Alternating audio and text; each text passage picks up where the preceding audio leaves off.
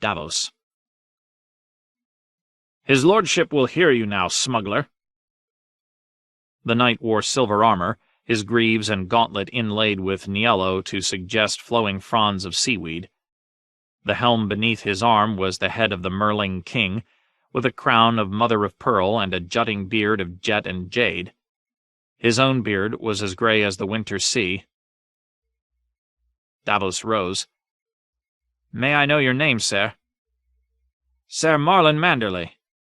He was a head taller than Davos and 3 stones heavier, with slate-grey eyes and a haughty way of speaking. "I have the honour to be Lord Wyman's cousin and commander of his garrison. Follow me." Davos had come to White Harbour as an envoy, but they had made him a captive. His chambers were large, airy, and handsomely furnished, but there were guards outside his doors. From his window he could see the streets of White Harbour beyond the castle walls, but he was not allowed to walk them. He could see the harbour, too, and had watched Mary Midwife make her way down the Firth. Casso Mogat had waited 4 days instead of 3 before departing. Another fortnight had passed since then. Lord Manderley's household guard wore cloaks of blue-green wool and carried silver tridents in place of common spears. One went before him, one behind, and one to either side. They walked past the faded banners, broken shields, and rusted swords of 100 ancient victories, and a score of wooden figures, cracked and worm-riddled, that could only have adorned the prows of ships. 2 marble mermen flanked his lordship's court, Fishfoot's smaller cousins. As the guards threw open the doors, a herald slammed the butt of his staff against an old plank floor. "Sir Davos of House Seaworth," he called in a ringing voice. As many times as he had visited White Harbour, Davos had never set foot inside the new castle, much less the merman's court. Its walls and floor and ceiling were made of wooden planks notched cunningly together and decorated with all the creatures of the sea. As they approached the dais, Davos trod on painted crabs and clams and starfish, half hidden amongst twisting black fronds of seaweed and the bones of drowned sailors. On the walls to either side, pale sharks prowled painted blue-green depths, whilst eels and octopods slithered amongst rocks and sunken ships. Shoals of herring and great codfish swam between the tall arched windows. Higher up, near where the old fishing nets drooped down from the rafters, the surface of the sea had been depicted. To his right, a war galley stroked serene against the rising sun. To his left, a battered old cog raced before a storm, her sails in rags. Behind the dais, a kraken and grey leviathan were locked in battle beneath the painted waves. Davos had hoped to speak with Wyman Manderley alone, but he found a crowded court. Along the walls, the women outnumbered the men by 5 to 1. What few males he did see had long grey beards or looked too young to shave. There were septons as well, and holy sisters in white robes and grey. Near the top of the hall stood a dozen men in the blue and silver grey of House Frey. Their faces had a likeness a blind man could have seen. Several wore the badge of the twins, 2 towers connected by a bridge. Davos had learned to read men's faces long before Maester Pylos had taught him to read words on paper. These Freys would gladly see me dead, he realized at a glance. Nor did he find any welcome in the pale blue eyes of Wyman Manderley. His lordship's cushioned throne was wide enough to accommodate 3 men of common girth, yet Manderley threatened to overflow it.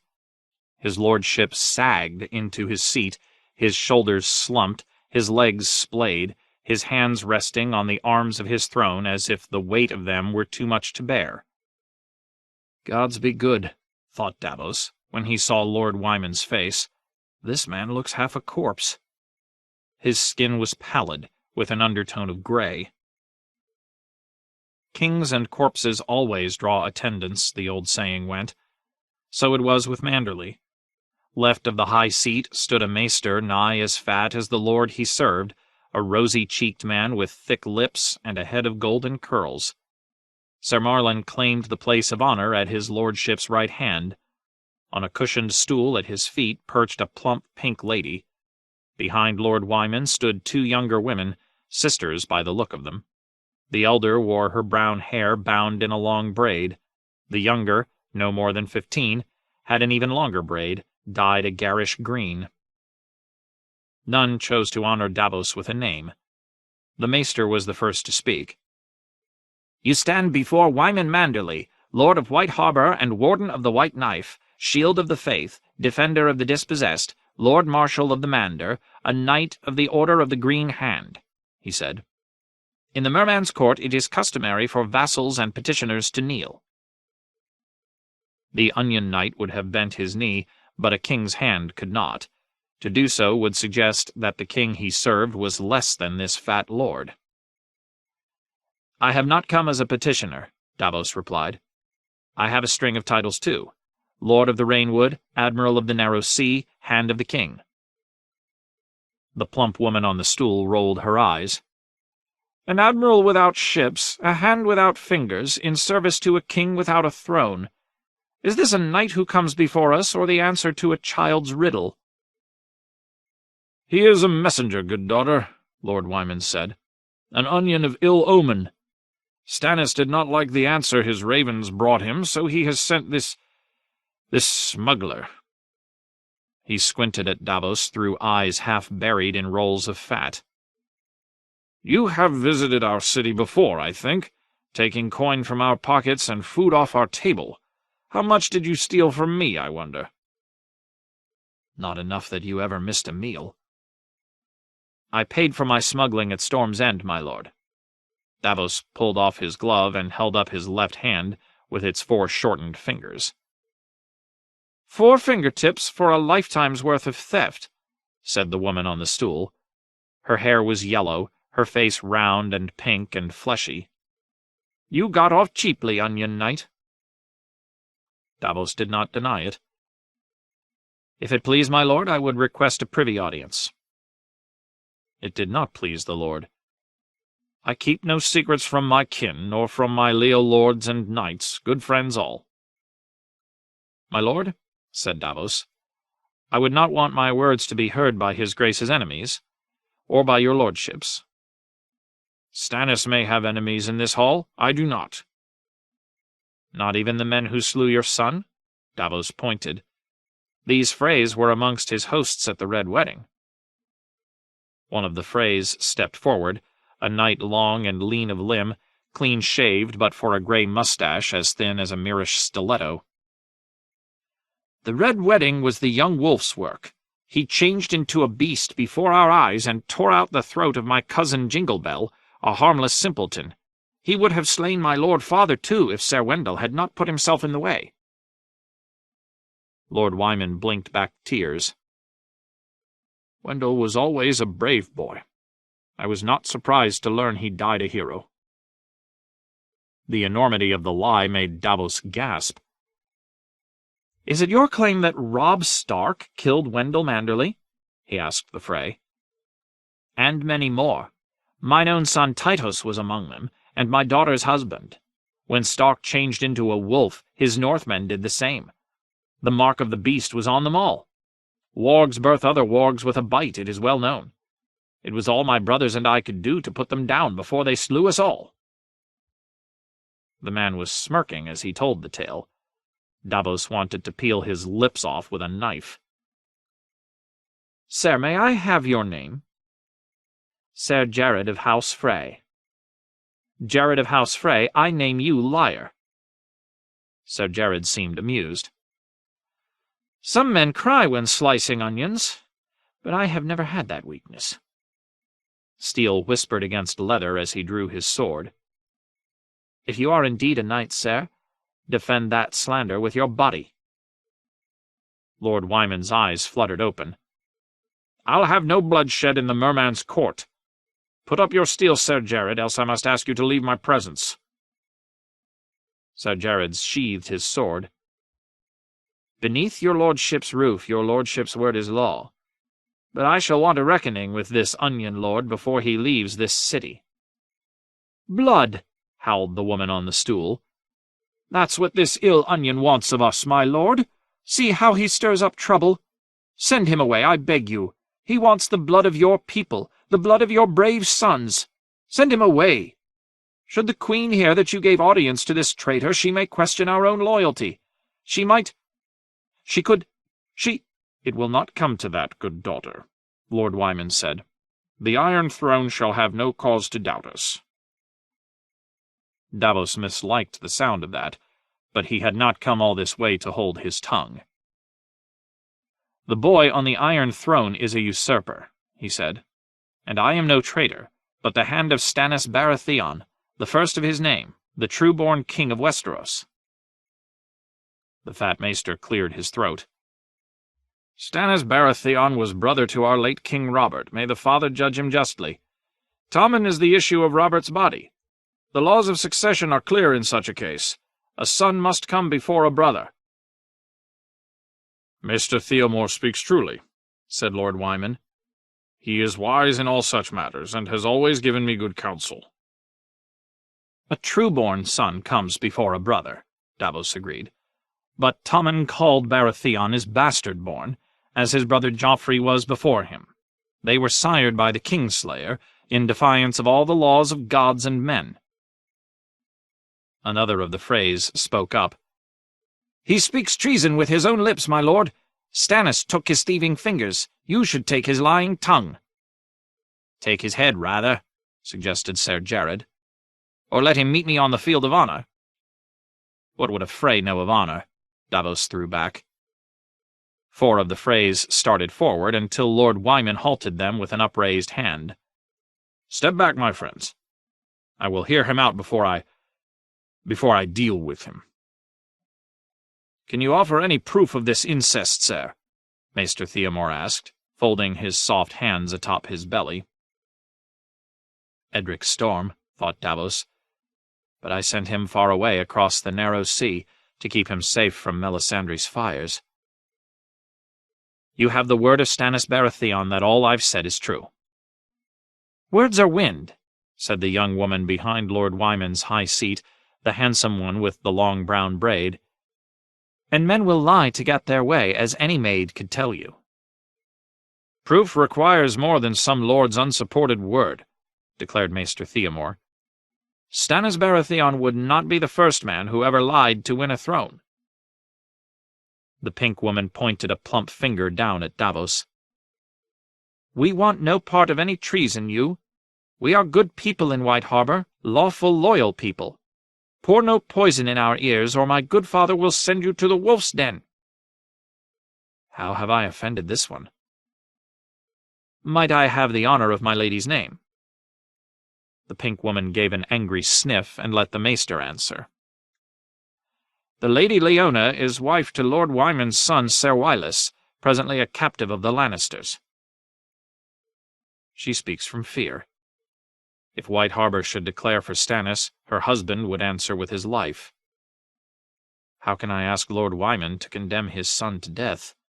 What would I do in his place if Devon were a hostage?" "My lord," said Davos, "I pray no harm will come to your son, or to any man of White Harbor." "Another lie," said Lady Leona from her stool. Davos thought it best to ignore her. "When Robb Stark took up arms against the bastard Joffrey called Baratheon, White Harbor marched with him. Lord Stark has fallen, but his war goes on." "Robb Stark was my liege lord," said Lord Wyman. "Who is this man Stannis? Why does he trouble us? He never felt the need to journey north before, as best I can recall. Yet he turns up now, a beaten cur with his helm in his hand, begging for alms." "He came to save the realm, my lord," Davos insisted. "To defend your lands against the Ironborn and the Wildlings." Next to the high seat, Ser Marlon Manderly gave a snort of disdain.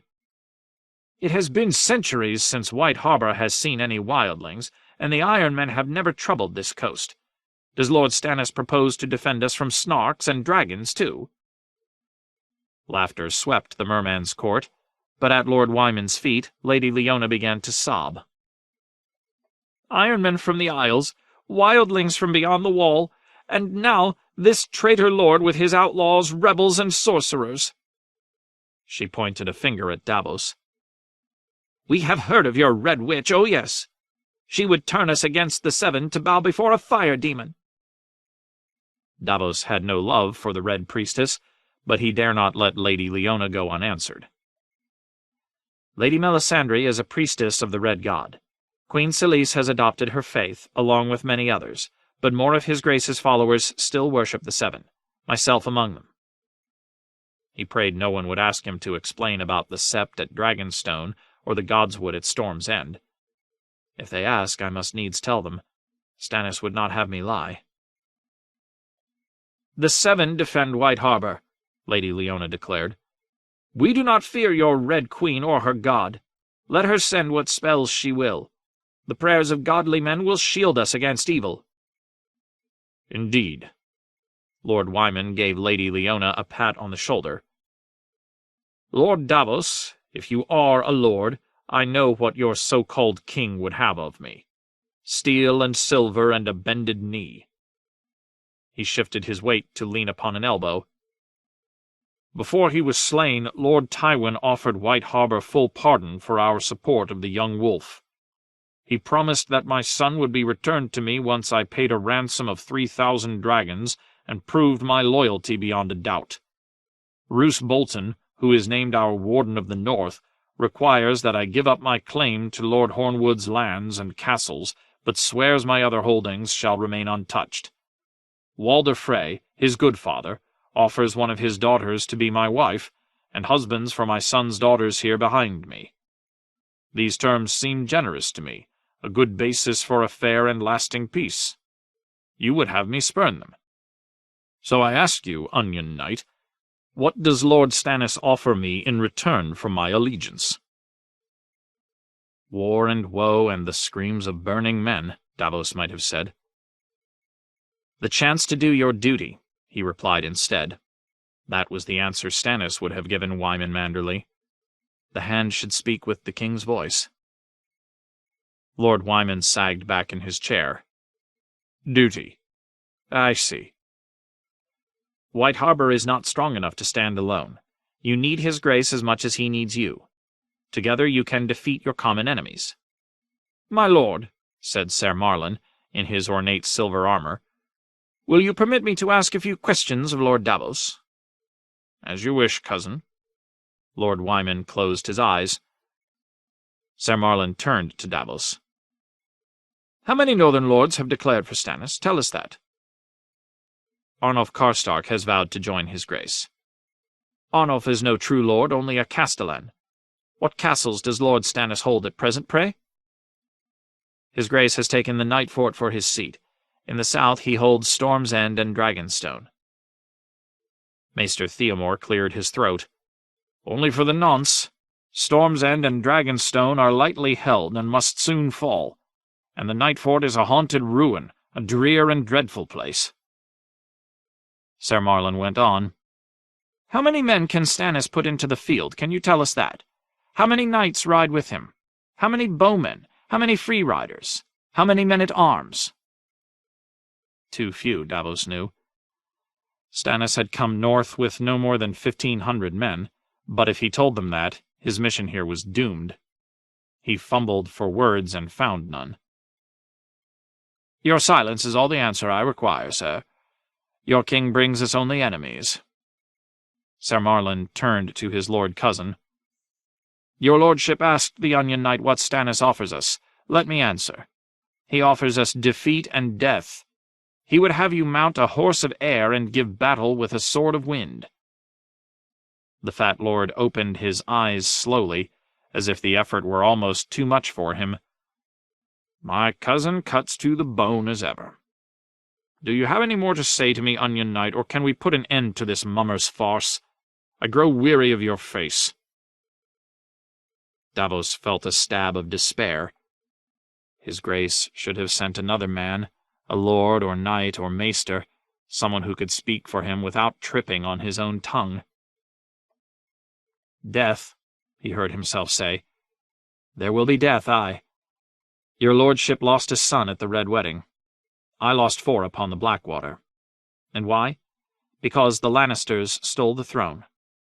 Go to King's Landing and look on Tommen with your own eyes if you doubt me. A blind man could see it. What does Stannis offer you? Vengeance. Vengeance for my sons and yours, for your husbands and your fathers and your brothers. Vengeance for your murdered lord, your murdered king, your butchered princes. Vengeance! Yes, piped a girl's voice, thin and high. It belonged to the half-grown child with the blonde eyebrows and the long green braid. They killed Lord Eddard and Lady Catelyn and King Robb, she said. He was our king. He was brave and good, and the Freys murdered him. If Lord Stannis will avenge him, we should join Lord Stannis. Manderly pulled her close. Willa, every time you open your mouth, you make me want to send you to the Silent Sisters. I only said we heard what you said, said the older girl, her sister. A child's foolishness. Speak no ill of our friends of Frey. One of them will be your lord and husband soon. No, the girl declared, shaking her head. I won't. I won't ever. They killed the king. Lord Wyman flushed. You will. When the appointed day arrives, you will speak your wedding vows, else you will join the Silent Sisters and never speak again. The poor girl looked stricken. Grandfather, please. Hush, child, said Lady Leona. You heard your Lord Grandfather. Hush, you know nothing. I know about the promise, insisted the girl. Maester Theomore, tell them. 1,000 years before the conquest, a promise was made, and oaths were sworn in the Wolf's Den before the old gods and the new. When we were sore beset and friendless, hounded from our homes and in peril of our lives, the wolves took us in and nourished us and protected us against our enemies. The city is built upon the land they gave us. In return, we swore that we should always be their men, Stark men. The maester fingered the chain about his neck. Solemn oaths were sworn to the Starks of Winterfell, aye. But Winterfell has fallen, and House Stark has been extinguished. That's because they killed them all. Another Frey spoke up. Lord Wyman, if I may. Wyman Manderly gave him a nod. Rhaegar, we are always pleased to hear your noble counsel. Rhaegar Frey acknowledged the compliment with a bow. He was 30, or nigh unto, round-shouldered and kettle-bellied, but richly dressed in a doublet of soft grey lamb's wool trimmed in cloth of silver. His cloak was cloth of silver too, lined with vair and clasped at the collar with a brooch in the shape of the twin towers. Lady Willa, he said to the girl with the green braid, loyalty is a virtue. I hope you will be as loyal to little Walder when you are joined in wedlock. As to the Starks, that house is extinguished only in the male line. Lord Eddard's sons are dead, but his daughters live, and the younger girl is coming north to wed brave Ramsay Bolton. Ramsay Snow, Willa Manderly threw back. Have it as you will. By any name he shall soon be wed to Arya Stark. If you would keep faith with your promise, give him your allegiance, for he shall be your Lord of Winterfell. He won't ever be my lord. He made Lady Hornwood marry him, then shut her in a dungeon and made her eat her fingers. A murmur of assent swept the merman's court. The maid tells it true, declared a stocky man in white and purple, whose cloak was fastened with a pair of crossed bronze keys. Roose Bolton's cold and cunning, aye, but a man can deal with Roose. We've all known worse. But this bastard son of his, they say he's mad and cruel, a monster. They say.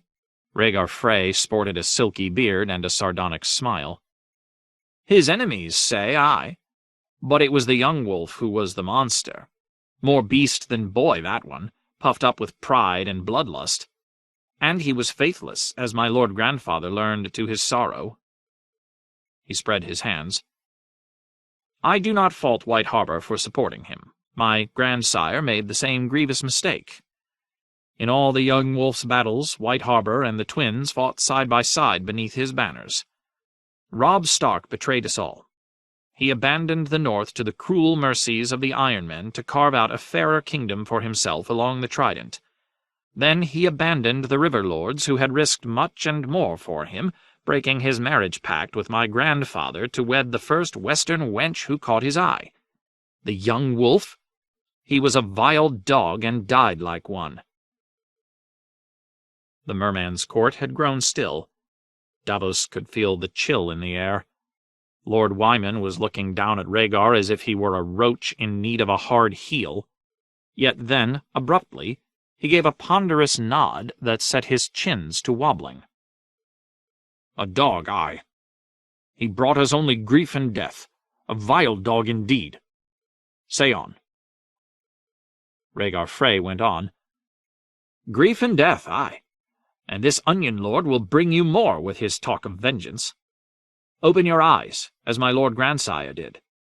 The War of the Five Kings is all but done. Tommen is our king, our only king. We must help him bind up the wounds of this sad war. As Robert's true-born son, the heir of Stag and Lion, the Iron Throne is his by rights." "Wise words, and true," said Lord Wyman Manderly. "They weren't." Willa Manderly stamped her foot. "Be quiet, wretched child," scolded Lady Leona. "Young girls should be an ornament to the eye, not an ache in the ear." She seized the girl by her braid and pulled her squealing from the hall. There went my only friend in this hall, thought Davos. "Willa has always been a willful child," her sister said by way of apology. "I fear that she will make a willful wife." Rhaegar shrugged. "Marriage will soften her, I have no doubt. A firm hand and a quiet word." "If not, there are the Silent Sisters." Lord Wyman shifted in his seat. "As for you, Onion Knight, I have heard sufficient treason for one day. You would have me risk my city for a false king and a false god. You would have me sacrifice my only living son so Stannis Baratheon can plant his puckered arse upon a throne to which he has no right. I will not do it. Not for you, not for your lord, not for any man." The Lord of White Harbor pushed himself to his feet. The effort brought a red flush to his neck. "You are still a smuggler, sir, come to steal my gold and blood. You would take my son's head. I think I shall take yours instead. Guards, seize this man!"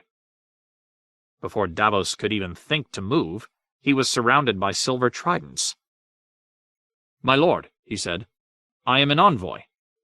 "Are you? You came sneaking into my city like a smuggler. I say you are no lord, no knight, no envoy, only a thief and a spy, a peddler of lies and treasons. I should tear your tongue out with hot pincers and deliver you to the Dreadfort to be flayed. But the Mother is merciful, and so am I." He beckoned to Ser Marlon. "Cousin, take this creature to the wolf's den and cut off his head and hands. I want them brought to me before I sup. I shall not be able to eat a bite until I see this smuggler's head upon a spike, with an onion shoved between his lying teeth." Reek.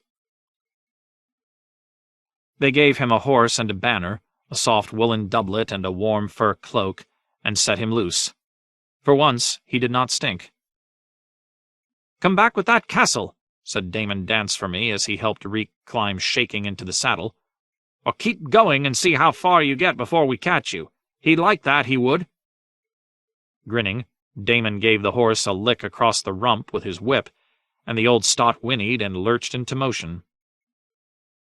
Reek did not dare to look back, for fear that Daemon and Yellow Dick and Grunt and the rest were coming after him, that all of this was just another of Lord Ramsay's japes, some cruel test to see what he would do if they gave him a horse and set him free. Do they think that I will run?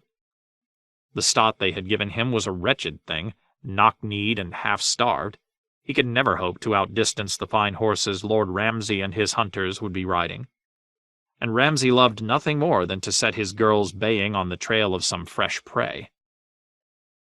Besides, where would he run to? Behind him were the camps, crowded with Dreadfort men and those the Ricewells had brought from the rills, with the Barrowton host between them. South of Moat Cailin, another army was coming up the causeway, an army of Boltons and Freys marching beneath the banners of the Dreadfort. East of the road lay a bleak and barren shore and a cold salt sea. To the west the swamps and bogs of the Neck, infested with serpents, lizard lions, and bog devils with their poisoned arrows. He would not run. He could not run. "I will deliver him the castle. I will. I must." It was a grey day, damp and misty. The wind was from the south, moist as a kiss. The ruins of Moat Cailin were visible in the distance, threaded through with wisps of morning mist. His horse moved toward them at a walk, her hooves making faint wet squelching sounds as they pulled free of the grey-green muck. "I have come this way before." It was a dangerous thought, and he regretted it at once. "No," he said. "No, that was some other man. That was before you knew your name." His name was Reek. He had to remember that. Reek, Reek. It rhymes with leek. When that other man had come this way, an army had followed close behind him, the great host of the north riding to war beneath the grey and white banners of House Stark. Reek rode alone, clutching a peace banner on a pinewood staff. When that other man had come this way, he had been mounted on a courser, swift and spirited. Reek rode a broken-down stot, all skin and bone and ribs, and he rode her slowly for fear he might fall off. The other man had been a good rider, but Reek was uneasy on horseback. It had been so long. He was no rider. He was not even a man. He was Lord Ramsay's creature, lower than a dog, a worm in human skin. "You will pretend to be a prince," Lord Ramsay told him last night, as Reek was soaking in a tub of scalding water. "But we know the truth. You're Reek. You'll always be Reek, no matter how sweet you smell. Your nose may lie to you. Remember your name. Remember who you are." "Reek," he said. "You're Reek. Do this little thing for me, and you can be my dog and eat meat every day," Lord Ramsay promised. "You will be tempted to betray me, to run or fight or join our foes. No, quiet, I'll not hear you deny it. Lie to me and I'll take your tongue. A man would turn against me in your place, but we know what you are, don't we? Betray me if you want, it makes no matter. But count your fingers first and know the cost." Reek knew the cost. 7, he thought. 7 fingers. A man can make do with 7 fingers. 7 is a sacred number. He remembered how much it had hurt when Lord Ramsay had commanded Skinner to lay his ring finger bare. The air was wet and heavy, and shallow pools of water dotted the ground. Reek picked his way between them carefully, following the remnants of the log and plank road that Robb Stark's vanguard had laid down across the soft ground to speed the passage of his host. Where once a mighty curtain wall had stood, only scattered stones remained, blocks of black basalt so large it must once have taken 100 men to hoist them into place. Some had sunk so deep into the bog that only a corner showed. Others lay strewn about like some god's abandoned toys, cracked and crumbling, spotted with lichen. Last night's rain had left the huge stones wet and glistening, and in the morning sunlight made them look as if they were coated in some fine black oil. Beyond stood the towers. The drunkard's tower leaned as if it were about to collapse, just as it had for 500 years. The children's tower thrust into the sky as straight as a spear, but its shattered top was open to the wind and rain. The gatehouse tower, squat and wide, was the largest of the 3, slimy with moss, a gnarled tree growing sideways from the stones of its north side, fragments of broken wall still standing to the east and west. The Karstarks took the drunkard's tower and the Umbers the children's tower, he recalled. Robb claimed the gatehouse tower for his own. If he closed his eyes, he could see the banners in his mind's eye, snapping bravely in a brisk north wind. All gone now, all fallen. The wind on his cheeks was blowing from the south, and the only banners flying above the remains of Moat Cailin displayed a golden kraken on a field of black. He was being watched. He could feel the eyes. When he looked up, he caught a glimpse of pale faces peering from behind the battlements of the gatehouse tower and through the broken masonry that crowned the children's tower, where legend said the children of the forest had once called down the hammer of the waters to break the lands of Westeros in two. The only dry road through the neck was the causeway, and the towers of Moat Cailin plugged its northern end like a cork in a bottle. The road was narrow, the ruins so positioned that any enemy coming up from the south must pass beneath and between them.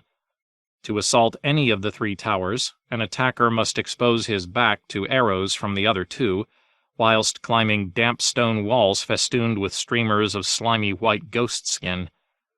The swampy ground beyond the causeway was impassable, an endless morass of suckholes, quicksands, and glistening green swards that looked solid to the unwary eye, but turned to water the instant you trod upon them, the whole of it infested with venomous serpents and poisonous flowers, and monstrous lizard lions with teeth like daggers. Just as dangerous were its people, seldom seen but always lurking, the swamp-dwellers, the frog-eaters, the mudmen, fen and reed, peat and bogs, cray and quag, greengood and blackmire. Those were the sorts of names they gave themselves. The Ironborn called them all bog devils. Reek passed the rotted carcass of a horse, an arrow jutting from its neck. A long white snake slithered into its empty eye socket at his approach. Behind the horse he spied the rider, or what remained of him. The crows had stripped the flesh from the man's face, and a feral dog had burrowed beneath his mail to get at his entrails. Farther on, another corpse had sunk so deep into the muck that only his face and fingers showed. Closer to the towers, corpses littered the ground on every side. Blood blooms had sprouted from their gaping wounds, pale flowers with petals plump and moist as a woman's lips. The garrison will never know me. Some might recall the boy he'd been before he learned his name, but Reek would be a stranger to them. It had been a long while since he last looked into a glass, but he knew how old he must appear. His hair had turned white, much of it had fallen out, and what was left was stiff and dry as straw. The dungeons had left him weak as an old woman, and so thin a strong wind could knock him down. And his hands. Ramsay had given him gloves, fine gloves of black leather, soft and supple, stuffed with wool to conceal his missing fingers, but if anyone looked closely, he would see that 3 of his fingers did not bend. "No closer!" a voice rang out. "What do you want?" "Words." He spurred the stot onward, waving the peace banner so they could not fail to see it. "I come unarmed." There was no reply. Inside the walls, he knew, the Iron Men were discussing whether to admit him or fill his chest with arrows. It makes no matter. A quick death here would be 100 times better than returning to Lord Ramsay as a failure. Then the gatehouse doors flung open. "Quickly!" Reek was turning toward the sound when the arrow struck. It came from somewhere to his right, where broken chunks of the curtain wall lay half submerged beneath the bog. The shaft tore through the folds of his banner and hung spent, the point a bare foot from his face. It startled him so badly that he dropped the peace banner and tumbled from his saddle. "Inside!" the voice shouted. "Hurry, fool, hurry!" Reek scrambled up the steps on hands and knees as another arrow fluttered over his head. Someone seized him and dragged him inside, and he heard the door crash shut behind him. He was pulled to his feet and shoved against a wall. Then a knife was at his throat, a bearded face so close to his that he could count the man's nose hairs. "Who are you? What's your purpose here? Quick now, or I'll do you the same as him." The guard jerked his head toward a body rotting on the floor beside the door, its flesh green and crawling with maggots. "I am Ironborn," Reek answered, lying. The boy he'd been before had been Ironborn, true enough, but Reek had come into this world in the dungeons of the Dreadfort. "Look at my face. I am Lord Balon's son, your prince." He would have said the name, but somehow the words caught in his throat. Reek, I'm Reek. It rhymes with squeak. He had to forget that for a little while, though. No man would ever yield to a creature such as Reek, no matter how desperate his situation. He must pretend to be a prince again. His captor stared at his face, squinting, his mouth twisted in suspicion. His teeth were brown, and his breath stank of ale and onion. "Lord Balon's sons were killed." "My brothers, not me. Lord Ramsay took me captive after Winterfell. He's sent me here to treat with you. Do you command here?" "Me?" The man lowered his knife and took a step backwards, almost stumbling over the corpse. "Not me, my lord." His mail was rusted, his leathers rotting. On the back of one hand an open sore wept blood. "Ralph Kenning has the command. The captain said, 'I'm on the door is all.'" "And who is this?" Reek gave the corpse a kick. The guard stared at the dead man as if seeing him for the first time. "Him. He drank the water. I had to cut his throat for him to stop his screaming. Bad belly. You can't drink the water. That's why we got the ale." The guard rubbed his face, his eyes red and inflamed. "We used to drag the dead down into the cellars. All the vaults are flooded down there. No one wants to take the trouble now, so we just leave them where they fall." "The cellar is a better place for them. Give them to the water, to the drowned god." The man laughed. "No gods down there, my lord. Only rats and water snakes. White things thick as your leg. Sometimes they slither up the steps and bite you in your sleep." Reek remembered the dungeons underneath the Dreadfort, the rats squirming between his teeth, the taste of warm blood on his lips.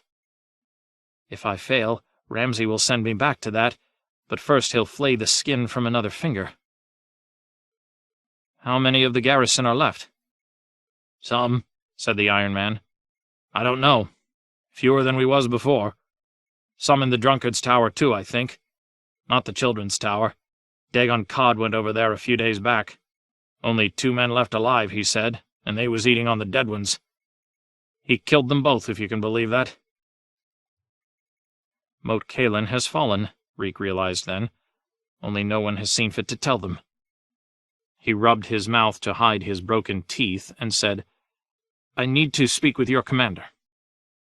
"Kenning?" The guard seemed confused. "He don't have much to say these days. He's dying. Might be he's dead. I haven't seen him since... I don't remember when." "Where is he? Take me to him." "Who will keep the door, then?" "Him." Reek gave the corpse a kick. That made the man laugh. "Aye, why not? Come with me, then." He pulled a torch down from a wall sconce and waved it till it blazed up bright and hot. "This way."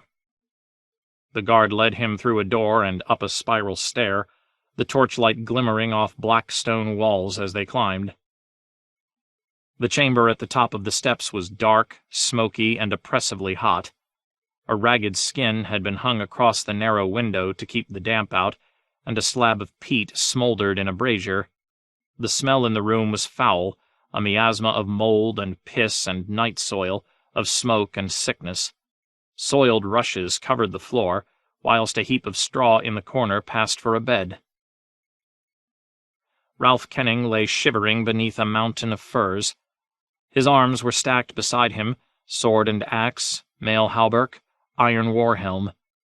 His shield bore the storm god's cloudy hand, lightning crackling from his fingers down to a raging sea, but the paint was discolored and peeling, the wood beneath starting to rot.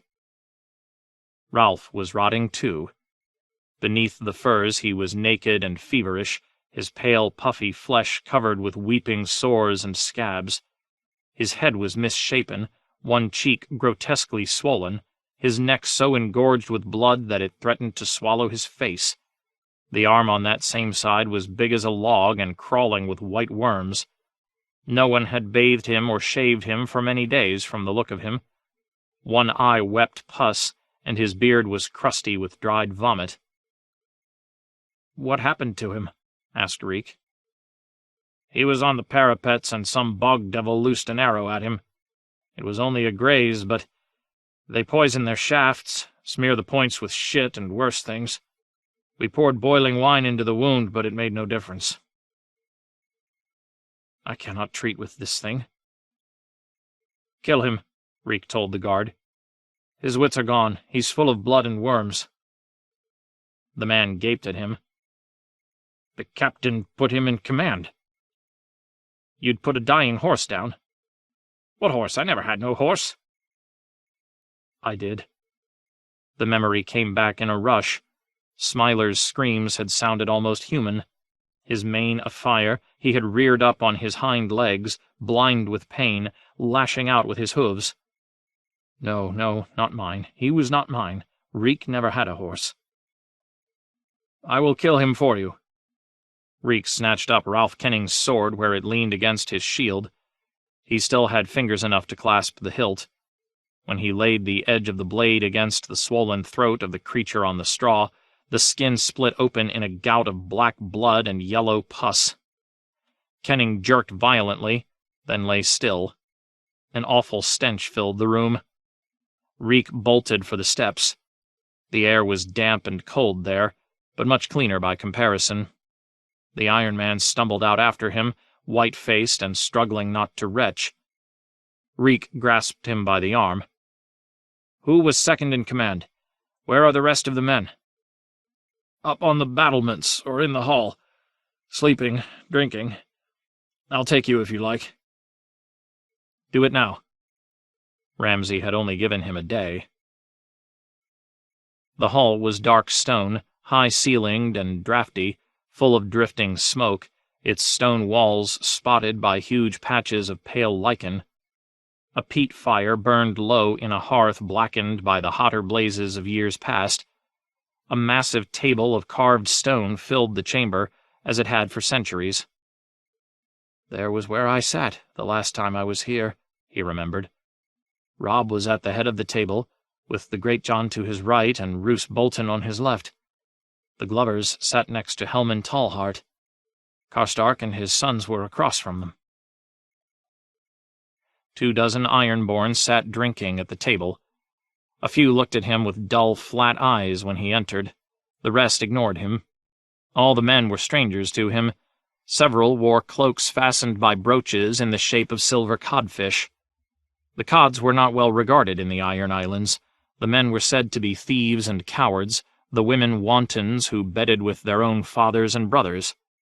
It did not surprise him that his uncle had chosen to leave these men behind when the Iron Fleet went home. This will make my task that much easier. Ralph Kenning is dead, he said.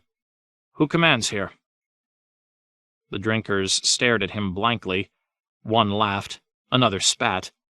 Finally, one of the cods said, Who asks? Lord Balon's son. Reek, my name is Reek. It rhymes with cheek. I am here at the command of Ramsay Bolton, Lord of the Hornwood and heir to the Dreadfort, who captured me at Winterfell. His host is north of you, his father's to the south, but Lord Ramsay is prepared to be merciful if you yield Moat Cailin to him before the sun goes down. He drew out the letter that they'd given him and tossed it on the table before the drinkers. One of them picked it up and turned it over in his hands, picking at the pink wax that sealed it. After a moment, he said, Parchment. What good is that? It's cheese we need, and meat. Steel, you mean, said the man beside him, a greybeard whose left arm ended in a stump. Swords, axes, aye, and bows, 100 more bows, and men to loose the arrows. Ironborn do not surrender, said a third voice. Tell that to my father.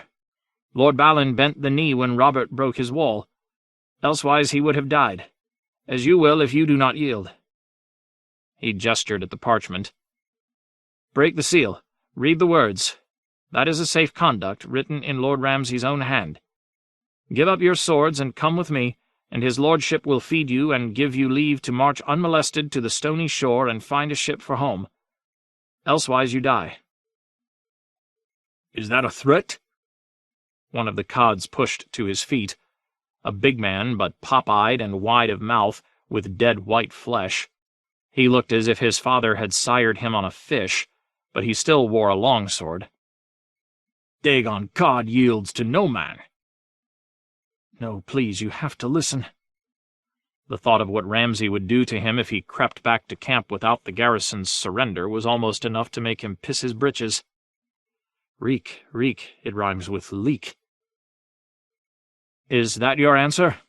The words rang feebly in his ears. "Does this codfish speak for all of you?"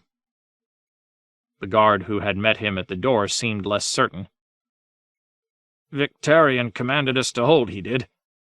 I heard him with my own ears. 'Hold here till I return,' he told Kenning." "Aye," said the one-armed man. "That's what he said. The king's moot called, but he swore that he'd be back, with a driftwood crown upon his head and 1,000 men behind him." "My uncle is never coming back," Reek told them. "The Kingswood crowned his brother Euron, and the Crow's Eye has other wars to fight. You think my uncle values you? He doesn't. You are the ones he left behind to die. He scraped you off the same way he scrapes mud off his boots when he wades ashore." Those words struck home. He could see it in their eyes, in the way they looked at one another or frowned above their cups. They all feared they'd been abandoned, but it took me to turn fear into certainty. These were not the kin of famous captains, nor the blood of the great houses of the Iron Islands.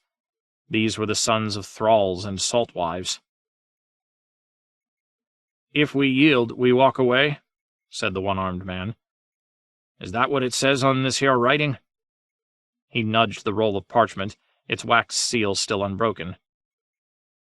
"Read it for yourself," he answered, though he was almost certain that none of them could read. "Lord Ramsay treats his captives honorably so long as they keep faith with him. He has only taken toes and fingers and that other thing, when he might have had my tongue, or peeled the skin off my legs from heel to thigh. Yield up your swords to him, and you will live." "Liar!" Dagon Cod drew his long sword. "You're the one they call Turncloak. Why should we believe your promises?" He is drunk, Reek realized. The ale is speaking. "Believe what you want. I have brought Lord Ramsay's message. Now I must return to him. We'll sup on wild boar and neeps, washed down with strong red wine. Those who come with me will be welcome at the feast. The rest of you will die within a day. The Lord of the Dreadfort will bring his knights up the causeway, whilst his son leads his own men down on you from the north. No quarter will be granted. The ones that die fighting will be the lucky ones. Those who live will be given to the bog devils." "Enough," snarled Dagon Cod. "You think you can frighten Ironborn with words? Begone! Run back to your master before I open your belly, pull your entrails out, and make you eat them." He might have said more, but suddenly his eyes gaped wide.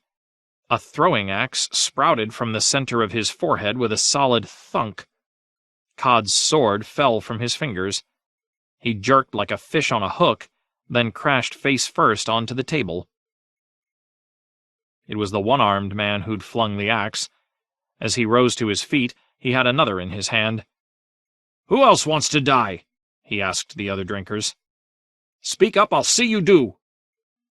Thin red streams were spreading out across the stone from the pool of blood where Dagon Cod's head had come to rest. "Me?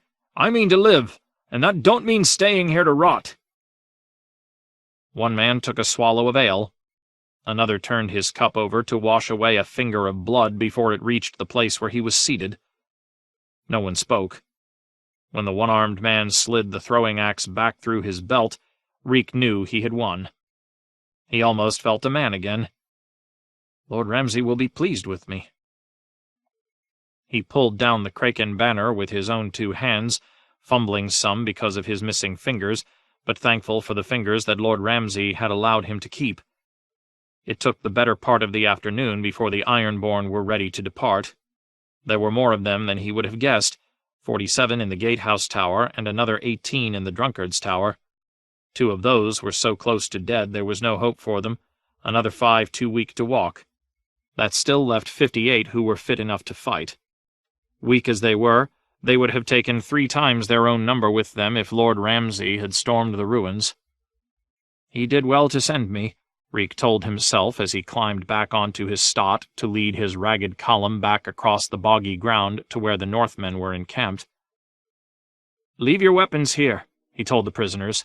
"Swords, bows, daggers, armed men will be slain on sight." It took them thrice as long to cover the distance as it had taken Reek alone.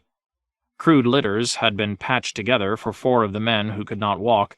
The 5th was carried by his son upon his back. It made for slow going, and all the Ironborn were well aware of how exposed they were, well within bowshot of the bog devils and their poisoned arrows. If I die, I die. Reek only prayed the archer knew his business, so death would be quick and clean. A man's death, not the end Ralph Kenning suffered. The one-armed man walked at the head of the procession, limping heavily. His name, he said, was Adrak Humble, and he had a rock wife and 3 salt wives back on Great Wyke. "3 of the 4 had big bellies when we sailed," he boasted, "and Humble's run to twins. First thing I'll need to do when I get back is count up my new sons. Might be I'll even name one after you, my lord." "Aye, name him Reek," he thought, "and when he's bad you can cut his toes off and give him rats to eat." He turned his head and spat, and wondered if Ralph Kenning hadn't been the lucky one. A light rain had begun to piss down out of the slate-gray sky by the time Lord Ramsay's camp appeared in front of them. A sentry watched them pass in silence. The air was full of drifting smoke from the cook fires drowning in the rain. A column of riders came wheeling up behind them, led by a lordling with a horse head on his shield. One of Lord Ricewell's sons, Reek knew. Roger, or maybe Rickard. He could not tell the 2 of them apart. "Is this all of them?" the rider asked from atop a chestnut stallion. "All who weren't dead, my lord." "I thought there would be more. We came at them 3 times, and 3 times they threw us back." "We are Ironborn," he thought, with a sudden flash of pride, and for half a heartbeat he was a prince again, Lord Balon's son, the blood of Pike. Even thinking was dangerous, though. He had to remember his name. "Reek, my name is Reek. It rhymes with weak." They were just outside the camp when the baying of a pack of hounds told of Lord Ramsay's approach. Horsebane was with him, along with half a dozen of his favorites, Skinner and Sour Allen and Damon Dance for Me, and the Walders Big and Little, too. The dogs swarmed around them, snapping and snarling at the strangers. The bastards' girls, Reek thought, before he remembered that one must never, never, never use that word in Ramsay's presence. Reek swung down from his saddle and took a knee. "My lord, Moat Cailin is yours. Here are its last defenders." "So few. I had hoped for more. They were such stubborn foes." Lord Ramsay's pale eyes shone. "You must be starved. Damon, Allen, see to them. Wine and ale, and all the food that they can eat. Skinner, show their wounded to our maesters." "Aye, my lord." A few of the Ironborn muttered thanks before they shambled off toward the cook fires in the center of the camp. One of the cods even tried to kiss Lord Ramsay's ring, but the hounds drove him back before he could get close, and Allison took a chunk of his ear. Even as the blood streamed down his neck, the man bobbed and bowed and praised his lordship's mercy. When the last of them were gone, Ramsay Bolton turned his smile on Reek. He clasped him by the back of the head, pulled his face close, kissed him on his cheek, and whispered, "My old friend Reek, did they really take you for their prince? What bloody fools these Iron Men! The gods are laughing." "All they want is to go home, my lord." "And what do you want, my sweet Reek?" Ramsay murmured, as softly as a lover. His breath smelled of mulled wine and cloves, so sweet. "Such valiant service deserves a reward. I cannot give you back your fingers or your toes, but surely there is something you would have of me? Shall I free you instead, release you from my service? Do you want to go with them, return to your bleak isles in the cold grey sea, be a prince again? Or would you sooner stay my leal serving-man?" A cold knife scraped along his spine. "Be careful," he told himself. "Be very, very careful." He did not like his lordship's smile, the way his eyes were shining, the spittle glistening at the corner of his mouth. He had seen such signs before. "You are no prince. You're Reek, just Reek. It rhymes with freak. Give him the answer that he wants." "My lord," he said, "my place is here, with you. I'm your Reek. I only want to serve you. All I ask— a skin of wine, that would be reward enough for me. Red wine, the strongest that you have, all the wine a man can drink."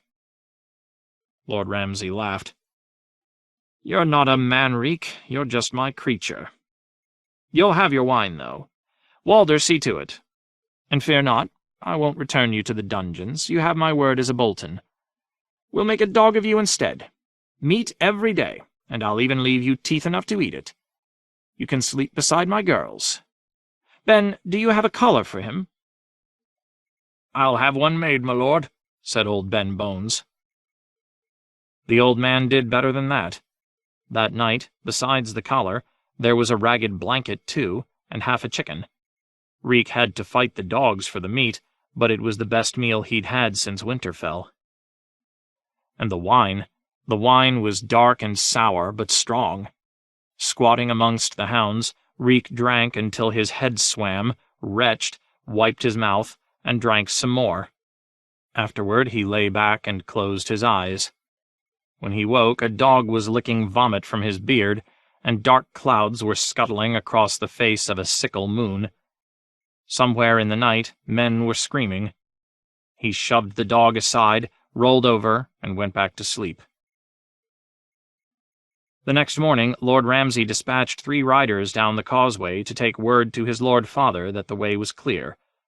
The flayed man of House Bolton was hoisted above the gatehouse tower, where Reek had hauled down the golden kraken of pike. Along the rotting plank road, wooden stakes were driven deep into the boggy ground. There the corpses festered, red and dripping. 63, he knew.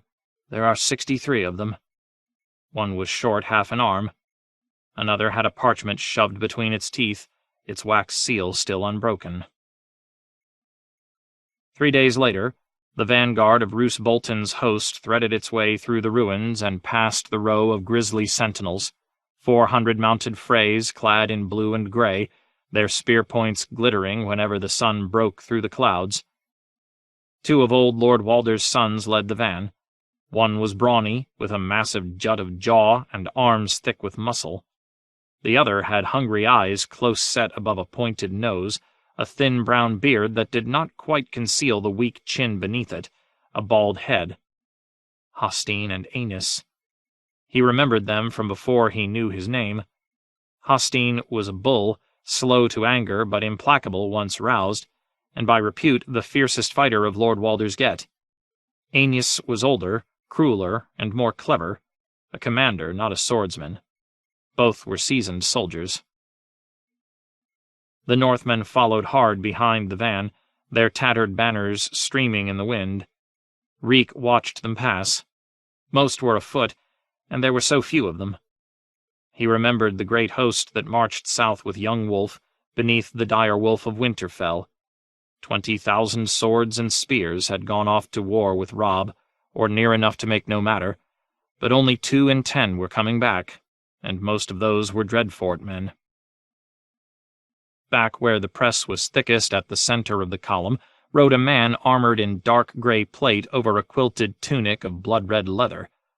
His rondels were wrought in the shape of human heads, with open mouths that shrieked in agony. From his shoulders streamed a pink woolen cloak embroidered with droplets of blood.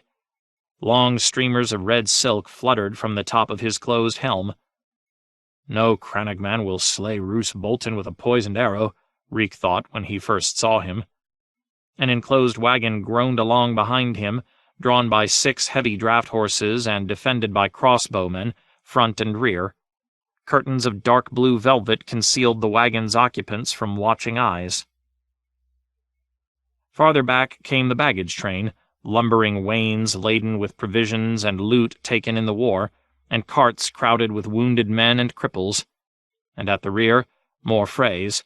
At least 1,000, maybe more.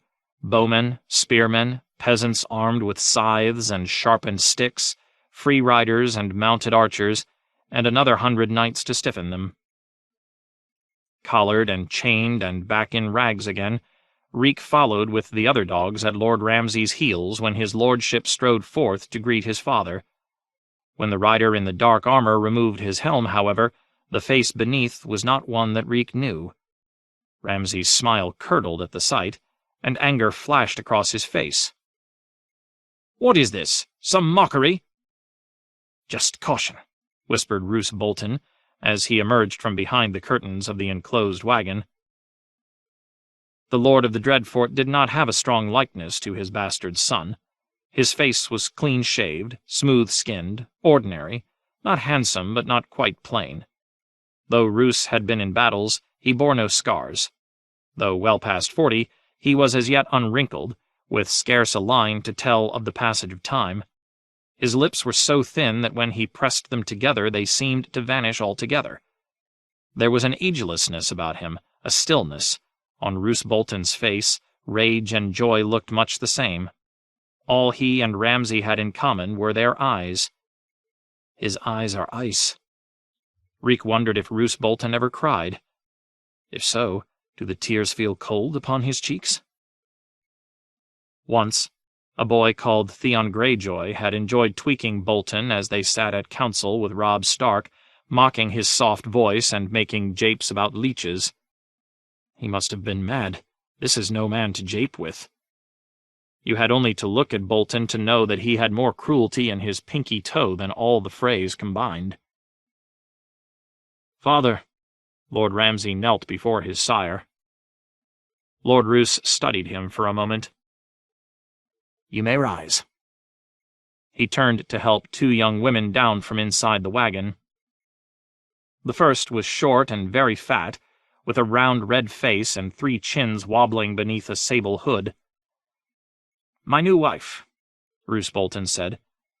"Lady Walda, this is my natural son. Kiss your stepmother's hand, Ramsay." He did. "And I am sure you will recall the Lady Arya, your betrothed." The girl was slim, and taller than he remembered, but that was only to be expected. Girls grow fast at that age. Her dress was grey wool bordered with white satin. Over it she wore an ermine cloak clasped with a silver wolf's head. Dark brown hair fell halfway down her back, and her eyes— That is not Lord Eddard's daughter. Arya had her father's eyes, the grey eyes of the Starks. A girl her age might let her hair grow long, add inches to her height, see her chest fill out, but she could not change the color of her eyes. That's Sansa's little friend, the steward's girl. Jane, that was her name. Jane Poole. "Lord Ramsay." The girl dipped down before him. That was wrong as well. The real Arya Stark would have spat into his face. "I pray that I will make you a good wife and give you strong sons to follow after you." "That you will," promised Ramsay. "And soon." Jon. His candle had guttered out in a pool of wax, but morning light was shining through the shutters of his window. Jon had fallen asleep over his work again. Books covered his table, tall stacks of them. He'd fetched them up himself, after spending half the night searching through dusty vaults by lantern light. Sam was right, the books desperately needed to be sorted, listed, and put in order, but that was no task for stewards who could neither read nor write. It would need to wait for Sam's return. If he does return. Jon feared for Sam and Maester Aemon. Cotter Pike had written from Eastwatch to report that the Stormcrow had sighted the wreckage of a galley along the coast of Skagos. Whether the broken ship was Blackbird, one of Stannis Baratheon's cell sails, or some passing trader, the crew of the Stormcrow had not been able to discern. I meant to send Gilly and the babe to safety. Did I send them to their graves instead? Last night's supper had congealed beside his elbow, scarce touched. Dolorous Ed had filled his trencher almost to overflowing to allow Three-Finger Hobb's infamous three-meat stew to soften the stale bread. The jest among the brothers was that the three meats were mutton, mutton, and mutton, but carrot, onion, and turnip would have been closer to the mark. A film of cold grease glistened atop the remains of the stew. Bowen Marsh had urged him to move into the old bear's former chambers in the King's Tower after Stannis vacated them, but Jon had declined. Moving into the King's chambers could too easily be taken to mean he did not expect the King to return. A strange listlessness had settled over Castle Black since Stannis had marched south, as if the Free Folk and the Black Brothers alike were holding their breath, waiting to see what would come. The yards and dining hall were empty more oft than not. The Lord Commander's tower was a shell, the old common hall a pile of blackened timbers, and Harden's tower looked as if the next gust of wind would knock it over. The only sound of life that Jon could hear was the faint clash of swords coming from the yard outside the armory. Iron Emmett was shouting at Hop Robin to keep his shield up. We had all best keep our shields up. Jon washed and dressed and left the armory, stopping in the yard outside just long enough to say a few words of encouragement to Hop Robin and Emmett's other charges. He declined Ty's offer of a tale as usual. He would have men enough about him. If it came to blood, 2 more would hardly matter. He did take Longclaw, though, and Ghost followed at his heels. By the time he reached the stable, Dolorous Ed had the Lord Commander's palfrey saddled and bridled and waiting for him. The wains were forming up beneath Bowen Marsh's watchful eye.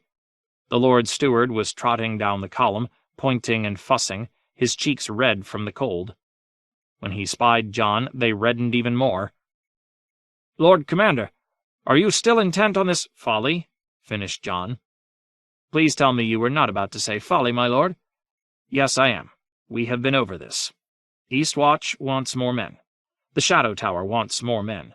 Greyguard and Icemark as well, I have no doubt, and we have 14 other castles still sitting empty, long leagues of wall that remain unwatched and undefended." Marsh pursed his lips. "Lord Commander Mormont is dead, and not at wildling hands, but at the hands of his own sworn brothers, men he trusted. Neither you nor I can know what he would or would not have done in my place." Jon wheeled his horse around. "Enough talk. Away." Dolorous Ed had heard the entire exchange. As Bowen Marsh trotted off, he nodded toward his back and said, "Pomegranates. All those seeds. A man could choke to death. I'd sooner have a turnip. Never knew a turnip to do a man any harm." It was at times like this that Jon missed Maester Aemon the most. Clytus tended to the ravens well enough, but he had not a tenth of Aemon Targaryen's knowledge or experience, and even less of his wisdom. Bowen was a good man in his way, but the wound he had taken at the Bridge of Skulls had hardened his attitudes, and the only song he ever sang now was his familiar refrain about sealing the gates. Othel Yarwick was as stolid and unimaginative as he was taciturn, and the First Rangers seemed to die as quick as they were named. "The Night's Watch has lost too many of its best men," Jon reflected, as the wagons began to move. The Old Bear, Corin Halfhand, Donald Noy, Jarman Buckwell, my uncle. A light snow began to fall as the column made its way south along the King's Road, the long line of wagons wending past fields and streams and wooded hillsides, with a dozen spearmen and a dozen archers riding escort. The last few trips had seen some ugliness at Molestown, a little pushing and shoving, some muttered curses, a lot of sullen looks. Bowen Marsh felt it best not to take chances, and for once he and Jon were agreed. The Lord Steward led the way. Jon rode a few yards back, Dolorous Ed Tollett at his side. Half a mile south of Castle Black, Ed urged his garron close to Jon's and said, "My lord, look up there, the big drunkard on the hill." The drunkard was an ash tree, twisted sideways by centuries of wind, and now it had a face, a solemn mouth, a broken branch for a nose, 2 eyes carved deep into the trunk, gazing north up the King's Road, toward the castle and the wall. The wildlings brought their gods with them after all. Jon was not surprised. Men do not give up their gods so easily. The whole pageant that Lady Melisandre had orchestrated beyond the wall suddenly seemed as empty as a mummer's farce. "Looks a bit like you, Ed," he said, trying to make light of it. "Aye, my lord. I don't have leaves growing out my nose, but elsewise. Lady Melisandre won't be happy." "She's not like to see it. See that no one tells her." "She sees things in those fires, though. Smoke and cinders. And people burning. Me most like, with leaves up my nose. I always feared I'd burn, but I was hoping to die first." Jon glanced back at the face, wondering who had carved it. He had posted guards around Molestown, both to keep his crows away from the wildling women and to keep the free folk from slipping off southward to raid. Whoever had carved up the ash had eluded his sentries plainly, and if one man could slip through the cordon, others could as well. "I could double the guard again," he thought sourly. "Waste twice as many men who might otherwise be walking the wall." The wagons continued on their slow way south through frozen mud and blowing snow. A mile farther on, they came upon a second face, carved into a chestnut tree that grew beside an icy stream, where its eyes could watch the old plank bridge that spanned its flow. "Twice as much trouble," announced Dolorous Ed. The chestnut was leafless and skeletal, but its bare brown limbs were not empty. On a low branch overhanging the stream, a raven sat hunched, its feathers ruffled up against the cold. When it spied Jon, it spread its wings and gave a scream. When he raised his fist and whistled, the big black bird came flapping down, crying, "Corn! Corn! Corn!" "Corn for the free folk," Jon told him. "None for you." He wondered if they would all be reduced to eating ravens before the coming winter had run its course. The brothers on the wagons had seen this face as well, Jon did not doubt. No one spoke of it, but the message was plain to read for any man with eyes. Jon had once heard Mance Rayder say that most kneelers were sheep. "Now, a dog can herd a flock of sheep," the king beyond the wall had said. "But free folk, well, some are shadow cats and some are stones. One kind prowls where they please and will tear your dogs to pieces. The other will not move at all unless you kick them." Neither shadow cats nor stones were like to give up the gods they had worshipped all their lives to bow down before one they hardly knew.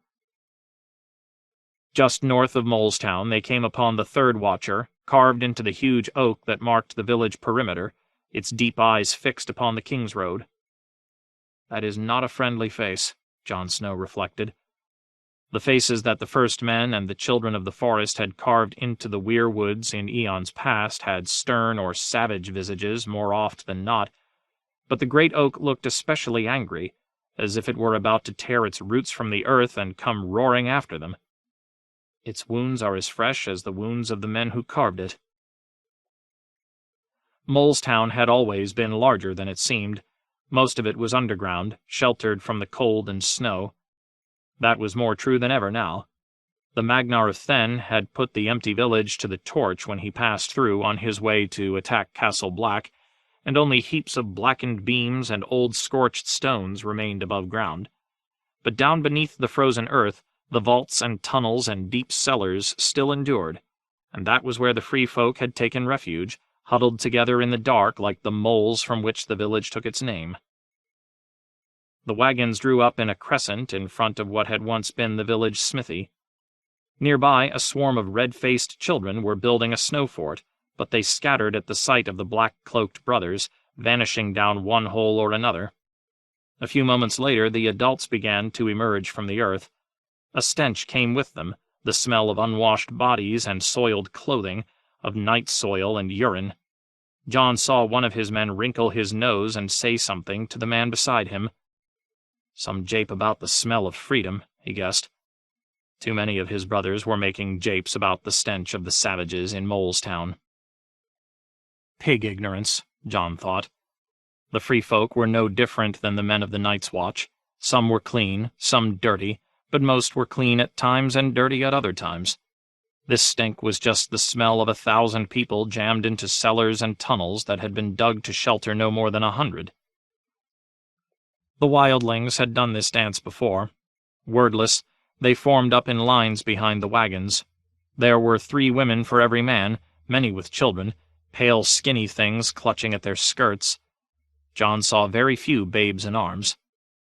The babes in arms died during the march, he realized, and those who survived the battle died in the king's stockade. The fighters had fared better.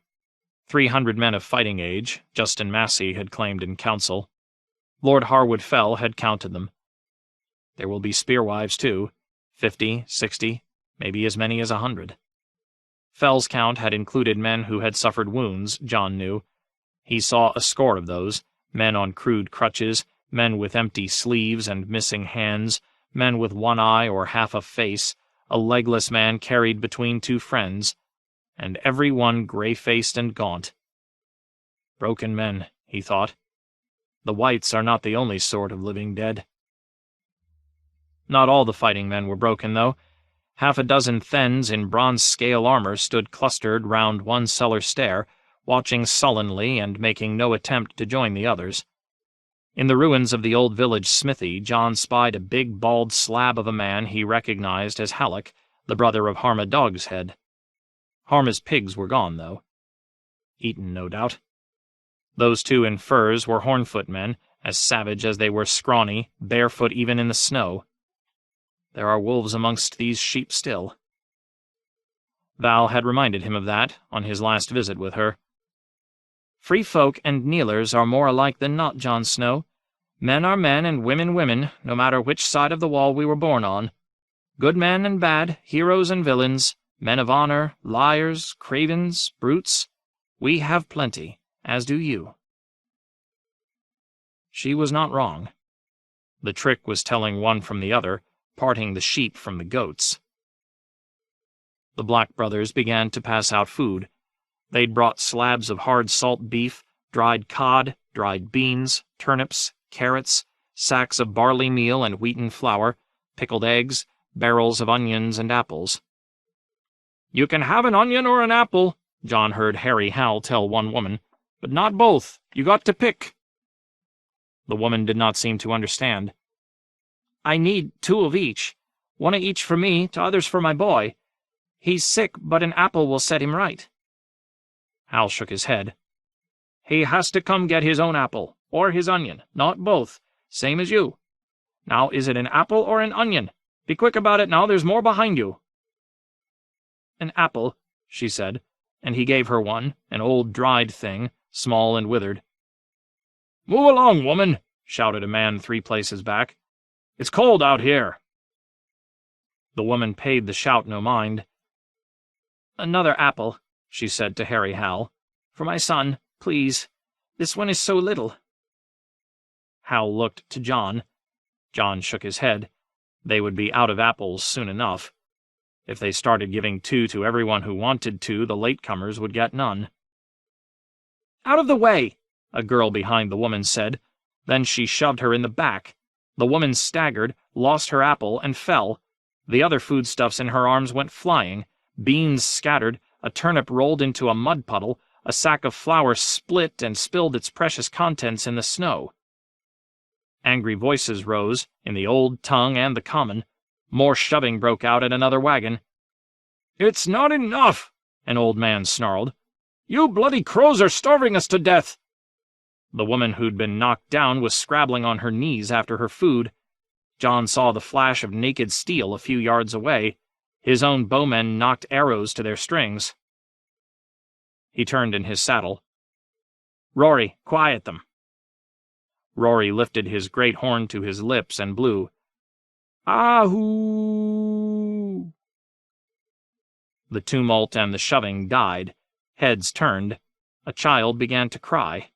Mormont's raven walked from Jon's left shoulder to his right, bobbing its head and muttering, "Snow, snow, snow." Jon waited until the last echoes had faded, then spurred his palfrey forward where everyone could see him.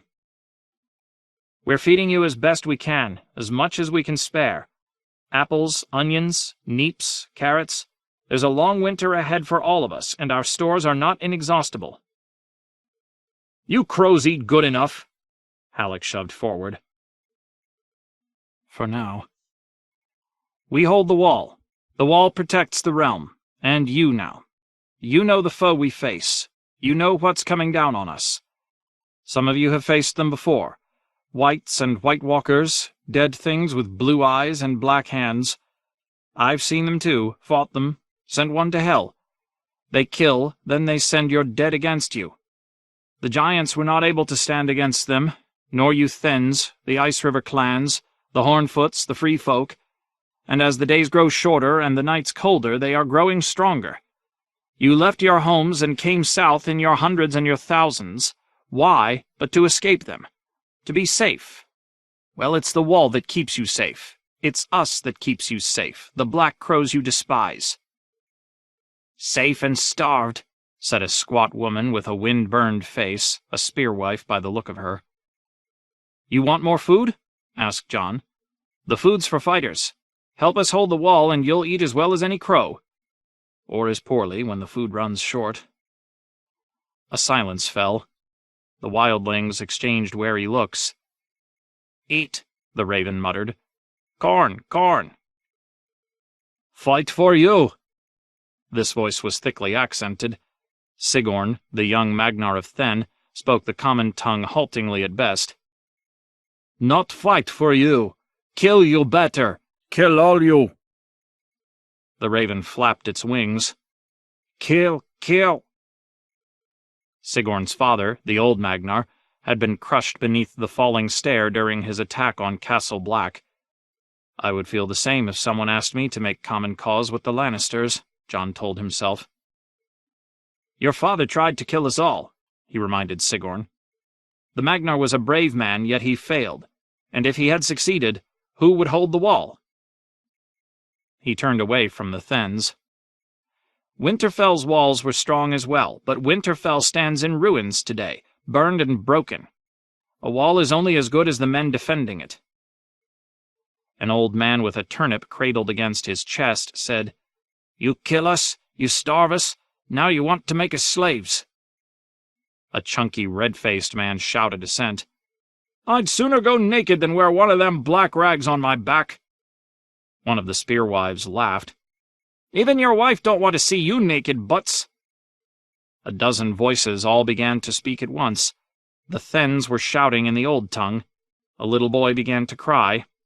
Jon Snow waited until all of it had died down, then turned to Harry Hal and said, "Hal, what was it that you told this woman?"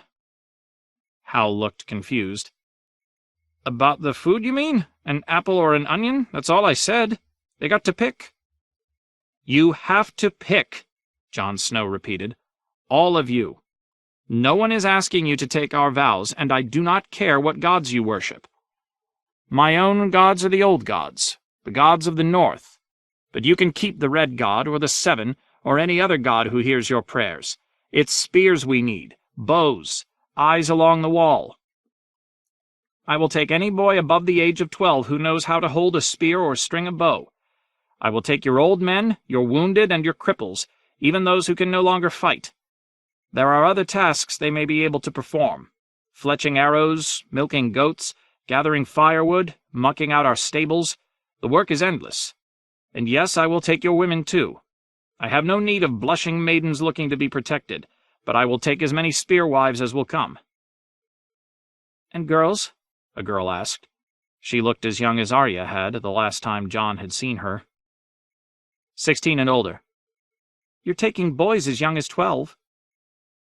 Down in the Seven Kingdoms, boys of 12 were often pages or squires. Many had been training at arms for years. Girls of 12 were children. These are wildlings, though. "As you will. Boys and girls as young as 12. But only those who know how to obey an order. That goes for all of you.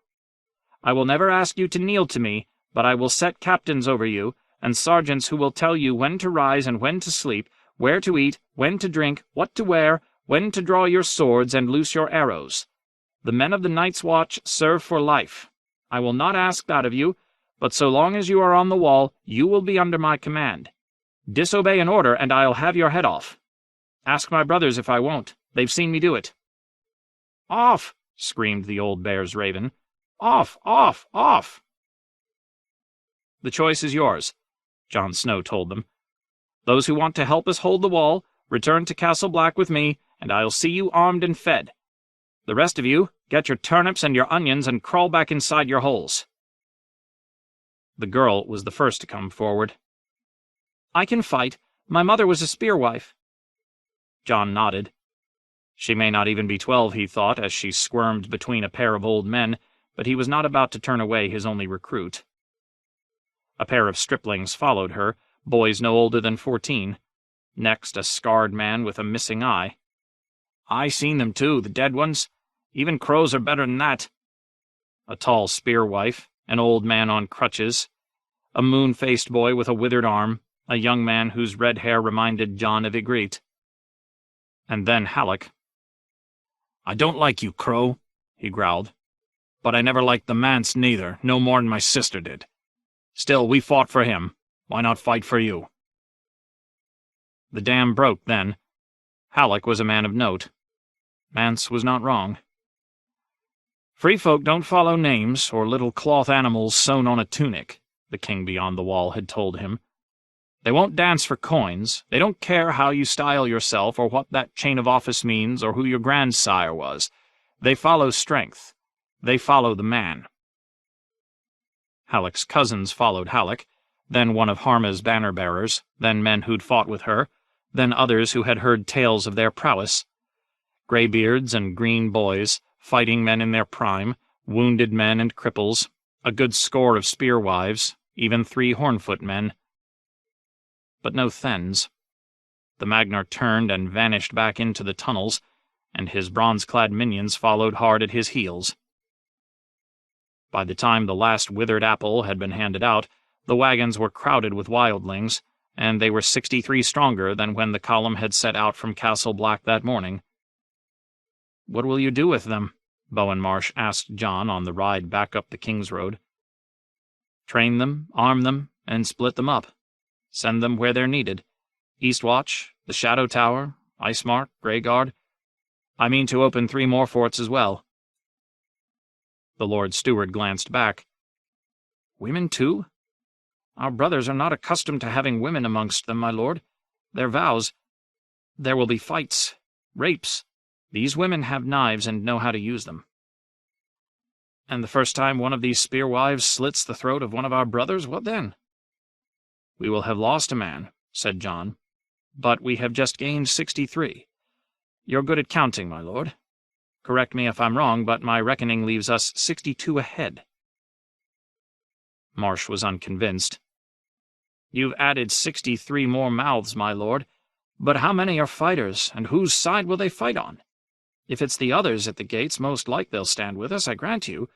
But if it's Tormund Giantsbane or the Weeping Man come calling with 10,000 howling killers, what then?" "Then we'll know. So let us hope it never comes to that." Tyrion. He dreamt of his Lord Father and the shrouded Lord. He dreamt that they were one and the same, and when his father wrapped stone arms around him and bent to give him his grey kiss, he woke with his mouth dry and rusty with the taste of blood, and his heart hammering in his chest. "Our dead dwarf has returned to us," Haldon said. Tyrion shook his head to clear away the webs of dream. "The sorrows. I was lost in the sorrows." "I am not dead." "That remains to be seen." The half-maester stood over him. "Duck be a fine fowl and boil some broth for our little friend here. He must be famished." He was on the Shy Maid, Tyrion saw, under a scratchy blanket that smelled of vinegar. The sorrows are behind us. It was just a dream I dreamed as I was drowning. "Why do I stink of vinegar?" "Lemore has been washing you with it. Some say it helps prevent the grayscale. I am inclined to doubt that, but there was no harm in trying. It was Lemore who forced the water from your lungs after Griff had pulled you up. You were as cold as ice, and your lips were blue. Yandri said we ought to throw you back, but the lad forbade it. The prince. Memory came rushing back, the stone man reaching out with cracked gray hands, the blood seeping from his knuckles. He was heavy as a boulder, pulling me under. Griff brought me up? He must hate me, or he would have let me die. How long have I been sleeping? What place is this? Selhorys. Haldon produced a small knife from his sleeve. Here, he said, tossing it underhand at Tyrion. The dwarf flinched. The knife landed between his feet and stood quivering in the deck. He plucked it out. What's this? Take off your boots. Prick each of your toes and fingers. That sounds painful. I hope so. Do it. Tyrion yanked off one boot and then the other, peeled down his hose, squinted at his toes. It seemed to him they looked no better or worse than usual. He poked gingerly at one big toe. Harder, urged Haldon Halfmaester. Do you want me to draw blood? If need be. I'll have a scab on every toe. The purpose of the exercise is not to count your toes. I want to see you wince. So long as the pricks hurt, you are safe. It is only when you cannot feel the blade that you will have cause to fear. Grayscale. Tyrion grimaced. He stabbed another toe, cursed as a bead of blood welled up around the knife's point. That hurt. Are you happy? Dancing with joy. Your feet smell worse than mine, Yolo. Duck had a cup of broth. Griff warned you not to lay hands upon the stone men. Aye, but he forgot to warn the stone men not to lay their hands upon me. As you prick, look for patches of dead gray skin, for nails beginning to turn black, said Haldon. If you see such signs, do not hesitate. Better to lose a toe than a foot. Better to lose an arm than spend your days wailing on the Bridge of Dream. Now the other foot, if you please, then your fingers. The dwarf recrossed his stunted legs and began to prick the other set of toes. Shall I prick my prick as well?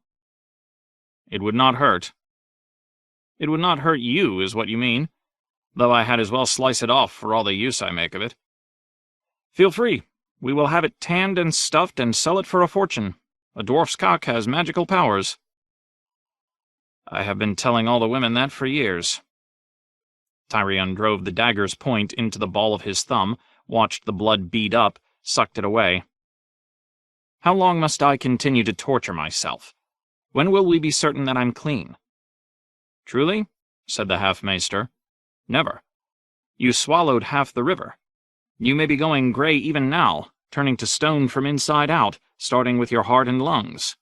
If so, pricking your toes and bathing in vinegar will not save you. When you're done, come have some broth. The broth was good, though Tyrion noted that the half-maester kept the table between them as he ate. The shy maid was moored to a weathered pier on the east bank of the Rhoyne. 2 piers down, a Volantene river galley was discharging soldiers. Shops and stalls and storehouses huddled beneath a sandstone wall. The towers and domes of the city were visible beyond it, reddened by the light of the setting sun. No, not a city. Selhorys was still accounted a mere town, and was ruled from Old Volantis. This was not Westeros. Lemore emerged on deck with the prince in tow. When she saw Tyrion, she rushed across the deck to hug him. The mother is merciful. We have prayed for you, Hugor. You did, at least. I won't hold that against you. Young Griff's greeting was less effusive. The princeling was in a sullen mood, angry that he had been forced to remain on the shy maid instead of going ashore with Yandri and Isilla. We only want to keep you safe, Lemore told him. These are unsettled times. Haldon Halfmaester explained. On the way down from the Sorrows to Selhorys, we thrice glimpsed riders moving south along the river's eastern shore, Dothraki. Once they were so close we could hear the bells tinkling in their braids, and sometimes at night their fires could be seen beyond the eastern hills. We passed warships as well, Volantene river galleys crammed with slave soldiers. The Triarchs fear an attack upon Selhorys plainly. Tyrion understood that quick enough. Alone amongst the major river towns, Selhorys stood upon the eastern bank of the Rhoyne, making it much more vulnerable to the horse lords than its sister towns across the river. Even so, it is a small prize. If I were Khal, I would feint at Selhorys, let the Volantines rush to defend it, then swing south and ride hard for Volantis itself. "I know how to use a sword," young Griff was insisting.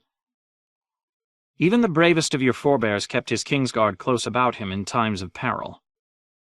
Lemore had changed out of her Septa's robes into garb more befitting the wife or daughter of a prosperous merchant. Tyrion watched her closely. He had sniffed out the truth beneath the dyed blue hair of Griff and young Griff easily enough, and Yandri and Isilis seemed to be no more than they claimed to be, whilst Duck was somewhat less. Lemore, though, who is she really? Why is she here? Not for gold, I'd judge.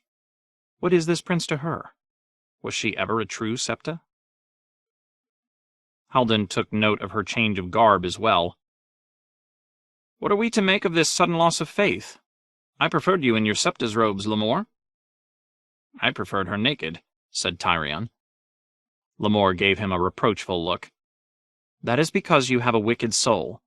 Septa's robes scream of Westeros and might draw unwelcome eyes onto us." She turned back to Prince Aegon. "You are not the only one who must needs hide." The lad did not seem appeased. The perfect prince, but still half a boy for all that, with little and less experience of the world and all its woes. "Prince Aegon," said Tyrion, "since we're both stuck aboard this boat, perhaps you will honor me with a game of Syvass to while away the hours?" The prince gave him a wary look. "I am sick of Syvass." "Sick of losing to a dwarf, you mean?" That pricked the lad's pride, just as Tyrion had known it would. "Go fetch the board in pieces. This time I mean to smash you." They played on deck, sitting cross-legged behind the cabin. Young Griff arrayed his army for attack, with dragon, elephants, and heavy horse up front. A young man's formation, as bold as it is foolish. He risks all for the quick kill.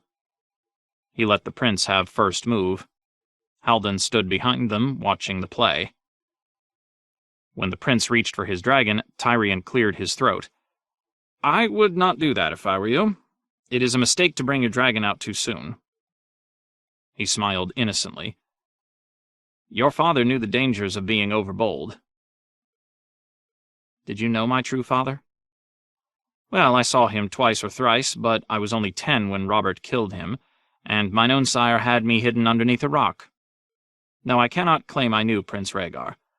Not as your false father did. Lord Connington was the prince's dearest friend, was he not?"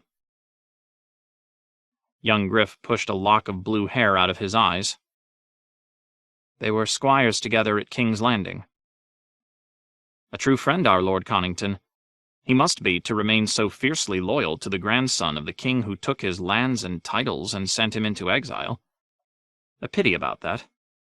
Elsewise, Prince Rhaegar's friend might have been on hand when my father sacked King's Landing, to save Prince Rhaegar's precious little son from getting his royal brains dashed out against a wall." The lad flushed. "That was not me, I told you. That was some tanner's son from Pisswater Bend whose mother died birthing him. His father sold him to Lord Varys for a jug of arbor gold. He had other sons, but had never tasted arbor gold. Varys gave the Pisswater boy to my lady mother and carried me away." "Aye." Tyrion moved his elephants. "And when the Pisswater prince was safely dead, the eunuch smuggled you across the narrow sea to his fat friend the cheesemonger, who hid you on a pole boat and found an exile lord willing to call himself your father. It does make for a splendid story, and the singers will make much of your escape once you take the Iron Throne, assuming that our fair Daenerys takes you for her consort."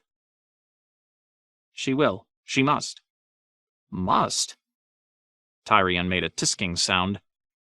"That is not a word queens like to hear. You are her perfect prince, agreed, bright and bold and comely as any maid could wish. Daenerys Targaryen is no maid, however. She is the widow of a Dothraki Khal, a mother of dragons and sacker of cities, Aegon the Conqueror with teats. She may not prove as willing as you wish." "She'll be willing." Prince Aegon sounded shocked. It was plain that he had never before considered the possibility that his bride-to-be might refuse him. "You don't know her." He picked up his heavy horse and put it down with a thump. The dwarf shrugged. "I know that she spent her childhood in exile, impoverished, living on dreams and schemes, running from one city to the next, always fearful, never safe, friendless but for a brother who was by all accounts half mad, a brother who sold her maidenhood to the Dothraki for the promise of an army. I know that somewhere out upon the grass her dragons hatched, and so did she. I know she is proud. How not? What else was left her but pride? I know she is strong. How not? The Dothraki despise weakness. If Daenerys had been weak, she would have perished with Viserys. I know she is fierce. Astapor, Yunkai, and Meereen are proof enough of that. She has crossed the grasslands and the Red Waste, survived assassins and conspiracies and fell sorceries, grieved for a brother and a husband and a son, trod the cities of the slavers to dust beneath her dainty sandaled feet. Now, how do you suppose this queen will react when you turn up with your begging bowl in hand and say, 'Good morrow to you, auntie. I am your nephew Aegon, returned from the dead. I've been hiding on a pole boat all my life, but now I've washed the blue dye from my hair, and I'd like a dragon, please. And, oh, did I mention my claim to the Iron Throne is stronger than your own?'" Aegon's mouth twisted in fury. "I will not come to my aunt a beggar. I will come to her a kinsman with an army." "A small army?" There, that's made him good and angry. The dwarf could not help but think of Joffrey. "I have a gift for angering princes. Queen Daenerys has a large one, and no thanks to you." Tyrion moved his crossbows. "Say what you want. She will be my bride. Lord Connington will see to it. I trust him as much as if he were my own blood." "Perhaps you should be the fool instead of me. Trust no one, my prince. Not your chainless maester, not your false father, not the gallant duck, nor the lovely Lemore, nor these other fine friends who grew you from a bean. Above all, trust not the cheesemonger, nor the spider, nor this little dragon queen you mean to marry. All that mistrust will sour your stomach and keep you awake by night, 'tis true, but better that than the long sleep that does not end." The dwarf pushed his black dragon across a range of mountains. "But what do I know? Your false father is a great lord, and I am just some twisted little monkey man. Still, I'd do things differently." That got the boy's attention. "How differently?" "If I were you, I would go west instead of east. Land in Dorne and raise my banners. The Seven Kingdoms will never be more ripe for conquest than they are right now. A boy king sits the Iron Throne. The North is in chaos, the Riverlands a devastation, a rebel holds Storm's End and Dragonstone. When winter comes, the realm will starve. And who remains to deal with all of this? Who rules the little king who rules the Seven Kingdoms? Why, my own sweet sister. There is no one else. My brother Jaime thirsts for battle, not for power. He's run from every chance he's had to rule. My uncle Kevin would make a passably good regent if someone pressed the duty on him, but he will never reach for it. The gods shaped him to be a follower, not a leader." "Well, the gods and my lord father." "Mace Tyrell would grasp the scepter gladly, but mine own kin are not like to step aside and give it to him. And everyone hates Stannis. Who does that leave? Why, only Cersei. Westeros is torn and bleeding, and I do not doubt that even now my sweet sister is binding up the wounds with salt. Cersei is as gentle as King Maegor, as selfless as Aegon the Unworthy, as wise as Mad Aerys. She never forgets a slight, real or imagined. She takes caution for cowardice and dissent for defiance. And she is greedy. Greedy for power, for honor, for love. Tommen's rule is bolstered by all of the alliances that my lord father built so carefully, but soon enough she will destroy them, every one. Land and raise your banners, and men will flock to your cause, lords great and small folk too. But do not wait too long, my prince. the moment will not last. The tide that lifts you now will soon recede. Be certain you reach Westeros before my sister falls and someone more competent takes her place." "But," Prince Aegon said, "without Daenerys and her dragons, how could we hope to win?"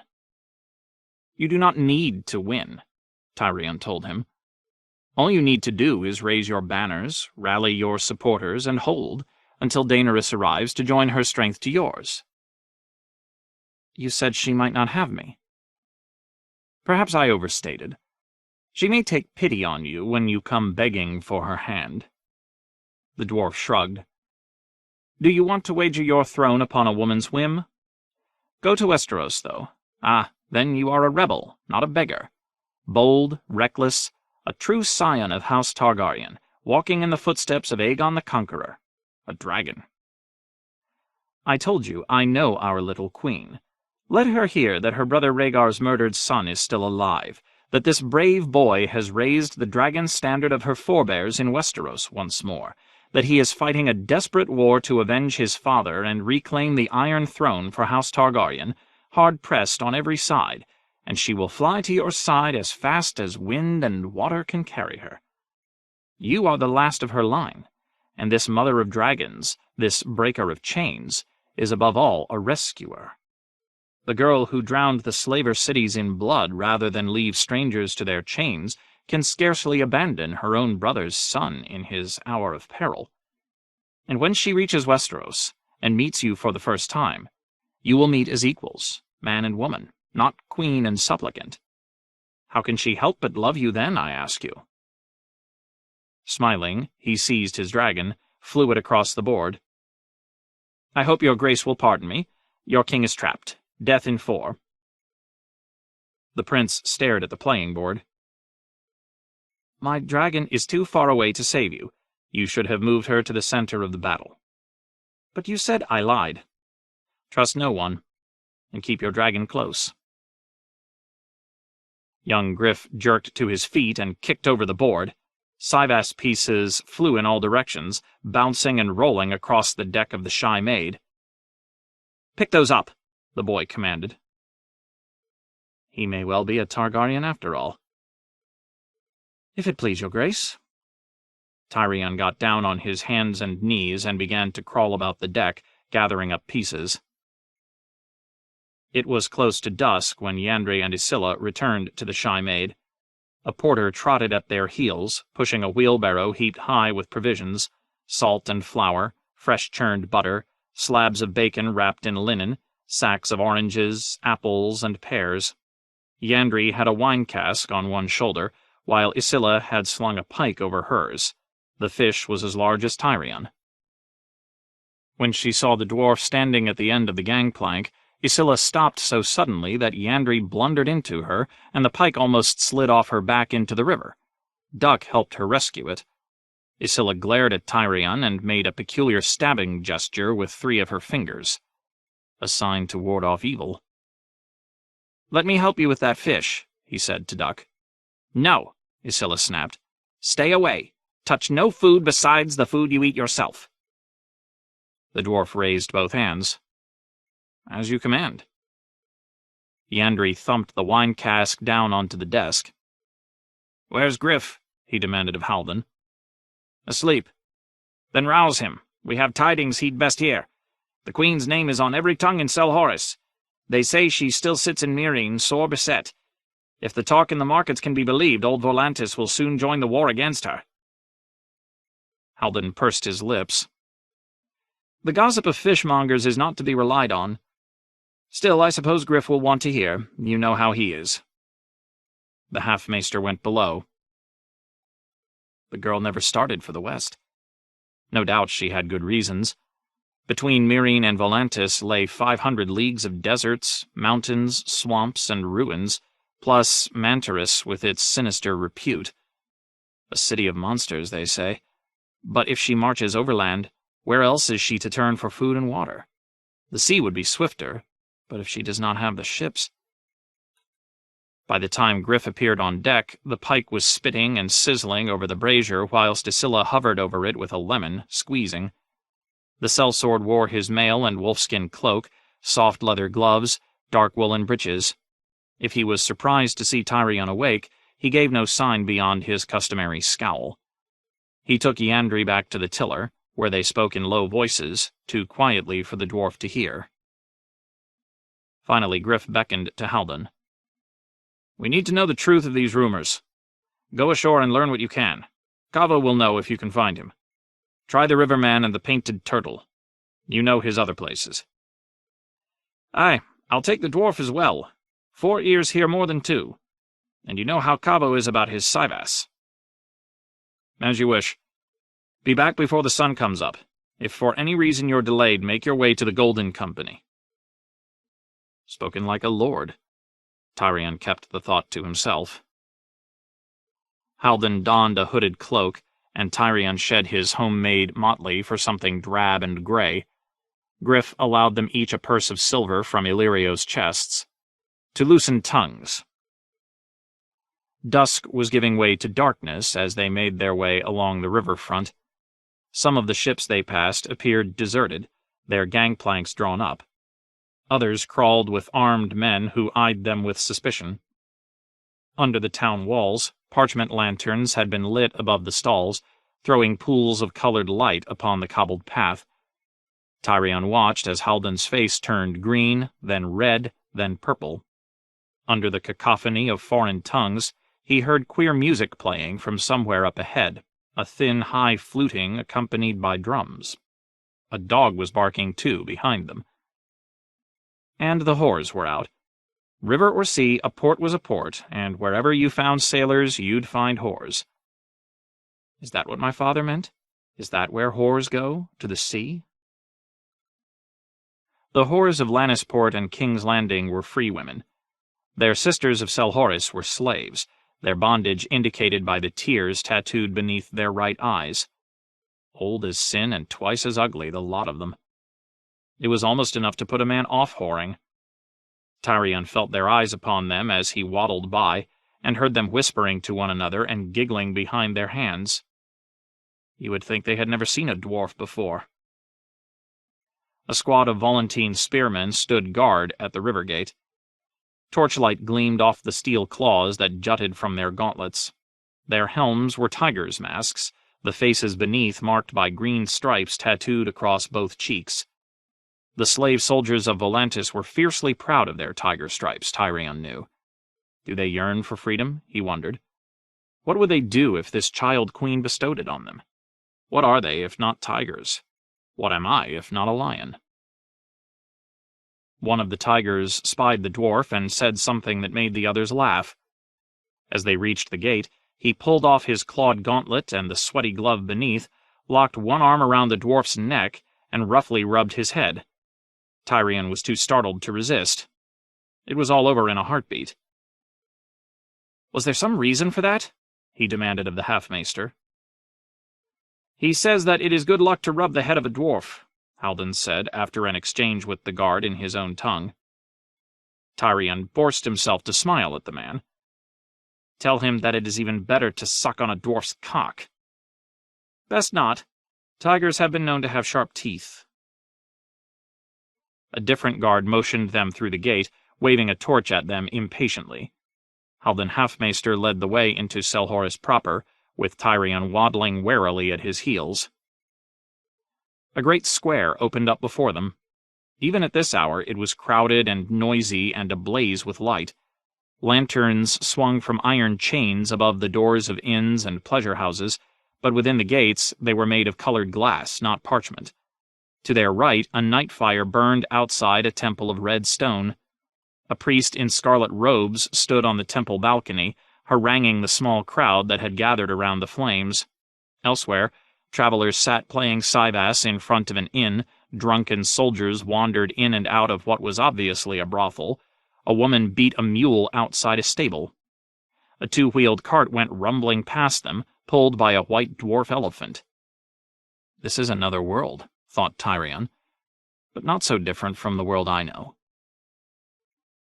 The square was dominated by a white marble statue of a headless man in impossibly ornate armor, astride a warhorse similarly arrayed. Who might that be? Wondered Tyrion. Triarch Horano, a Volantene hero from the Century of Blood. He was returned as Triarch every year for 40 years, until he wearied of elections and declared himself Triarch for life. The Volantenes were not amused. He was put to death soon after, tied between 2 elephants and torn in half. His statue seems to lack a head. He was a tiger. When the elephants came to power, their followers went on a rampage, knocking the heads from the statues of those they blamed for all the wars and deaths. He shrugged. That was another age. Come, we'd best hear what that priest is going on about. I swear I heard the name Daenerys. Across the square they joined the growing throng outside the Red Temple. With the locals towering above him on every hand, the little man found it hard to see much beyond their arses. He could hear most every word the priest was saying, but that was not to say he understood them. "Do you understand what he is saying?" he asked Haldon in the common tongue. "I would if I did not have a dwarf piping in my ear." "I do not pipe." Tyrion crossed his arms and looked behind him, studying the faces of the men and women who had stopped to listen. Everywhere he turned, he saw tattoos. Slaves. 4 of every 5 of them are slaves. "The priest is calling on the Volantenes to go to war," the half-maester told him. "But on the side of right, as soldiers of the Lord of Light, R'hllor who made the sun and stars and fights eternally against the darkness. Nyessos and Malakwo have turned away from the light, he says, their hearts darkened by the yellow harpies from the east. He says, dragons. I understood that word. He said dragons." "Aye. The dragons have come to carry her to glory." "Her? Daenerys?" Haldon nodded. "Benerro has sent forth the word from Volantis. Her coming is the fulfillment of an ancient prophecy. From smoke and salt she was born to make the world anew. She is Azor Ahai returned, and her triumph over darkness will bring a summer that will never end. Death itself will bend its knee, and all those who die fighting in her cause shall be reborn." "Do I have to be reborn in this same body?" asked Tyrion. The crowd was growing thicker. He could feel them pressing in around them. "Who is Benerro?" Haldon raised an eyebrow. "High priest of the Red Temple in Volantis. Flame of truth, light of wisdom, first servant of the Lord of Light, slave of R'hllor." The only red priest Tyrion had ever known was Thoros of Myr, the portly, genial, wine-stained roisterer who had loitered about Robert's court, swilling the king's finest vintages and setting his sword on fire for melees. "Give me priests who are fat and corrupt and cynical," he told Haldon. "The sort who like to sit on soft satin cushions, nibble sweetmeats, and diddle little boys. It's the ones who believe in gods who make the trouble." "It may be that we can use this trouble to our advantage. I know where we may find answers." Haldon led them past the headless hero to where a big stone inn fronted on the square. The ridged shell of some immense turtle hung above its door, painted in garish colors. Inside 100 dim red candles burned like distant stars. The air was fragrant with the smell of roasted meat and spices, and a slave girl with a turtle on one cheek was pouring pale green wine. Haldon paused in the doorway. "There. Those 2. In the alcove, 2 men sat over a carved stone Sivas table, squinting at their pieces by the light of a red candle. One was gaunt and sallow, with thinning black hair and a blade of a nose. The other was wide of shoulder and round of belly, with corkscrew ringlets tumbling past his collar. Neither deigned to look up from their game until Haldon drew up a chair between them and said, "My dwarf plays better Sivas than both of you combined." The bigger man raised his eyes to gaze at the intruders in distaste, and said something in the tongue of old Volantis, too fast for Tyrion to hope to follow. The thinner one leaned back in his chair. "Is he for sale?" he asked in the common tongue of Westeros. "The Triarch's grotesquerie is in need of a Sivas-playing dwarf." "Yallo is no slave." "What a pity." The thin man shifted an onyx elephant. Across the Cyvas table, the man behind the alabaster army pursed his lips in disapproval. He moved his heavy horse. "A blunder," said Tyrion. He had as well play his part. "Just so," the thin man said. He answered with his own heavy horse. A flurry of quick moves followed, until finally the thin man smiled and said, "Death, my friend." The big man glowered at the board, then rose and growled something in his own tongue. His opponent laughed. "Come now, the dwarf does not stink as bad as that." He beckoned Tyrion toward the empty chair. "Up with you, little man. Put your silver on the table, and we will see how well you play the game." "Which game?" Tyrion might have asked. He climbed onto the chair. "I play better with a full belly and a cup of wine to hand." The thin man turned obligingly and called for the slave girl to fetch them food and drink. Haldon said, "The noble Cavo Nogaris is the customs officer here in Selhorus. I have never once defeated him at Cyvas." Tyrion understood. "Perhaps I will be more fortunate." He opened his purse and stacked silver coins beside the board, one atop another, until finally Cavo smiled. As each of them was setting up his pieces behind the Cyvas screen, Haldon said, "What news from downriver? Will it be war?" Cavo shrugged. "The Yunkai would have it so. They style themselves the wise masters. Of their wisdom I cannot speak, but they do not lack for cunning. Their envoy came to us with chests of gold and gems and 200 slaves, nubile girls and smooth-skinned boys trained in the way of the seven sighs. I am told his feasts are memorable and his bribes lavish." "The Yunkish men have bought your triarchs?" "Only Nyessos." Cavo removed the screen and studied the placement of Tyrion's army. "Malakwo may be old and toothless, but he is a tiger still, and Donifos will not be returned as Triarch. The city thirsts for war." "Why?" wondered Tyrion. "Meereen is long leagues across the sea. How has this sweet child queen offended old Volantis?" "Sweet?" Cavo laughed. "If even half the stories coming back from Slaver's Bay are true, this child is a monster. They say that she is bloodthirsty, that those who speak against her are impaled on spikes to die lingering deaths. They say she is a sorceress who feeds her dragons on the flesh of newborn babes, an oath-breaker who mocks the gods, breaks truces, threatens envoys, and turns on those who have served her loyally. They say her lust cannot be sated, that she mates with men, women, eunuchs, even dogs and children, and woe betide the lover who fails to satisfy her. She gives her body to men to take their souls in thrall." "Oh, good," thought Tyrion. "If she gives her body to me, she is welcome to my soul, small and stunted though it is." "They say," said Haldon. "By they, you mean the slavers, the exiles she drove from Astapor and Meereen, mere calumnies." "The best calumnies are spiced with truth," suggested Cavo. "But the girl's true sin cannot be denied. This arrogant child has taken it upon herself to smash the slave trade, but that traffic was never confined to Slaver's Bay. It was part of the sea of trade that spanned the world, and the Dragon Queen has clouded the water.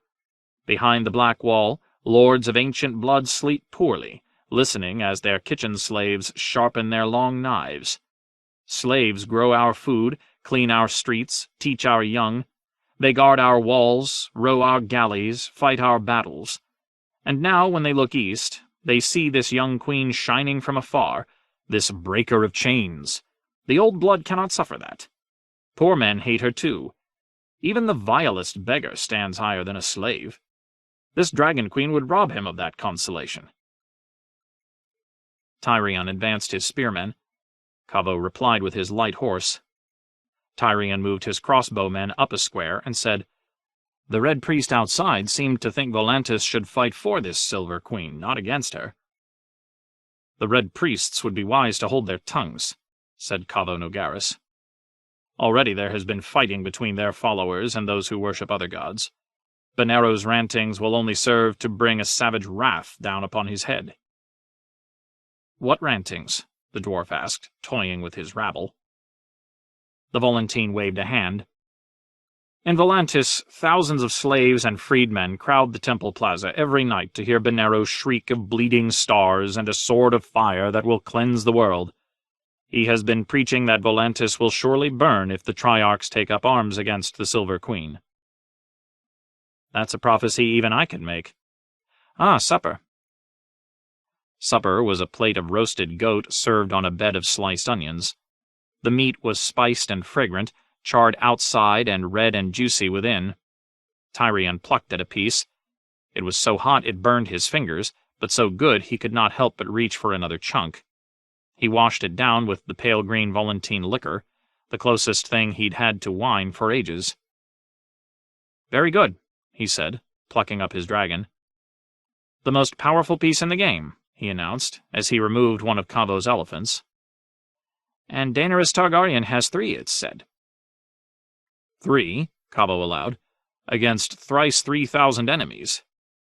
Grazdan Moeraz was not the only envoy sent out from the Yellow City.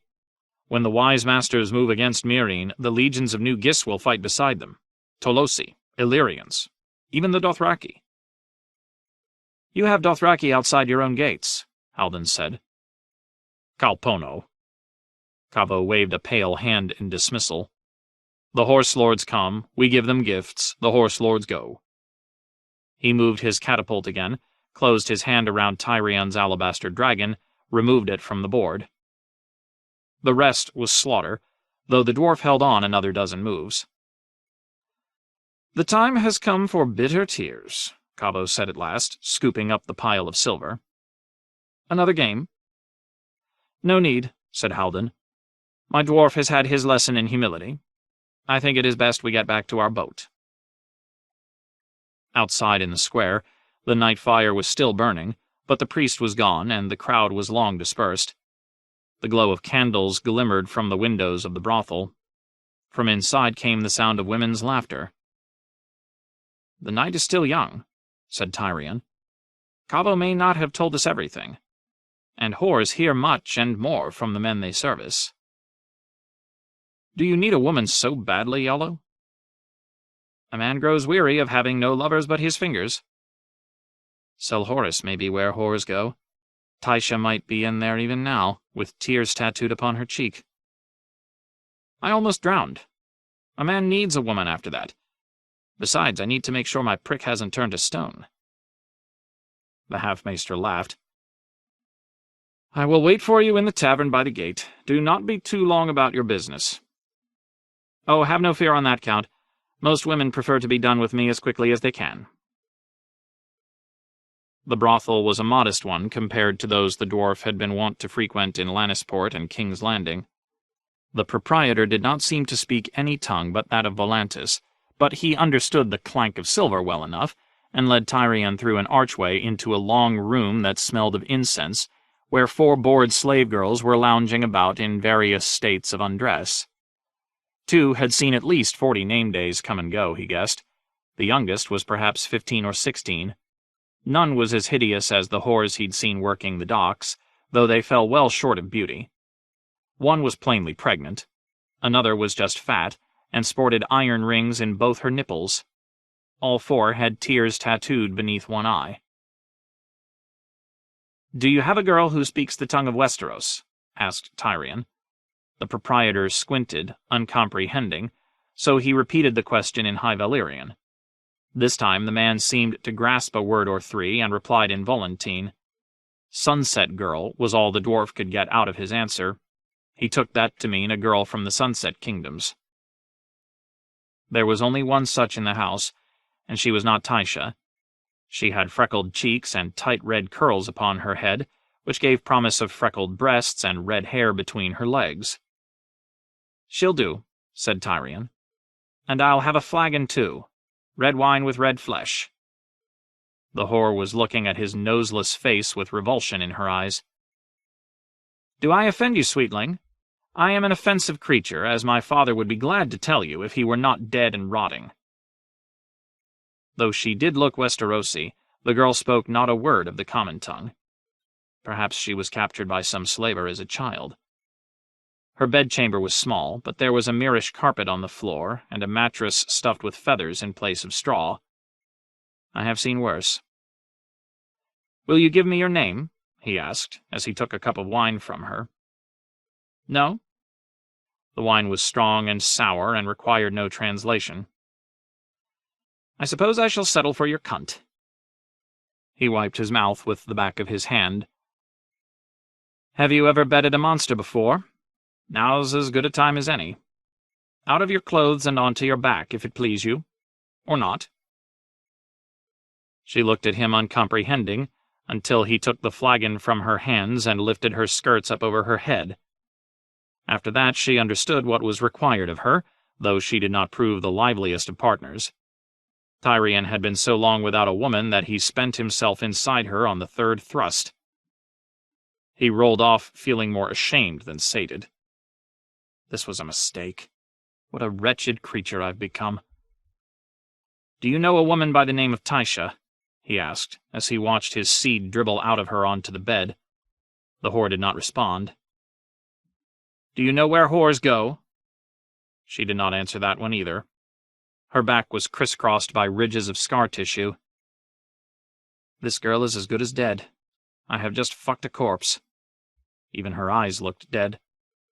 She does not even have the strength to loathe me. He needed wine, a lot of wine. He seized the flagon with both hands and raised it to his lips. The wine ran red, down his throat, down his chin. It dripped from his beard and soaked the feather bed.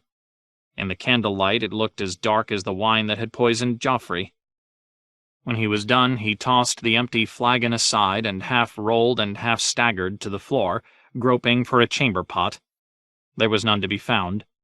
His stomach heaved, and he found himself on his knees, retching on the carpet, that wonderful thick Mirish carpet, as comforting as lies. The whore cried out in distress. They will blame her for this, he realized, ashamed. Cut off my head and take it to King's Landing, Tyrion urged her. My sister will make a lady of you, and no one will ever whip you again.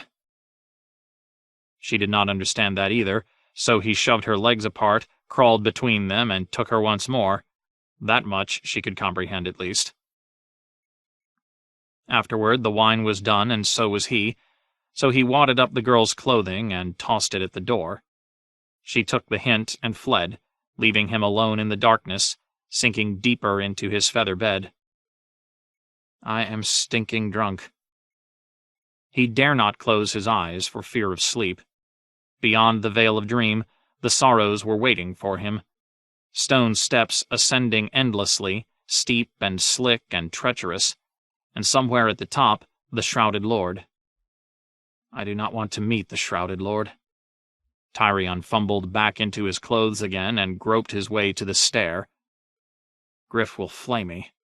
Well, why not? If ever a dwarf deserved a skinning, I'm him. Halfway down the steps, he lost his footing.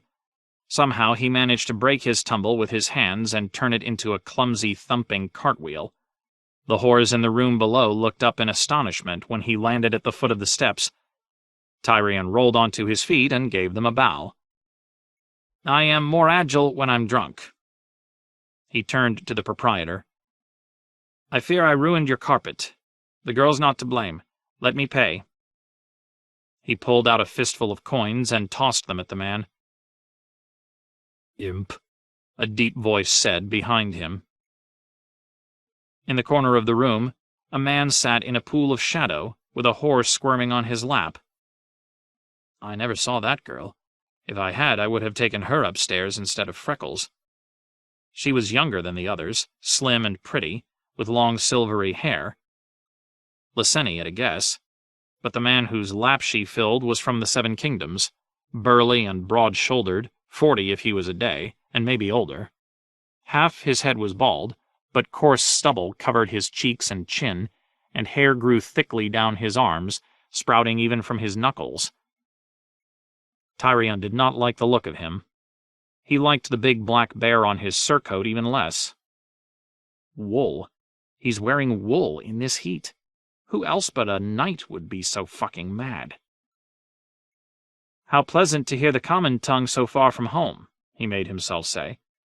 But I fear you have mistaken me. My name is Hugor Hill. May I buy you a cup of wine, my friend?" "I've drunk enough." The knight shoved his whore aside and got to his feet. His sword belt hung on a peg beside him. He took it down and drew his blade. Steel whispered against leather. The whores were watching avidly, candlelight shining in their eyes. The proprietor had vanished. "You're mine, Hugor." Tyrion could no more outrun him than outfight him. Drunk as he was, he could not even hope to outwit him. He spread his hands. "And what do you mean to do with me?" "Deliver you," the knight said, "to the queen." Daenerys. Galazagalair arrived at the Great Pyramid attended by a dozen white graces, girls of noble birth who were still too young to have served their year in the temple's pleasure gardens. They made for a pretty portrait, the proud old woman all in green surrounded by the little girls robed and veiled in white, armored in their innocence. The queen welcomed them warmly, then summoned Melisandre to see that the girls were fed and entertained whilst she shared a private supper with the Green Grace. Her cooks had prepared them a magnificent meal of honeyed lamb, fragrant with crushed mint and served with the small green figs she liked so much. Two of Dany's favorite hostages served the food and kept the cups filled, a doe-eyed little girl called Keza and a skinny boy named Grijar. They were brother and sister, and cousins of the Green Grace, who greeted them with kisses when she swept in, and asked them if they had been good. "They are very sweet, the both of them," Dany assured her. "Keza sings for me sometimes. She has a lovely voice, and Ser Barristan has been instructing Grijar and the other boys in the ways of Western chivalry." "They are of my blood," the Green Grace said, as Keza filled her cup with a dark red wine. "It is good to know they have pleased your radiance. I hope I may do likewise." The old woman's hair was white and her skin was parchment thin, but the years had not dimmed her eyes. They were as green as her robes, sad eyes, full of wisdom. "If you will forgive my saying so, your radiance looks weary. Are you sleeping?" It was all Dany could do not to laugh. "Not well. Last night 3 Qartheen galleys sailed up the Skahazadan under the cover of darkness. The Mother's men loosed flights of fire arrows at their sails and flung pots of burning pitch onto their decks, but the galleys slipped by quickly and suffered no lasting harm. The Qartheen mean to close the river to us as they have closed the bay. And they are no longer alone. 3 galleys from New Gis have joined them, and a carrack out of Tolos." The Tolosi had replied to her request for an alliance by proclaiming her a whore and demanding that she return Meereen to its great masters. Even that was preferable to the answer of Mantarys, which came by way of caravan in a cedar chest. Inside she had found the heads of her 3 envoys, pickled. "Perhaps your gods can help us. Ask them to send a gale and sweep the galleys from the bay." "I shall pray and make sacrifice. Mayhaps the gods of Gis will hear me." Galazagalair sipped her wine, but her eyes did not leave Dany. "Storms rage within the walls as well as without. More freedmen died last night, or so I have been told." 3. Saying it left a bitter taste in her mouth. "The cowards broke in on some weavers, freed women who had done no harm to anyone. All they did was make beautiful things. I have a tapestry they gave me hanging over my bed. The sons of the Harpy broke their loom and raped them before slitting their throats." "This we have heard. And yet your radiance has found the courage to answer butchery with mercy. You have not harmed any of the noble children you hold as hostage." "Not as yet, no." Dany had grown fond of her young charges.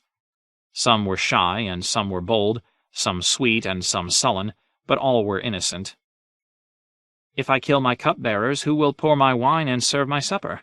she said, trying to make light of it. The priestess did not smile. "The Shavepate would feed them to your dragons, it is said. A life for a life. For every brazen beast cut down, he would have a child die." Dany pushed her food about her plate. She dare not glance over to where Grijar and Keza stood, for fear that she might cry. The shave-pate has a harder heart than mine. They had fought about the hostages half a dozen times. The sons of the Harpy are laughing in their pyramids, Skahaz said just this morning. What good are hostages if you will not take their heads? In his eyes, she was only a weak woman. Hazia was enough. What good is peace if it must be purchased with the blood of little children? These murders are not their doing, Dany told the Green Grace feebly. I am no butcher queen. And for that Meereen gives thanks, said Galaza Galer. We have heard that the Butcher King of Astapor is dead. Slain by his own soldiers when he commanded them to march out and attack the Yunkai. The words were bitter in her mouth. He was hardly cold before another took his place, calling himself Cleon II. That one lasted 8 days before his throat was opened. Then his killer claimed the crown. So did the first Cleon's concubine, King Cutthroat and Queen Whore, the Astapori call them. Their followers are fighting battles in the streets, while the Yunkai and their sellswords wait outside the walls. These are grievous times. Your Radiance, might I presume to offer you my counsel? You know how much I value your wisdom. Then heed me now, and marry. Ah. Dany had been expecting this. Ofttimes I have heard you say that you are only a young girl. To look at you, you still seem half a child, too young and frail to face such trials by yourself.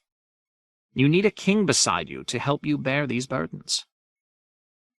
Dany speared a chunk of lamb, took a bite from it, chewed slowly. Tell me, can this king puff his cheeks up and blow Zarro's galleys back to Karth? Can he clap his hands and break the siege of Astapor? Can he put food in the bellies of my children and bring peace back to my streets? Can you? The Green Grace asked.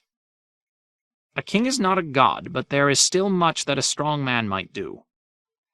When my people look at you, they see a conqueror from across the seas come to murder us and make slaves of our children. A king could change that. A highborn king of pure Giscari blood could reconcile the city to your rule. Elsewise, I fear, your reign must end as it began, in blood and fire. Dany pushed her food about her plate. And who would the gods of Gis have me take as my king and consort? Hisdar zo Lorak, Galaza Galer said firmly. Dany did not trouble to feign surprise. Why Hisdar? Skahaz is noble-born as well. Skahaz is Kandak, Hisdar Lorak. Your Radiance will forgive me, but only one who is not herself Giscari would not understand the difference. Oft have I heard that yours is the blood of Aegon the Conqueror, Jaehaerys the Wise, and Daeron the Dragon. The noble Hisdar is of the blood of Mazdan the Magnificent, Hazrak the Handsome, and Jarak the Liberator. His forebears are as dead as mine. Will Hisdar raise their shades to defend Meereen against its enemies? I need a man with ships and swords. You offer me ancestors. We are an old people. Ancestors are important to us. Wed Hisdar zo Lorak and make a son with him, a son whose father is the Harpy, whose mother is the dragon. In him the prophecies shall be fulfilled, and your enemies will melt away like snow. He shall be the stallion that mounts the world. Dany knew how it went with prophecies. They were made of words, and words were wind. There would be no son for Lorak, no heir to unite dragon and harpy. When the sun rises in the west and sets in the east, when the seas go dry and mountains blow in the wind like leaves. Only then would her womb quicken once again. But Daenerys Targaryen had other children, tens of thousands who had hailed her as their mother when she broke their chains. She thought of stalwart Shield, of Missandei's brother, of the woman Rylona Rhee, who had played the harp so beautifully. No marriage would ever bring them back to life. But if a husband could help end the slaughter, then she owed it to her dead to marry. If I wed Hisdar, will that turn Skahaz against me? She trusted Skahaz more than she trusted Hisdar, but the Shavepate would be a disaster as a king. He was too quick to anger, too slow to forgive. She saw no gain in wedding a man as hated as herself. Hisdar was well respected, so far as she could see. "What does my prospective husband think of this?" she asked the Green Grace. "What does he think of me?" "Your Grace need only ask him. The noble Hisdar awaits below. Send down to him if that is your pleasure." "You presume too much, priestess," the queen thought, but she swallowed her anger and made herself smile. "Why not?" She sent for Ser Barristan and told the old knight to bring Hisdar to her. "It is a long climb. Have the Unsullied help him up." By the time the nobleman had made the ascent, the Green Grace had finished eating. "If it please your magnificence, I will take my leave. You and the noble Hisdar will have many things to discuss, I do not doubt." The old woman dabbed a smear of honey off her lips, gave Keza and Grijar each a parting kiss upon the brow, and fastened her silken veil across her face. "I shall return to the Temple of the Graces and pray for the gods to show my queen the course of wisdom." When she was gone, Dany let Keza fill her cup again, dismissed the children, and commanded that Hisdar zo Loraq be admitted to her presence. "And if he dares say one word about his precious fighting pits, I may have him thrown off the terrace." Hisdar wore a plain green robe beneath a quilted vest. He bowed low when he entered, his face solemn. "Have you no smile for me?" Dany asked him. "Am I as fearful as all that?" "I always grow solemn in the presence of such beauty." It was a good start. "Drink with me." Dany filled his cup herself. "You know why you are here. The Green Grace seems to feel that if I take you for my husband, all my woes will vanish." "I would never make so bold a claim. Men are born to strive and suffer. Our woes only vanish when we die. I can be of help to you, however. I have gold and friends and influence, and the blood of old Gis flows in my veins. Though I have never wed, I have 2 natural children, a boy and a girl, so I can give you heirs. I can reconcile the city to your rule and put an end to this nightly slaughter in the streets." "Can you?" Dany studied his eyes. "Why should the sons of the Harpy lay down their knives for you? Are you one of them?" "No." "Would you tell me if you were?" He laughed. "No." "The Shavepate has ways of finding the truth." "I do not doubt that Skahaz would soon have me confessing. A day with him, and I will be one of the Harpy's sons. 2 days, and I will be the Harpy. 3, and it will turn out I slew your father too, back in the Sunset Kingdoms when I was yet a boy. Then he will impale me on a stake, and you can watch me die. But afterward the killings will go on." Hisdar leaned closer. "Or you can marry me, and let me try to stop them." "Why would you want to help me? For the crown?" "A crown would suit me well, I will not deny that. It is more than that, however. Is it so strange that I would want to protect my own people as you protect your freedmen? Meereen cannot endure another war, your radiance." That was a good answer, and an honest one. "I have never wanted war. I defeated the Yunkai once and spared their city when I might have sacked it. I refused to join King Cleon when he marched against them. Even now, with Astapor besieged, I stay my hand. And Qarth, I have never done the Qartheen any harm. Not by intent, no. But Qarth is a city of merchants, and they love the clink of silver coins, the gleam of yellow gold. When you smashed the slave trade, the blow was felt from Westeros to Ashai. Qarth depends upon its slaves. So too Tolos, New Gis, Lys, Tyrosh, Volantis. The list is long, my queen." "Let them come. In me they shall find a sterner foe than Cleon. I would sooner perish fighting than return my children to bondage." "There may be another choice." The Yunkai can be persuaded to allow all your freedmen to remain free, I believe, if your worship will agree that the Yellow City may trade and train slaves unmolested from this day forth. No more blood need flow. Save for the blood of those slaves that the Yunkai will trade and train, Dany said, but she recognized the truth in his words even so. It may be that this is the best end we can hope for. You have not said you love me. I will, if it would please your radiance. That is not the answer of a man in love. What is love? Desire?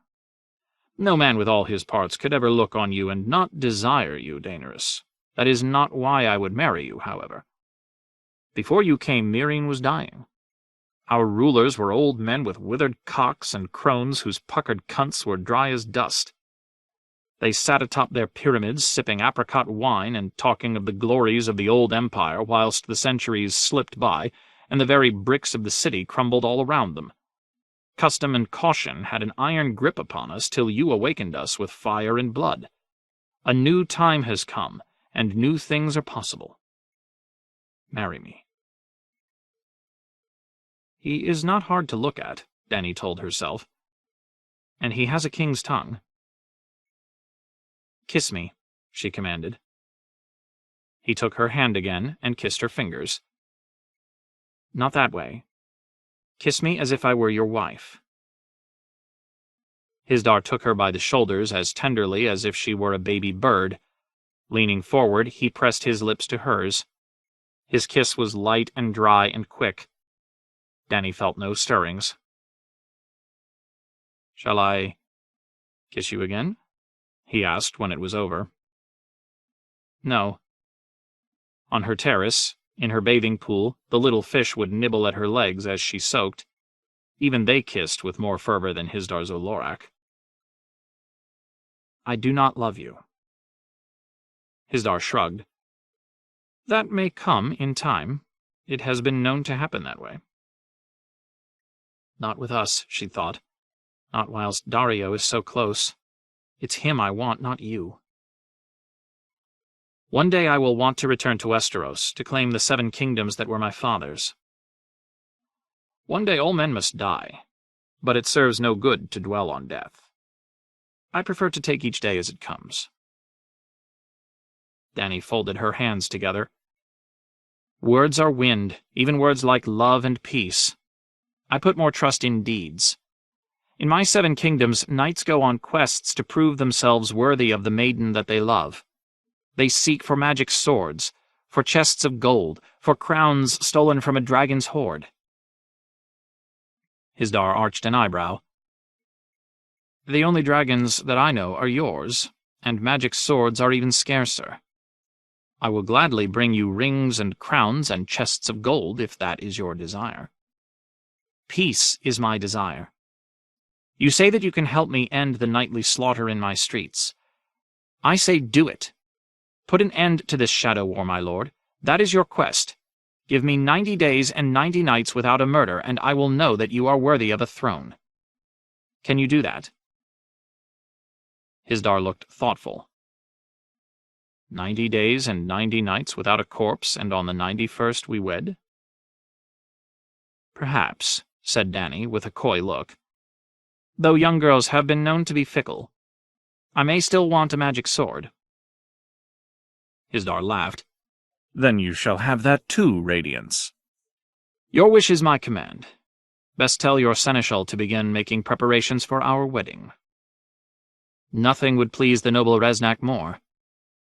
If Meereen knew that a wedding was in the offing, that alone might buy her a few nights' respite, even if Hisdar's efforts came to naught. The Shavepate will not be happy with me, but Reznak Mo Reznak will dance for joy. Dany did not know which of those concerned her more. She needed Skahaz and the brazen beasts, and she had come to mistrust all of Reznak's counsel. Beware the perfumed seneschal.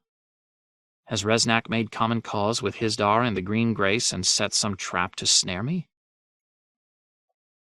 No sooner had Hisdar's Olorak taken his leave of her than Ser Barristan appeared behind her in his long white cloak. Years of service in the Kingsguard had taught the White Knight how to remain unobtrusive when she was entertaining, but he was never far. He knows, she saw at once, and he disapproves. The lines around his mouth had deepened. "So," she said to him, "it seems that I may wed again. Are you happy for me, sir?"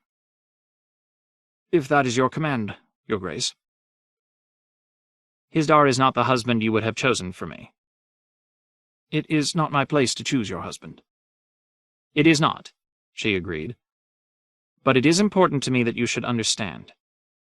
My people are bleeding, dying. A queen belongs not to herself, but to the realm. Marriage or carnage, those are my choices. A wedding or a war." "Your grace, may I speak frankly?" "Always." "There is a third choice." "Westeros?" He nodded. "I am sworn to serve your grace, and to keep you safe from harm wherever you may go. My place is by your side, whether here or in King's Landing. But your place is back in Westeros, upon the Iron Throne that was your father's. The Seven Kingdoms will never accept Hisdar Zolorak as king." "No more than Meereen will accept Daenerys Targaryen as queen. The Green Grace has the right of that. I need a king beside me, a king of old Giscari blood. Elsewise they will always see me as the uncouth barbarian who smashed through their gates, impaled their kin on spikes, and stole their wealth." "In Westeros you will be the lost child who returns to gladden her father's heart. Your people will cheer when you ride by, and all good men will love you." "Westeros is far away." "Lingering here will never bring it any closer. The sooner we take our leave of this place, I know. I do." Dany did not know how to make him see. She wanted Westeros as much as he did, but first she must heal Meereen. 90 days is a long time. Hisdar may fail, and if he does, the trying buys me time. Time to make alliances, to strengthen my defenses, And if he does not fail, what will your grace do then?" "Her duty." The word felt cold upon her tongue. "You saw my brother Rhaegar wed. Tell me, did he wed for love or duty?" The old knight hesitated. "Princess Elia was a good woman, your grace. She was kind and clever, with a gentle heart and a sweet wit. I know the prince was very fond of her." Fond, thought Dany. The word spoke volumes. I could become fond of Hisdar Zolorak in time, perhaps. Ser Barristan went on. "I saw your father and your mother wed as well.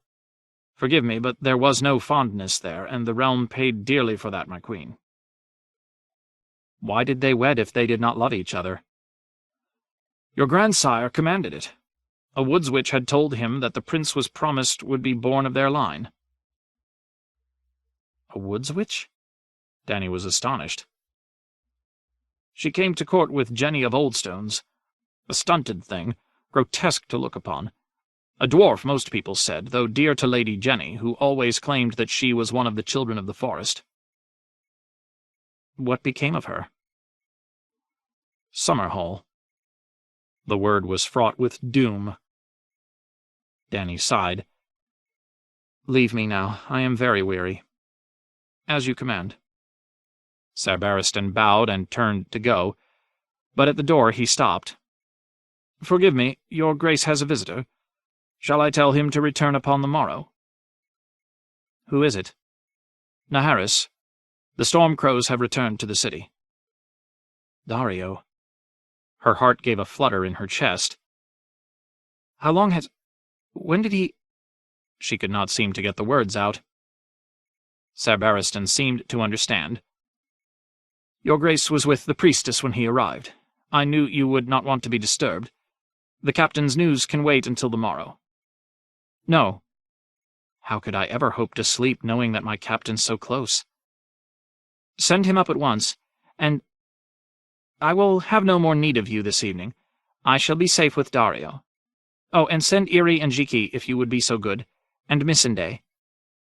I need to change to make myself beautiful. She said as much to her handmaids when they came. "What does your grace wish to wear?" asked Melisandre. Starlight and sea foam, Dany thought.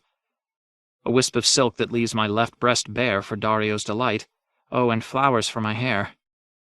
When first they met, the captain brought her flowers every day, all the way from Yunkai to Meereen. "Bring the grey linen gown with the pearls on the bodice. Oh, and my white lion's pelt." She always felt safer wrapped in Drogo's lion's skin. Daenerys received the captain on her terrace, seated on a carved stone bench beneath a pear tree. A half-moon floated in the sky above the city, attended by 1,000 stars. Daario Naharis entered swaggering. He swaggers even when he is standing still. The captain wore striped pantaloons tucked into high boots of purple leather, a white silk shirt, a vest of golden rings. His trident beard was purple, his flamboyant mustachios gold, his long curls equal parts of both. On one hip he wore a stiletto, on the other a Dothraki arak. "Bright Queen," he said, "you have grown more beautiful in my absence. How is this thing possible?" The queen was accustomed to such praise, yet somehow the compliment meant more coming from Daario than from the likes of Reznak, Zero, or Hizdar. "Captain, they tell us you did us good service in Lazar. I have missed you so much." "Your captain lives to serve his cruel queen." "Cruel?" Moonlight glimmered in his eyes. "He raced ahead of all his men to see her face the sooner, only to be left languishing whilst she ate lamb and figs with some dried-up old woman." "They never told me you were here," Dany thought, "or I might have played the fool and sent for you at once." "I was supping with the Green Grace." It seemed best not to mention Hizdar. "I had urgent need of her wise counsel." "I have only one urgent need, Daenerys." "Shall I send for food? You must be hungry." "I have not eaten in 2 days, but now that I am here, it is enough for me to feast upon your beauty." "My beauty will not fill up your belly." She plucked down a pear and tossed it at him. "Eat this." "If my queen commands it." He took a bite of the pear, his gold tooth gleaming. Juice ran down into his purple beard. The girl in her wanted to kiss him so much it hurt. His kisses would be hard and cruel, she told herself, and he would not care if I cried out or commanded him to stop. But the queen in her knew that would be folly. "Tell me of your journey." He gave a careless shrug. "The Yunkai sent some hired swords to close the Kaizai Pass. The Long Lances they name themselves. We descended on them in the night and sent a few to hell. In Lazar I slew 2 of my own sergeants for plotting to steal the gems and gold plate my queen had entrusted to me as gifts for the Lamb Men. Elsewise all went as I had promised." "How many men did you lose in the fighting?" 9, said Daario. "But a dozen of the Long Lances decided they would sooner be Stormcrows than corpses, so we came out 3 ahead. I told them they would live longer fighting with your dragons than against them, and they saw the wisdom in my words." That made her wary. "They might be spying for Yunkai." "They are too stupid to be spies. You do not know them." "Neither do you. Do you trust them?" "I trust all my men, just as far as I can spit." He spat out a seed and smiled at her suspicions. "Shall I bring their heads to you? I will, if you command it. 1 is bald, and 2 have braids, and 1 dyes his beard 4 different colors. What spy would wear such a beard, I ask you? The slinger can put a stone through a gnat's eye at 40 paces, and the ugly one has a way with horses, but if my queen says that they must die, I did not say that. I only... See that you keep your eye on them, that's all." She felt foolish saying it. She always felt a little foolish when she was with Daario. Gawky and girlish and slow-witted. What must he think of me? She changed the subject. "Will the Lamb Men send us food?" "Grain will come down the Skahazadan by barge, my queen, and other goods by caravan over the Kaizai." "Not the Skahazadan. The river has been closed to us. The seas as well. You will have seen the ships out in the bay. The Carthene have driven off a third of our fishing fleet and seized another third. The others are too frightened to leave port. What little trade we still had has been cut off." Daario tossed away the pear stem. "Carthene have milk in their veins. Let them see your dragons, and they'll run." Dany did not want to talk about the dragons. Farmers still came to her court with burned bones, complaining of missing sheep, though Drogon had not returned to the city. Some reported seeing him north of the river, above the grass of the Dothraki Sea. Down in the pit, Viserion had snapped one of his chains. He and Rhaegal grew more savage every day. Once the iron doors had glowed red-hot, her Unsullied told her, and no one dared to touch them for a day. Astapor is under siege as well. This I knew. One of the Long Lances lived long enough to tell us that men were eating one another in the Red City. He said Myreen's turn would come soon, so I cut his tongue out and fed it to a yellow dog. No dog will eat a liar's tongue. When the yellow dog ate his, I knew he spoke the truth. I have war inside the city, too. She told him of the Harpies' sons and the brazen beasts, of blood upon the bricks. My enemies are all around me, within the city and without. Attack, he said at once. A man surrounded by foes cannot defend himself. Try, and the axe will take you in the back whilst you are parrying the sword. No, when faced with many enemies, choose the weakest, kill him, ride over him, and escape. Where should I escape to? Into my bed, into my arms, into my heart. The hilts of Daario's arak and stiletto were wrought in the shape of golden women, naked and wanton. He brushed his thumbs across them in a way that was remarkably obscene, and smiled a wicked smile. Dany felt blood rushing to her face. It was almost as if he were caressing her. Would he think me wanton too if I pulled him into bed? He made her want to be his wanton. I should never see him alone. He is too dangerous to have near me. The Green Grace says that I must take a Giscari king, she said, flustered. She urges me to wed the noble Hisdar zo Loraq. That one? Daario chuckled. Why not Grey Worm if you want a eunuch in your bed? Do you want a king? I want you. I want peace. I gave Hisdar 90 days to end the killings. If he does, I will take him for a husband. Take me for your husband. I will do it in 9. You know I cannot do that, she almost said. You are fighting shadows when you should be fighting the men who cast them, Daario went on. Kill them all and take their treasures, I say. Whisper the command, and your Daario will make you a pile of their heads taller than this pyramid. If I knew who they were, Jacques and Paul and Merrick, them and all the rest, the great masters, who else would it be? He is as bold as he is bloody. We have no proof this is their work. Would you have me slaughter my own subjects? Your own subjects would gladly slaughter you. He had been so long away, Dany had almost forgotten what he was. Sellswords were treacherous by nature, she reminded herself. Fickle, faithless, brutal. He will never be more than he is. He will never be the stuff of kings. The pyramids are strong, she explained to him. We could take them only at great cost. The moment we attack one, the others will rise against us. Then winkle them out of their pyramids on some pretext. A wedding might serve. Why not? Promise your hand to Hisdar, and all the great masters will come to see you married. When they gather in the Temple of the Graces, turn us loose upon them. Dany was appalled. He is a monster. A gallant monster, but a monster still. Do you take me for the Butcher King? Better the butcher than the meat. All kings are butchers. Are queens so different? This queen is. Daario shrugged.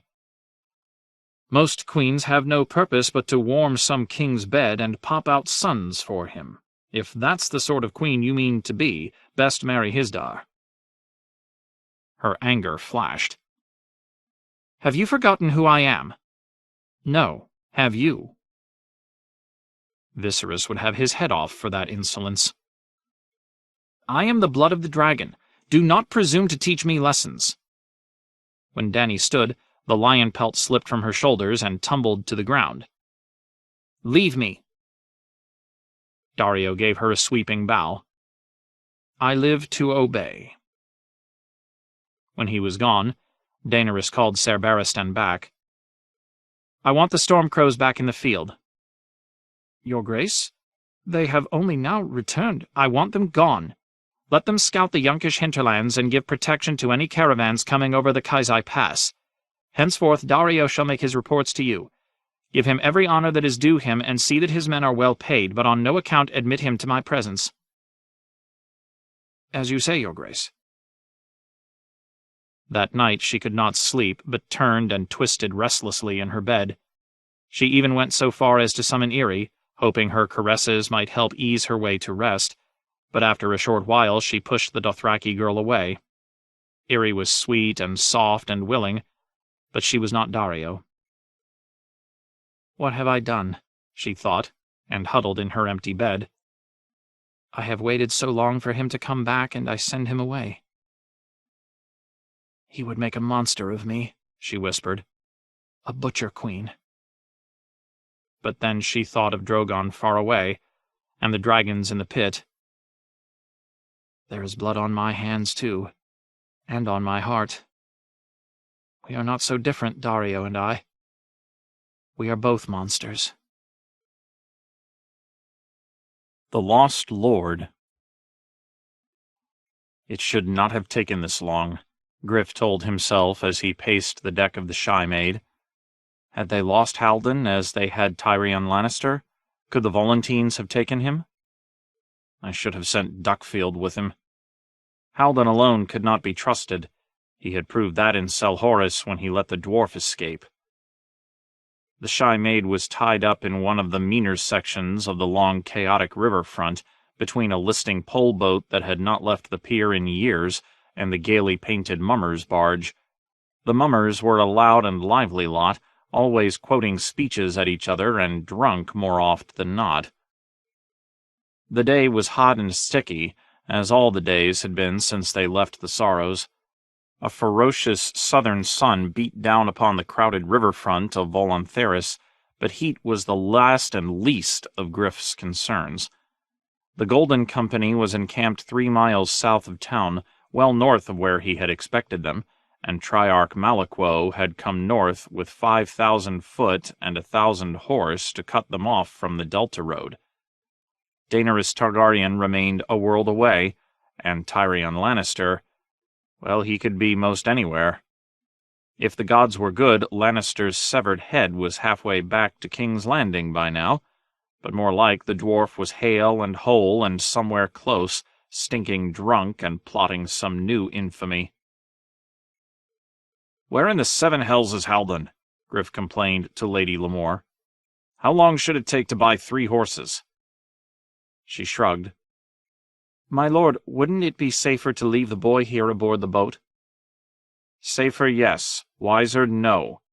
He is a man grown now, and this is the road that he was born to walk." Griff had no patience for this quibbling. He was sick of hiding, sick of waiting, sick of caution. I do not have time enough for caution. We have gone to great lengths to keep Prince Aegon hidden all these years, Lemore reminded him. The time will come for him to wash his hair and declare himself, I know, but that time is not now, not to a camp of sellswords. If Harry Strickland means him ill, hiding him on the Shy Maid will not protect him. Strickland has 10,000 swords at his command. We have duck. Aegon is all that could be wanted in a prince. They need to see that, Strickland and the rest. These are his own men. His because they're bought and paid for. 10,000 armed strangers, plus hangers-on and camp followers. All it takes is one to bring us all to ruin. If Hugor's head was worth a lord's honors, how much will Cersei Lannister pay for the rightful heir to the Iron Throne? You do not know these men, my lord. It has been a dozen years since you last rode with the Golden Company, and your old friend is dead." Blackheart. Miles Toyne had been so full of life the last time Griff had left him, it was hard to accept that he was gone. A golden skull atop a pole, and homeless Harry Strickland in his place. Lemore was not wrong, he knew. Whatever their sires or their grandsires might have been back in Westeros before their exile, the men of the Golden Company were sellswords now, and no sellsword could be trusted. Even so. Last night he'd dreamt of Stony Sept again. Alone, with sword in hand, he ran from house to house, smashing down doors, racing up stairs, leaping from roof to roof, as his ears rang to the sound of distant bells. Deep bronze booms and silver chiming pounded through his skull, a maddening cacophony of noise that grew ever louder until it seemed as if his head would explode. 17 years had come and gone since the Battle of the Bells, yet the sound of bells ringing still tied a knot in his guts. Others might claim that the realm was lost when Prince Rhaegar fell to Robert's warhammer on the Trident, but the Battle of the Trident would never have been fought if the Griffin had only slain the stag there in Stony Sept. The bells tolled for all of us that day.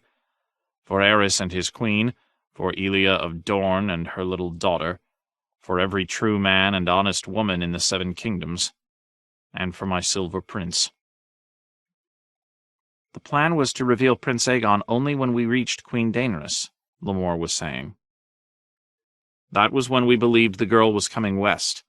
Our Dragon Queen has burned that plan to ash, and thanks to that fat fool in Pentos, we have grasped the she-dragon by the tail and burned our fingers to the bone. Illyrio could not have been expected to know that the girl would choose to remain at Slaver's Bay. No more than he knew that the Beggar King would die young, or that Khal Drogo would follow him into the grave. Very little of what the fat man has anticipated has come to pass.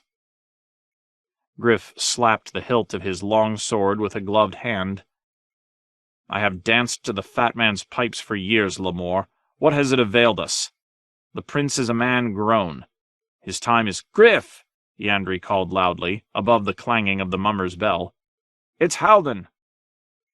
So it was. The half-maester looked hot and bedraggled as he made his way along the waterfront to the foot of the pier. Sweat had left dark rings beneath the arms of his light linen robes, and he had the same sour look on his long face as at Selhorys when he returned to the shy maid to confess that the dwarf was gone. He was leading 3 horses, however, and that was all that mattered. "Bring the boy," Griff told Lemore. "See that he's ready." "As you say," she answered, unhappily. So be it. He had grown fond of Lemore, but that did not mean he required her approval. Her task had been to instruct the prince in the doctrines of the faith, and she had done that. No amount of prayer would put him on the Iron Throne, however. That was Griff's task. He had failed Prince Rhaegar once. He would not fail his son, not whilst life remained in his body. Haldon's horses did not please him.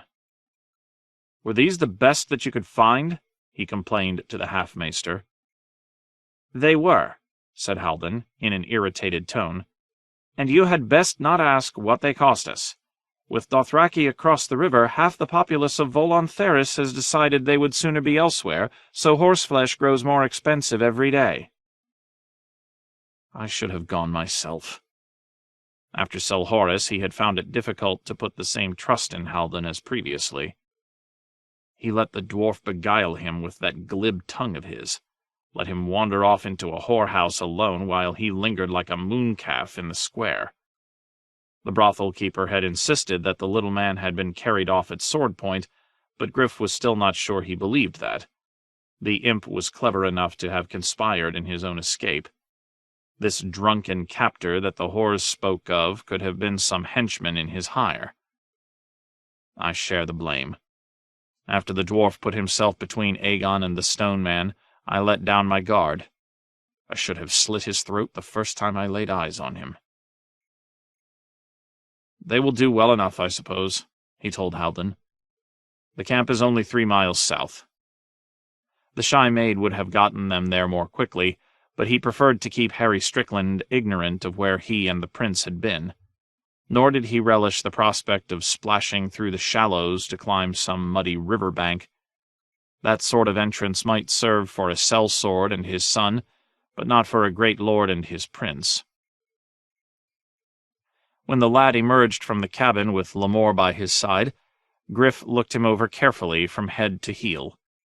The prince wore sword and dagger, black boots polished to a high sheen, a black cloak lined with blood-red silk. With his hair washed and cut and freshly dyed a deep dark blue, his eyes looked blue as well. At his throat he wore 3 huge square-cut rubies on a chain of black iron, a gift from Magister Illyrio. Red and black. Dragon colors. That was good. "You look a proper prince," he told the boy. "Your father would be proud if he could see you." Young Griff ran his fingers through his hair. "I am sick of this blue dye. We should have washed it out." "Soon enough." Griff would be glad to go back to his own true colors too, though his once red hair had gone to gray. He clapped the lad on the shoulder. "Shall we go? Your army awaits your coming." "I like the sound of that. My army." A smile flashed across his face, then vanished. "Are they, though? They're sellswords. Yallo warned me to trust no one." "There is wisdom in that," Griff admitted. It might have been different if Blackheart still commanded, but Miles Toyne was 4 years dead, and homeless Harry Strickland was a different sort of man. He would not say that to the boy, however. That dwarf had already planted enough doubts in his young head. Not every man is what he seems, and a prince especially has good cause to be wary. But go too far down that road, and the mistrust can poison you, make you sour and fearful. King Aerys was one such. By the end, even Rhaegar saw that plain enough. You would do best to walk a middle course. Let men earn your trust with leal service, but when they do, be generous and open-hearted. The boy nodded. "I will remember." They gave the prince the best of the 3 horses, a big gray gelding so pale that he was almost white. Griff and Haldon rode beside him on lesser mounts. The road ran south beneath the high white walls of Volontheris for a good half-mile. Then they left the town behind, following the winding course of the Rhoyne through willow groves and poppy fields and past a tall wooden windmill whose blades creaked like old bones as they turned. They found the Golden Company beside the river as the sun was lowering in the west. It was a camp that even Arthur Dayne might have approved of, compact, orderly, defensible. A deep ditch had been dug around it, with sharpened stakes inside.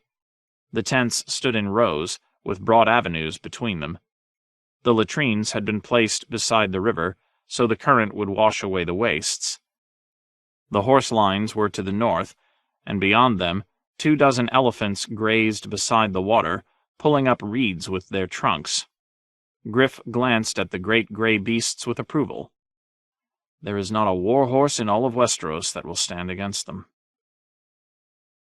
Tall battle standards of cloth of gold flapped atop lofty poles along the perimeters of the camp.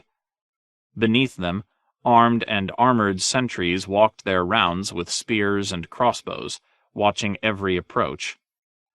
Griff had feared that the company might have grown lax under Harry Strickland, who had always seemed more concerned with making friends than enforcing discipline. But it would seem his worries had been misplaced. At the gate, Haldon said something to the sergeant of guards, and a runner was sent off to find a captain. When he turned up, he was just as ugly as the last time Griff laid eyes on him. A big-bellied, shambling hulk of a man, the sellsword had a seamed face crisscrossed with old scars. His right ear looked as if a dog had chewed on it, and his left was missing. "Have they made you a captain, Flowers?" Griff said. "I thought the Golden Company had standards." "It's worse than that, you bugger," said Franklin Flowers. "They knighted me as well. He clasped Griff by the forearm, pulled him into a bone-crushing hug. "You look awful, even for a man's been dead a dozen years. Blue hair, is it? When Harry said you'd be turning up, I almost shit myself. And Halden, you icy cunt, good to see you too. Still have that stick up your arse?" He turned to young Griff. "And this would be my squire. Lad, this is Franklin Flowers." The prince acknowledged him with a nod. "Flowers is a bastard name. You're from the Reach." "Aye.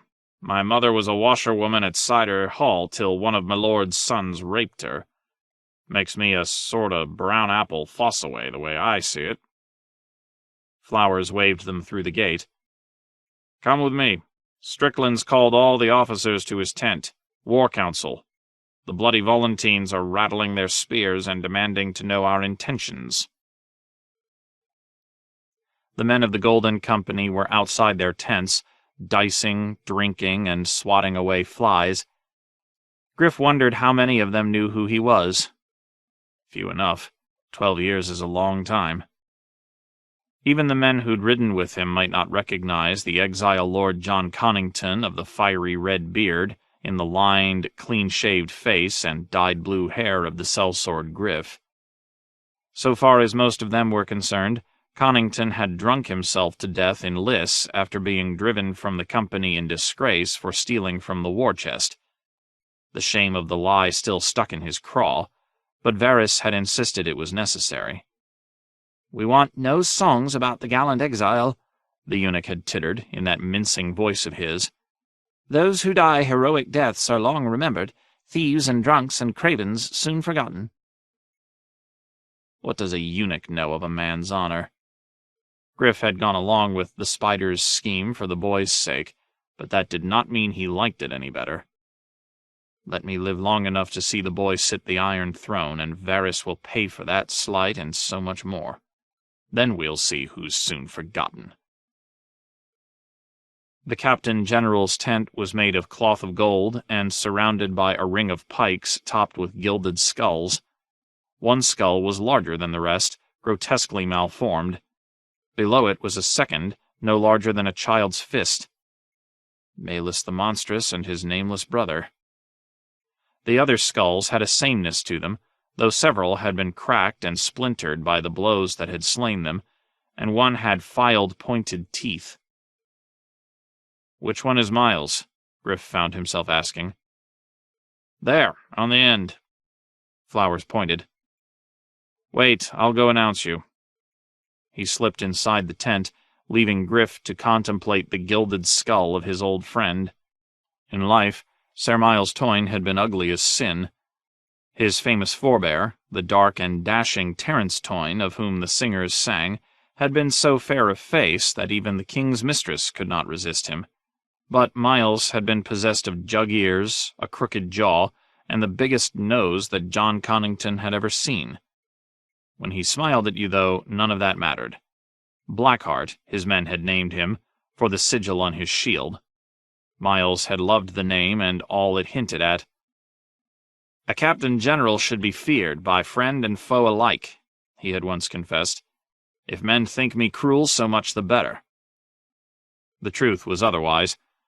Soldier to the bone, Toyne was fierce but always fair, a father to his men, and always generous to the exile Lord John Connington. Death had robbed him of his ears, his nose, and all his warmth. The smile remained, transformed into a glittering golden grin. All the skulls were grinning, even Bittersteel's on the tall pike in the center. What does he have to grin about? He died defeated and alone, a broken man in an alien land. On his deathbed, Ser Aegor Rivers had famously commanded his men to boil the flesh from his skull, dip it in gold, and carry it before them when they crossed the sea to retake Westeros. His successors had followed his example. John Connington might have been one of those successors if his exile had gone otherwise. He had spent 5 years with the company, rising from the ranks to a place of honor at Toyne's right hand. Had he stayed, it might well have been him the men turned to after Miles died, instead of Harry Strickland.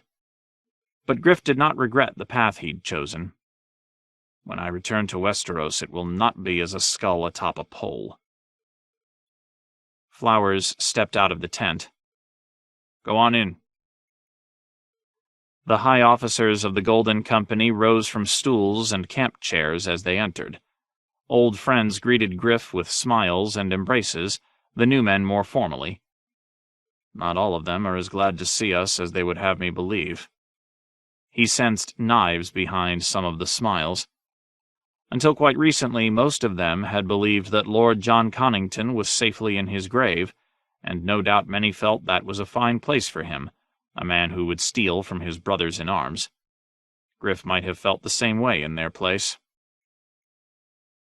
Sir Franklin did the introductions. Some of the sellsword captains bore bastard names, as Flowers did: Rivers, Hill, Stone. Others claimed names that had once loomed large in the histories of the Seven Kingdoms. Griff counted 2 Strongs, 3 Peaks, a Mud, a Mandrake, a Lothston, a pair of Coles. Not all were genuine, he knew. In the free companies, a man could call himself whatever he chose. By any name, the sellswords displayed a rude splendor. Like many in their trade, they kept their worldly wealth upon their persons. Jeweled swords, inlaid armor, heavy torques, and fine silks were much in evidence, and every man there wore a lord's ransom in golden arm rings. Each ring signified 1 year's service with the Golden Company. Mark Mandrake, whose pox-scarred face had a hole in one cheek where a slave's mark had been burned away, wore a chain of golden skulls as well. Not every captain was of Westerosi blood. Black Balak, a white-haired summer islander with skin dark as soot, commanded the company's archers, as in Blackheart's day. He wore a feathered cloak of green and orange, magnificent to behold. The cadaverous Volantine, Goris Edorian, had replaced Strickland as paymaster. A leopard skin was draped across one shoulder, and hair as red as blood tumbled to his shoulders in oiled ringlets, though his pointed beard was black. The spymaster was new to Griff, a Lyseni named Lysono Mar, with lilac eyes and white gold hair and lips that would have been the envy of a whore. At first glance, Griff had almost taken him for a woman. His fingernails were painted purple, and his earlobes dripped with pearls and amethysts. Ghosts and liars, Griff thought as he surveyed their faces. Revenants from forgotten wars, lost causes, failed rebellions, a brotherhood of the failed and the fallen, the disgraced and the disinherited. This is my army. This is our best hope. He turned to Harry Strickland. Homeless Harry looked little like a warrior. Portly, with a big round head, mild gray eyes, and thinning hair that he brushed sideways to conceal a bald spot, Strickland sat in a camp chair soaking his feet in a tub of salt water. "You will pardon me if I do not rise," he said by way of greeting. "Our march was wearisome, and my toes are prone to blisters. It is a curse." "It is a mark of weakness. You sound like an old woman." The Stricklands had been part of the Golden Company since its founding, Harry's great-grandsire having lost his lands when he rose with the Black Dragon during the first Blackfire Rebellion. "Gold for 4 generations," Harry would boast, as if 4 generations of exile and defeat were something to take pride in. "I can make you an ointment for that," said Haldon, "and there are certain mineral salts that will toughen your skin." "That is kind of you." Strickland beckoned to his squire. "Watkin, wine for our friends." "Thank you, but no," said Griff. "We will drink water." "As you prefer." The Captain General smiled up at the prince. "And this must be your son." Does he know? Griff wondered. How much did Miles tell him? Varys had been adamant about the need for secrecy. The plans that he and Illyrio had made with Blackheart had been known to them alone. The rest of the company had been left ignorant. What they did not know they could not let slip. That time was done, though. No man could have asked for a worthier son, Griff said. But the lad is not of my blood, and his name is not Griff. My lords, I give you Aegon Targaryen, firstborn son of Rhaegar, prince of Dragonstone, by Princess Elia of Dorne. Soon, with your help, to be Aegon, the sixth of his name, king of Andals, the Rhoynar, and the First Men, and lord of the Seven Kingdoms. Silence greeted his announcement. Someone cleared his throat. One of the Coles refilled his wine cup from the flagon. Gorys Edorian played with one of his corkscrew ringlets and murmured something in a tongue Griff did not know. Laswell Peake coughed. Mandrake and Lothston exchanged a glance. They know, Griff realized then. They have known all along. He turned to look at Harry Strickland. When did you tell them? The Captain General wriggled his blistered toes in his footbath. When we reached the river, the company was restless with good reason. We walked away from an easy campaign in the disputed lands, and for what? So we could swelter in this god-awful heat, watching our coins melt away and our blades go to rust whilst I turn away rich contracts? That news made Griff's skin crawl. Who? The Yunkish men. The envoy that they sent to woo Volantis has already dispatched 3 free companies to Slaver's Bay. He wishes us to be the 4th, and offers twice what Myr was paying us, plus a slave for every man in the company, 10 for every officer, and 100 choice maidens, all for me. Bloody hell. That would require thousands of slaves. Where do the Yunkish men expect to find so many? In Meereen. Strickland beckoned to his squire. Watkin, a towel. This water's growing cool, and my toes have wrinkled up like raisins. No, not that towel, the soft one. You refused him, said Griff. I told him I would think on his proposal. Harry winced as his squire toweled his feet. Gentle with the toes. Think of them as thin-skinned grapes, lad. You want to dry them without crushing them. Pat, do not scrub. Yes, like that. He turned back to Griff. A blunt refusal would have been unwise. The men might rightly ask if I had taken leave of my wits. You will have work for your blades soon enough. Will we? Asked Lysono Mar. I assume you know that the Targaryen girl has not started for the west? We heard that tale in Selhorus. No tale, simple truth. The why of it is harder to grasp. Sack Meereen, aye, why not? I would have done the same in her place. The slaver cities reek of gold, and conquest requires coin. But why linger? Fear? Madness? Sloth? The why of it does not matter. Harry Strickland unrolled a pair of striped woolen stockings. She is in Meereen, and we are here, where the Volantines grow daily more unhappy with our presence. We came to raise up a king and queen who would lead us home to Westeros, but this Targaryen girl seems more intent on planting olive trees than in reclaiming her father's throne. Meanwhile, her foes gather. Yunkai, Nugis, Tolos. Bloodbeard and the tattered prince will both be in the field against her, and soon enough the fleets of old Volantis will descend on her as well. What does she have? Bed slaves with sticks? Unsullied, said Griff. And dragons.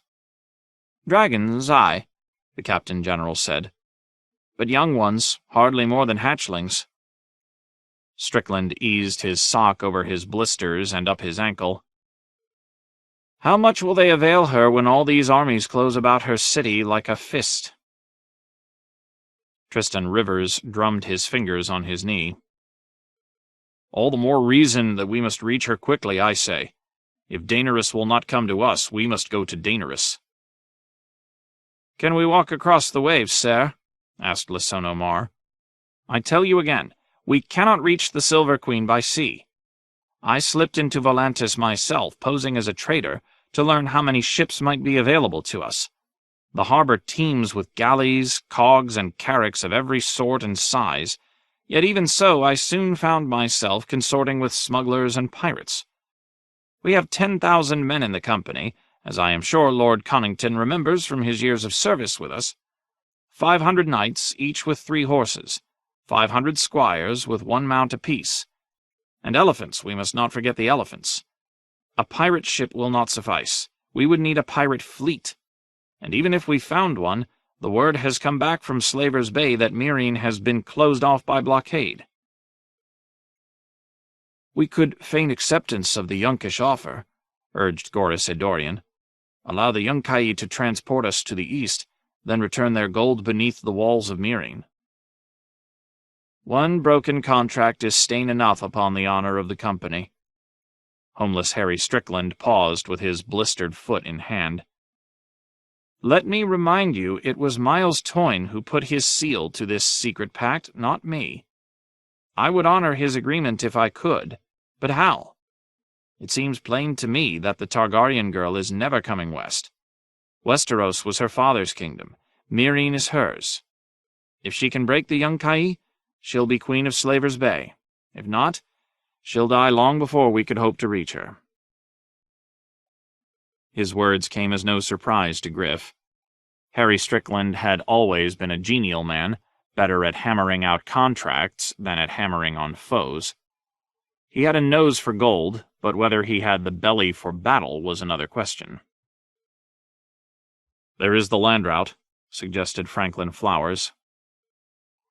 The Demon Road is death. We will lose half the company to desertion if we attempt that march, and bury half of those who remain beside the road. It grieves me to say it, but Magister Illyrio and his friends may have been unwise to put so much hope on this child queen. No, thought Griff, but they were most unwise to put their hopes on you. And then Prince Aegon spoke. Then put your hopes on me, he said. Daenerys is Prince Rhaegar's sister, but I am Rhaegar's son. I am the only dragon that you need. Griff put a black-gloved hand upon Prince Aegon's shoulder.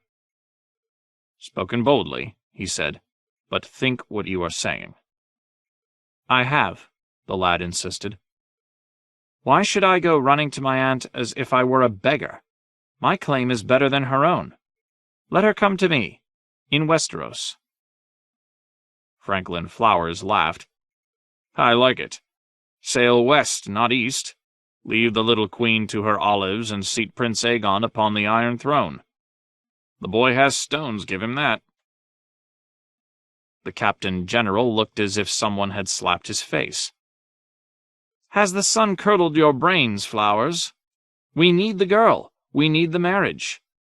If Daenerys accepts our princeling and takes him for her consort, the 7 kingdoms will do the same. Without her, the lords will only mock his claim and brand him a fraud and a pretender. And how do you propose to get to Westeros? You heard Lisono. There are no ships to be had. This man is afraid to fight, Griff realized. How could they have chosen him to take the Blackheart's place? No ships for Slaver's Bay. Westeros is another matter. The east is closed to us, not the sea. The Triarchs would be glad to see the back of us, I do not doubt. They might even help us arrange passage back to the 7 kingdoms. No city wants an army on its doorstep. He's not wrong, said Lisono Mar. By now the lion surely has the dragon's scent, said one of the Coles. But Cersei's attentions will be fixed upon Meereen and this other queen. She knows nothing of our prince. Once we land and raise our banners, many and more will flock to join us. Some, allowed homeless Harry, not many. Rhaegar's sister has dragons. Rhaegar's son does not. We do not have the strength to take the realm without Daenerys and her army, her unsullied. The first Aegon took Westeros without eunuchs, said Lisono Mar. Why shouldn't the 6th Aegon do the same? The plan— Which plan? Said Tristan Rivers. The fat man's plan? The one that changes every time the moon turns? First, Viserys Targaryen was to join us with 50,000 Dothraki screamers at his back. Then the beggar king was dead, and it was to be the sister, a pliable young child queen who was on her way to Pentos with 3 new-hatched dragons.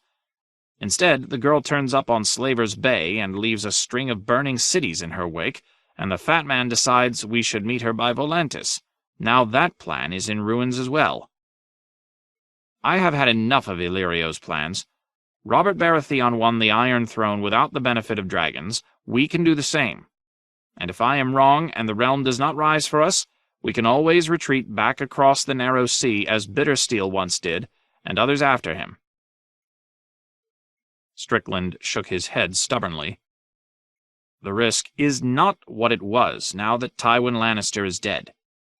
The Seven Kingdoms will never be more ripe for conquest. Another boy king sits the Iron Throne, this one even younger than the last, and rebels are thick upon the ground as autumn leaves. Even so, said Strickland. Alone we cannot hope to— Griff had heard enough of the Captain General's cowardice. We will not be alone. Dorne will join us, must join us. Prince Aegon is Elia's son as well as Rhaegar's. That's so, the boy said.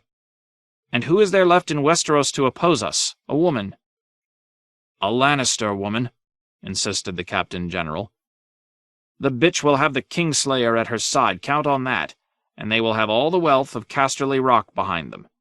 And Illyrio says this boy king is betrothed to the Tyrell girl, which means we must face the power of Highgarden as well. Laswell Peake rapped his knuckles on the table. Even after a century, some of us still have friends in the Reach. The power of Highgarden may not be what Mace Tyrell imagines. Prince Aegon, said Tristan Rivers, we are your men. Is this your wish, that we sail west instead of east? It is, Aegon replied eagerly. If my aunt wants Meereen, she's welcome to it. I will claim the Iron Throne by myself, with your swords and your allegiance. Move fast and strike hard, and we can win some easy victories before the Lannisters even know that we have landed. That will bring others to our cause. Rivers was smiling in approval. Others traded thoughtful looks. Then Peake said, I would sooner die in Westeros than on the Demon Road. And Mark Mandrake chuckled and responded, Me? I'd sooner live, win lands in some great castle. And Franklin Flowers slapped his sword hilt and said, So long as I can kill some Fossleways, I'm for it.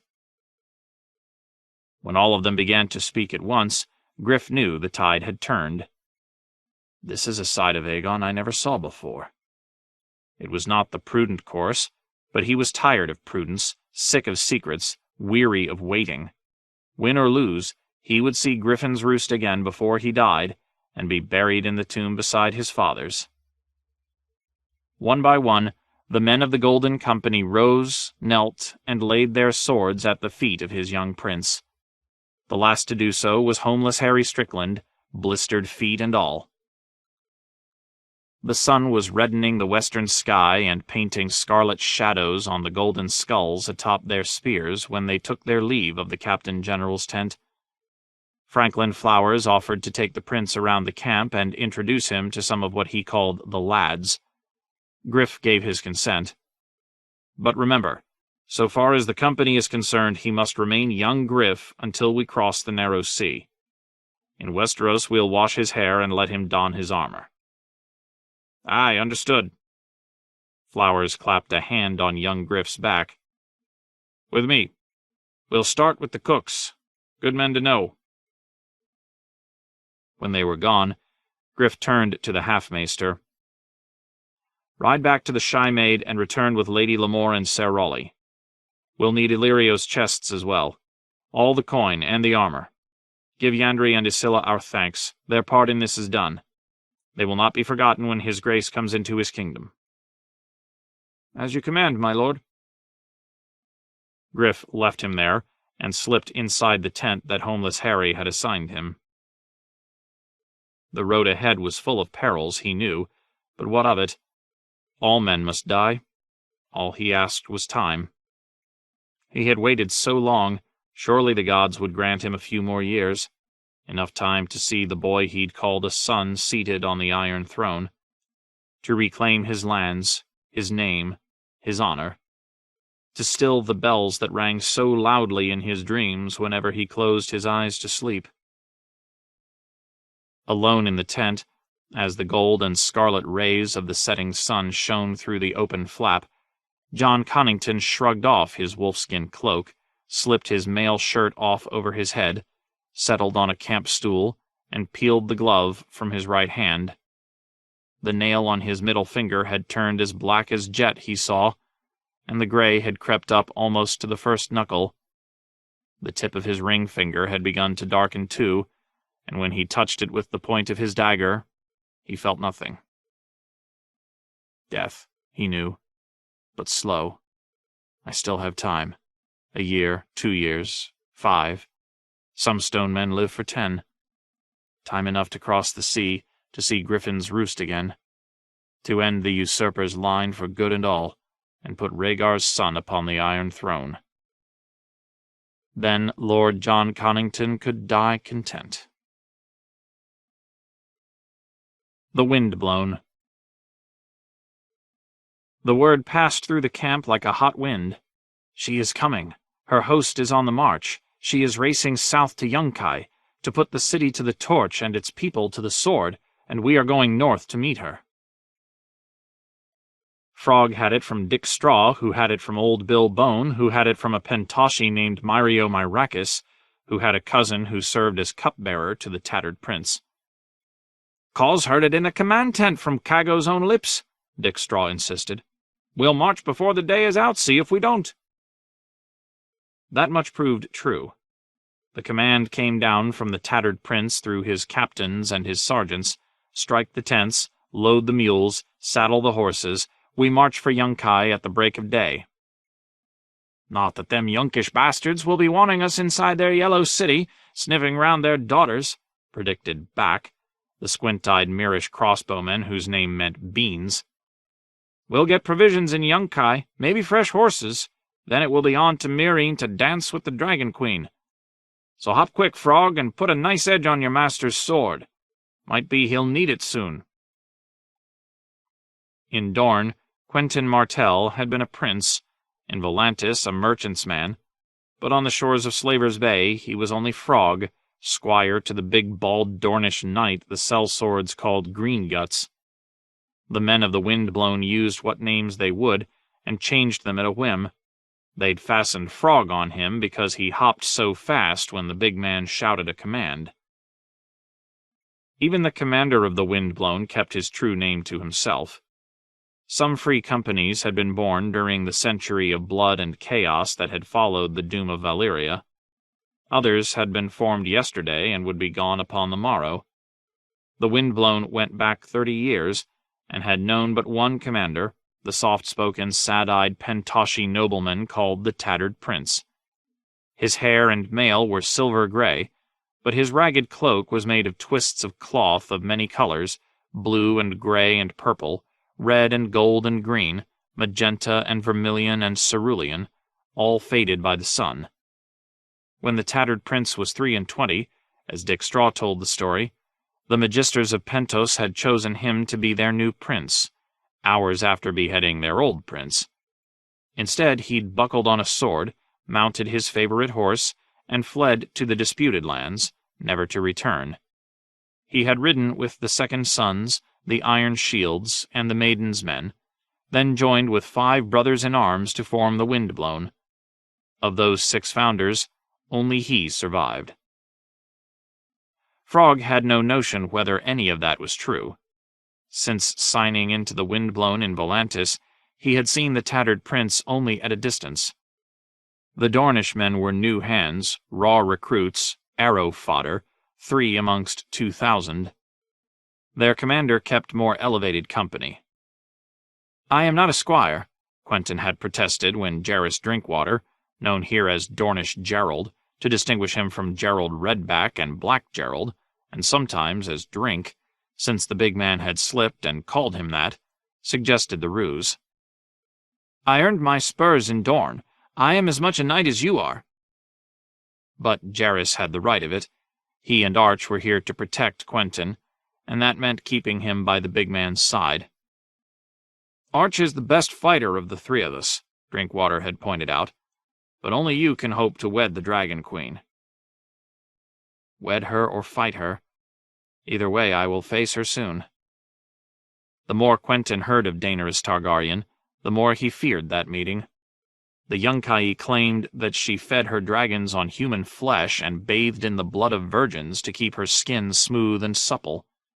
Beans laughed at that, but relished the tales of the Silver Queen's promiscuity.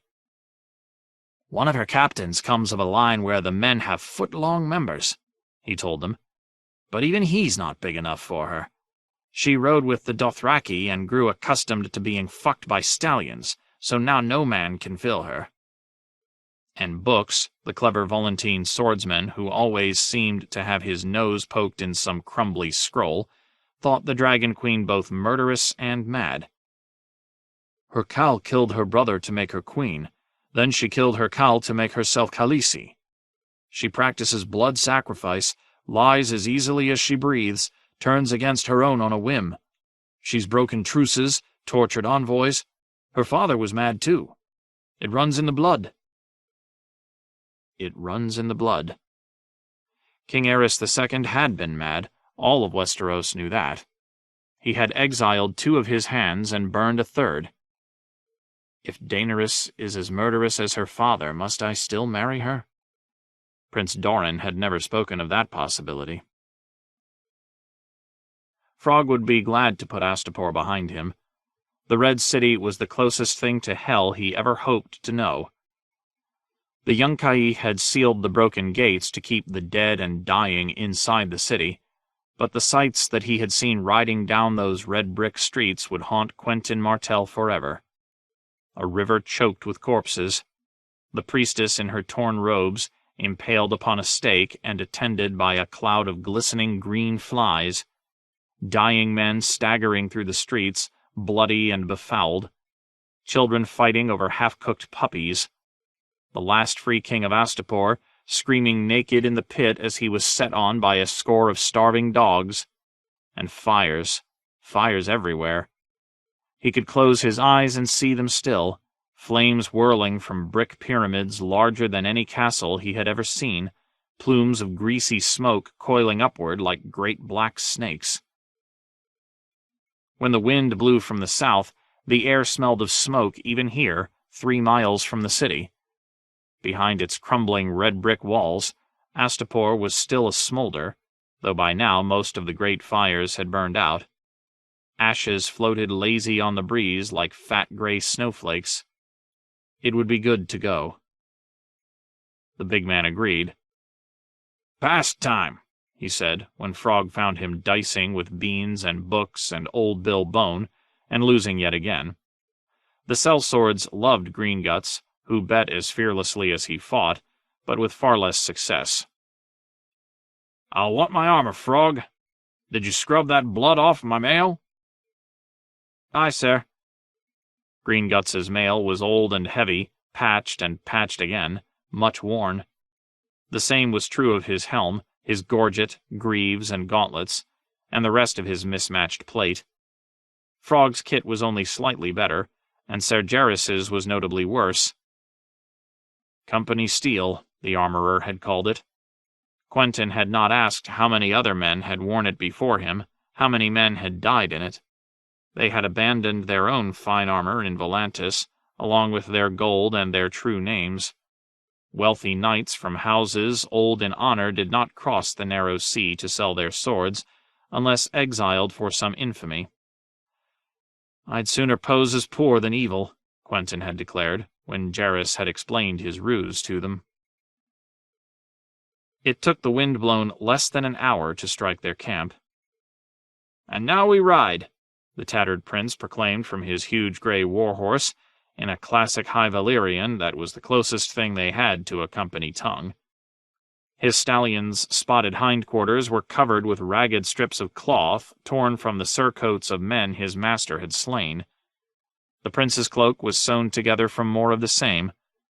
An old man he was, past 60, yet he still sat straight and tall in the high saddle, and his voice was strong enough to carry to every corner of the field. "Astapor was but a taste," he said. "Meereen will be the feast." And the sellswords sent up a wild cheer. Streamers of pale blue silk fluttered from their lances, whilst fork-tailed blue and white banners flew overhead, the standards of the Windblown. The 3 Dornishmen cheered with all the rest. Silence would have drawn notice. But as the Windblown rode north along the coast road, close behind Bloodbeard and the company of the Cat, Frog fell in beside Dornish Gerald. "Soon," he said in the common tongue of Westeros. There were other Westerosi in the company, but not many, and not near. "We need to do it soon." "Not here," warned Jairus, with a mummer's empty smile. "We'll speak of this tonight when we make camp." It was 100 leagues from Astapor to Yunkai by the old Giscari coast road, and another 50 from Yunkai to Meereen. The free companies, well mounted, could reach Yunkai in 6 days of hard riding, or 8 at a more leisurely pace. The legions from Old Gis would take half again as long, marching afoot, and the Yunkai and their slave soldiers. "With their generals, it's a wonder they don't march into the sea," Beans said. The Yunkai did not lack for commanders. An old hero named Yurkaz Zo-Yunzak had the supreme command, though the men of the Windblown glimpsed him only at a distance, coming and going in a palanquin so huge it required 40 slaves to carry it. They could not help but see his underlings, however. The Yunkish lordlings scuttled everywhere like roaches. Half of them seemed to be named Gazdan, Grazdan, Mazdan, or Gaznak. Telling one Giscari name from another was an art few of the Windblown had mastered, so they gave them mocking styles of their own devising. Foremost amongst them was the Yellow Whale, an obscenely fat man who always wore yellow silk tokars with golden fringes. Too heavy even to stand unassisted, he could not hold his water, so he always smelled of piss, a stench so sharp that even heavy perfumes could not conceal it. But he was said to be the richest man in Yunkai, and he had a passion for grotesques. His slaves included a boy with the legs and hooves of a goat, a bearded woman, a 2-headed monster from Mantaris, and a hermaphrodite who warmed his bed at night. "Cock and cunny both," Dick Straw told them. "The whale used to own a giant, too. Liked to watch him fuck his slave girls. Then he died. I hear the whale'd give a sack of gold for a new one." Then there was the girl general, who rode about on a white horse with a red mane and commanded 100 strapping slave soldiers that she had bred and trained herself, all of them young, lean, rippling with muscle, and naked but for breechclouts, yellow cloaks, and long bronze shields with erotic inlays. Their mistress could not have been more than 16, and fancied herself Yunkai's own Daenerys Targaryen. The little pigeon was not quite a dwarf, but he might have passed for one in a bad light. Yet he strutted about as if he were a giant, with his plump little legs spread wide and his plump little chest puffed out. His soldiers were the tallest that any of the Windblown had ever seen. The shortest stood 7 feet tall, the tallest close to 8. All were long-faced and long-legged, and the stilts built into the legs of their ornate armor made them longer still. Pink enameled scales covered their torsos. On their heads were perched elongated helms complete with pointed steel beaks and crests of bobbing pink feathers. Each man wore a long curved sword upon his hip, and each clasped a spear as tall as he was, with a leaf-shaped blade at either end. "The little pigeon breeds them," Dick Straw informed them. "He buys tall slaves from all over the world, mates the men to the women, and keeps the tallest offspring for the herons. One day he hopes to be able to dispense with the stilts." "A few sessions on the rack might speed along the process," suggested the big man. Jairus Drinkwater laughed. "A fearsome lot. Nothing scares me worse than stilt walkers in pink scales and feathers. If one was after me, I'd laugh so hard my bladder might let go." "Some say that herons are majestic," said old Bill Bone. "If your king eats frogs while standing on one leg." "Herons are craven," the big man put in. "One time me and Drink and Cletus were hunting, and we came on these herons wading in the shallows, feasting on tadpoles and small fish. They made a pretty sight, aye, but then a hawk passed overhead, and they all took to the wing like they'd seen a dragon. Kicked up so much wind it blew me off my horse, but Cletus knocked an arrow to his string and brought one down. Tasted like duck, but not so greasy." Even the little pigeon and his herons paled beside the folly of the brothers the sellswords called the Clanker Lords. The last time the slave soldiers of Yunkai had faced the Dragon Queens unsullied, they broke and ran. The Clanker Lords had devised a stratagem to prevent that. They chained their troops together in groups of 10, wrist to wrist and ankle to ankle. "None of the poor bastards can run unless they all run," Dick Straw explained, laughing. "And if they do all run, they won't run very fast." "They don't fucking march very fast either," observed Beans. "You can hear them clanking 10 leagues off." There were more, near as mad or worse. Lord Wobblecheeks, the drunken conqueror, the Beastmaster, Pudding-Face, the Rabbit, the Charioteer, the perfumed hero. Some had 20 soldiers, some 200 or 2,000, all slaves they had trained and equipped themselves. Every one was wealthy, every one was arrogant, and every one was a captain and commander, answerable to no one but Yurkhaz Zoyunzak, disdainful of mere sellswords, and prone to squabbles over precedents that were as endless as they were incomprehensible. In the time it took the Windblown to ride 3 miles, the Yunkai had fallen 2.5 miles behind. "A pack of stinking yellow fools," Beans complained. "They still ain't managed to puzzle out why the Storm Crows and the Second Sons went over to the Dragon Queen." "For gold, they believe," said Books. "Why do you think they're paying us so well?" "Gold is sweet, but life is sweeter," said Beans. "We were dancing with cripples at Astapor. Do you want to face real Unsullied with that lot on your side?" "We fought the Unsullied at Astapor," the big man said. "I said real Unsullied. Hacking off some boy's stones with a butcher's cleaver and handing him a pointy hat don't make him Unsullied. That Dragon Queen's got the real item, the kind that don't break and run when you fart in their general direction." "Them, and dragons too." Dick Straw glanced up at the sky as if he thought the mere mention of dragons might be enough to bring them down upon the company. "Keep your swords sharp, boys. We'll have us a real fight soon." A real fight, thought Frog. The words stuck in his craw. The fight beneath the walls of Astapor had seemed real enough to him, though he knew the sellswords felt otherwise. "That was butchery, not battle," the warrior bard Denzo Dahan had been heard to declare afterward. Denzo was a captain, and veteran of 100 battles. Frog's experience was limited to practice yard and tourney ground, so he did not think it was his place to dispute the verdict of such a seasoned warrior. "It seemed like a battle when it first began, though." He remembered how his gut had clenched when he was kicked awake at dawn with the big man looming over him.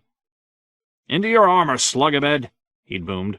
"The butcher's coming out to give us battle. Up, unless you mean to be his meat." "The Butcher King is dead," Frog had protested sleepily. That was the story all of them had heard as they scrambled from the ships that had brought them from Old Volantis. A second King Cleon had taken the crown and died in turn, supposedly, and now the Astapori were ruled by a whore and a mad barber whose followers were fighting with each other to control the city. "Maybe they lied," the big man had replied. "Or else this is some other butcher. Might be the first one come back screaming from his tomb to kill some Yunkishmen. Makes no bloody matter, Frog. Get your armor on." The tent slept 10, and all of them had been on their feet by then, wriggling into breeches and boots, sliding long coats of ringmail down onto their shoulders, buckling breastplates, tightening the straps on greaves or vambraces, grabbing for helms and shields and sword belts. Jairus, quick as ever, was the first one fully clad, Arch close behind him. Together they helped Quentin don his own harness. 300 yards away, Astapor's new Unsullied had been pouring through their gates and forming up in ranks beneath their city's crumbling red brick walls, dawn light glinting off their spiked bronze helmets and the points of their long spears. The 3 Dornishmen spilled from the tent together to join the fighters sprinting for the horse lines. Battle. Quentyn had trained with spear and sword and shield since he was old enough to walk, but that meant nothing now. "Warrior, make me brave," Frog had prayed, as drums beat in the distance. Boom, boom, boom, boom, boom, boom. The big man pointed out the Butcher King to him, sitting stiff and tall upon an armored horse in a suit of copper scale that flashed brilliantly in the morning sun. He remembered Jairus sidling up just before the fight began. "Stay close to Arch, whatever happens. Remember, you're the only one of us who can get the girl." By then, the Astapori were advancing. Dead or alive, the Butcher King still took the wise masters unawares. The Yunkish men were still running about in fluttering tokars, trying to get their half-trained slave soldiers into some semblance of order, as unsullied spears came crashing through their siege lines. If not for their allies and their despised hirelings, they might well have been overwhelmed, but the Windblown and the company of the Cat were a horse in minutes and came thundering down on the Astapori flanks, even as a legion from New Gis pushed through the Yunkish camp from the other side and met the Unsullied spear to spear and shield to shield. The rest was butchery, but this time it was the Butcher King on the wrong end of the cleaver. Cago was the one who finally cut him down, fighting through the king's protectors on his monstrous warhorse and opening Cleon the Great from shoulder to hip with one blow of his curved Valyrian arak. Frog did not see it, but those who did claimed Cleon's copper armor rent like silk, and from within came an awful stench and 100 wriggling grave worms. Cleon had been dead after all. The desperate Astapori had pulled him from his tomb, clapped him into armor, and tied him onto a horse in hopes of giving heart to their Unsullied. Dead Cleon's fall wrote an end to that. The new Unsullied threw down their spears and shields and ran, only to find the gates of Astapor shut behind them. Frog had done his part in the slaughter that followed, riding down the frightened eunuchs with the other Windblown. Hard by the big man's hip he rode, slashing right and left as their wedge went through the Unsullied like a spear point. When they burst through on the other side, the tattered prince had wheeled them round and led them through again. It was only coming back that Frog got a good look at the faces beneath the spiked bronze caps and realized that most were no older than he. Green boys screaming for their mothers, he'd thought, but he killed them all the same. By the time he'd left the field, his sword was running red with blood, and his arm was so tired he could hardly lift it. Yet that was no real fight, he thought. The real fight will be on us soon, and we must be away before it comes, or we'll find ourselves fighting on the wrong side.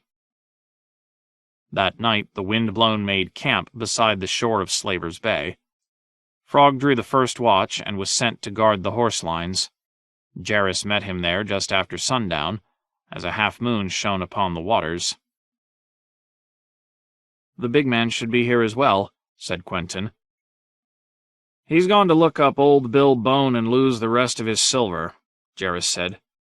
"Leave him out of this. He'll do as we say, though he won't like it much." No.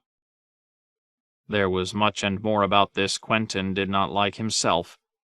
Sailing on an overcrowded ship tossed by wind and sea, eating hard bread crawling with weevils and drinking black tar rum to sweet oblivion, sleeping on piles of moldy straw with the stench of strangers in his nostrils. All that he had expected when he made his mark on that scrap of parchment in Volantis, pledging the tattered prince his sword and service for a year. Those were hardships to be endured, the stuff of all adventures. But what must come next was plain betrayal. The Yunkai had brought them from old Volantis to fight for the Yellow City, but now the Dornishmen meant to turn their cloaks and go over to the other side. That meant abandoning their new brothers-in-arms as well. The Windblown were not the sort of companions Quentyn would have chosen, but he had crossed the sea with them, shared their meat and mead, fought beside them, traded tales with those few whose talk he understood. And if all his tales were lies, well, that was the cost of passage to Meereen. It is not what you'd call honorable, Jairus had warned them, back at the merchant's house. Daenerys may be halfway to Yunkai by now, with an army at her back, Quentyn said as they walked amongst the horses. She may be, Jairus said, but she's not. We've heard such talk before. The Astapori were convinced Daenerys was coming south with her dragons to break the siege. She didn't come then, and she's not coming now. We can't know that, not for certain. We need to steal away before we end up fighting the woman I was sent to woo. Wait till Yunkai. Jairus gestured at the hills. These lands belong to the Yunkai. No one is like to want to feed or shelter 3 deserters. North of Yunkai, that's no man's land. He was not wrong. Even so, Quentyn felt uneasy. The big man's made too many friends. He knows the plan was always to steal off and make our way to Daenerys, but he's not going to feel good about abandoning men he's fought with. If we wait too long, it's going to feel as if we're deserting them on the eve of battle. He will never do that. You know him as well as I do. It's desertion whenever we do it, argued Jairus, and the tattered prince takes a dim view of deserters. He'll send hunters after us, and 7 save us if they catch us. If we're lucky, they'll just chop off a foot to make sure we never run again. If we're unlucky, they'll give us to Pretty Meris. That last gave Quentyn pause. Pretty Meris frightened him. A Westerosi woman, but taller than he was, just a thumb under 6 feet. After 20 years amongst the free companies, there was nothing pretty about her, inside or out. Jairus took him by the arm. Wait, a few more days, that's all. We have crossed half the world. Be patient for a few more leagues. Somewhere north of Yunkai, our chance will come. If you say, said Frog doubtfully. But for once the gods were listening, and their chance came much sooner than that. It was 2 days later. Hugh Hungerford reined up by their cook fire and said, "Dornish, you're wanted in the command tent." "Which one of us?" asked Jairus. "We're all Dornish." "All of you, then." Sour and saturnine, with a maimed hand, Hungerford had been company paymaster for a time, until the tattered prince had caught him stealing from the coffers and removed 3 of his fingers. Now he was just a sergeant. What could this be? Up to now, Frog had no notion that their commander knew he was alive. Hungerford had already ridden off, however, so there was no time for questions. All they could do was gather up the big man and report as ordered. "Admit to nothing and be prepared to fight," Quentyn told his friends. "I am always prepared to fight," said the big man. The great grey sailcloth pavilion that the tattered prince liked to call his canvas castle was crowded when the Dornishmen arrived. It took Quentyn only a moment to realize that most of those assembled were from the 7 kingdoms, or boasted Westerosi blood. Exiles or the sons of exiles. Dick Straw claimed there were 60 Westerosi in the company. A good third of those were here, including Dick himself, Hugh Hungerford, Pretty Meris, and golden-haired Lewis Lanster, the company's best archer. Denzo Dahan was there as well, with Cago huge beside him. Cago Corpse Killer, the men were calling him now, though not to his face. He was quick to anger, and that curved black sword of his was as nasty as its owner. There were hundreds of Valyrian longswords in the world, but only a handful of Valyrian araks. Neither Cago nor Dahan was Westerosi, but both were captains and stood high in the tattered prince's regard. His right arm and his left. Something major is afoot. It was the tattered prince himself who did the speaking.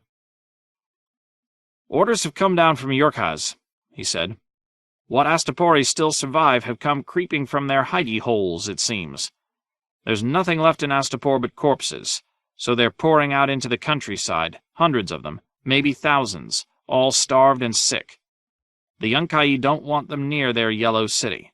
We've been commanded to hunt them down and turn them, drive them back to Astapor or north to Meereen. If the Dragon Queen wants to take them in, she's welcome to them. Half of them have the bloody flux, and even the healthy ones are mouths to feed.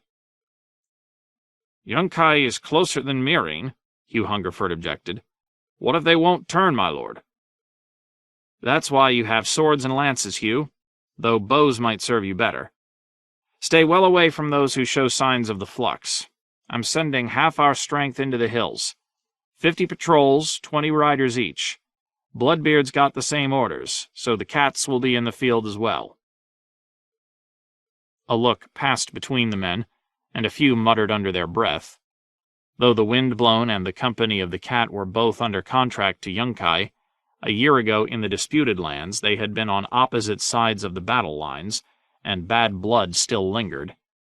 Bloodbeard, the savage commander of the Cats, was a roaring giant with a ferocious appetite for slaughter who made no secret of his disdain for old greybeards in rags. Dick Straw cleared his throat. Begging your pardon, but we're all 7 kingdoms born here. My lord never broke up the company by blood or tongue before. Why send us lot together? A fair question. You're to ride east, deep into the hills, then swing wide about Yunkai, making for Meereen.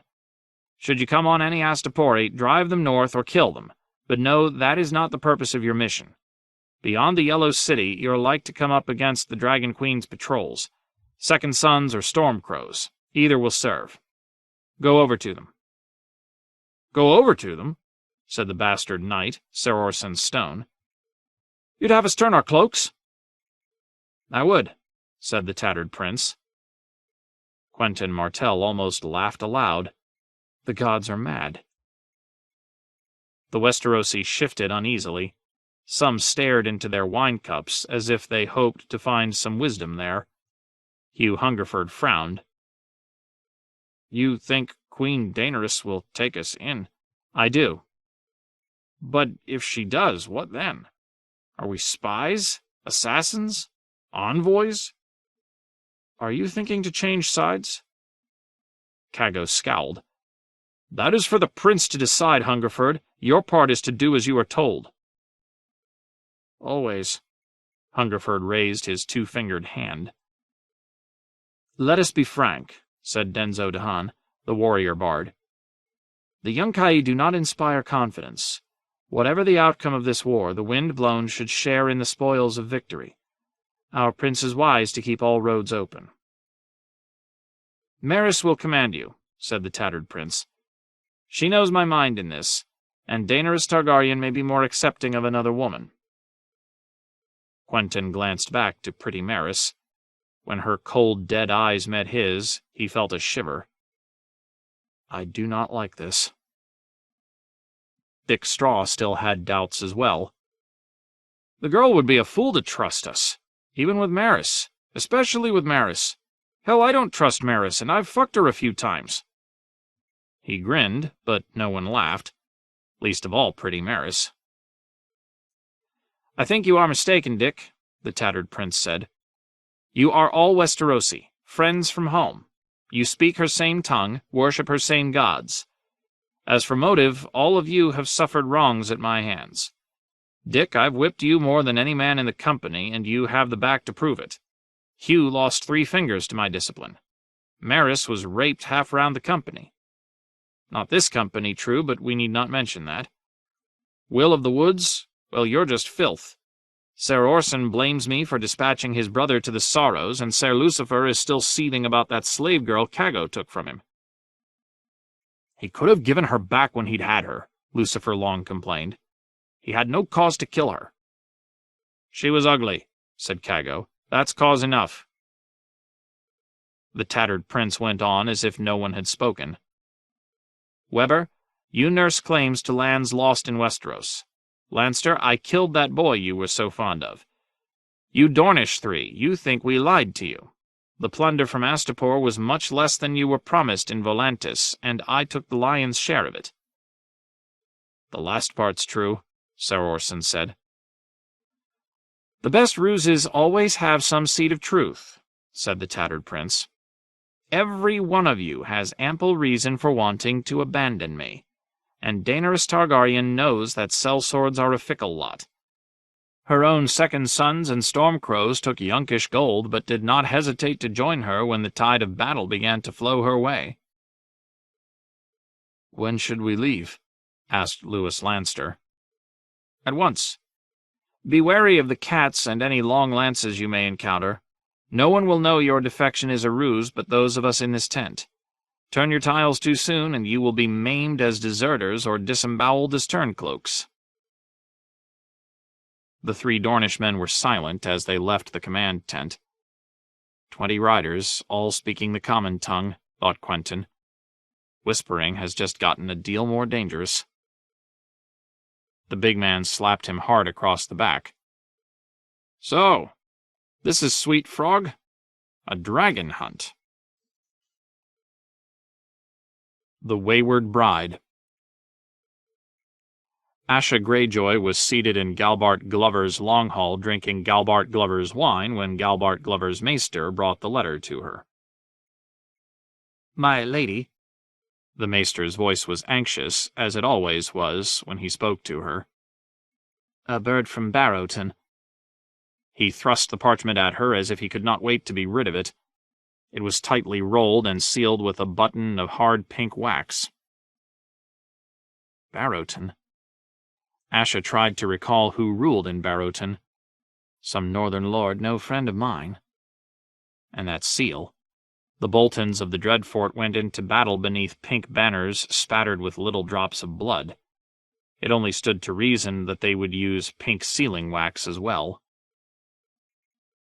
This is poison that I hold, she thought. I ought to burn it. Instead, she cracked the seal. A scrap of leather fluttered down into her lap. When she read the dry brown words, her black mood grew blacker still. Dark wings, dark words. The ravens never brought glad tidings. The last message sent to Deepwood had been from Stannis Baratheon, demanding homage. This was worse. The Northmen have taken Moat Cailin. The bastard of Bolton? Asked Carl, beside her. Ramsay Bolton, Lord of Winterfell, he signs himself. But there are other names as well. Lady Dustin, Lady Serwyn, and 4 Ricewells had appended their own signatures beneath his. Beside them was drawn a crude giant, the mark of some umber. Those were done in maester's ink, made of soot and coal tar, but the message above was scrawled in brown in a huge spiky hand. It spoke of the fall of Moat Cailin, of the triumphant return of the Warden of the North to his domains, of a marriage soon to be made. The first words were, I write this letter in the blood of Ironmen. The last, I send you each a piece of prince. Linger in my lands and share his fate. Asha had believed her little brother dead. Better dead than this. The scrap of skin had fallen into her lap. She held it to the candle and watched the smoke curl up until the last of it had been consumed and the flame was licking at her fingers. Galbart Glover's maester hovered expectantly at her elbow. There will be no answer, she informed him. May I share these tidings with Lady Cybele? If it please you. Whether Cybele Glover would find any joy in the fall of Moat Cailin, Asha could not say. Lady Cybele all but lived in her godswood, praying for her children and her husband's safe return. Another prayer like to go unanswered. Her heart-tree is as deaf and blind as our drowned god. Robert Glover and his brother Galbart had ridden south with the young wolf. If the tales they had heard of the Red Wedding were even half true, they were not like to ride north again. Her children are alive at least, and that is thanks to me. Asha had left them at 10 Towers in the care of her aunts. Lady Cybele's infant daughter was still on the breast, and she had judged the girl too delicate to expose to the rigors of another stormy crossing. Asha shoved the letter into the maester's hands. Here, let her find some solace here if she can. You have my leave to go." The maester inclined his head and departed. After he was gone, Tris Botley turned to Asha. "If Moat Cailin has fallen, Torrhen's Square will soon follow. Then it will be our turn." "Not for a while yet. The cleft jaw will make them bleed." Torrhen's Square was not a ruin like Moat Cailin, and Dagmar was ironed to the bone. He would die before he'd yield. "If my father still lived, Moat Cailin would never have fallen." Balon Greyjoy had known that the moat was the key to holding the north. Euron knew that as well. He simply did not care. No more than he cared what happened to Deepwood Motte or Torrhen's Square. "Euron has no interest in Balon's conquests. My nuncle's off chasing dragons." The Crow's Eye had summoned all the strength of the Iron Isles to Old Wyke and sailed out into the deepness of the Sunset Sea, with his brother Victarion following behind like a whipped cur. There was no one left on Pike to appeal to, save for her own lord husband. "We stand alone." "Dagmar will smash them," insisted Crom, who had never met a woman he loved half so much as battle. "They are only wolves." "The wolves are all slain."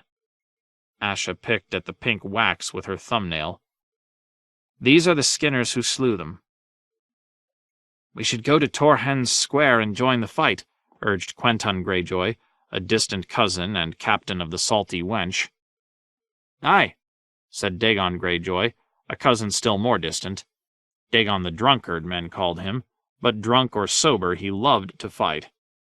"Why should the cleft jaw have all the glory for himself?" Two of Galbart Glover's serving men brought forth the roast, but that strip of skin had taken Asha's appetite. "My men have given up all hope of victory," she realized glumly. "All they look for now is a good death." The wolves would give them that, she had no doubt. Soon or late, they will come to take this castle back. The sun was sinking behind the tall pines of the Wolfswood as Asha climbed the wooden steps to the bedchamber that had once been Galbart Glover's. She had drunk too much wine, and her head was pounding. Asha Greyjoy loved her men, captains and crew alike, but half of them were fools. Brave fools, but fools nonetheless. Go to the Cleftjaw, yes, as if we could. Between Deepwood and Dagmar lay long leagues, rugged hills, thick woods, wild rivers, and more Northmen than she cared to contemplate. Asha had 4 longships and not quite 200 men, including Christopher Botley, who could not be relied on. For all his talk of love, she could not imagine Tris rushing off to Torrhen's Square to die with Dagmar Cleftjaw. Carl followed her up to Galbart Glover's bedchamber. "Get out," she told him. "I want to be alone." "What you want is me." He tried to kiss her. Asha pushed him away. "Touch me again and I'll what?" He drew his dagger. "Undress yourself, girl." "Fuck yourself, you beardless boy." "I'd sooner fuck you." One quick slash unlaced her jerkin. Asha reached for her axe, but Carl dropped his knife and caught her wrist, twisting back her arm until the weapon fell from her fingers. He pushed her back onto Glover's bed, kissed her hard, and tore off her tunic to let her breasts spill out. When she tried to knee him in the groin, he twisted away and forced her legs apart with his knees. "I'll have you now."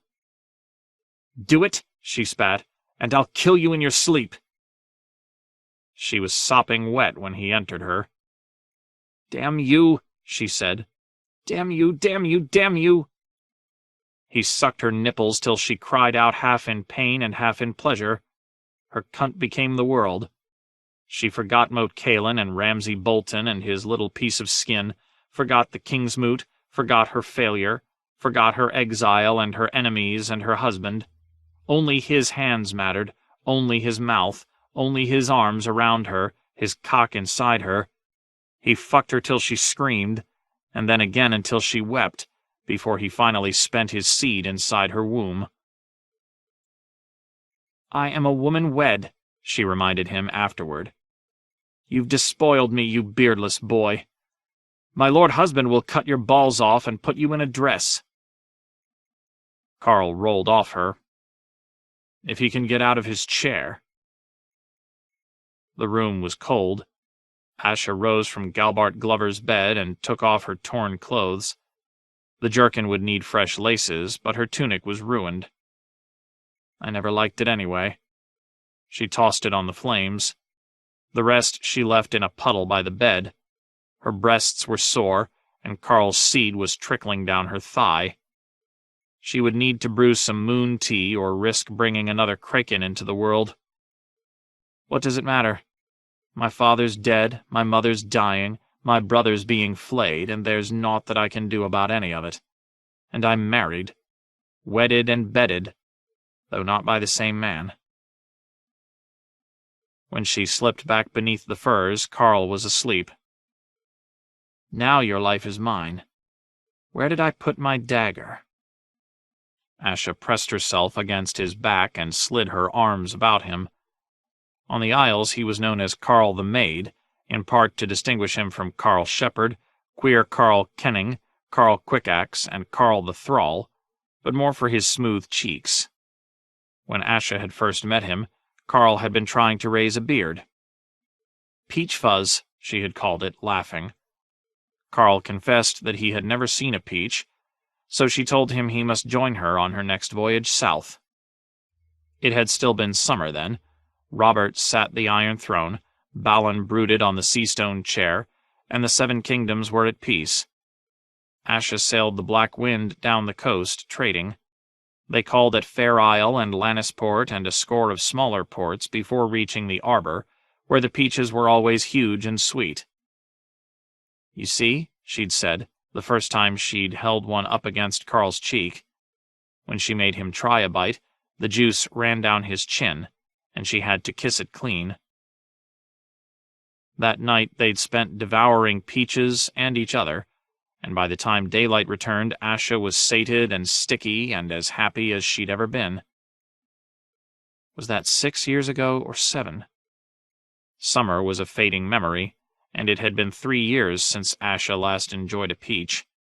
She still enjoyed Carl, though. The captains and the kings might not have wanted her, but he did. Asha had known other lovers. Some shared her bed for half a year, some for half a night. Carl pleased her more than all the rest together. He might shave but once a fortnight, but a shaggy beard does not make a man. She liked the feel of his smooth, soft skin beneath her fingers. She liked the way his long, straight hair brushed against his shoulders. She liked the way he kissed. She liked how he grinned when she brushed her thumbs across his nipples. The hair between his legs was a darker shade of sand than the hair on his head, but fine as down compared to the coarse black bush around her own sex. She liked that, too. He had a swimmer's body, long and lean, with not a scar upon him. A shy smile, strong arms, clever fingers, and 2 sure swords. What more could any woman want? She would have married Carl, and gladly, but she was Lord Balin's daughter, and he was common-born, the grandson of a thrall. Too low-born for me to wed, but not too low for me to suck his cock. Drunk, smiling, she crawled beneath the furs and took him in her mouth. Carl stirred in his sleep, and after a moment he began to stiffen. By the time she had him hard again, he was awake and she was wet. Asha draped the furs across her bare shoulders and mounted him, drawing him so deep inside her that she could not tell who had the cock and who the cunt. This time the 2 of them reached their peak together. "My sweet lady," he murmured after, in a voice still thick with sleep. "My sweet queen." No, Asha thought. I am no queen, nor shall I ever be. Go back to sleep. She kissed his cheek, padded across Galbart Glover's bedchamber, and threw the shutters open. The moon was almost full, the night so clear that she could see the mountains, their peaks crowned with snow. Cold and bleak and inhospitable, but beautiful in the moonlight. Their summits glimmered pale and jagged as a row of sharpened teeth. The foothills and the smaller peaks were lost in shadow. The sea was closer, only 5 leagues north, but Asha could not see it. Too many hills stood in the way. And trees, so many trees. The Wolfswood, the Northmen named the forest. Most nights you could hear the wolves, calling to each other through the dark. An ocean of leaves. Would it were an ocean of water. Deepwood might be closer to the sea than Winterfell, but it was still too far for her taste. The air smelled of pines instead of salt. Northeast of those grim grey mountains stood the wall, where Stannis Baratheon had raised his standards. The enemy of my enemy is my friend, men said, but the other side of that coin was, the enemy of my friend is my enemy. The Ironborn were the enemies of the northern lords this Baratheon pretender needed desperately. I could offer him my fair young body, she thought, pushing a strand of hair from her eyes, but Stannis was wed, and so was she, and he and the Ironborn were old foes. During her father's first rebellion, Stannis had smashed the Iron Fleet off Fair Isle and subdued Great Wyke in his brother's name. Deepwood's mossy walls enclosed a wide, rounded hill with a flattened top, crowned by a cavernous long hall with a watchtower at one end, rising 50 feet above the hill. Beneath the hill was the bailey, with its stables, paddock, smithy, well, and sheepfold, defended by a deep ditch, a sloping earthen dike, and a palisade of logs. The outer defenses made an oval, following the contours of the land. There were 2 gates, each protected by a pair of square wooden towers, and wall walks around the perimeter. On the south side of the castle, moss grew thick upon the palisade and crept halfway up the towers. To east and west were empty fields. Oats and barley had been growing there when Asha took the castle, only to be crushed underfoot during her attack. A series of hard frosts had killed the crops they'd planted afterward, leaving only mud and ash and wilted, rotting stalks. It was an old castle, but not a strong one. She had taken it from the Glovers, and the bastard of Bolton would take it from her. He would not flay her, though. Asha Greyjoy did not intend to be taken alive. She would die as she had lived, with an axe in her hand and a laugh upon her lips. Her lord father had given her 30 longships to capture Deepwood. 4 remained, counting her own Black Wind, and one of those belonged to Tris Botley, who had joined her when all her other men were fleeing. No, that is not just. They sailed home to do homage to their king. If anyone fled, it was me. The memory still shamed her. Go, the reader had urged, as the captains were bearing her uncle Euron down Naga's hill to don his driftwood crown. Said the raven to the crow, "Come with me, I need you to raise the men of Harlaw." Back then she'd meant to fight. The men of Harlaw are here, the ones who count. Some were shouting Euron's name. I will not set Harlaw against Harlaw. Euron's mad and dangerous. That hellhorn, I heard it. Go, Asha. Once Euron has been crowned, he'll look for you. You dare not let his eye fall upon you. If I stand with my other uncles, you will die outcast with every hand against you. When you put your name before the captains, you submitted yourself to their judgment. You cannot go against that judgment now. Only once has the choice of a Kingsmoot been overthrown. Read Herrig. Only Roderick the reader would talk of some old book whilst their lives were balanced on a sword's edge. If you are staying, so am I, she told him stubbornly. Don't be a fool. Euron shows the world his smiling eye tonight, but come the morrow. Asha, you are Balon's daughter, and your claim is stronger than his own. So long as you draw breath, you remain a danger to him. If you stay, you will be killed or wed to the Red Oarsman. I don't know which would be worse. Go! You will not have another chance. Asha had landed Black Wind on the far side of the island for just such an eventuality. Old Wyke was not large.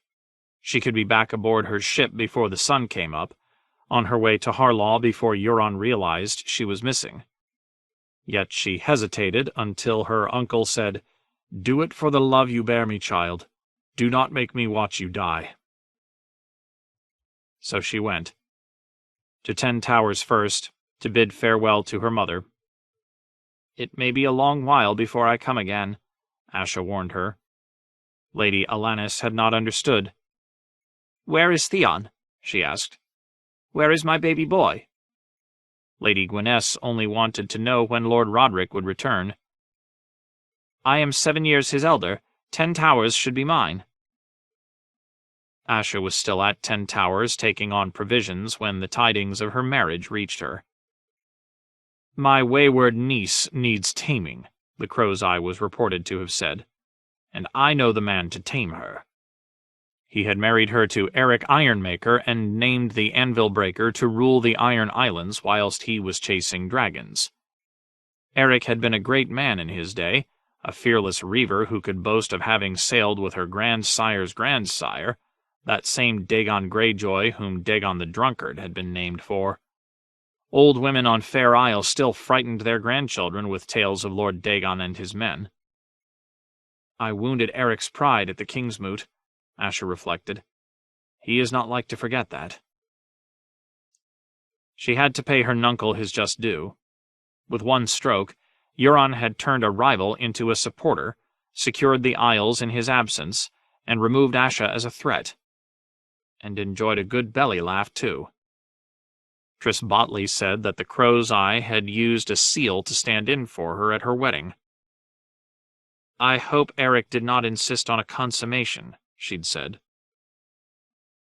"I cannot go home," she thought, "but I dare not stay here much longer." The quiet of the woods unnerved her. Asha had spent her life on islands and on ships. The sea was never silent.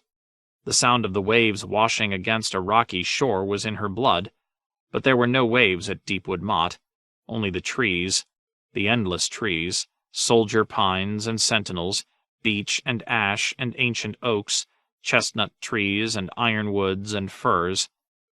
The sound they made was softer than the sea, and she heard it only when the wind was blowing. Then the sighing seemed to come from all around her, as if the trees were whispering to one another in some language that she could not understand. Tonight the whispering seemed louder than before. A rush of dead brown leaves, Asha told herself, bare branches creaking in the wind. She turned away from the window, away from the woods. I need a deck beneath my feet again. Or failing that, some food in my belly. She'd had too much wine tonight, but too little bread and none of that great bloody roast. The moonlight was bright enough to find her clothes. She donned thick black breeches, a quilted tunic, and a green leather jerkin covered with overlapping plates of steel. Leaving Carl to his dreams, she padded down the keep's exterior stair, the steps creaking under her bare feet. One of the men walking sentry on the walls spied her making her descent and lifted his spear to her. Asha whistled back at him. As she crossed the inner yard to the kitchens, Galbart Glover's dogs began to bark. Good, she thought. That will drown out the sound of the trees. She was cutting a wedge of yellow cheese from a round as big as a cartwheel when Tris Botley stepped into the kitchen, bundled up in a thick fur cloak. My queen. Don't mock me. You will always rule my heart. No amount of fools shouting at a Kingsmoot can change that. What am I to do with this boy? Asha could not doubt his devotion. Not only had he stood her champion on Naga's Hill and shouted out her name, but he had even crossed the sea to join her afterward, abandoning his king and kin and home. Not that he dared defy Euron to his face. When the Crow's Eye took the fleet to sea, Tris had simply lagged behind, changing course only when the other ships were lost to sight. Even that took a certain courage, though. He could never return to the Isles. Cheese? She asked him. There's ham as well, and mustard. It's not food I want, my lady, you know that. Triss had grown himself a thick brown beard at Deepwood. He claimed it helped to keep his face warm. "I saw you from the watchtower." "If you have the watch, what are you doing here?" "Crom's up there, and Hagen the Horn. How many eyes do we need to watch leaves rustle in the moonlight?" "We need to talk." "Again?" She sighed. "You know Hagen's daughter, the one with the red hair. She steers a ship as well as any man and has a pretty face. 17, and I've seen her looking at you." "I don't want Hagen's daughter." He almost touched her before thinking better of it. "Asha, it is time to go. Moat Cailin was the only thing holding back the tide. If we remain here, the Northmen will kill us all, you know that." "Would you have me run?" "I would have you live. I love you." No, she thought, you love some innocent maiden who lives only in your head, a frightened child in need of your protection. "I do not love you," she said bluntly, "and I do not run. What's here that you should hold so tight to it but pine and mud and foes? We have our ships. Sail away with me, and we'll make new lives upon the sea." As pirates? It was almost tempting. Let the wolves have back their gloomy woods and retake the open sea. "As traders," he insisted. "We'll voyage east as the Crow's Eye did, but we'll come back with silks and spices instead of a dragon's horn. One voyage to the Jade Sea and we'll be as rich as gods. We can have a manse in Old Town or one of the free cities." "You and me and Carl?" She saw him flinch at the mention of Carl's name. "Hagen's girl might like to sail the Jade Sea with you. I am still the Kraken's daughter. My place is where? You cannot return to the Isles, not unless you mean to submit to your lord husband." Asha tried to picture herself abed with Eric Ironmaker, crushed beneath his bulk, suffering his embraces. Better him than the Red Oarsman or left-hand Lucas Codd. The Anvil Breaker had once been a roaring giant, fearsomely strong, fiercely loyal, utterly without fear. It might not be so bad. He's like to die the first time he tries to do his duty as a husband. That would make her Eric's widow instead of Eric's wife, which could be better or a good deal worse, depending on his grandsons. And my nuncle. In the end, all the winds blow me back toward Euron. "I have hostages on Harlaw," she reminded him. "And there is still Sea Dragon Point. If I cannot have my father's kingdom, why not make one of my own?" Sea Dragon Point had not always been as thinly peopled as it was now. Old ruins could still be found amongst its hills and bogs, the remains of ancient strongholds of the first men. In the high places there were weirwood circles left by the children of the forest. "You are clinging to Sea Dragon Point the way a drowning man clings to a bit of wreckage. What does Sea Dragon have that anyone could ever want? There are no mines, no gold, no silver, not even tin or iron. The land is too wet for wheat or corn." "I do not plan on planting wheat or corn." "What's there? I'll tell you. 2 long coastlines, 100 hidden coves, otters in the lakes, salmon in the rivers, clams along the shore, colonies of seals offshore, tall pines for building ships." "Who will build these ships, my queen? Where will your grace find subjects for her kingdom if the Northmen let you have it? Or do you mean to rule over a realm of seals and otters?" She gave a rueful laugh. "Otters might be easier to rule than men, I grant you. And seals are smarter. No, you may be right. My best course may still be to return to Pike. There are those on Harlaw who would welcome my return, on Pike as well. And Euron won no friends on Blacktide when he slew Lord Baelor. I could find my uncle Aeron, raise the Isles." No one had seen the Damfair since the Kingsmoot, but his drowned men claimed he was hiding on Great Wyke, and would soon come forth to call down the wrath of the drowned god on the Crow's Eye and his minions. "The Anvil Breaker is searching for the Damfair too. He is hunting down the drowned men. Blind Baron Blacktide was taken and put to the question. Even the old Grey Gull was given shackles. How will you find the priest when all of Euron's men cannot? He is my blood, my father's brother. It was a feeble answer, and Asha knew it. Do you know what I think? I am about to, I suspect. I think the Damphair's dead. I think the Crow's Eye slit his throat for him. Ironmaker's search is just to make us believe the priest escaped. Euron is afraid to be seen as a kinslayer. Never let my nuncle hear you say that. Tell the Crow's Eye he's afraid of kinslaying, and he'll murder one of his own sons just to prove you wrong. Asha was feeling almost sober by then. Christopher Botley had that effect on her. Even if you did find your Uncle Damphair, the two of you would fail. You were both part of the Kingsmoot, so you cannot say it was unlawful called, as Torgon did. You are bound to its decision by all the laws of gods and men. You— Asha frowned. Wait, Torgon? Which Torgon? Torgon the Latecomer. He was a king during the Age of Heroes.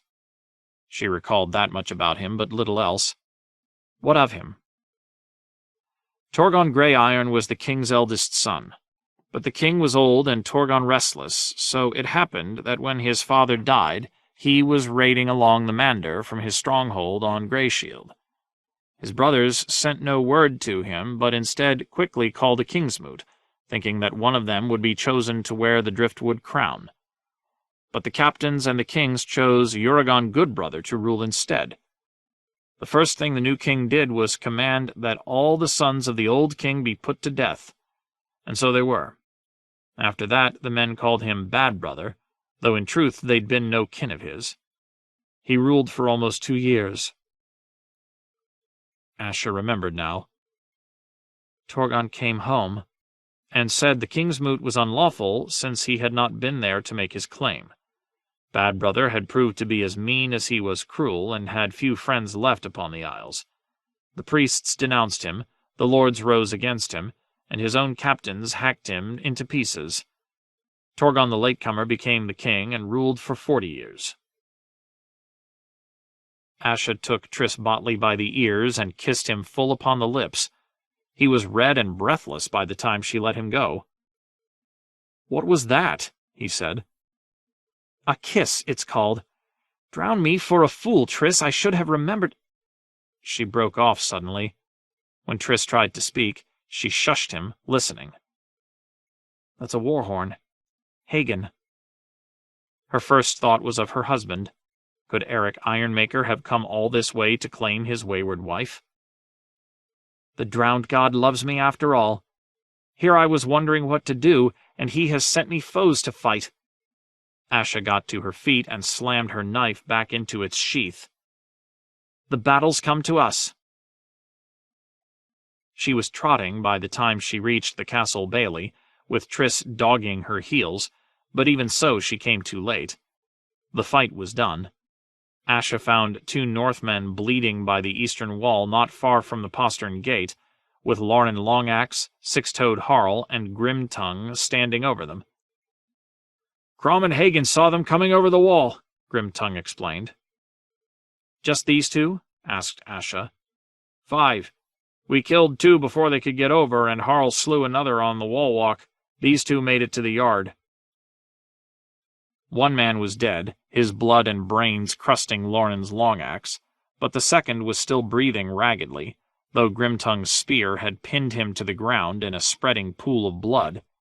Both were clad in boiled leather and mottled cloaks of brown and green and black, with branches, leaves, and brush sewn about their heads and shoulders.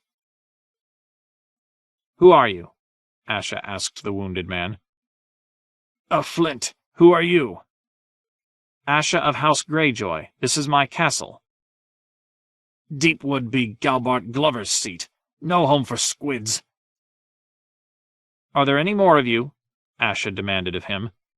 When he did not answer, she seized Grimtongue's spear and turned it, and the Northman cried out in anguish as more blood gushed from his wound. "What was your purpose here?" "The lady," he said, shuddering. "God, stop! We come for the lady. To rescue her. It was just us 5. Asha looked into his eyes. When she saw the falsehood there, she leaned upon the spear, twisting it. "How many more?" she said. "Tell me, or I'll make your dying last until the dawn." "Many," he finally sobbed, between screams. "Thousands. 3,000, 4. Aye, please." She ripped the spear out of him and drove it down two-handed through his lying throat. Galbart Glover's maester had claimed the mountain clans were too quarrelsome to ever band together without a Stark to lead them. He might not have been lying, he might just have been wrong. She had learned what that tasted like at her nuncle's Kingsmoot. "These 5 were sent to open our gates before the main attack," she said. "Lauren, Harl, fetch me Lady Glover and her maester." "Whole or bloody?" asked Lauren Longaxe. "Whole and unharmed. Grimtongue, get up that thrice-damned tower and tell Crom and Hagen to keep a sharp eye out. If they see so much as a hair, I want to know of it." Deepwood's Bailey was soon full of frightened people. Her own men were struggling into armor or climbing up onto the wall walks. Galbart Glover's folk looked on with fearful faces, whispering to one another. Glover's steward had to be carried up from the cellar, having lost a leg when Asha took the castle. The maester protested noisily until Lauren cracked him hard across the face with a mailed fist. Lady Glover emerged from the godswood on the arm of her bedmaid. "I warned you that this day would come, my lady," she said, when she saw the corpses on the ground. The maester pushed forward, with blood dripping from a broken nose. "Lady Asha, I beg you, strike your banners and let me bargain for your life. You have used us fairly and with honor. I will tell them so." "We will exchange you for the children." Cybele Glover's eyes were red, from tears and sleepless nights. "Gawain is 4 now. I missed his name day. And my sweet girl. Give me back my children, and no harm need come to you, nor to your men." The last part was a lie, Asha knew. She might be exchanged, perhaps, shipped back to the Iron Islands to her husband's loving arms. Her cousins would be ransomed too, as would Tris Botley and a few more of her company, those whose kin had coin enough to buy them back. For the rest it would be the axe, the noose, or the wall. Still, they have the right to choose. Asha climbed on a barrel so all of them could see her. "The wolves are coming down on us with their teeth bared. They will be at our gates before the sun comes up. Shall we throw down our spears and axes and plead with them to spare us?" "No!"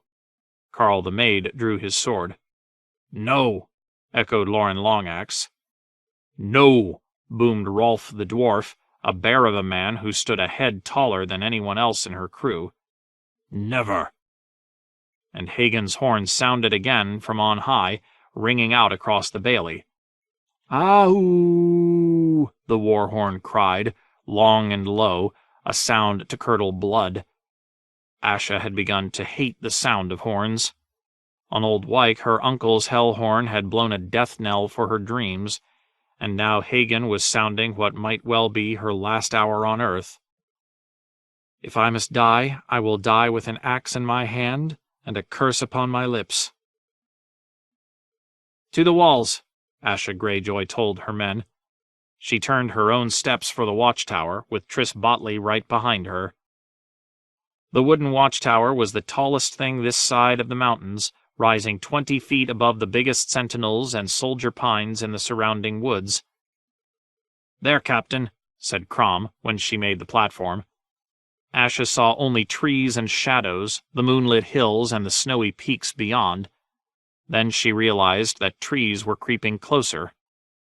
"Oh-ho!" she laughed. "These mountain goats have cloaked themselves in pine boughs." The woods were on the move, creeping toward the castle like a slow green tide. She thought back to a tale she had heard as a child about the children of the forest and their battles with the first men, when the green seers turned the trees to warriors. We cannot fight so many, Tris Botley said. We can fight as many as come, pup, insisted Crom. The more there are, the more the glory. Men will sing of us. Aye, but will they sing of your courage or my folly? The sea was 5 long leagues away. Would they do better to stand and fight behind Deepwood's deep ditches and wooden walls? Deepwood's wooden walls did the Glovers small good when I took their castle, she reminded herself. Why should they serve me any better? Come the morrow we will feast beneath the sea. Crom stroked his axe as if he could not wait. Hagen lowered his horn. If we die with dry feet, how will we find our way to the drowned god's watery halls? These woods are full of little streams, Crom assured him. All of them lead to rivers, and all the rivers to the sea. Asha was not ready to die, not here, not yet. A living man can find the sea more easily than a dead one. Let the wolves keep their gloomy woods. We are making for the ships. She wondered who was in command of her foes. If it were me, I would take the strand and put our longships to the torch before attacking Deepwood. The wolves would not find that easy, though, not without longships of their own. Asha never beached more than half her ships. The other half stood safely off to sea, with orders to raise sail and make for Sea Dragon Point if the Northmen took the strand. Hagen, blow your horn and make the forest shake. Tris, don some mail. It's time you tried out that sweet sword of yours. When she saw how pale he was, she pinched his cheek. Splash some blood upon the moon with me, and I promise you a kiss for every kill. My queen, said Christopher, here we have the walls, but if we reach the sea and find that the wolves have taken our ships or driven them away, we die, she finished cheerfully. But at least we'll die with our feet wet. Ironborn fight better with salt spray in their nostrils and the sound of the waves at their backs. Hagen blew 3 short blasts in quick succession, the signal that would send the Ironborn back to their ships. From below came shouting, the clatter of spear and sword, the whinnying of horses. Too few horses and too few riders. Asha headed for the stair. In the bailey she found Carl the maid waiting with her chestnut mare, her war helm, and her throwing axes. Iron men were leading horses from Galbart Glover's stables. "A ram!" a voice shouted down from the walls. "They have a battering ram!" "Which gate?" asked Asha, mounting up. "The north." From beyond Deepwood's mossy wooden walls came the sudden sound of trumpets. Trumpets? Wolves with trumpets? That was wrong, but Asha had no time to ponder it. "Open the south gate," she commanded, even as the north gate shook to the impact of the ram. She pulled a short-hafted throwing axe from the belt across her shoulder. "The hour of the owl has fled, my brothers. Now comes the hour of the spear, the sword, the axe. Form up. We're going home." From 100 throats came roars of "Home!" and "Asha!" Tris Botley galloped up beside her on a tall roan stallion. In the bailey, her men closed about each other, hefting shields and spears. Carl the maid, no horse rider, took his place between Grimtongue and Lauren Longaxe. As Hagen came scrambling down the watchtower steps, a wolfling's arrow caught him in the belly and sent him plunging headfirst to the ground. His daughter ran to him, wailing. "Bring her," Asha commanded. This was no time for mourning. Rolf the dwarf pulled the girl onto his horse, her red hair flying. Asha could hear the north gate groaning as the ram slammed into it again. We may need to cut our way through them, she thought, as the south gate swung wide before them. The way was clear. For how long? "Move out!" Asha drove her heels into her horse's flanks. Men and mounts alike were trotting by the time they reached the trees on the far side of the sodden field, where dead shoots of winter wheat rotted beneath the moon. Asha held her horsemen back as a rear guard, to keep the stragglers moving and see that no one was left behind. Tall soldier pines and gnarled old oaks closed in around them. Deepwood was aptly named. The trees were huge and dark, somehow threatening. Their limbs wove through one another and creaked with every breath of wind, and their higher branches scratched at the face of the moon. The sooner we are shut of here, the better I will like it, Asha thought. The trees hate us all, deep in their wooden hearts. They pressed on south and southwest, until the wooden towers of Deepwood Motte were lost to sight, and the sounds of trumpets had been swallowed by the woods. The wolves have their castle back, she thought. Perhaps they will be content to let us go. Tris Botley trotted up beside her. "We are going the wrong way," he said, gesturing at the moon as it peered down through the canopy of branches. "We need to turn north for the ships." "West first," Asha insisted. "West until the sun comes up, then north." She turned to Rolf the dwarf and Roggan Rustbeard, her best riders. "Scout ahead and make sure our way is clear. I want no surprises when we reach the shore. If you come on wolves, ride back to me with word." "If we must," promised Roggan through his huge red beard. After the scouts had vanished into the trees, the rest of the Ironborn resumed their march, but the going was slow. The trees hid the moon and stars from them, and the forest floor beneath their feet was black and treacherous. Before they had gone half a mile, her cousin Quentin's mare stumbled into a pit and shattered her foreleg. Quentin had to slit her throat to stop her screaming. "We should make torches," urged Tris. "Fire will bring the Northmen down on us." Asha cursed beneath her breath, wondering if it had been a mistake to leave the castle. No, if we had stayed and fought, we might all be dead by now. But it was no good blundering on through the dark, either. These trees will kill us if they can. She took off her helm and pushed back her sweat-soaked hair. "The sun will be up in a few hours. We'll stop here and rest till break of day." Stopping proved simple. Rest came hard. No one slept, not even droop-eyed Dale, an oarsman who had been known to nap between strokes. Some of the men shared a skin of Galbart Glover's apple wine, passing it from hand to hand. Those who had brought food shared it with those who had not. The riders fed and watered their horses. Her cousin Quentin Greyjoy sent 3 men up trees to watch for any sign of torches in the woods. Crom honed his axe, and Carl the Maid his sword. The horses cropped dead brown grass and weeds. Hagen's red-haired daughter seized Tris Botley by the hand to draw him off into the trees. When he refused her, she went off with Six-Toed Harl instead.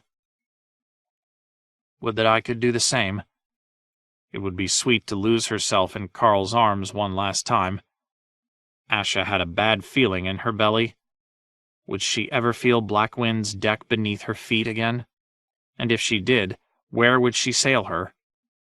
The Isles are closed to me, unless I mean to bend my knees and spread my legs and suffer Eric Ironmaker's embraces, and no port in Westeros is like to welcome the Kraken's daughter.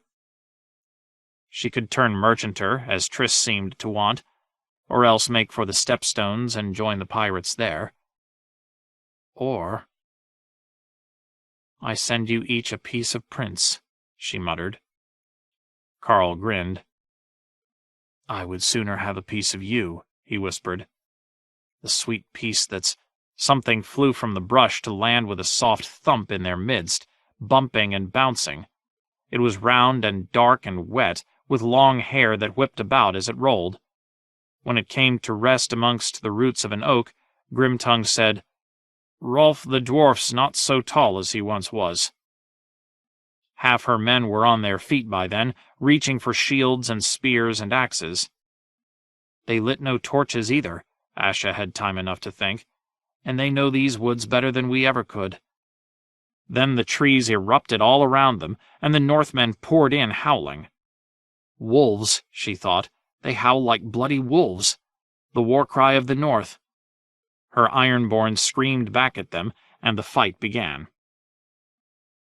No singer would ever make a song about that battle. No maester would ever write down an account for one of the reader's beloved books. No banners flew, no war horns moaned, no great lord called his men about him to hear his final ringing words. They fought in the pre-dawn gloom, shadow against shadow, stumbling over roots and rocks, with mud and rotting leaves beneath their feet. The Ironborn were clad in mail and salt-stained leather, the Northmen in furs and hides and piney branches. The moon and stars looked down upon their struggle, their pale light filtered through the tangle of bare limbs that twisted overhead. The first man to come at Asha Greyjoy died at her feet with her throwing-axe between his eyes. That gave her respite enough to slip her shield onto her arm. "To me!" she called, but whether she was calling to her own men or the foes, even Asha could not have said for certain. A Northman with an axe loomed up before her, swinging with both hands as he howled in wordless fury. Asha raised her shield to block his blow, then shoved in close to gut him with her dirk. His howling took on a different tone as he fell. She spun and found another wolf behind her, and slashed him across the brow beneath his helm. His own cut caught her below the breast, but her mail turned it, so she drove the point of her dirk into his throat and left him to drown in his own blood. A hand seized her hair, but short as it was, he could not get a good enough grip to wrench her head back. Asha slammed her boot heel down onto his instep and wrenched loose when he cried out in pain. By the time she turned, the man was down and dying, still clutching a handful of her hair. Carl stood over him, with his longsword dripping and moonlight shining in his eyes. Grimtongue was counting the Northmen as he killed them, calling out, "4!" as one went down, and 5! a heartbeat later. The horses screamed and kicked and rolled their eyes in terror, maddened by the butchery and blood, all but Tris Botley's big roan stallion. Tris had gained the saddle, and his mount was rearing and wheeling as he laid about with his sword. "I may owe him a kiss or 3 before the night is done," thought Asha. 7! shouted Grimtongue, but beside him Loren Longaxe sprawled with one leg twisted under him, and the shadows kept on coming, shouting and rustling. "We are fighting shrubbery," Asha thought as she slew a man who had more leaves on him than most of the surrounding trees. That made her laugh. Her laughter drew more wolves to her, and she killed them too, wondering if she should start a count of her own. "I am a woman wed, and here's my suckling babe." She pushed her dirk into a Northman's chest through fur and wool and boiled leather. His face was so close to hers that she could smell the sour stench of his breath, and his hand was at her throat. Asha felt iron scraping against bone as her point slid over a rib. Then the man shuddered and died. When she let go of him, she was so weak she almost fell on top of him. Later, she stood back to back with Carl, listening to the grunts and curses all around them, to brave men crawling through the shadows weeping for their mothers. A bush drove at her with a spear long enough to punch through her belly and Carl's back as well, pinning them together as they died. Better that than die alone, she thought, but her cousin Quentin killed the spearman before he reached her. A heartbeat later, another bush killed Quentin, driving an axe into the base of his skull. Behind her, Grimtongue shouted, "9, and damn you all!" Hagen's daughter burst naked from beneath the trees with 2 wolves at her heels. Asha wrenched loose a throwing axe and sent it flying end over end to take one of them in the back.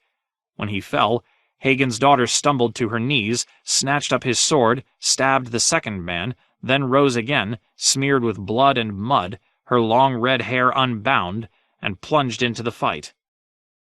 Somewhere in the ebb and flow of battle, Asha lost Carl, lost Tris, lost all of them. Her dirk was gone as well, and all her throwing axes. Instead, she had a sword in hand, a short sword with a broad, thick blade, almost like a butcher's cleaver. For her life she could not have said where she had gotten it. Her arm ached, her mouth tasted of blood, her legs were trembling, and shafts of pale dawn light were slanting through the trees. Has it been so long? How long have we been fighting? Her last foe was a Northman with an axe, a big man bald and bearded, clad in a byrnie of patched and rusted mail that could only mean he was a chief or champion. He was not pleased to find himself fighting a woman. "Cunt!" he roared each time he struck at her, his spittle dampening her cheeks. "Cunt! Cunt!"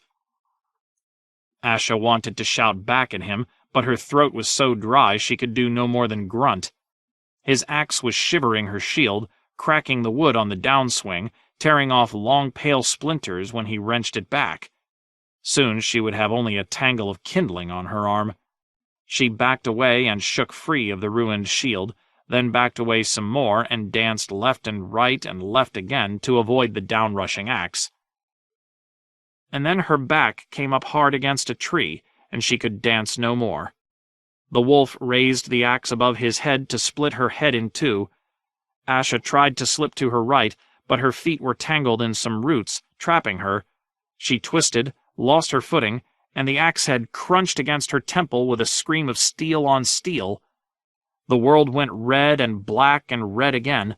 Pain crackled up her leg like lightning, and far away she heard her Northman say, "You bloody cunt!"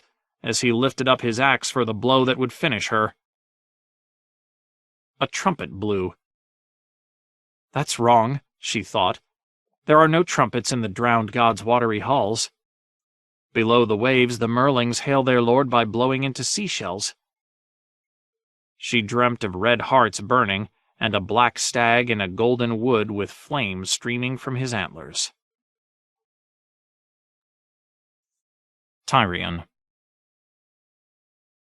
By the time they reached Volantis, the sky was purple to the west and black to the east, and the stars were coming out. The same stars as in Westeros, Tyrion Lannister reflected. He might have taken some comfort in that if he had not been trussed up like a goose and lashed to a saddle. He had given up squirming. The knots that bound him were too tight. Instead, he'd gone as limp as a sack of meal. Saving my strength, he told himself, though for what he could not have said. Volantis closed its gates at dark, and the guardsmen on its northern gate were grumbling impatiently at the stragglers. They joined the queue behind a wagon laden with limes and oranges.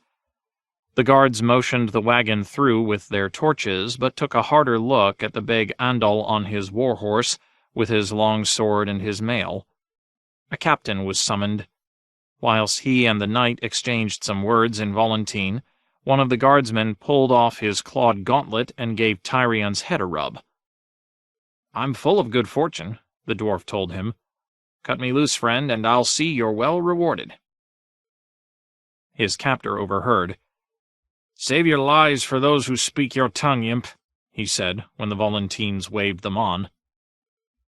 They were moving again, through the gate and beneath the city's massive walls. "You speak my tongue. Can I sway you with promises, or are you determined to buy a lordship with my head?" "I was a lord by right of birth. I want no hollow titles." "That's all you're like to get from my sweet sister." "And here I'd heard a Lannister always pays his debts." "Oh, every penny. But never a groat more, my lord. You'll get the meal you bargained for, but it won't be sauced with gratitude, and in the end it will not nourish you." "Might be all I want is to see you pay for crimes. The kinslayer is accursed in the eyes of gods and men." "The gods are blind, and men see only what they wish." "I see you plain enough, imp." Something dark had crept into the knight's tone. "I have done things I am not proud of, things that brought shame onto my house and my father's name. But to kill your own sire? How could any man do that?" "Give me a crossbow and pull down your breeches, and I'll show you." "Gladly." "You think this is a jape?" "I think life is a jape. Yours, mine, everyone's." Inside the city walls, they rode past guild halls, markets, and bathhouses. Fountains splashed and sang in the centers of wide squares, where men sat at stone tables, moving sivas pieces and sipping wine from glass flutes as slaves lit ornate lanterns to hold the dark at bay. Palms and cedars grew along the cobbled road, and monuments stood at every junction. Many of the statues lacked heads, the dwarf noted, yet even headless they still managed to look imposing in the purple dusk. As the warhorse plodded south along the river, the shops grew smaller and meaner. The trees along the street became a row of stumps. Cobblestones gave way to devil grass beneath their horses' hooves, then to soft wet mud the color of a baby's night soil. The little bridges that spanned the small streams that fed the Rhoyne creaked alarmingly beneath their weight. Where a fort had once overlooked the river, now stood a broken gate, gaping open like an old man's toothless mouth. Goats could be glimpsed peering over the parapets. Old Volantis, first daughter of Valyria, the dwarf mused. Proud Volantis, queen of the Rhoyne and mistress of the summer sea, home to noble lords and lovely ladies of the most ancient blood. Never mind the packs of naked children that roamed the alleys screaming in shrill voices, or the bravos standing in the doors of wine shops fingering their sword hilts, or the slaves with their bent backs and tattooed faces who scurried everywhere like cockroaches. Mighty Volantis, grandest and most populous of the 9 free cities. Ancient wars had depopulated much of the city, however, and large areas of Volantis had begun to sink back into the mud on which it stood. Beautiful Volantis, city of fountains and flowers. But half the fountains were dry, half the pools cracked and stagnant. Flowering vines sent up creepers from every crack in the wall or pavement, and young trees had taken root in the walls of abandoned shops and roofless temples. And then there was the smell. It hung in the hot, humid air, rich, rank, pervasive. There's fish in it, and flowers, and some elephant dung as well. Something sweet and something earthy and something dead and rotten. This city smells like an old whore, Tyrion announced. Like some sagging slattern who has drenched her privy parts in perfume to drown the stench between her legs. Not that I am complaining. With whores, the young ones smell much better, but the old ones know more tricks. You would know more of that than I do. Ah, of course. That brothel where we met, did you take it for a sept? Was that your virgin sister squirming in your lap? That made him scowl. Give that tongue of yours a rest unless you'd rather I tied it in a knot. Tyrion swallowed his retort. His lip was still fat and swollen from the last time he had pushed the big knight too far. Hard hands and no sense of humor makes for a bad marriage. That much he'd learned on the road from Selhorys. His thoughts went to his boot, to the mushrooms in the toe. His captor had not searched him quite as thoroughly as he might have. There is always that escape. Cersei will not have me alive, at least. Farther south, signs of prosperity began to reappear. Abandoned buildings were seen less often, the naked children vanished, the bravos in the doorways seemed more sumptuously dressed. A few of the inns they passed actually looked like places where a man might sleep without fear of having his throat slit. Lanterns swung from iron stanchions along the river road, swaying when the wind blew. The streets grew broader, the buildings more imposing. Some were topped with great domes of colored glass. In the gathering dusk, with fires lit beneath them, the domes glowed blue and red and green and purple. Even so, there was something in the air that made Tyrion uneasy. West of the Rhoyne, he knew, the wharves of Volantis teemed with sailors, slaves, and traders, and the wine shops, inns, and brothels all catered to them. East of the river, strangers from across the seas were seen less seldom. We are not wanted here, the dwarf realized. The first time they passed an elephant, Tyrion could not help but stare. There had been an elephant in the menagerie at Lannisport when he had been a boy, but she had died when he was 7, and this great grey behemoth looked to be twice her size.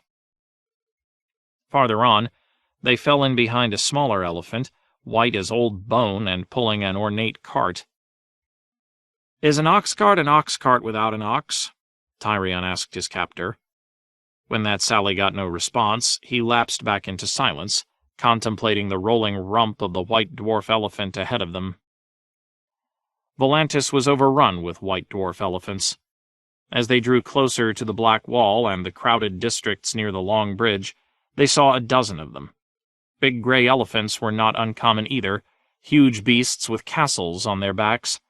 And in the half-light of evening the dung carts had come out, attended by half-naked slaves whose task it was to shovel up the steaming piles left by elephants both great and small. Swarms of flies followed the carts, so the dung slaves had flies tattooed upon their cheeks to mark them for what they were. "There's a trade for my sweet sister," Tyrion mused. "She'd look so pretty with a little shovel and flies tattooed on those sweet pink cheeks." By then they had slowed to a crawl.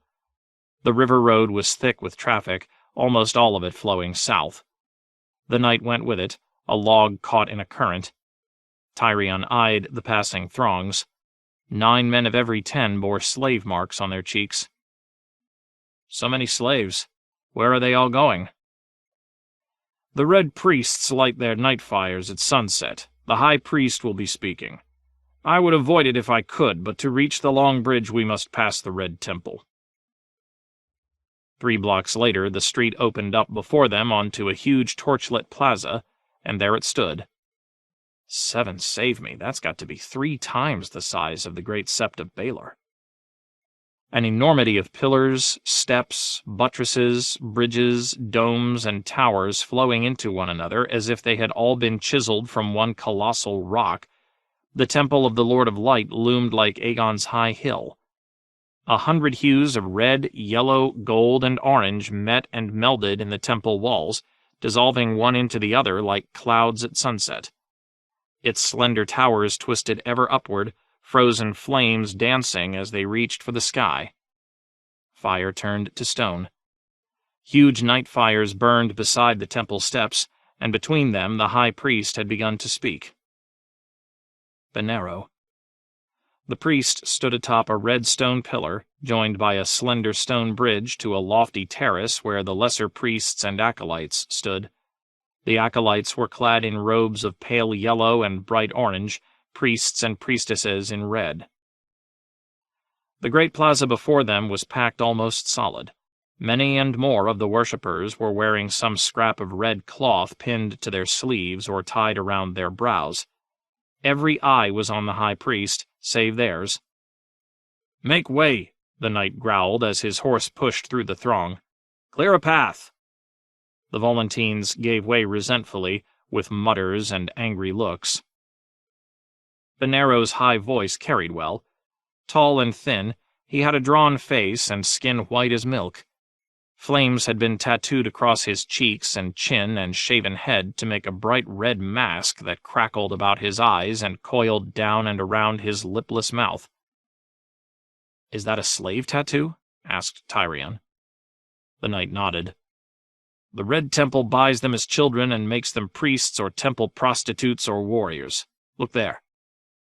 He pointed at the steps, where a line of men in ornate armor and orange cloaks stood before the temple's doors, clasping spears with points like writhing flames. "The Fiery Hand. The Lord of Light's sacred soldiers, defenders of the temple." Fire Knights. "And how many fingers does this hand have, pray?" 1,000, never more and never less. A new flame is kindled for every one that gutters out." Benero jabbed a finger at the moon, made a fist, spread his hands wide.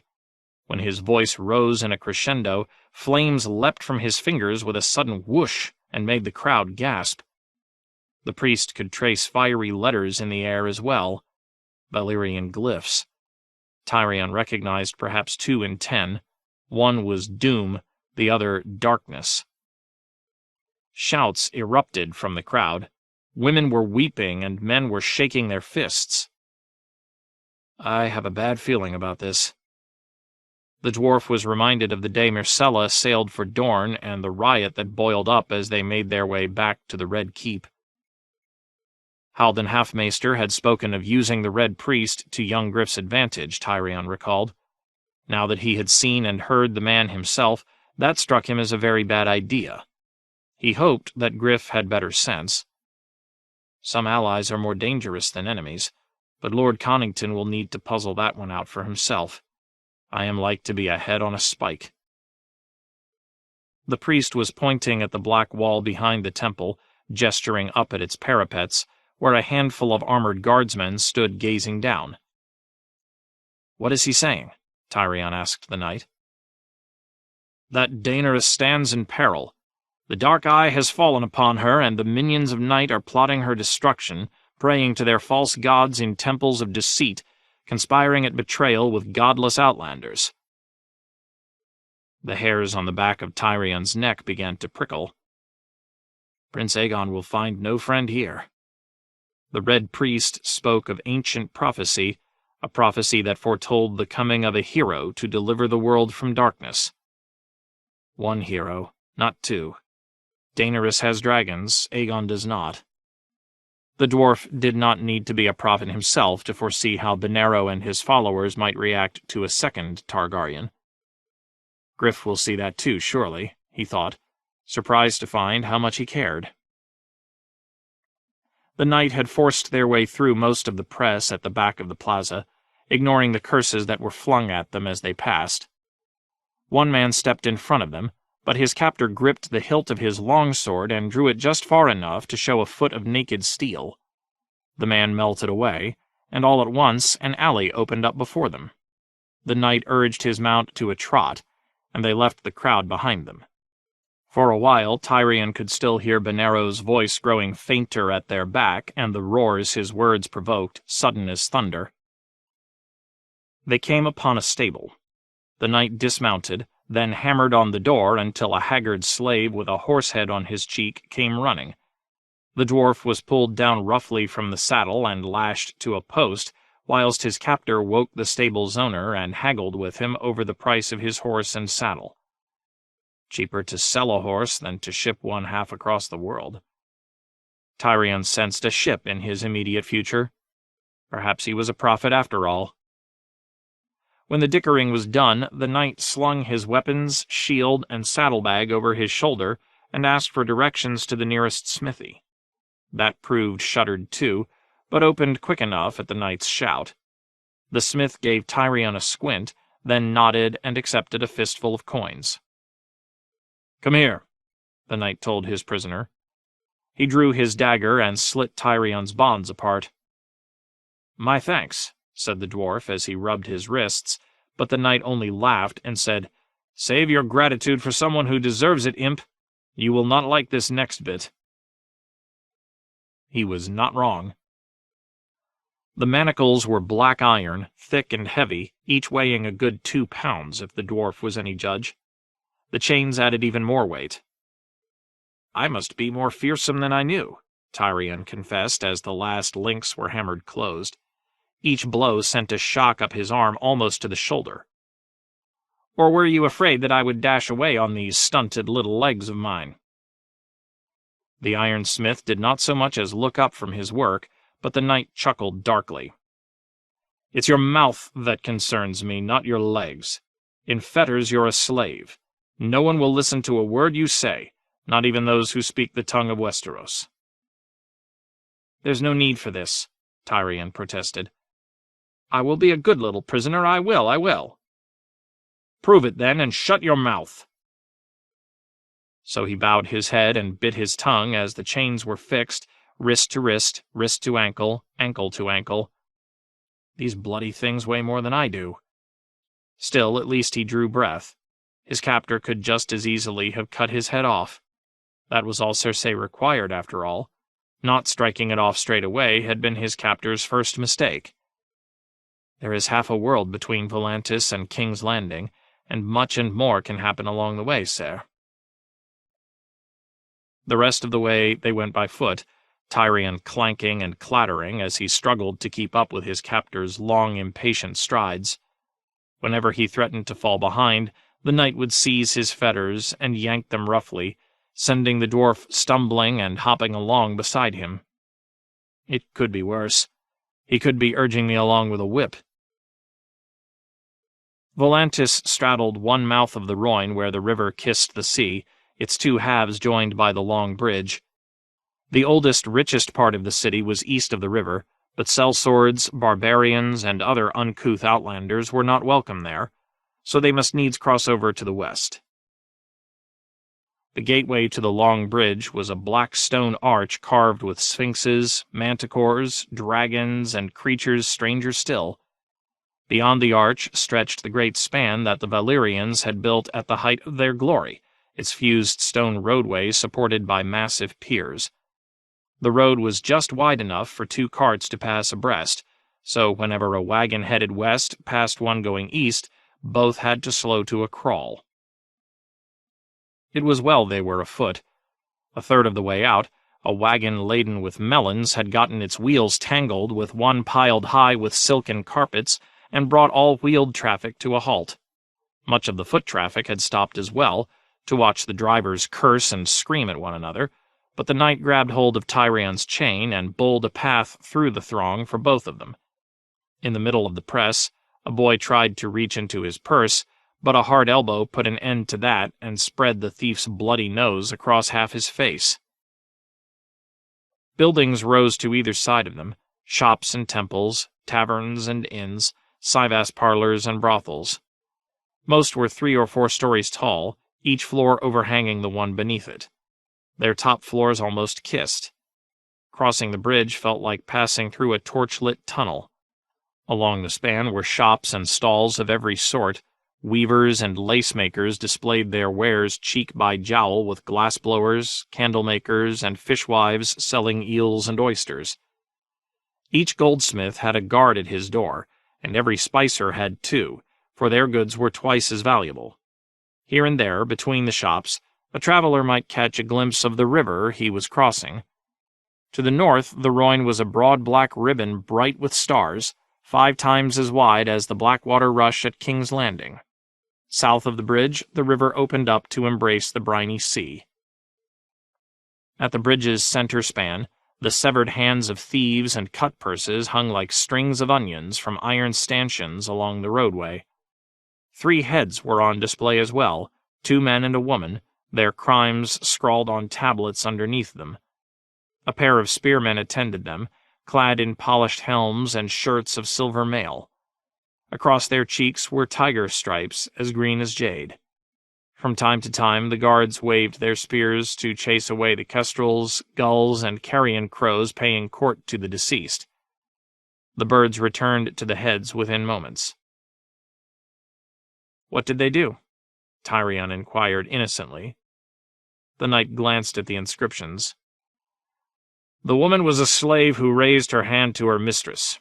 The older man was accused of fomenting rebellion and spying for the Dragon Queen. And the young one? Killed his father." Tyrion gave the rotting head a second look. Why, it almost looks as if those lips are smiling. Farther on, the knight paused briefly to consider a jeweled tiara displayed upon a bed of purple velvet. He passed that by, but a few steps on, he stopped again to haggle over a pair of gloves at a leatherworker's stall. Tyrion was grateful for the respites. The headlong pace had left him puffing, and his wrists were chafed raw from the manacles. From the far end of the long bridge, it was only a short walk through the teeming waterfront districts of the West Bank, down torchlit streets crowded with sailors, slaves, and drunken merrymakers. Once an elephant lumbered past with a dozen half-naked slave girls waving from the castle on its back, teasing passers-by with glimpses of their breasts and crying, "Malaquo! Malaquo!" They made such an entrancing sight that Tyrion almost waddled right into the steaming pile of dung the elephant had left to mark its passage. He was saved at the last instant when the knight snatched him aside, yanking on his chain so hard it made him reel and stumble. "How much farther?" the dwarf asked. "Just there, Fishmonger's Square." Their destination proved to be the merchant's house, a 4-story monstrosity that squatted amongst the warehouses, brothels, and taverns of the waterside like some enormous fat man surrounded by children. Its common room was larger than the great halls of half the castles in Westeros, a dim-lit maze of a place with 100 private alcoves and hidden nooks whose blackened beams and cracked ceilings echoed to the din of sailors, traders, captains, money-changers, shippers, and slavers, lying, cursing, and cheating each other in 100 different tongues. Tyrion approved the choice of hostelry. Soon or late, the shy maid must reach Volantis. This was the city's biggest inn, first choice for shippers, captains, and merchantmen. A lot of business was done in that cavernous warren of a common room. He knew enough of Volantis to know that. Let Griff turn up here with Duck and Haldon, and he would be free again soon enough. Meanwhile, he would be patient. His chance would come. The rooms upstairs proved rather less than grand, however, particularly the cheap ones up on the 4th floor. Wedged into a corner of the building beneath a sloping roof, the bedchamber his captor had engaged featured a low ceiling, a sagging feather bed with an unpleasant odor, and a slanting wood-plank floor that reminded Tyrion of his sojourn at the Eyrie. At least this room has walls. It had windows, too. Those were its chief amenity, along with the iron ring set in the wall, so useful for chaining up one's slaves. His captor paused only long enough to light a tallow candle before securing Tyrion's chains to the ring. "Must you?" the dwarf protested, rattling feebly. "Where am I going to go, out the window?" "You might." "We are 4 floors up, and I cannot fly." "You can fall. I want you alive." "Aye, but why? Cersei is not like to care." Tyrion rattled his chains. "I know who you are, sir." It had not been hard to puzzle out.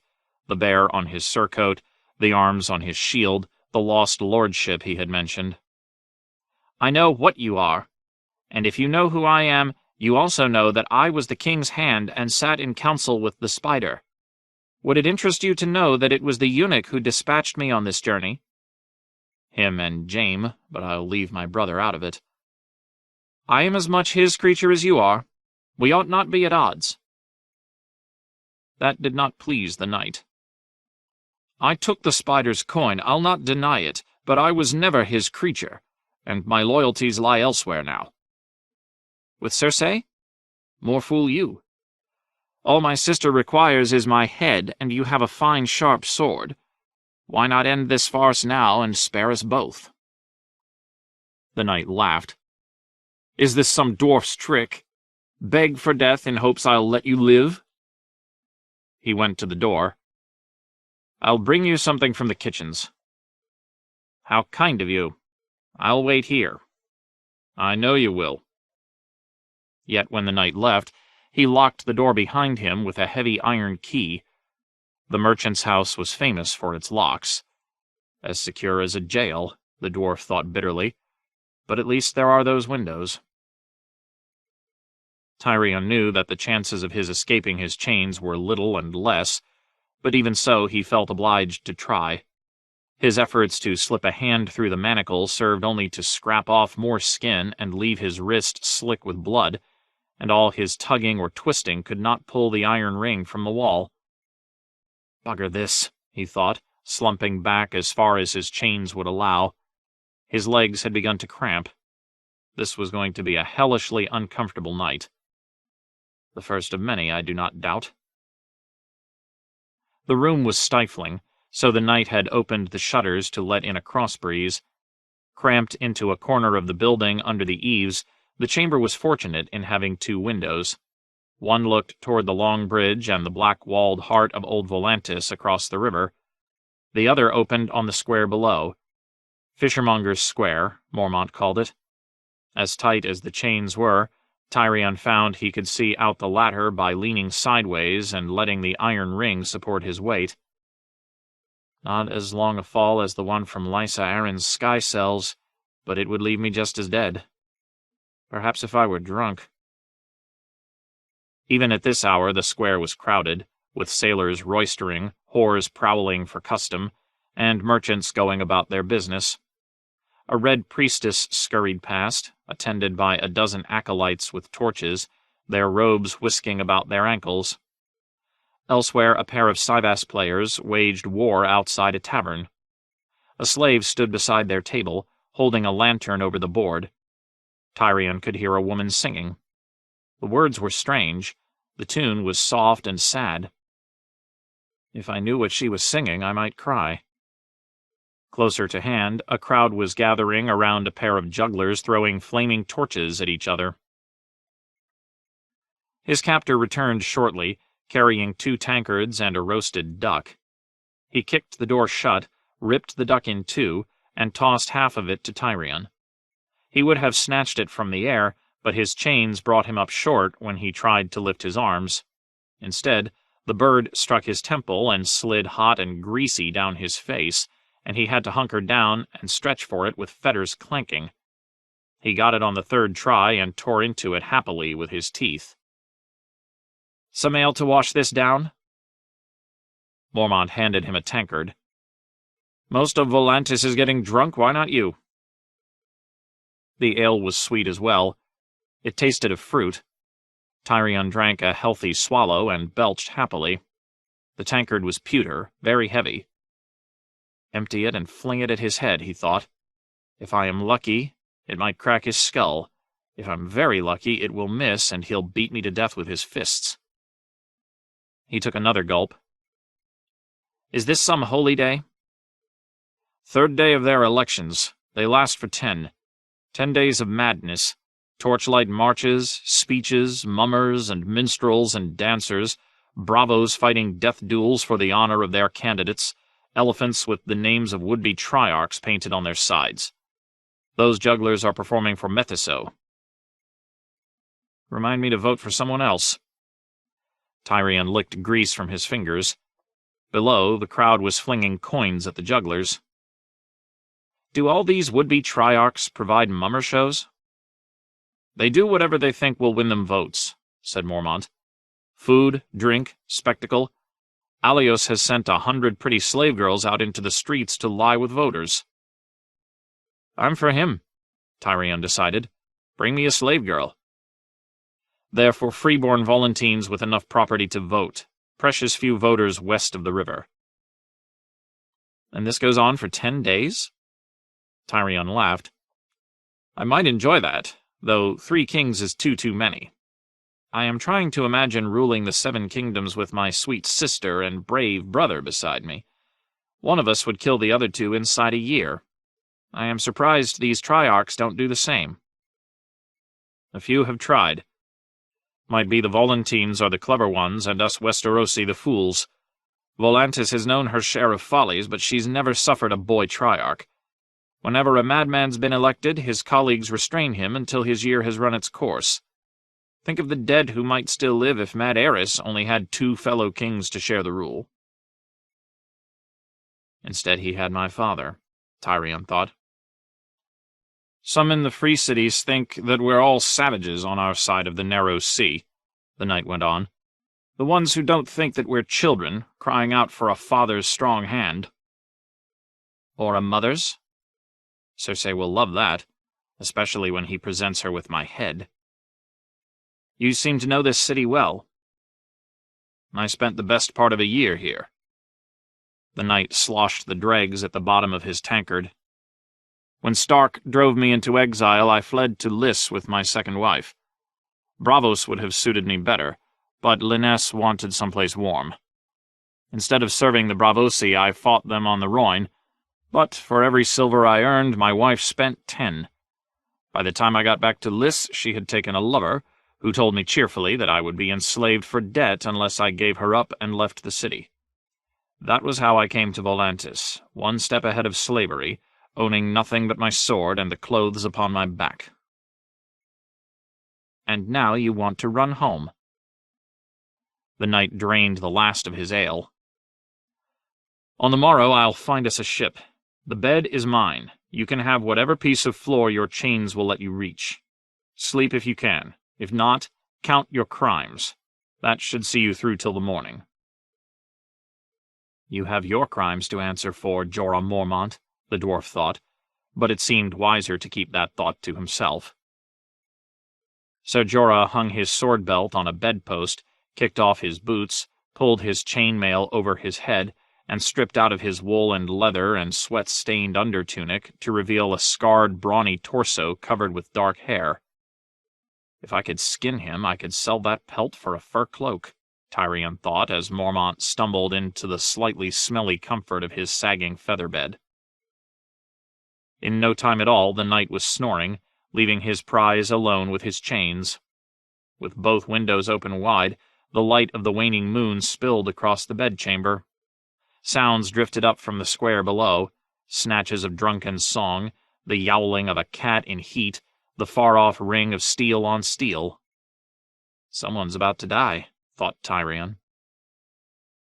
His wrist was throbbing where he'd torn the skin, and his fetters made it impossible for him to sit, let alone stretch out. The best he could do was twist sideways to lean against the wall, and before long he began to lose all feeling in his hands. When he moved to relieve the strain, sensation came flooding back as pain. He had to grind his teeth to keep from screaming.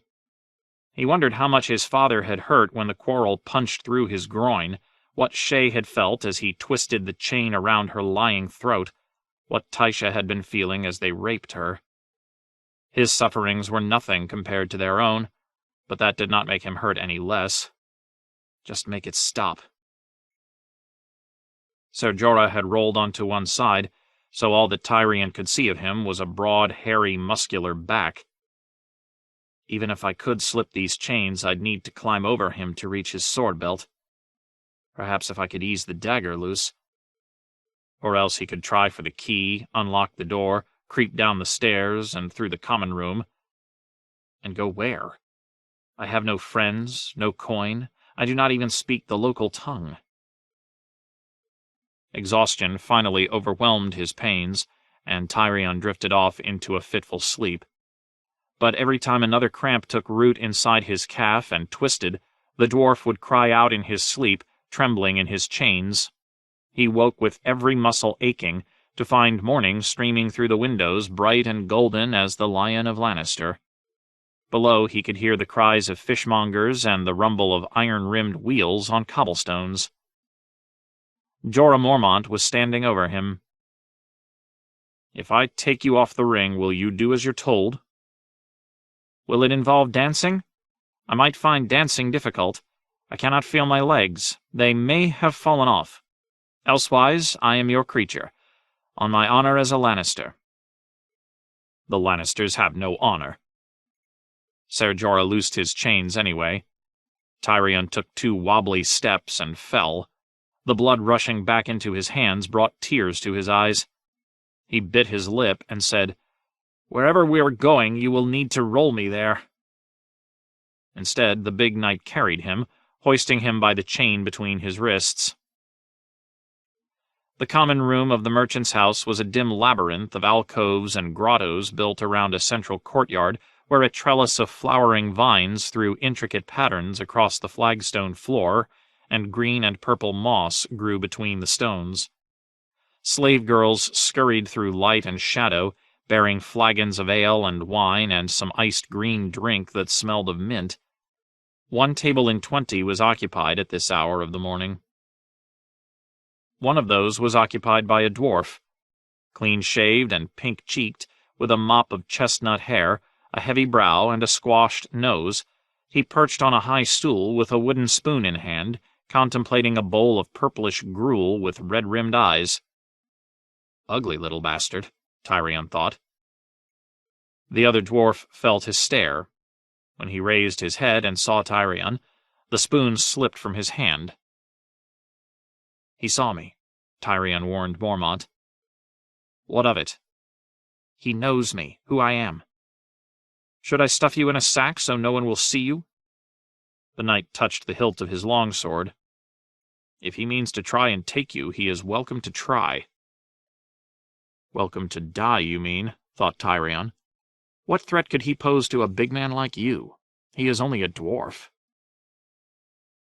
Ser Jorah claimed a table in a quiet corner and ordered food and drink. They broke their fast with warm, soft flatbread, pink fish roe, honey sausage, and fried locusts, washed down with a bittersweet black ale. Tyrion ate like a man half-starved.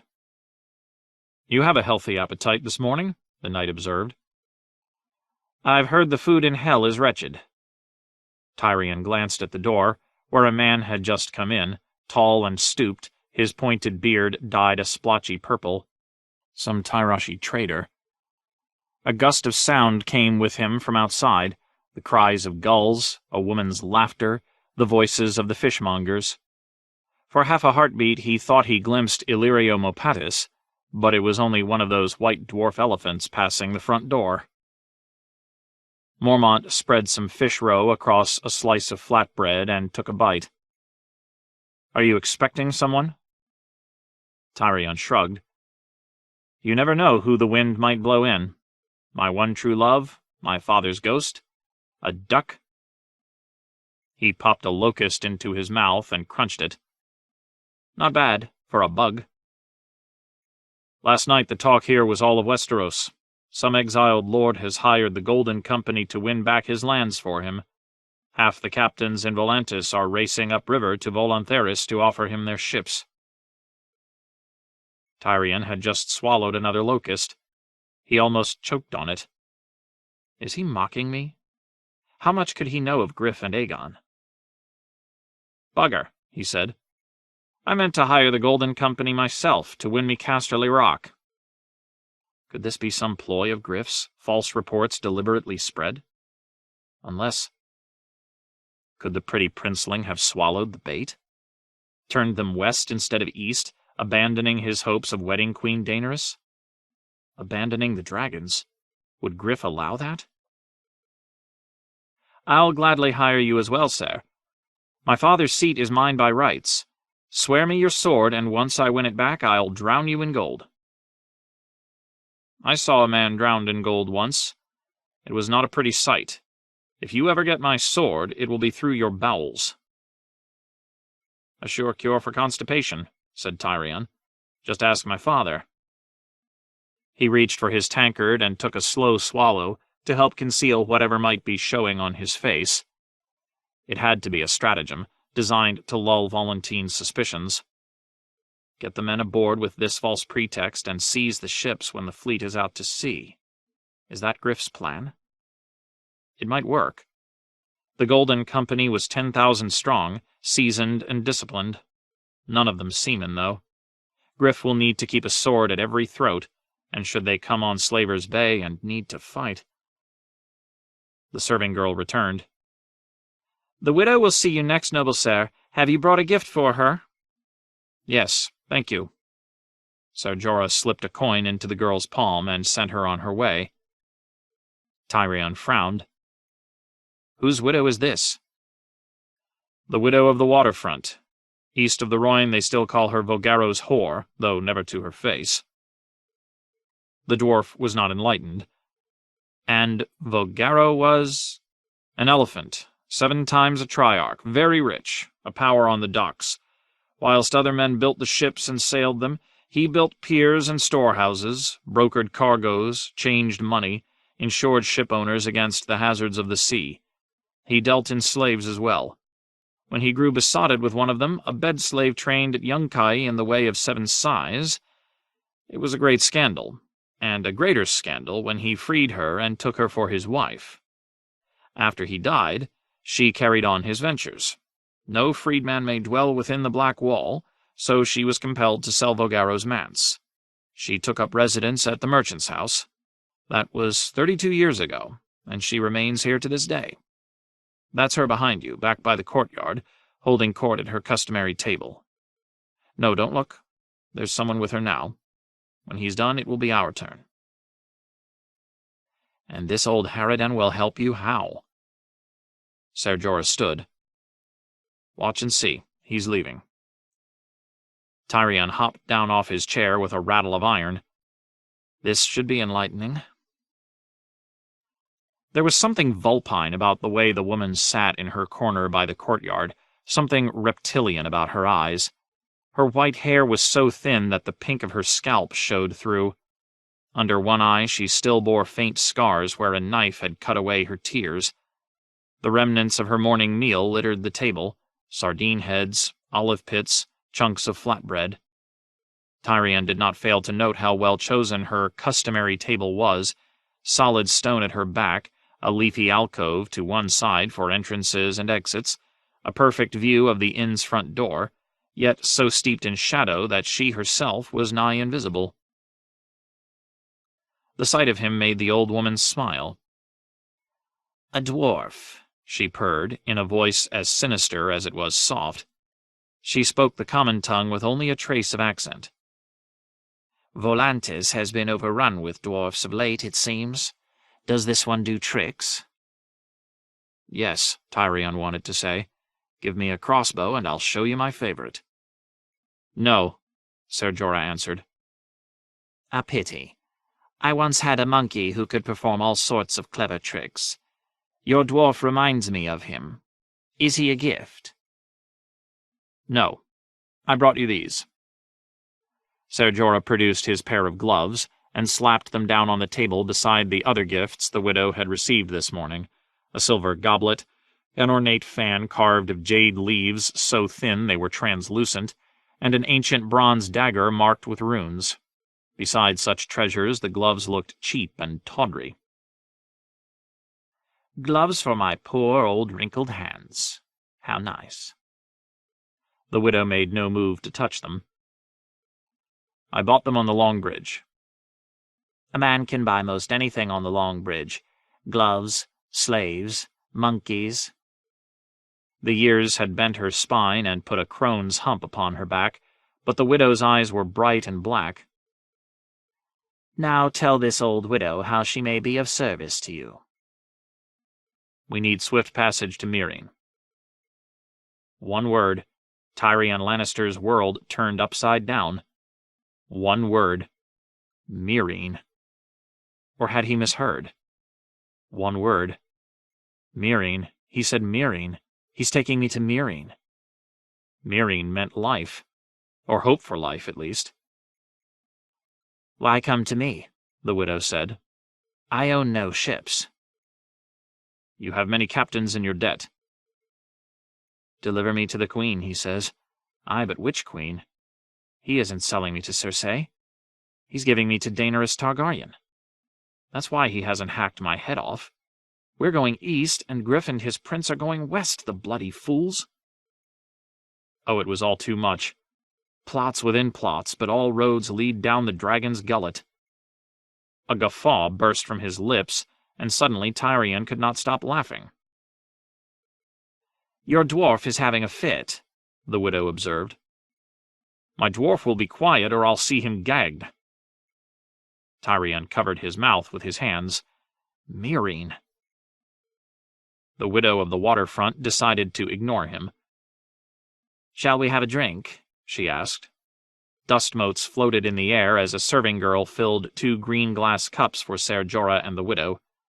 Tyrion's throat was dry, but no cup was poured for him. The widow took a sip, rolled the wine round her mouth, swallowed. "All the other exiles are sailing west, or so these old ears have heard, and all those captains in my debt are falling over one another to take them there and leech a little gold from the coffers of the Golden Company. Our noble triarchs have pledged a dozen warships to the cause, to see the fleet safely as far as the Stepstones. Even old Donifus has given his assent. Such a glorious adventure. And yet you would go the other way, sir." "My business is in the east." "And what business is that, I wonder? Not slaves. The Silver Queen has put an end to that. She has closed the fighting pits as well, so it cannot be a taste for blood. What else could Meereen offer to a Westerosi knight? Bricks? Olives? Dragons? Ah, there it is." The old woman's smile turned feral. "I have heard it said that the Silver Queen feeds them with the flesh of infants, while she herself bathes in the blood of virgin girls and takes a different lover every night." Ser Jorah's mouth had hardened. "The Yunkai are pouring poison in your ears. My lady should not believe such filth." "I am no lady, But even Vogaro's whore knows the taste of falsehood. This much is true, though. The Dragon Queen has enemies. Yunkai, Nugis, Tolos, Karth. Aye, and Volantis soon enough. You would travel to Meereen. Just wait a while, sir. Swords will be wanted soon enough, when the warships bend their oars eastward to bring down the Silver Queen. Tigers love to bare their claws, and even elephants will kill if threatened. Malakwo hungers for a taste of glory, and Nyessos owes much of his wealth to the slave trade.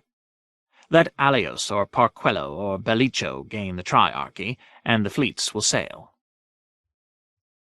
Ser Jorah scowled. If Donifos is returned, Vogaro will be returned first, and my sweet lord has been dead these 30 years. Behind them, some sailor was bellowing loudly.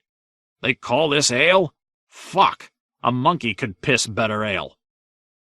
And you would drink it, another voice replied. Tyrion twisted around for a look, hoping against hope that it was Duck and Halden he was hearing.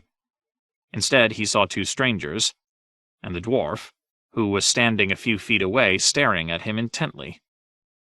He seemed somehow familiar. The widow sipped daintily at her wine. Some of the first elephants were women, she said, the ones who brought the tigers down and ended the old wars. Triana was returned 4 times. That was 300 years ago, alas. Volantis has had no female triarchs since, though some women have the vote. Women of good birth who dwell in ancient places behind the black walls, not creatures such as me. The old blood will have their dogs and children voting before any freedmen. No, it will be Belicho, or perhaps Alios. But either way it will be war. Or so they think. And what do you think? Ser Jorah asked. Good, thought Tyrion. The right question.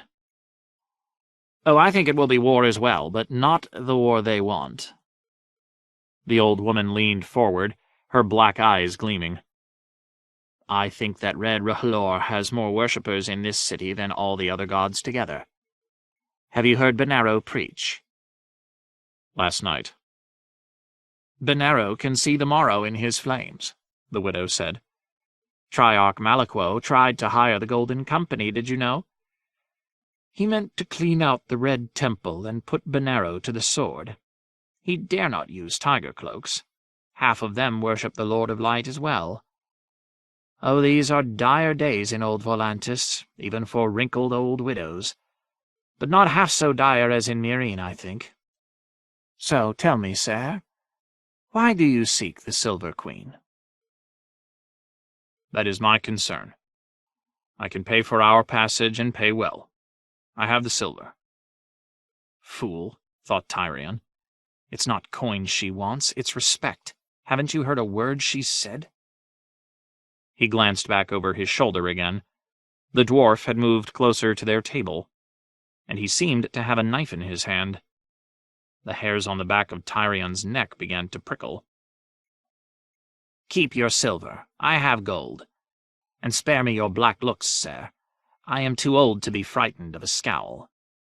You are a hard man, I see, and no doubt skilled with that long sword at your side, but this is my realm. Let me crook a finger, and you may find yourself travelling to Meereen chained to an oar in the belly of a galley. She lifted her jade fan and opened it. There was a rustle of leaves, and a man slid from the overgrown archway to her left. His face was a mass of scars, and in one hand he held a sword, short and heavy as a cleaver. Seek the widow of the waterfront, someone told you, but they should have also warned you, beware the widow's sons. It is such a sweet morning, though I shall ask again. Why would you seek Daenerys Targaryen, whom half the world wants dead? Jorah Mormont's face was dark with anger, but he answered. To serve her, defend her, die for her if need be. That made the widow laugh. You want to rescue her, is that the way of it? From more enemies than I can name, with swords beyond count? This is what you'd have the poor widow believe?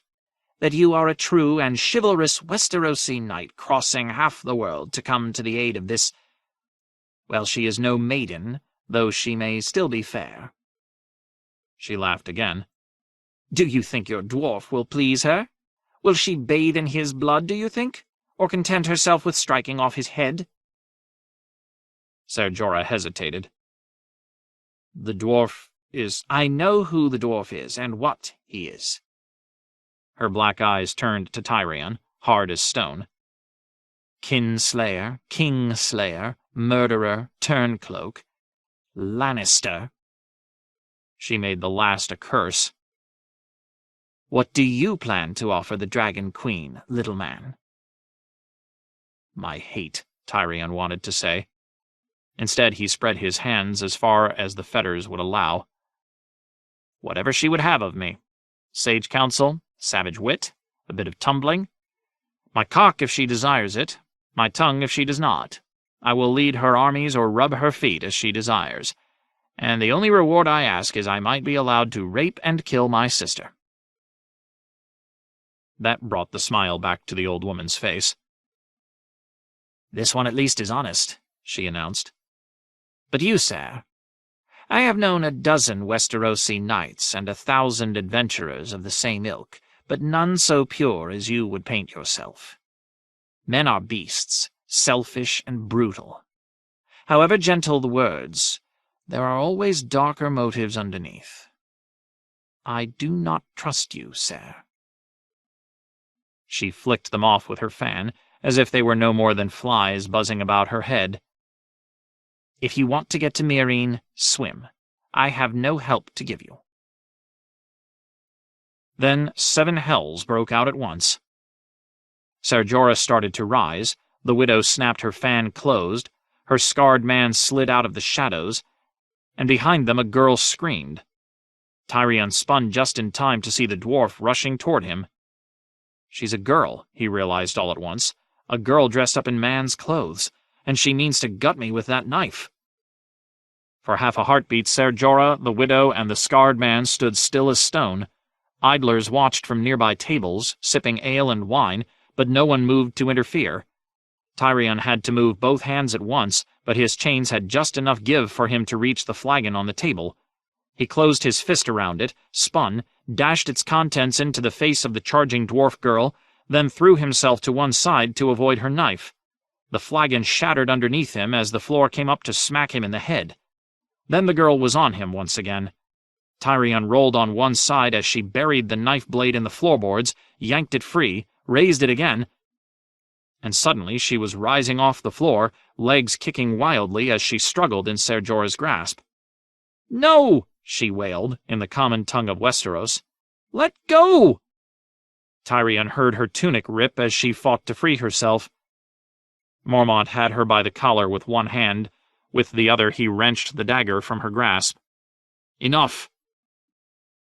The landlord made his appearance then, a cudgel in his hand. When he saw the broken flagon, he uttered a blistering curse and demanded to know what had happened here. "Dwarf fight," replied the Tyroshi with the purple beard, chuckling. Tyrion blinked up at the dripping girl twisting in the air. "Why?" he demanded. "What did I ever do to you?" "They killed him." All the fight went out of her at that.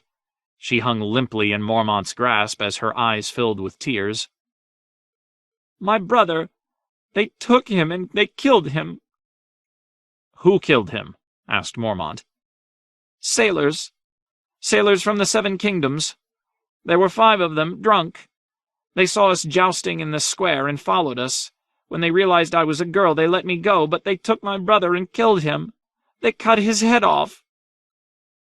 Tyrion felt a sudden shock of recognition. They saw us jousting in the square. He knew who the girl was then.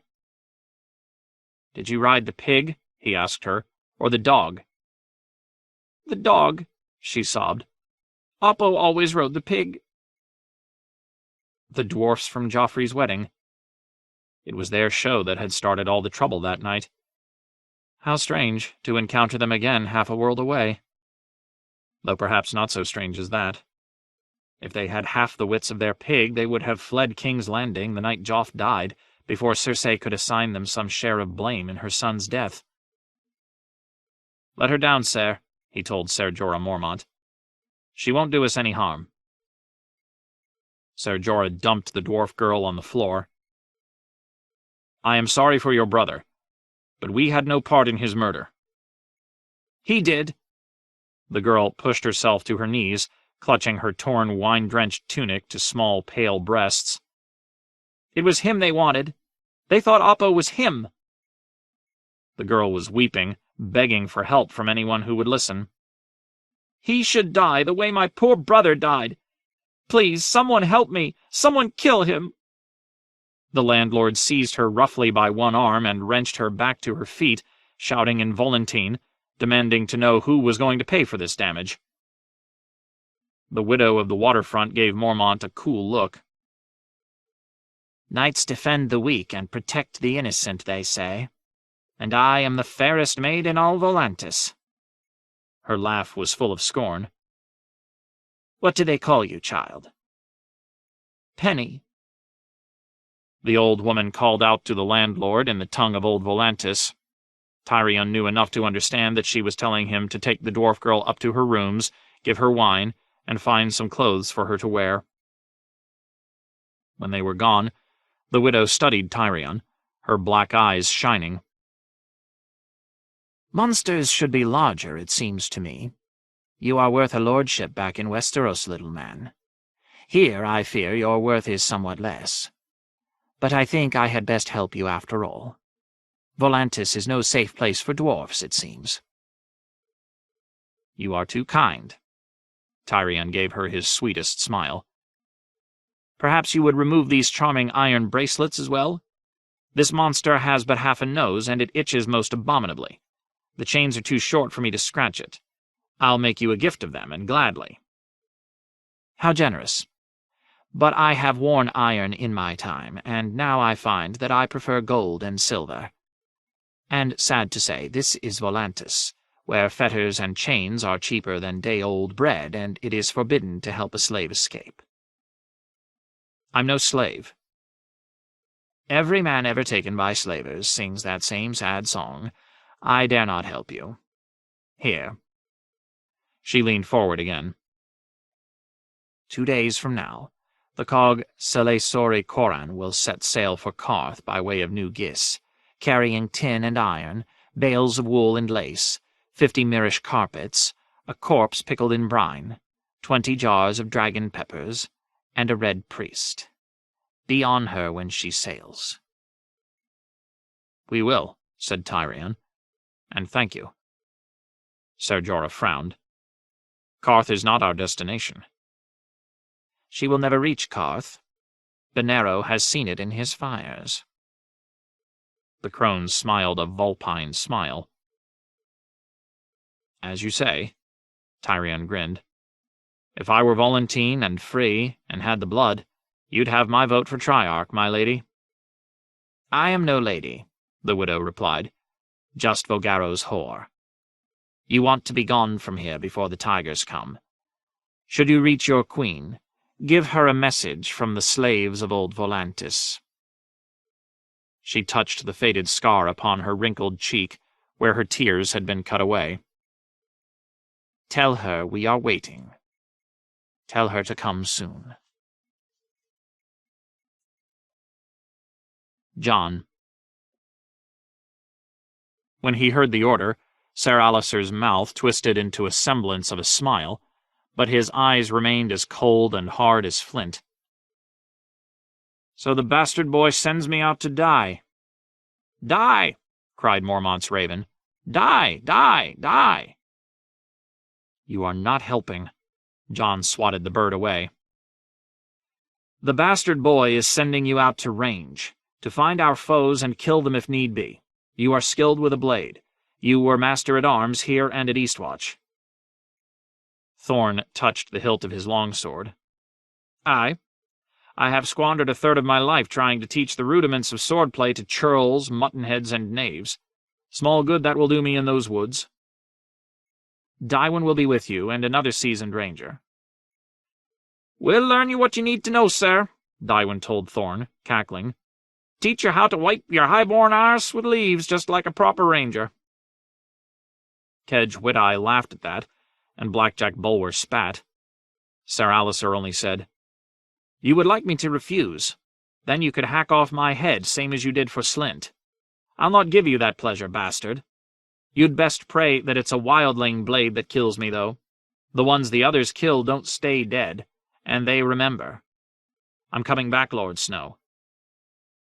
"I pray you do." Jon would never count Ser Alicer Thorne amongst his friends, but he was still a brother. No one ever said you had to like your brothers. It was no easy thing to send men into the wild, knowing that the chances were good that they might never return. They are all seasoned men, Jon told himself. But his uncle Benjen and his rangers had been seasoned men as well, and the haunted forest had swallowed them up without a trace. When two of them finally came straggling back to the wall, it had been as whites. Not for the first time, or the last, Jon Snow found himself wondering what had become of Benjen Stark. Perhaps the rangers will come upon some sign of them, he told himself, never truly believing it. Tywin would lead one ranging, Blackjack Bulwer and Kedge Whiteye the other two. They at least were eager for the duty. "Feels good to have a horse under me again," Tywin said at the gate, sucking on his wooden teeth. "Begging your pardon, my lord, but we were all of us getting splinters up our arses from sitting about." No man in Castle Black knew the woods as well as Tywin did, the trees and streams, the plants that could be eaten, the ways of predator and prey. Thorne is in better hands than he deserves. Jon watched the riders go from atop the wall, 3 parties, each of 3 men, each carrying a pair of ravens. From on high their garrons looked no larger than ants, and Jon could not tell one ranger from another. He knew them, though. Every name was graven on his heart. 8 good men, he thought, and one... well, we shall see. When the last of the riders had disappeared into the trees, Jon Snow rode the winch cage down with Dolorous Edd. A few scattered snowflakes were falling as they made their slow descent, dancing on the gusty wind. One followed the cage down, drifting just beyond the bars. It was falling faster than they were descending, and from time to time would vanish beneath them. Then a gust of wind would catch it and push it upward once again. Jon could have reached through the bars and caught it if he had wished. "I had a frightening dream last night, my lord," Dolorous Edd confessed. "You were my steward, fetching my food and cleaning up my leavings. I was Lord Commander with never a moment's peace." Jon did not smile. "Your nightmare, my life." Cotter Pike's galleys were reporting ever-increasing numbers of free folk along the wooded shores to the north and east of the wall. Camps had been seen, half-built rafts, even the hull of a broken cog that someone had begun repairing. The wildlings always vanished into the woods when seen, no doubt to re-emerge as soon as Pike's ships had passed. Meanwhile, Ser Dennis Mallister was still seeing fires in the night north of the gorge. Both commanders were asking for more men. And where am I to get more men? Jon had sent 10 of the Mole's Town wildlings to each of them, green boys, old men, some wounded and infirm, but all capable of doing work of one sort or another. Far from being pleased, Pike and Mallister had both written back to complain. "When I asked for men, I had in mind men of the Night's Watch, trained and disciplined, whose loyalty I should never have reason to doubt," wrote Ser Dennis. Cotter Pike was blunter. "I could hang them from the wall as a warning to other wildlings to stay away, but I don't see any other use for them," Maester Harmune wrote for him. "I wouldn't trust such to clean my chamber pot, and 10 is not enough." The iron cage moved downward at the end of its long chain, creaking and rattling, until it finally jerked to a halt a foot above the ground at the base of the wall. Dolorous Edd pushed open the door and hopped down, his boots breaking the crust of the last snow. Jon followed. Outside the armory, Iron Emmet was still urging on his charges in the yard. The song of steel on steel woke a hunger in Jon. It reminded him of warmer, simpler days, when he had been a boy at Winterfell matching blades with Robb under the watchful eye of Ser Roderick Castle. Ser Roderick, too, had fallen, slain by Theon Turncloak and his Iron Men as he'd tried to retake Winterfell. The great stronghold of House Stark was a scorched desolation. All my memories are poisoned. When Iron Emmett spied him, he raised a hand, and combat ceased. "Lord Commander, how may we serve you?" "With your three best." Emmett grinned. "Arryn, Emmerich, Jace."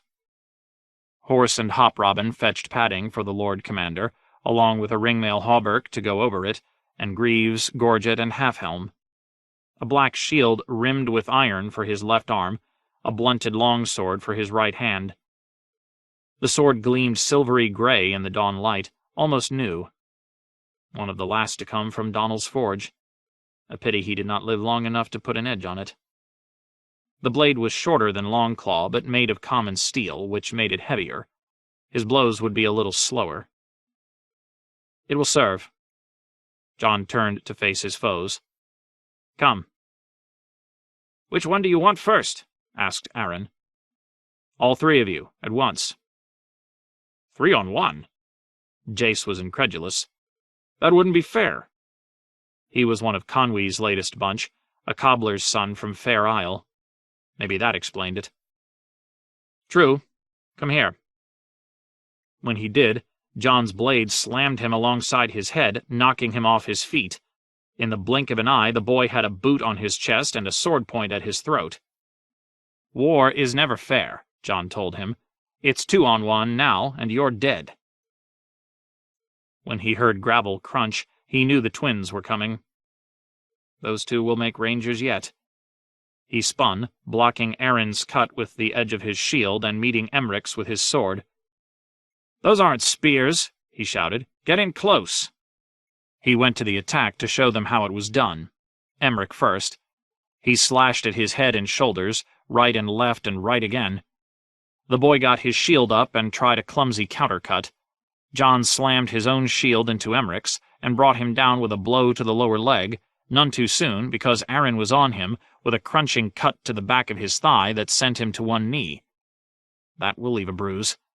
He caught the next cut on his shield, then lurched back to his feet and drove Arryn across the yard. He's quick, he thought, as the longswords kissed once and twice and thrice, but he needs to get stronger. When he saw relief in Arryn's eyes, he knew Emmerich was behind him. He came around and dealt him a cut to the back of the shoulders that sent him crashing into his brother. By that time, Jace had found his feet, so Jon put him down again. "I hate it when dead men get up. You'll feel the same the day you meet a white." Stepping back, he lowered his sword. "The big crow can peck the little crows," growled a voice behind him. "But has he belly enough to fight a man?" Rattleshirt was leaning against a wall. A coarse stubble covered his sunken cheeks, and thin brown hair was blowing across his little yellow eyes. "You flatter yourself," Jon said. "Aye, but I'd flatten you." "Stannis burned the wrong man." "No." The wildling grinned at him through a mouth of brown and broken teeth. "He burned the man he had to burn for all the world to see. We all do what we have to do, Snow. Even kings." "Emmett, find some armor for him. I want him in steel, not old bones." Once clad in mail and plate, the Lord of Bones seemed to stand a little straighter. He seemed taller, too, his shoulders thicker and more powerful than Jon would have thought. "It's the armor, not the man," he told himself. Even Sam could appear almost formidable, clad head to heel in Donal Noye's steel. The wildling waved away the shield Horse offered him. Instead, he asked for a two-handed sword. "There's a sweet sound," he said, slashing at the air. "Flap closer, Snow. I mean to make your feathers fly." Jon rushed him hard. Rattleshirt took a step backwards and met the charge with a two-handed slash. If Jon had not interposed his shield, it might have staved his breastplate in and broken half his ribs. The force of the blow staggered him for a moment and sent a solid jolt up his arm. He hits harder than I would have thought. His quickness was another unpleasant surprise. They circled round each other, trading blow for blow. The Lord of Bones gave as good as he was getting. By rights, the two-handed greatsword should have been a deal more cumbersome than Jon's longsword, but the wildling wielded it with blinding speed. Iron Emmet's fledglings cheered their Lord Commander at the start, but the relentless speed of Rattleshirt's attack soon beat them down to silence. He cannot keep this up for long, Jon told himself as he stopped another blow.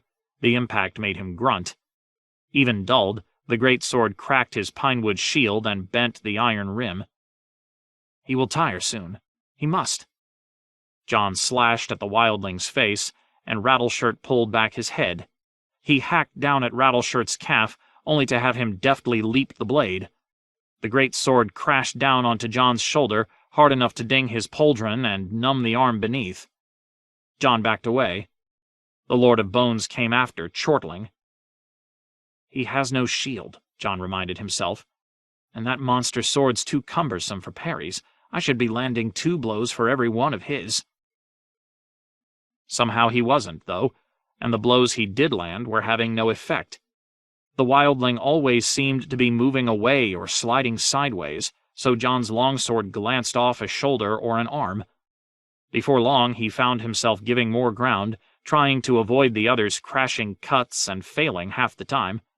His shield had been reduced to kindling. He shook it off his arm. Sweat was running down his face and stinging his eyes beneath his helm.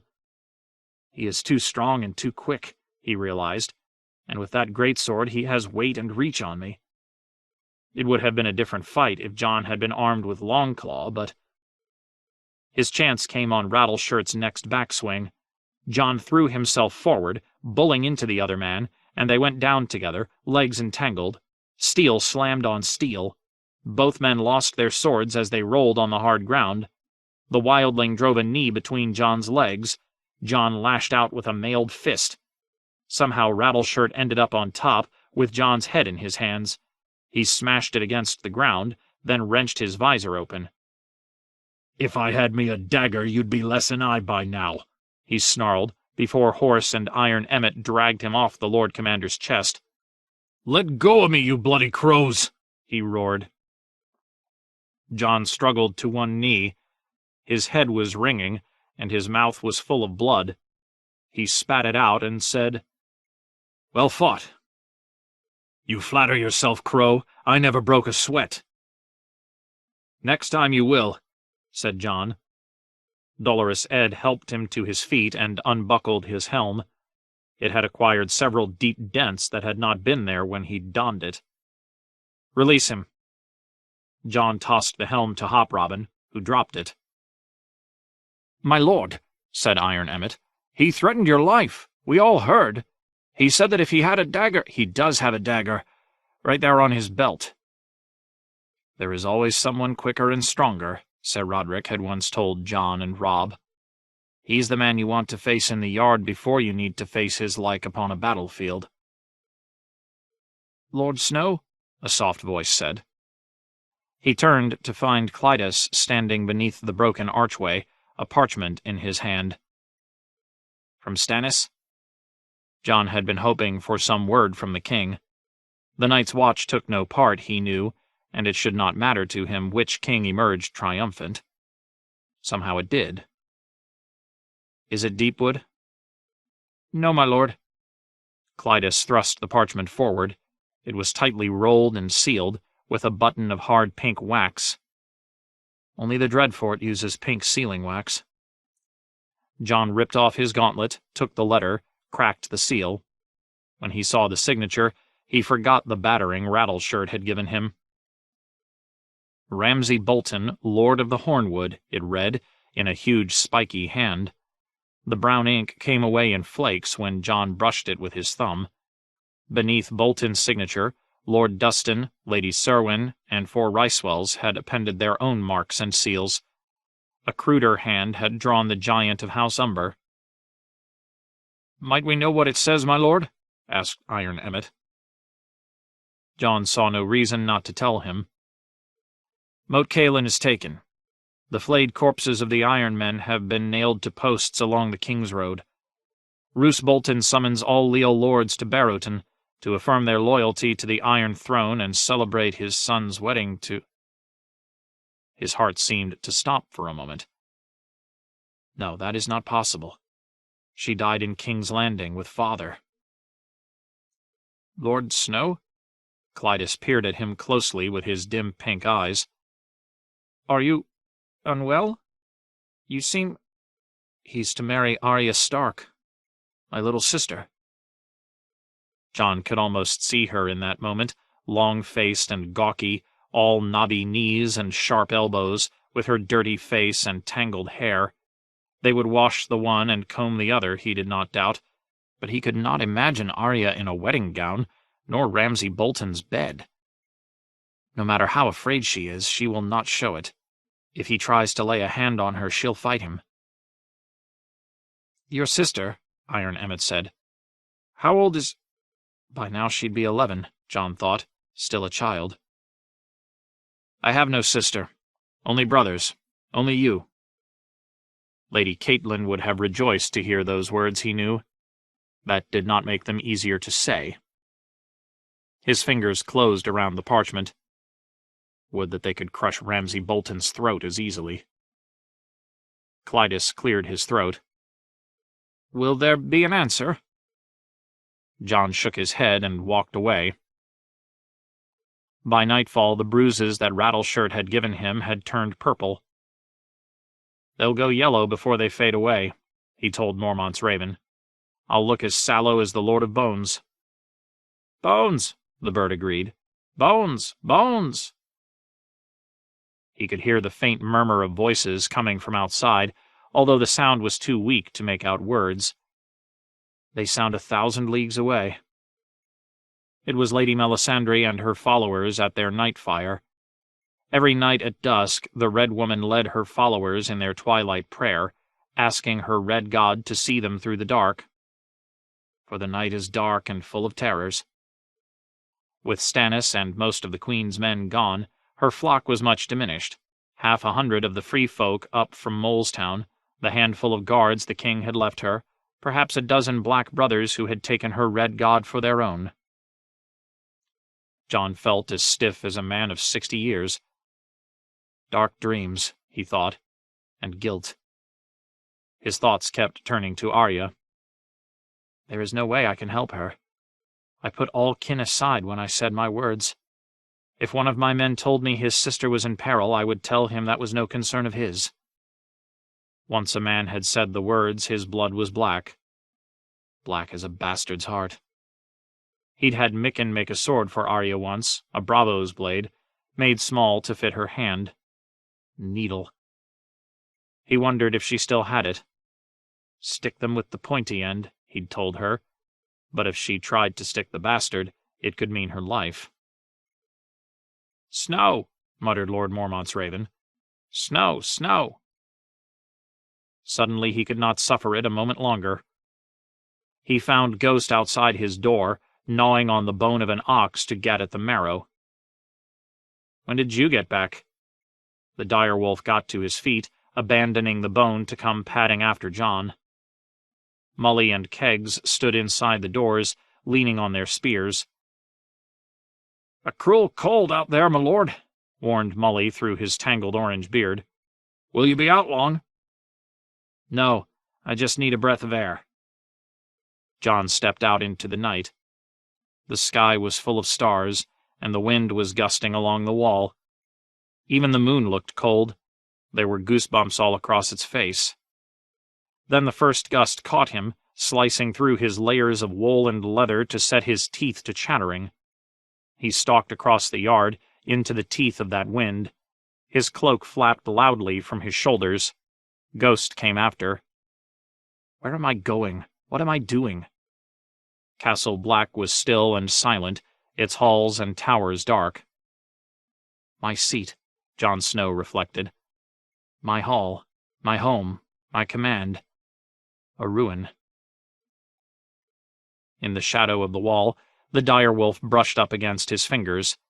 For half a heartbeat, the night came alive with 1,000 smells, and Jon Snow heard the crackle of the crust breaking on a patch of old snow. Someone was behind him, he realized suddenly. Someone who smelled warm as a summer day. When he turned, he saw Ygritte. She stood beneath the scorched stones of the Lord Commander's tower, cloaked in darkness and in memory. The light of the moon was in her hair, her red hair kissed by fire. When he saw that, Jon's heart leapt into his mouth. "Ygritte," he said. "Lord Snow."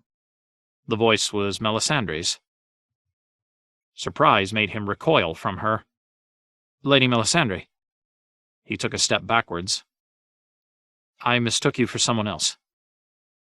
At night all robes are gray, yet suddenly hers were red. He did not understand how he could have taken her for Ygritte. She was taller, thinner, older, though the moonlight washed years from her face. Mist rose from her nostrils, and from pale hands naked to the night. "You will freeze your fingers off," Jon warned. "If that is the will of R'hllor, night's powers cannot touch one whose heart is bathed in God's holy fire." "Your heart does not concern me, just your hands."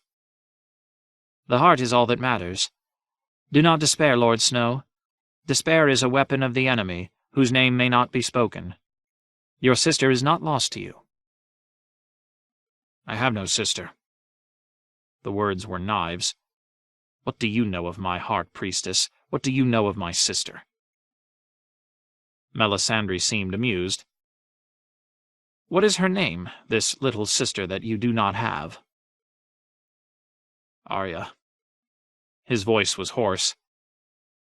"My half-sister, truly, for you are bastard-born. I had not forgotten. I have seen your sister in my fires, fleeing from this marriage they have made for her. Coming here, to you. A girl in grey on a dying horse, I have seen it plain as day. It has not happened yet, but it will." She gazed at Ghost. "May I touch your wolf?" The thought made Jon uneasy.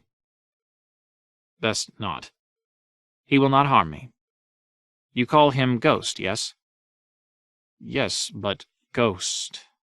Melisandre made the word a song. The direwolf padded toward her. Wary, he stalked about her in a circle, sniffing. When she held out her hand, he smelled that too, then shoved his nose against her fingers. Jon let out a white breath.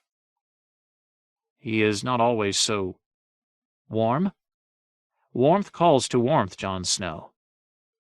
Her eyes were two red stars shining in the dark. At her throat, her ruby gleamed, a third eye glowing brighter than the others. Jon had seen Ghost's eyes blazing red the same way, when they caught the light just right. "Ghost," he called. "To me." The direwolf looked at him as if he were a stranger. Jon frowned in disbelief. "That's queer." "You think so?" She knelt and scratched Ghost behind his ear. "Your wall is a queer place, but there is power here, if you will use it. Power in you, and in this beast. You resist it, and that is your mistake. Embrace it. Use it." "I am not a wolf," he thought. "And how would I do that?" "I can show you." Melisandre draped one slender arm over Ghost, and the direwolf licked her face. "The Lord of Light, in his wisdom, made us male and female, two parts of a greater whole. In our joining there is power. Power to make life. Power to make light. Power to cast shadows." Shadows. The world seemed darker when he said it. "Every man who walks the earth casts a shadow on the world. Some are thin and weak, others long and dark. You should look behind you, Lord Snow. The moon has kissed you and etched your shadow upon the ice 20 feet tall." Jon glanced over his shoulder. The shadow was there, just as she had said, etched in moonlight against the wall.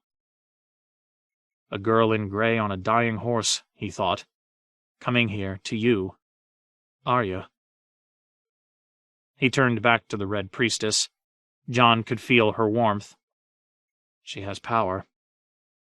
The thought came unbidden, seizing him with iron teeth, but this was not a woman he cared to be indebted to, not even for his little sister. Dalla told me something once. Val's sister, Mance Rayder's wife. She said that sorcery was a sword without a hilt. There is no safe way to grasp it. A wise woman. Melisandre rose, her red robes stirring in the wind.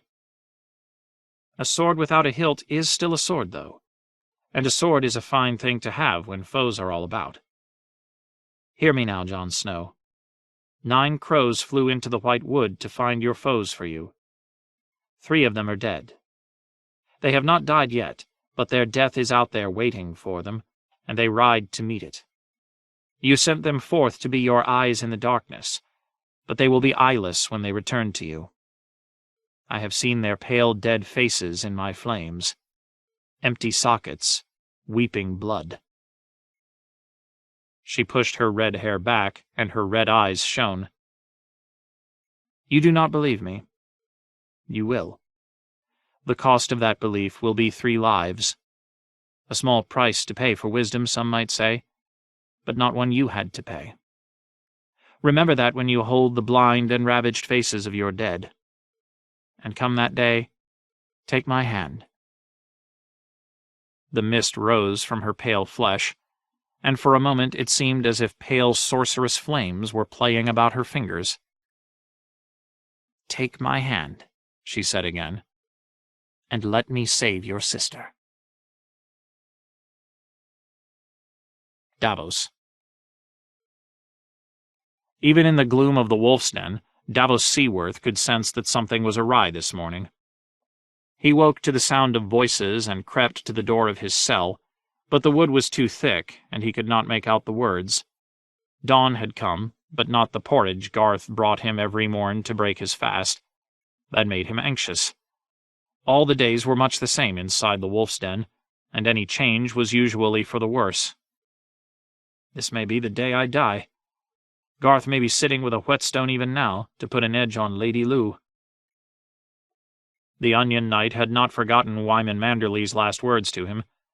Take this creature to the Wolf's Den and cut off head and hands, the fat lord had commanded. I shall not be able to eat a bite until I see this smuggler's head upon a spike, with an onion shoved between his lying teeth. Every night Davos went to sleep with those words in his head, and every morn he woke to them. And, should he forget, Garth was always pleased to remind him. Dead Man was his name for Davos. When he came by in the morning, it was always, Here, porridge for the dead man. At night it was, Blow out the candle, dead man. Once Garth brought his ladies by to introduce them to the dead man. The hoard don't look like much, he said, fondling a rod of cold black iron. But when I heat her up red hot and let her touch your cock, you'll cry for mother. And this here's my Lady Lou. It's her who'll take your head and hands when Lord Wyman sends down word. Davos had never seen a bigger axe than Lady Lou, nor one with a sharper edge. Garth spent his days honing her, the other keepers said. I will not plead for mercy, Davos resolved. He would go to his death a knight, asking only that they take his head before his hands. Even Garth would not be so cruel as to deny him that, he hoped. The sounds coming through the door were faint and muffled. Davos rose and paced his cell. As cells went, it was large and queerly comfortable. He suspected it might once have been some lordling's bedchamber. It was thrice the size of his captain's cabin on Black Bessa, and even larger than the cabin Salladhor Saan enjoyed on his Valyrian. Though its only window had been bricked in years before, one wall still boasted a hearth big enough to hold a kettle, and there was an actual privy built into a corner nook. The floor was made of warped planks full of splinters, and his sleeping pallet smelled of mildew, but those discomforts were mild compared to what Davos had expected. The food had come as a surprise as well. In place of gruel and stale bread and rotten meat, the usual dungeon fare, his keepers brought him fresh-caught fish, bread still warm from the oven, spiced mutton, turnips, carrots, even crabs. Garth was none too pleased by that. "The dead should not eat better than the living," he complained more than once. Davos had furs to keep him warm by night, wood to feed his fire, clean clothing, a greasy tallow candle. When he asked for paper, quill, and ink, Thery brought them the next day. When he asked for a book, so he might keep at his reading, Thery turned up with the seven-pointed star. For all its comforts, though, his cell remained a cell. Its walls were solid stone, so thick that he could hear nothing of the outside world. The door was oak and iron, and his keepers kept it barred. 4 sets of heavy iron fetters dangled from the ceiling, waiting for the day Lord Manderley decided to chain him up and give him over to the whore. Today may be that day. The next time Garth opens my door, it may not be to bring me porridge. His belly was rumbling, a sure sign that the morning was creeping past and still no sign of food. The worst part is not the dying, it's not knowing when or how.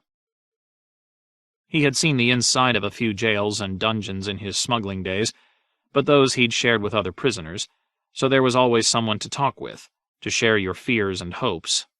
Not here. Aside from his keepers, Davos Seaworth had the Wolf's Den to himself. He knew there were true dungeons down in the castle cellars, oubliettes and torture chambers and dank pits where huge black rats scrabbled in the darkness. His jailers claimed all of them were unoccupied at present. "Only us here, Onion," Ser Bartimus had told him. He was the chief jailer, a cadaverous one-legged knight, with a scarred face and a blind eye. When Ser Bartimus was in his cups, and Ser Bartimus was in his cups most every day, he liked to boast of how he had saved Lord Wyman's life at the Battle of the Trident. The Wolf's Den was his reward. The rest of us consisted of a cook Davos never saw, 6 guardsmen in the ground-floor barracks, a pair of washerwomen, and the 2 turnkeys who looked after the prisoner. Thery was the young one, the son of one of the washerwomen, a boy of 10 and 4. The old one was Garth, huge and bald and taciturn, who wore the same greasy leather jerkin every day and always seemed to have a glower on his face. His years as a smuggler had given Davos Seaworth a sense of when a man was wrong, and Garth was wrong. The Onion Knight took care to hold his tongue in Garth's presence. With Thery and Ser Bartimus he was less reticent.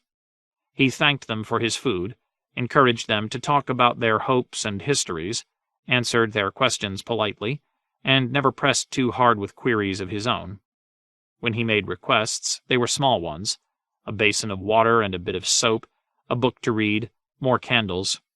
Most such favors were granted, and Davos was duly grateful.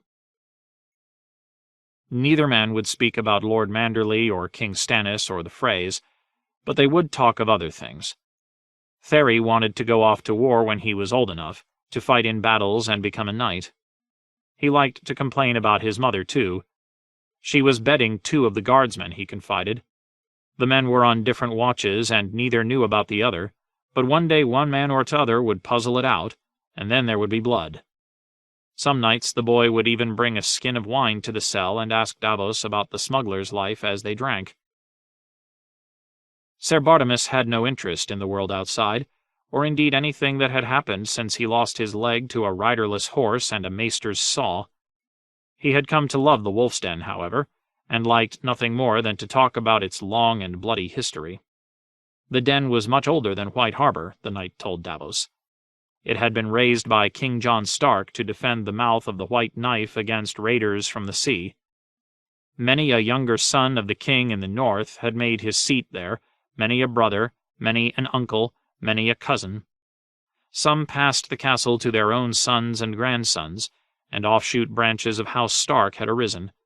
The Grey Starks had lasted the longest, holding the Wolf's Den for 5 centuries, until they presumed to join the Dreadfort in rebellion against the Starks of Winterfell. After their fall, the castle had passed through many other hands. House Flint held it for a century, House Locke for almost 2. Slates, Longs, Holts, and Ashwoods had held sway here, charged by Winterfell to keep the river safe. Reavers from the Three Sisters took the castle once, making it their toehold in the north. During the wars between Winterfell and the Vale, it was besieged by Osgood Arryn, the Old Falcon, and burned by his son, the one remembered as the Talon. When old King Edric Stark had grown too feeble to defend his realm, the Wolf's Den was captured by slavers from the Stepstones.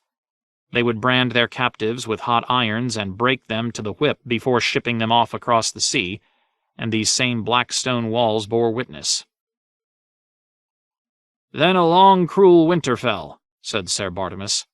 "The white knife froze hard, and even the firth was icing up. The winds came howling from the north and drove them slavers inside to huddle round their fires, and whilst they warmed themselves the new king come down on them. Brandon Stark this was, Edric Snowbeard's great-grandson, him that men called Ice Eyes. He took the Wolf's Den back, stripped the slavers naked, and gave them to the slaves he'd found chained up in the dungeons. It's said they hung their entrails in the branches of the heart tree as an offering to the gods. The old gods, not these new ones from the south. Your seven don't know winter, and winter don't know them." Davos could not argue with the truth of that. From what he had seen at Eastwatch by the Sea, he did not care to know winter either. "What gods do you keep?" he asked the one-legged knight. "The old ones." When Ser Bartimus grinned, he looked just like a skull. "Me and mine were here before the Manderleys. Like as not, my own forebears strung those entrails through the tree." "I never knew that Northmen made blood sacrifice to their heart trees." "There's much and more you Southrons do not know about the North," Ser Bartimus replied. He was not wrong. Davos sat beside his candle and looked at the letters he had scratched out word by word during the days of his confinement. "I was a better smuggler than a knight," he had written to his wife.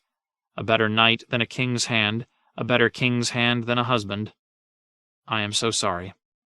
Marya, I have loved you. Please forgive the wrongs I did you.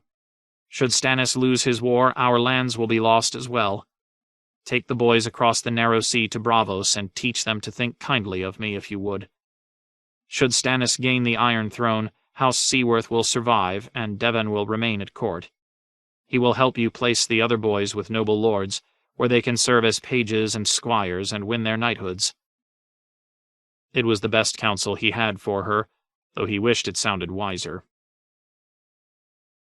He had written to each of his 3 surviving sons as well, to help them remember the father who had bought them names with his fingertips. His notes to Stefan and young Stannis were short and stiff and awkward.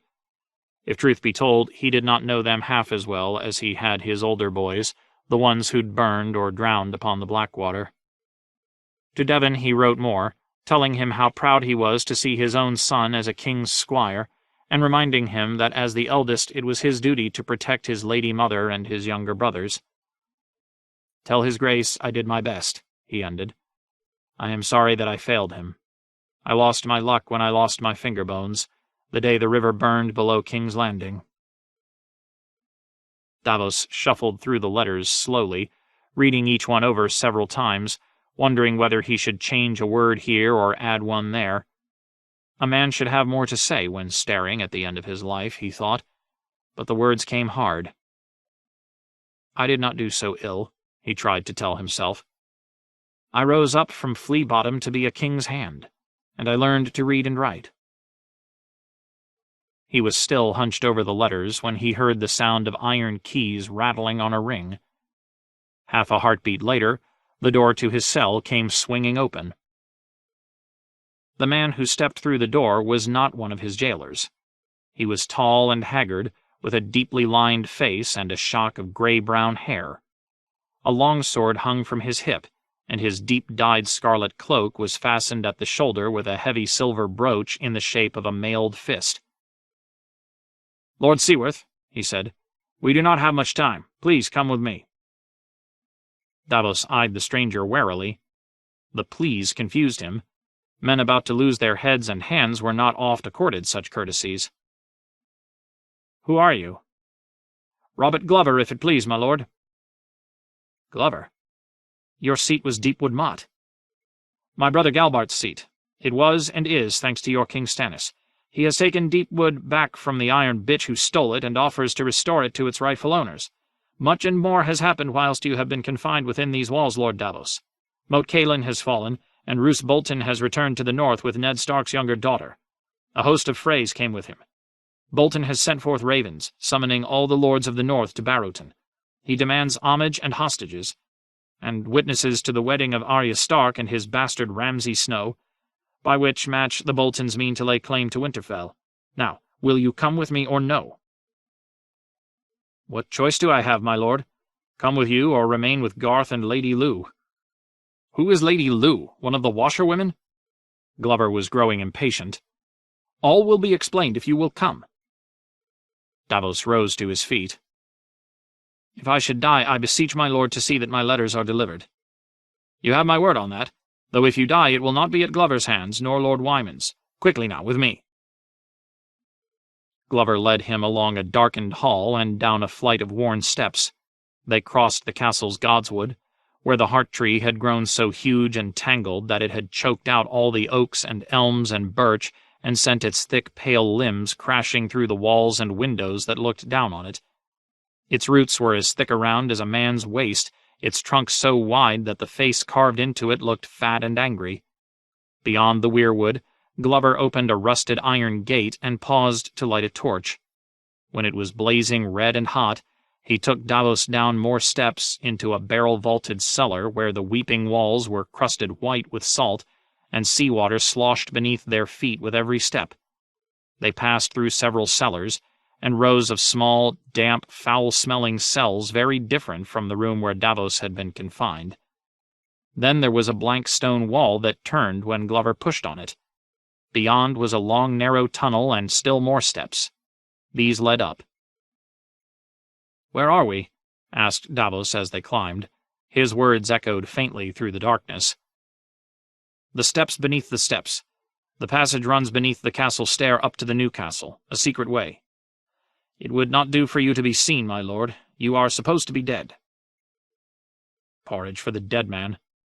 Davos climbed. They emerged through another wall, but this one was lath and plaster on the far side. The room beyond was snug and warm and comfortably furnished, with a Mirish carpet on the floor and beeswax candles burning on a table. Davos could hear pipes and fiddles playing not far away. On the wall hung a sheepskin with a map of the north painted across it in faded colors. Beneath the map sat Wyman Manderly, the colossal lord of White Harbor. "Please sit." Lord Manderly was richly garbed. His velvet doublet was a soft blue-green, embroidered with golden thread at the hem and sleeves and collar. His mantle was ermine, pinned at the shoulder with a golden trident.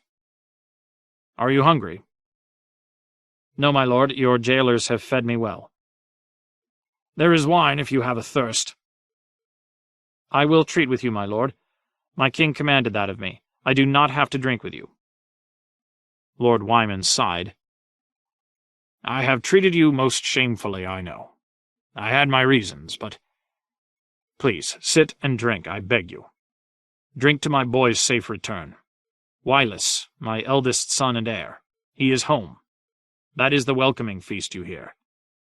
In the Merman's Court they are eating lamprey pie and venison with roasted chestnuts. Winifred is dancing with the Frey she is to marry. The other Freys are raising cups of wine to toast our friendship." Beneath the music, Davos could hear the murmur of many voices, the clatter of cups and platters. He said nothing. "I have just come from the high table," Lord Wyman went on.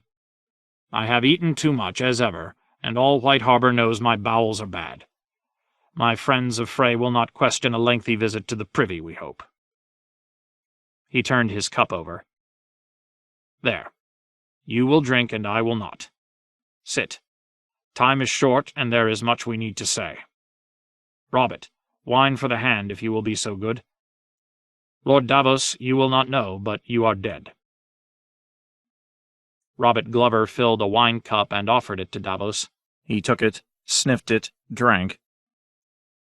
"How did I die, if I may ask?" "By the axe. Your head and hands were mounted above the seal gate, with your face turned so your eyes looked out across the harbor. By now you are well rotted, though we dipped your head in tar before we set it upon the spike. Carrion crows and seabirds squabbled over your eyes, they say." Davos shifted uncomfortably. It was a queer feeling, being dead. "If it please my lord, who died in my place?" "Does it matter? You have a common face, Lord Davos. I hope my saying so does not offend you. The man had your coloring, a nose of the same shape, 2 ears that were not dissimilar, a long beard that could be trimmed and shaped like yours. You can be sure we tarred him well, and the onion shoved between his teeth served to twist the features. Ser Bartimus saw that the fingers of his left hand were shortened, the same as yours. The man was a criminal, if that gives you any solace. His dying may accomplish more good than anything he ever did whilst living. My lord, I bear you no ill will. The rancor I showed you in the merman's court was a mummer's farce put on to please our friends of Frey." "My lord should take up a life of mummery," said Davos. "You and yours were most convincing. Your good daughter seemed to want me dead most earnestly, and the little girl, Wylla." Lord Wyman smiled. "Did you see how brave she was? Even when I threatened to have her tongue out, she reminded me of the debt White Harbor owes to the Starks of Winterfell, a debt that can never be repaid. Wylla spoke from the heart, as did Lady Leona. Forgive her if you can, my lord. She is a foolish, frightened woman, and Wylla's is her life. Not every man has it in him to be Prince Aemon the Dragon Knight or Simeon Stareyes, and not every woman can be as brave as my Wylla and her sister Winifred, who did know, yet played her own part fearlessly. When treating with liars, even an honest man must lie. I did not dare defy King's Landing so long as my last living son remained a captive. Lord Tywin Lannister wrote me himself to say that he had Wylla's. If I would have him freed unharmed, he told me, I must repent my treason, yield my city, declare my loyalty to the boy king on the Iron Throne, and bend my knee to Roose Bolton, his warden of the North. Should I refuse, Wylla's would die a traitor's death, White Harbor would be stormed and sacked, and my people would suffer the same fate as the reigns of Castamere. I am fat, and many think that makes me weak and foolish. Mayhaps Tywin Lannister was one such. I sent him back a raven to say that I would bend my knee and open my gates after my son was returned, but not before. There the matter stood when Tywin died. Afterward the Freys turned up with Wendell's bones, to make a peace and seal it with a marriage pact, they claimed, but I was not about to give them what they wanted until I had Wylla's safe and whole, and they were not about to give me Wylla's until I proved my loyalty. Your arrival gave me the means to do that. That was the reason for the discourtesy I showed you in the merman's court, and for the head and hands rotting above the seal gate. You took a great risk, my lord, Davos said. If the Freys had seen through your deception, I took no risk at all. If any of the Freys had taken it upon themselves to climb my gate for a close look at the man with the onion in his mouth, I would have blamed my jailers for the error and produced you to appease them. Davos felt a shiver up his spine. I see. I hope so. You have sons of your own, you said. 3, thought Davos, though I fathered 7. Soon I must return to the feast to toast my friends of Frey, Manderley continued. They watch me, sir. Day and night their eyes are on me, noses sniffing for some whiff of treachery. You saw them, the arrogant Ser Jared and his nephew Rhaegar, that smirking worm who wears a dragon's name. Behind them both stands Simon, clinking coins. That one has bought and paid for several of my servants and 2 of my knights. One of his wife's handmaids has found her way into the bed of my own fool. If Stannis wonders that my letters say so little, it is because I dare not even trust my maester. Theomore is all head and no heart. You heard him in my hall. Maesters are supposed to put aside old loyalties when they don their chains, but I cannot forget that Theomore was born a Lannister of Lannisport, and claims some distant kinship to the Lannisters of Casterly Rock. Foes and false friends are all around me, Lord Davos.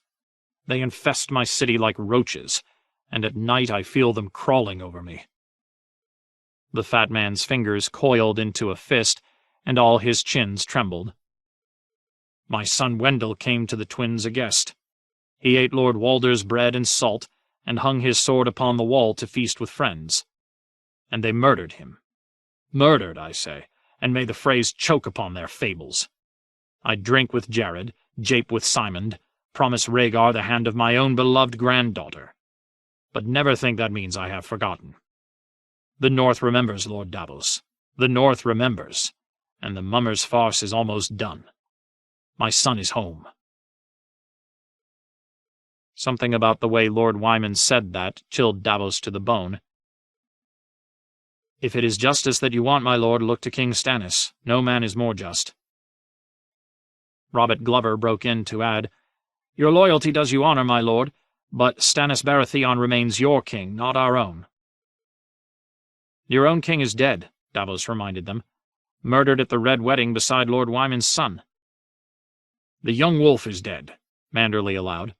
"But that brave boy was not Lord Eddard's only son. Robert, bring the lad." "At once, my lord." Glover slipped out the door. The lad? Was it possible that one of Robb Stark's brothers had survived the ruin of Winterfell? Did Manderley have a Stark heir hidden away in his castle? A found boy or a feigned boy? The North would rise for either, he suspected, but Stannis Baratheon would never make common cause with an impostor. The lad who followed Robert Glover through the door was not a Stark, nor could he ever hope to pass for one. He was older than the young wolf's murdered brothers, 14 or 15 by the look of him, and his eyes were older still. Beneath a tangle of dark brown hair his face was almost feral, with a wide mouth, sharp nose, and pointed chin. "Who are you?" Davos asked. The boy looked to Robert Glover. "He is a mute, but we have been teaching him his letters. He learns quickly." Glover drew a dagger from his belt and gave it to the boy. "Write your name for Lord Seaworth." There was no parchment in the chamber. The boy carved the letters into a wooden beam in the wall. W. E. X. He leaned hard into the X.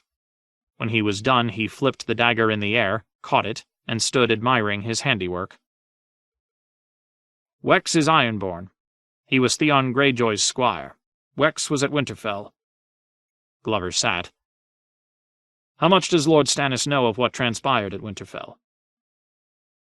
Davos thought back on the tales they'd heard. Winterfell was captured by Theon Greyjoy, who had once been Lord Stark's ward. He had Stark's 2 young sons put to death and mounted their heads above the castle walls.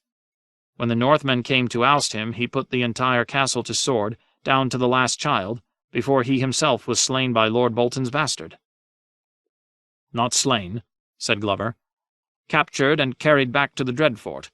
The bastard has been flaying him." Lord Wyman nodded.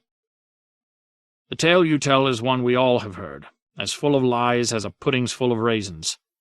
It was the bastard of Bolton who put Winterfell to the sword. Ramsay Snow he was called then, before the boy king made him a Bolton. Snow did not kill them all. He spared the women, roped them together, and marched them to the Dreadfort for his sport." "His sport?" "He is a great hunter," said Wyman Manderley, "and women are his favorite prey. He strips them naked and sets them loose in the woods. They have a half-day's start before he sets out after them with hounds and horns. From time to time some wench escapes and lives to tell the tale. Most are less fortunate.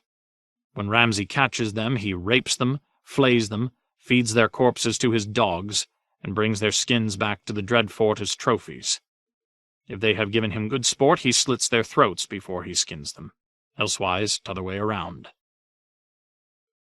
Davos paled. "Gods be good. How could any man—" "The evil is in his blood," said Robert Glover. "He is a bastard born of rape, a Snow, no matter what the boy king says." "Was ever Snow so black?" asked Lord Wyman. Ramsay took Lord Hornwood's lands by forcibly wedding his widow, then locked her in a tower and forgot her. It is said she ate her own fingers in her extremity, and the Lannister notion of king's justice is to reward her killer with Ned Stark's little girl. The Boltons have always been as cruel as they were cunning, but this one seems a beast in human skin, said Glover. The Lord of White Harbor leaned forward. The Freys are no better. They speak of wargs and skin-changers and assert that it was Robb Stark who slew my Wendell. The arrogance of it! They do not expect the North to believe their lies, not truly, but they think we must pretend to believe or die. Roose Bolton lies about his part in the Red Wedding, and his bastard lies about the fall of Winterfell. And yet so long as they held Wylis, I had no choice but to eat all this excrement and praise the taste. And now, my lord? Asked Davos. He had hoped to hear Lord Wyman say, "And now I shall declare for King Stannis," but instead the fat man smiled an odd, twinkling smile, and said, "And now I have a wedding to attend. I am too fat to sit a horse, as any man with eyes can plainly see. As a boy I loved to ride, and as a young man I handled a mount well enough to win some small acclaim in the lists. But those days are done. My body has become a prison more dire than the wolf's den. Even so, I must go to Winterfell. Roose Bolton wants me on my knees, and beneath the velvet courtesy he shows the iron mail.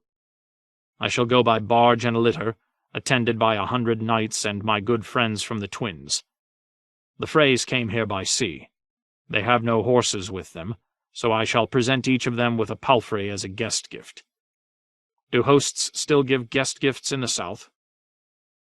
Some do, my lord, on the day their guest departs. Perhaps you understand, then. Wyman Manderly lurched ponderously to his feet. I have been building warships for more than a year. Some you saw, but there are as many more hidden up the White Knife. Even with the losses I have suffered, I still command more heavy horse than any other lord north of the Neck. My walls are strong, and my vaults are full of silver. Oldcastle and Widow's Watch will take their lead from me. My bannermen include 12 petty lords and 100 landed knights. I can deliver King Stannis the allegiance of all the lands east of the White Knife, from Widow's Watch and Ramsgate to the Sheep's Head Hills and the headwaters of the Broken Branch. All this I pledge to do if you will meet my price. I can bring your terms to the king, but— Lord Wyman cut him off. If you will meet my price, I said, not Stannis. It's not a king I need, but a smuggler. Robert Glover took up the tale. We may never know all that happened at Winterfell, when Ser Roderick Castle tried to take the castle back from Theon Greyjoy's Ironmen. The bastard of Bolton claims that Greyjoy murdered Ser Roderick during a parley. Wex says no. Until he learns more letters, we will never know half the truth. But he came to us knowing yes and no, and those can go a long way once you find the right questions. It was the bastard who murdered Ser Roderick and the men of Winterfell, said Lord Wyman. He slew Greyjoy's Ironmen as well. Wex saw men cut down trying to yield. When we asked how he escaped, he took a chunk of chalk and drew a tree with a face. Davos thought about that. The old gods saved him? After a fashion. He climbed the heart tree and hid himself amongst the leaves. Bolton's men searched the godswood twice and killed the men they found there, but none thought to clamber up into the trees. Is that how it happened, Wex? The boy flipped up Glover's dagger, caught it, nodded. Glover said, He stayed up in the tree a long time. He slept amongst the branches, not daring to descend. Finally, he heard voices down beneath him. The voices of the dead, said Wyman Manderly. Wex held up 5 fingers, tapped each one with the dagger, then folded 4 away and tapped the last again. 6 of them? Asked Davos. There were 6. 2 of them Ned Stark's murdered sons. How could a mute tell you that? With chalk. He drew 2 boys and 2 wolves. The lad is ironborn, so he thought it best not to show himself, said Glover. He listened. The 6 did not linger long amongst the ruins of Winterfell. 4 went one way, 2 another. Wex stole after the 2, a woman and a boy. He must have stayed downwind so the wolf would not catch his scent. He knows where they went, Lord Wyman said. Davos understood. You want the boy. Roose Bolton has Lord Eddard's daughter. To thwart him, White Harbor must have Ned's son, and the direwolf. The wolf will prove the boy is who we say he is, should the Dreadfort attempt to deny him. That is my price, Lord Davos. Smuggle me back my liege lord, and I will take Stannis Baratheon as my king. Old instinct made Davos Seaworth reach for his throat. His finger bones had been his luck, and somehow he felt he would have need of luck to do what Wyman Manderly was asking of him. The bones were gone, though, so he said, "You have better men than me in your service, knights and lords and maesters. Why would you need a smuggler? You have ships." Ships, Lord Wyman agreed. But my crews are rivermen, or fisherfolk who have never sailed beyond the Bight. For this I must have a man who's sailed in darker waters and knows how to slip past dangers, unseen and unmolested. Where is the boy? Somehow Davos knew he would not like the answer. Where is it you want me to go, my lord? Robert Glover said, "Wex, show him." The mute flipped the dagger, caught it, then flung it end over end at the sheepskin map that adorned Lord Wyman's wall. It struck quivering. Then he grinned. For half a heartbeat, Davos considered asking Wyman Manderly to send him back to the Wolf's Den, to Ser Bartimus with his tales and Garth with his lethal ladies. In the den, even prisoners ate porridge in the morning. But there were other places in this world where men were known to break their fast on human flesh. Daenerys. Each morning, from her western ramparts, the Queen would count the sails on Slaver's Bay. Today she counted 25, though some were far away and moving, so it was hard to be certain. Sometimes she missed one, or counted one twice. What does it matter? A strangler only needs 10 fingers. All trade had stopped, and her fisherfolk did not dare put out into the bay. The boldest still dropped a few lines into the river, though even that was hazardous. More remained tied up beneath Meereen's walls of many-colored brick. There were ships from Meereen out in the bay, too, warships and trading galleys whose captains had taken them to sea when Dany's host first laid siege to the city, now returned to augment the fleets from Karth, Tolos, and New Gis. Her admiral's counsel had proved worse than useless. "Let them see your dragons," Groleo said. "Let the Yonkishmen have a taste of fire, and the trade will flow again." "Those ships are strangling us, and all my admiral can do is talk of dragons," Dany said. "You are my admiral, are you not?" "An admiral without ships." "Build ships." "Warships cannot be made from brick. The slavers burned every stand of timber within 20 leagues of here." "Then ride out 22 leagues. I will give you wagons, workers, mules, whatever you require." "I am a sailor, not a shipwright. I was sent to fetch your grace back to Pentos. Instead, you brought us here and tore my Sedulion to pieces for some nails and scraps of wood. I will never see her like again. I may never see my home again, nor my old wife. It was not me who refused the ships this Daxos offered. I cannot fight the Carthene with fishing boats." His bitterness dismayed her, so much so that Dany found herself wondering if the grizzled Pentoshi could be one of her 3 betrayers. No, he is only an old man, far from home and sick at heart. "There must be something we can do." "Aye, and I've told you what. These ships are made of rope and pitch and canvas, of Cohoric pine and teak from Sothoros, old oak from Great Norvos, yew and ash and spruce. Wood, your grace. Wood burns. The dragons— I will hear no more about my dragons.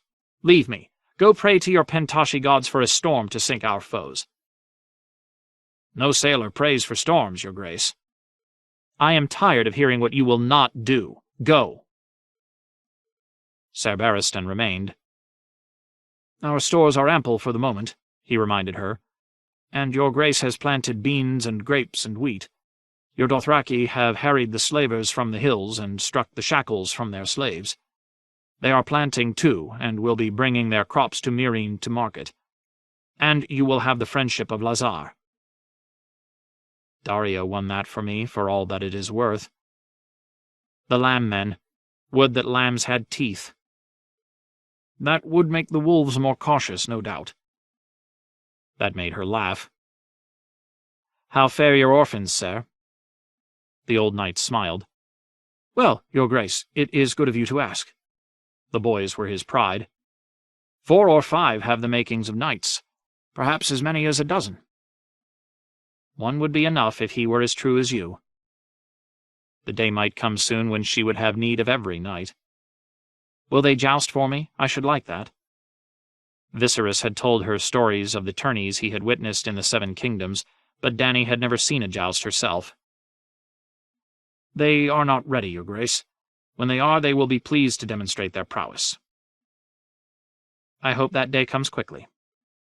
She would have kissed her good night on the cheek, but just then Missandei appeared beneath the arched doorway. Missandei? Your grace, Skahaz awaits your pleasure.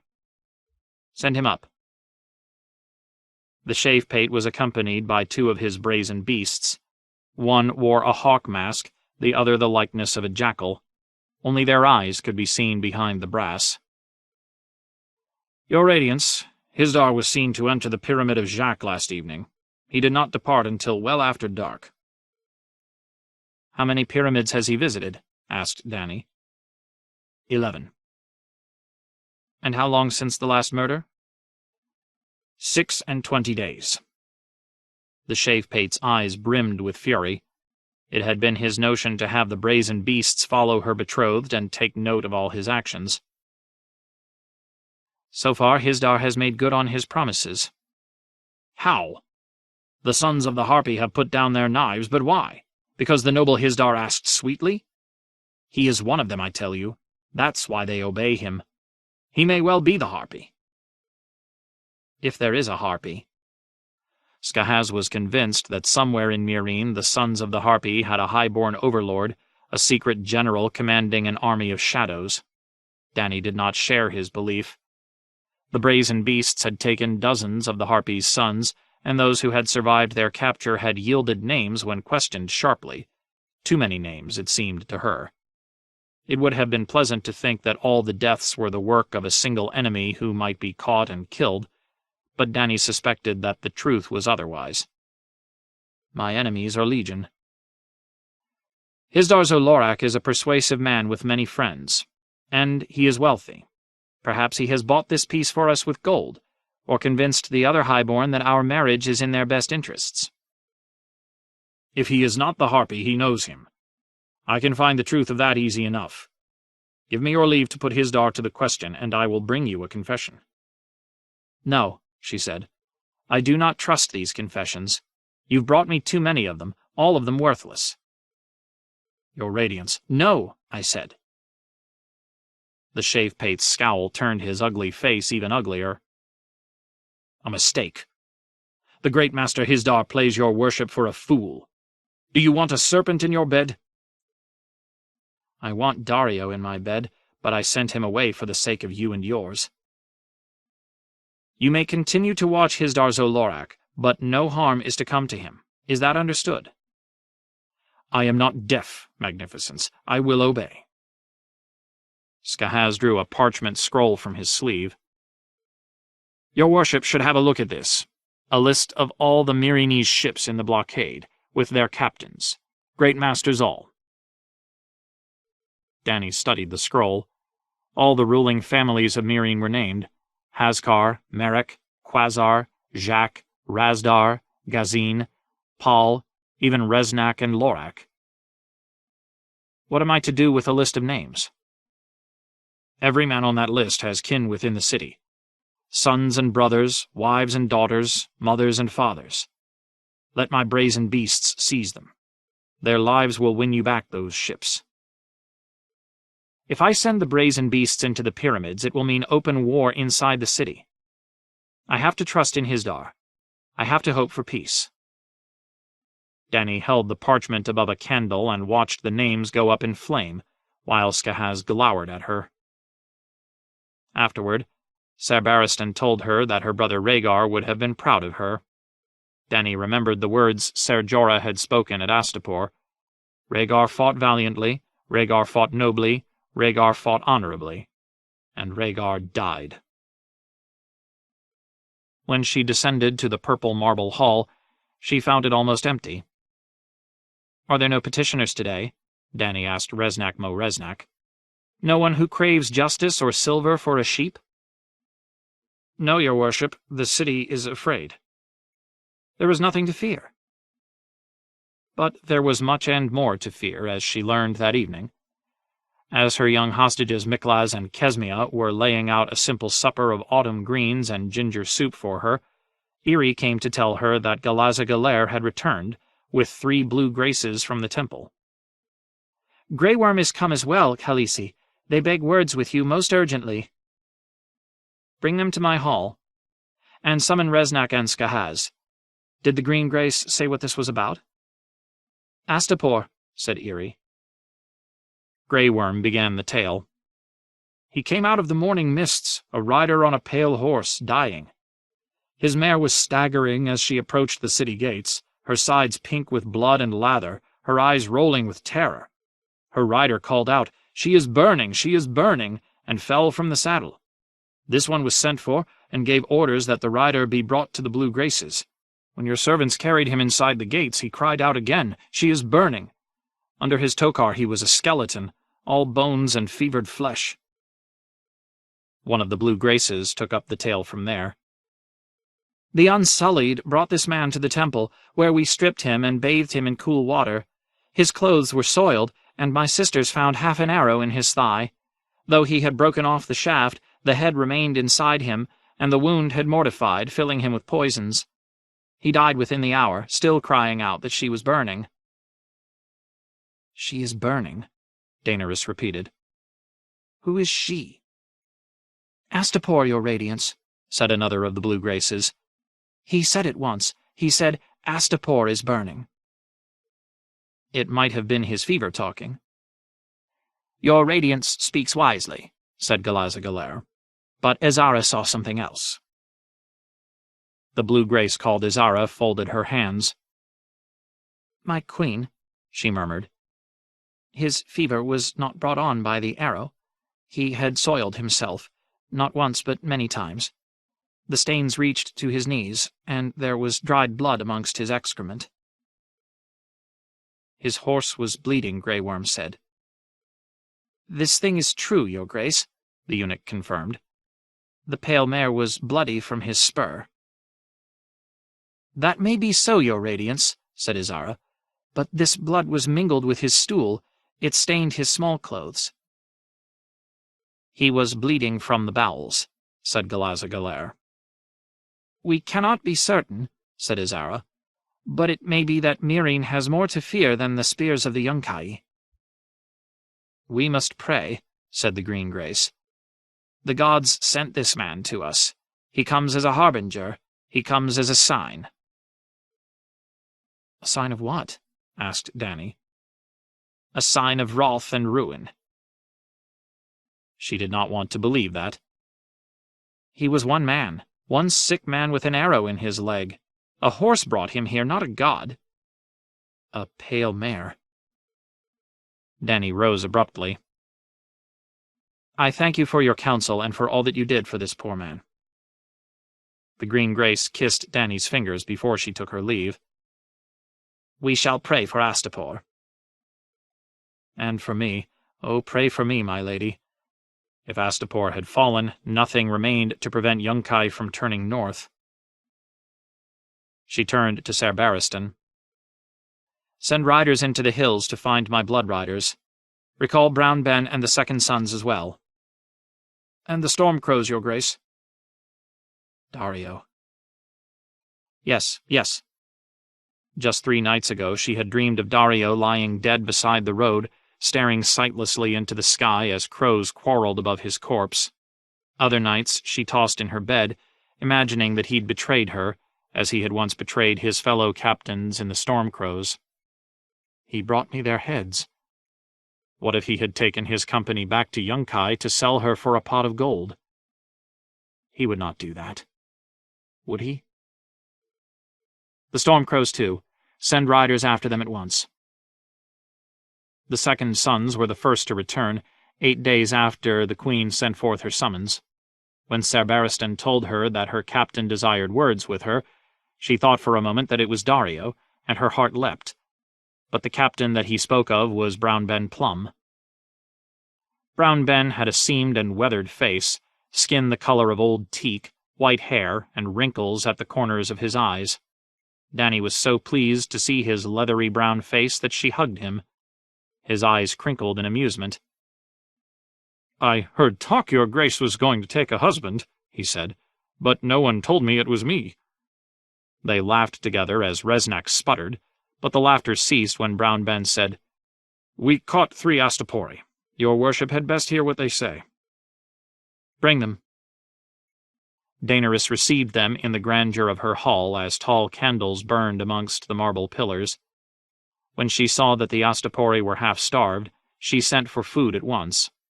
These 3 were all that remained of a dozen who had set out together from the Red City, a bricklayer, a weaver, and a cobbler. "What befell the rest of your party?" the queen asked.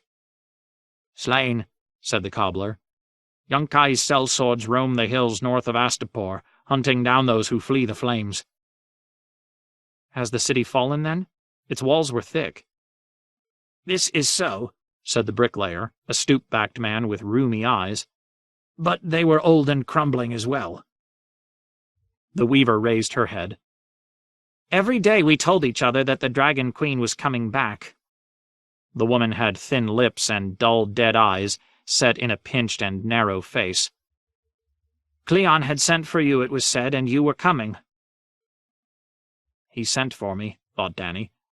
"That much is true, at least." "Outside our walls, the Yunkai devoured our crops and slaughtered our herds," the cobbler went on. "Inside we starved. We ate cats and rats and leather. A horsehide was a feast.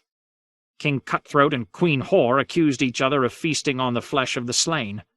Men and women gathered in secret to draw lots and gorge upon the flesh of him who drew the Blackstone. The pyramid of Naklos was despoiled and set aflame by those who claimed that Krasnus Monaklos was to blame for all our woes." "Others blamed Daenerys," said the weaver, "but more of us still loved you. She is on her way, we said to one another. She is coming at the head of a great host with food for all." "I can scarce feed my own folk. If I had marched to Astapor, I would have lost Meereen." The cobbler told them how the body of the Butcher King had been disinterred and clad in copper armor after the Green Grace of Astapor had a vision that he would deliver them from the Yunkai. Armored and stinking, the corpse of Cleon the Great was strapped onto the back of a starving horse to lead the remnants of his new Unsullied on a sortie, but they rode right into the iron teeth of a legion from New Gis and were cut down to a man. Afterward, the Green Grace was impaled upon a stake in the Plaza of Punishment and left until she died. In the Pyramid of Ulhor, the survivors had a great feast that lasted half the night, and washed the last of their food down with poison wine so none need wake again come morning. Soon after came the sickness, a bloody flux that killed 3 men of every 4, until a mob of dying men went mad and slew the guards on the main gate. The old brickmaker broke in to say, "No, that was the work of healthy men running to escape the flux." "Does it matter?" asked the cobbler. "The guards were torn apart and the gates thrown open. The legions of New Gis came pouring into Astapor, followed by the Yunkai and the sellswords on their horses. Queen Whore died fighting them with a curse upon her lips. King Cutthroat yielded and was thrown into a fighting pit to be torn apart by a pack of starving dogs." "Even then some said that you were coming," said the weaver. "They swore they had seen you mounted on a dragon flying high above the camps of the Yunkai. Every day we looked for you." "I could not come," the queen thought. "I dare not." "And when the city fell," demanded Skahaz, "what then?" "The butchery began. The Temple of the Graces was full of the sick who had come to ask the gods to heal them. The legions sealed the doors and set the temple ablaze with torches. Within the hour, fires were burning in every corner of the city. As they spread, they joined with one another. The streets were full of mobs running this way and that to escape the flames, but there was no way out. The Yunkai held the gates. "Yet you escaped," the Shavepate said. "How is that?" The old man answered, "I am by trade a brickmaker, as my father and his father were before me. My grandfather built our house up against the city walls. It was an easy thing to work loose a few bricks every night. When I told my friends, they helped me shore up the tunnel so it would not collapse. We all agreed that it might be good to have our own way out." I left you with a council to rule over you, Dany thought, a healer, a scholar, and a priest. She could still recall the Red City as she had first seen it, dry and dusty behind its red brick walls, dreaming cruel dreams, yet full of life.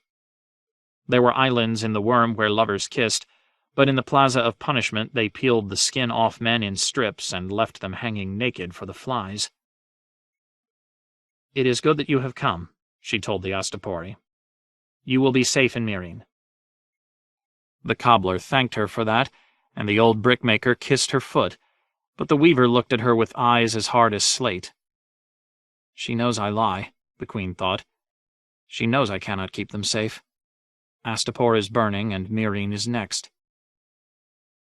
"There's more coming," Brown Ben announced when the Astapori had been led away. "These 3 had horses. Most are afoot." "How many are they?" asked Reznak.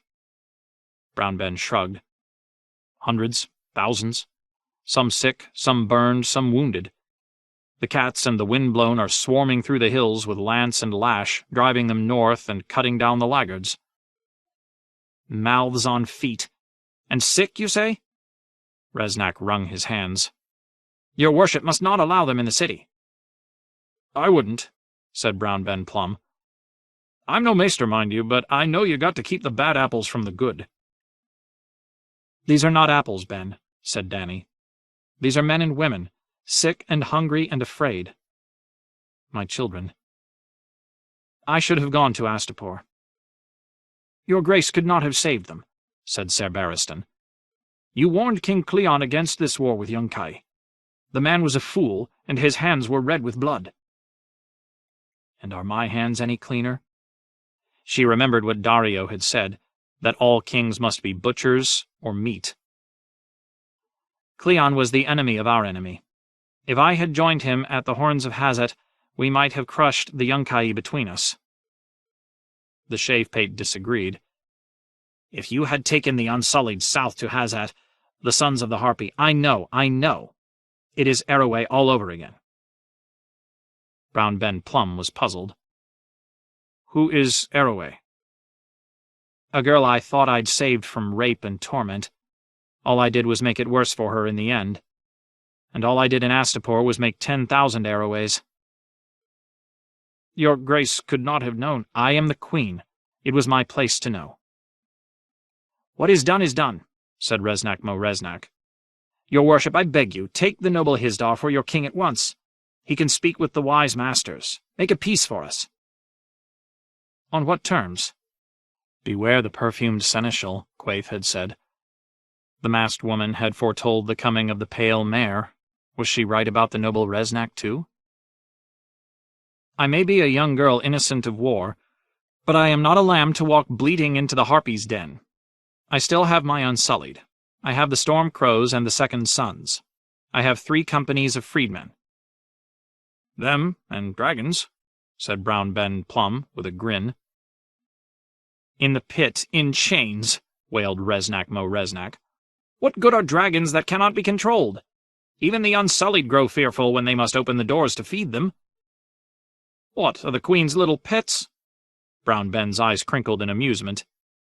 The grizzled captain of the Second Sons was a creature of the Free Companies, a mongrel with the blood of a dozen different peoples flowing through his veins, but he had always been fond of the dragons, and them of him. "Pets?" screeched Reznak. "Monsters, rather. Monsters that feed on children. We cannot—" "Silence," said Daenerys. "We will not speak of that." Reznak shrank away from her, flinching from the fury in her tone. Forgive me, Magnificence, I did not— Brown Ben Plum bowled over him. Your Grace, the Yunkish got 3 free companies against our 2, and there's talk the Yunkish men sent to Volantis to fetch back the Golden Company. Those bastards field 10,000. Yunkai's got 4 Giscari legions too, maybe more. And I heard it said they sent riders across the Dothraki Sea to maybe bring some big Khalasar down on us. We need them dragons the way I see it. Dany sighed. I am sorry, Ben. I dare not loose the dragons. She could see that was not the answer that he wanted. Plum scratched at his speckled whiskers. If there's no dragons in the balance, well, we should leave before them Yunkish bastards close the trap. Only first, make the slavers pay to see our backs. They pay the cowls to leave their cities be, why not us? Sell Meereen back to them and start west with wagons full of gold and gems and such. You want me to loot Meereen and flee? No, I will not do that. Grey Worm, are my freedmen ready for battle? The eunuch crossed his arms against his chest. They are not unsullied, but they will not shame you. This one will swear to that by spear and sword, your worship. Good, that's good. Daenerys looked at the faces of the men around her, the shave-pate scowling, Ser Barristan with his lined face and sad blue eyes, Resnack Mo Resnack, pale, sweating, Brown Ben, white-haired, grizzled, tough as old leather, Grey Worm, smooth-cheeked, stolid, expressionless.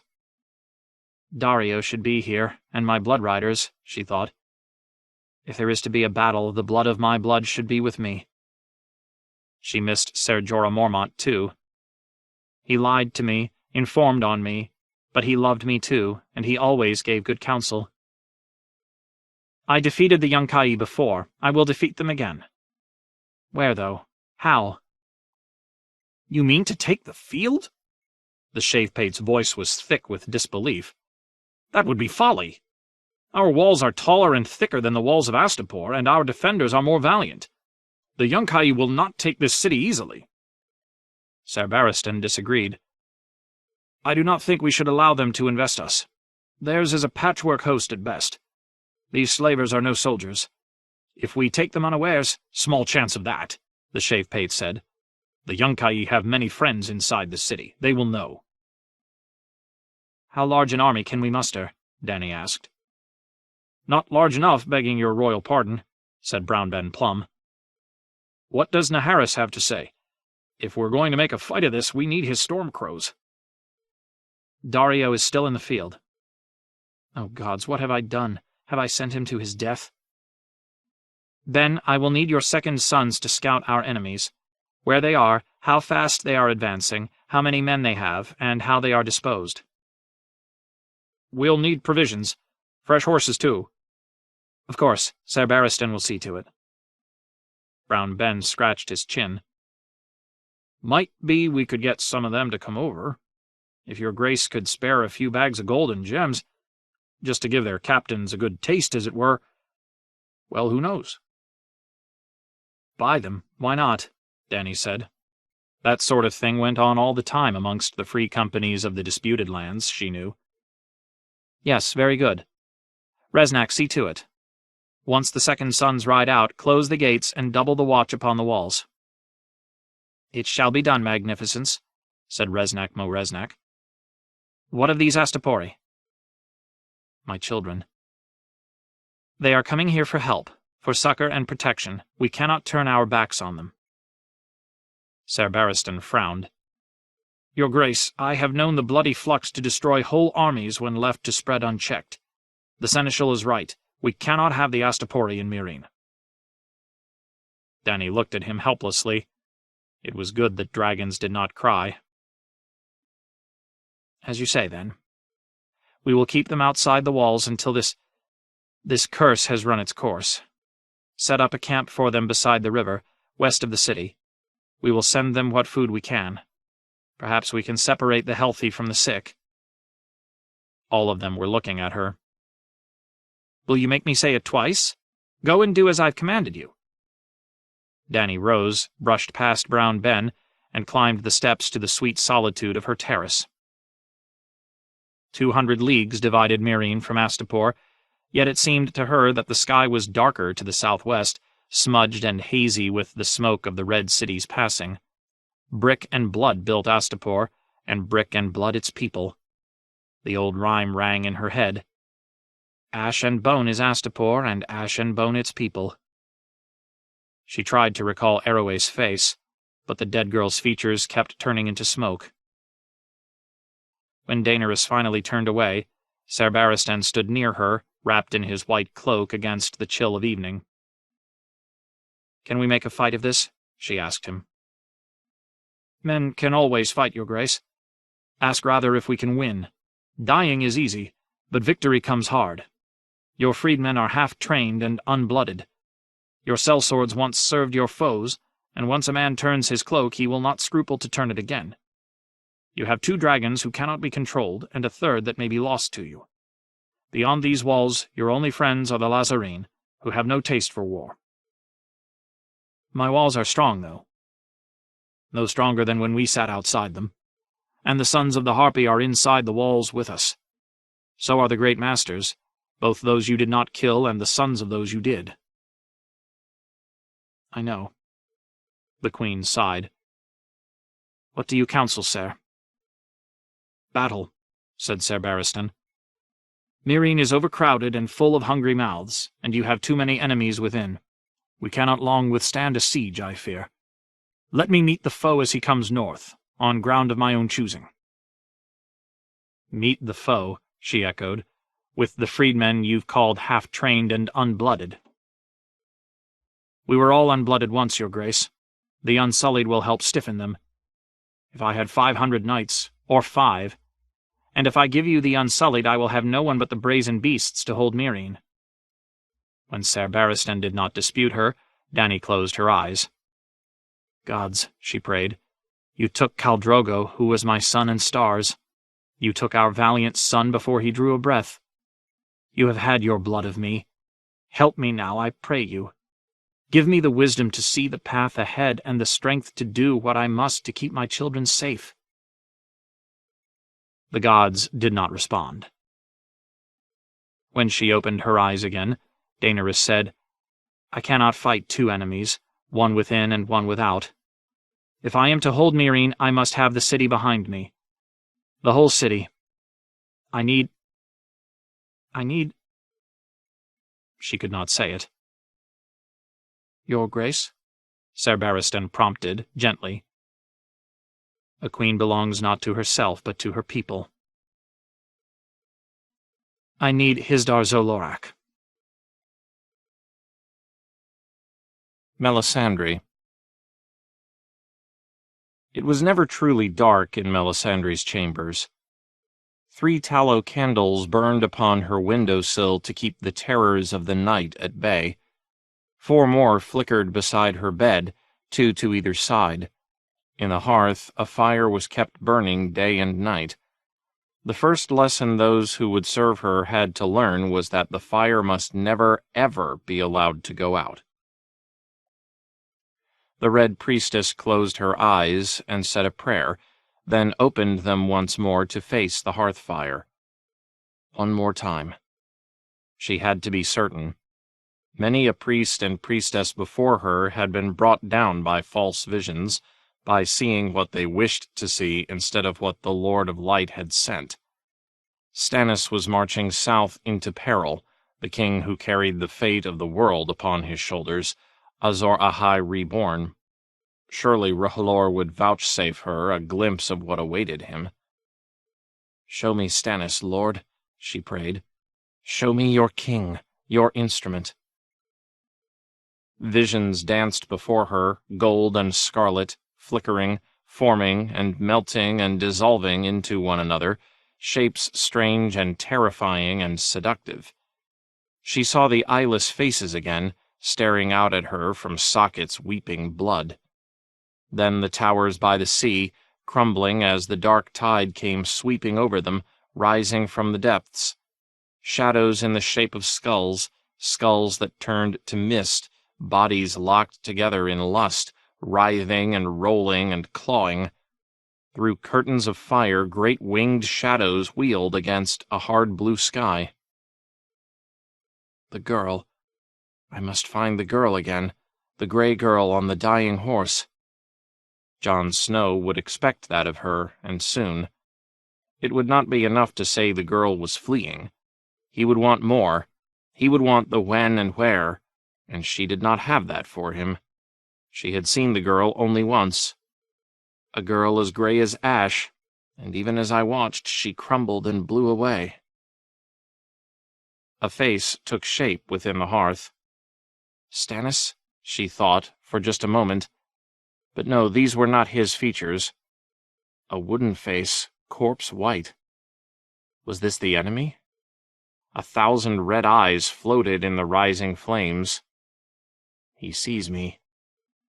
Beside him, a boy with a wolf's face threw back his head and howled. The Red Priestess shuddered.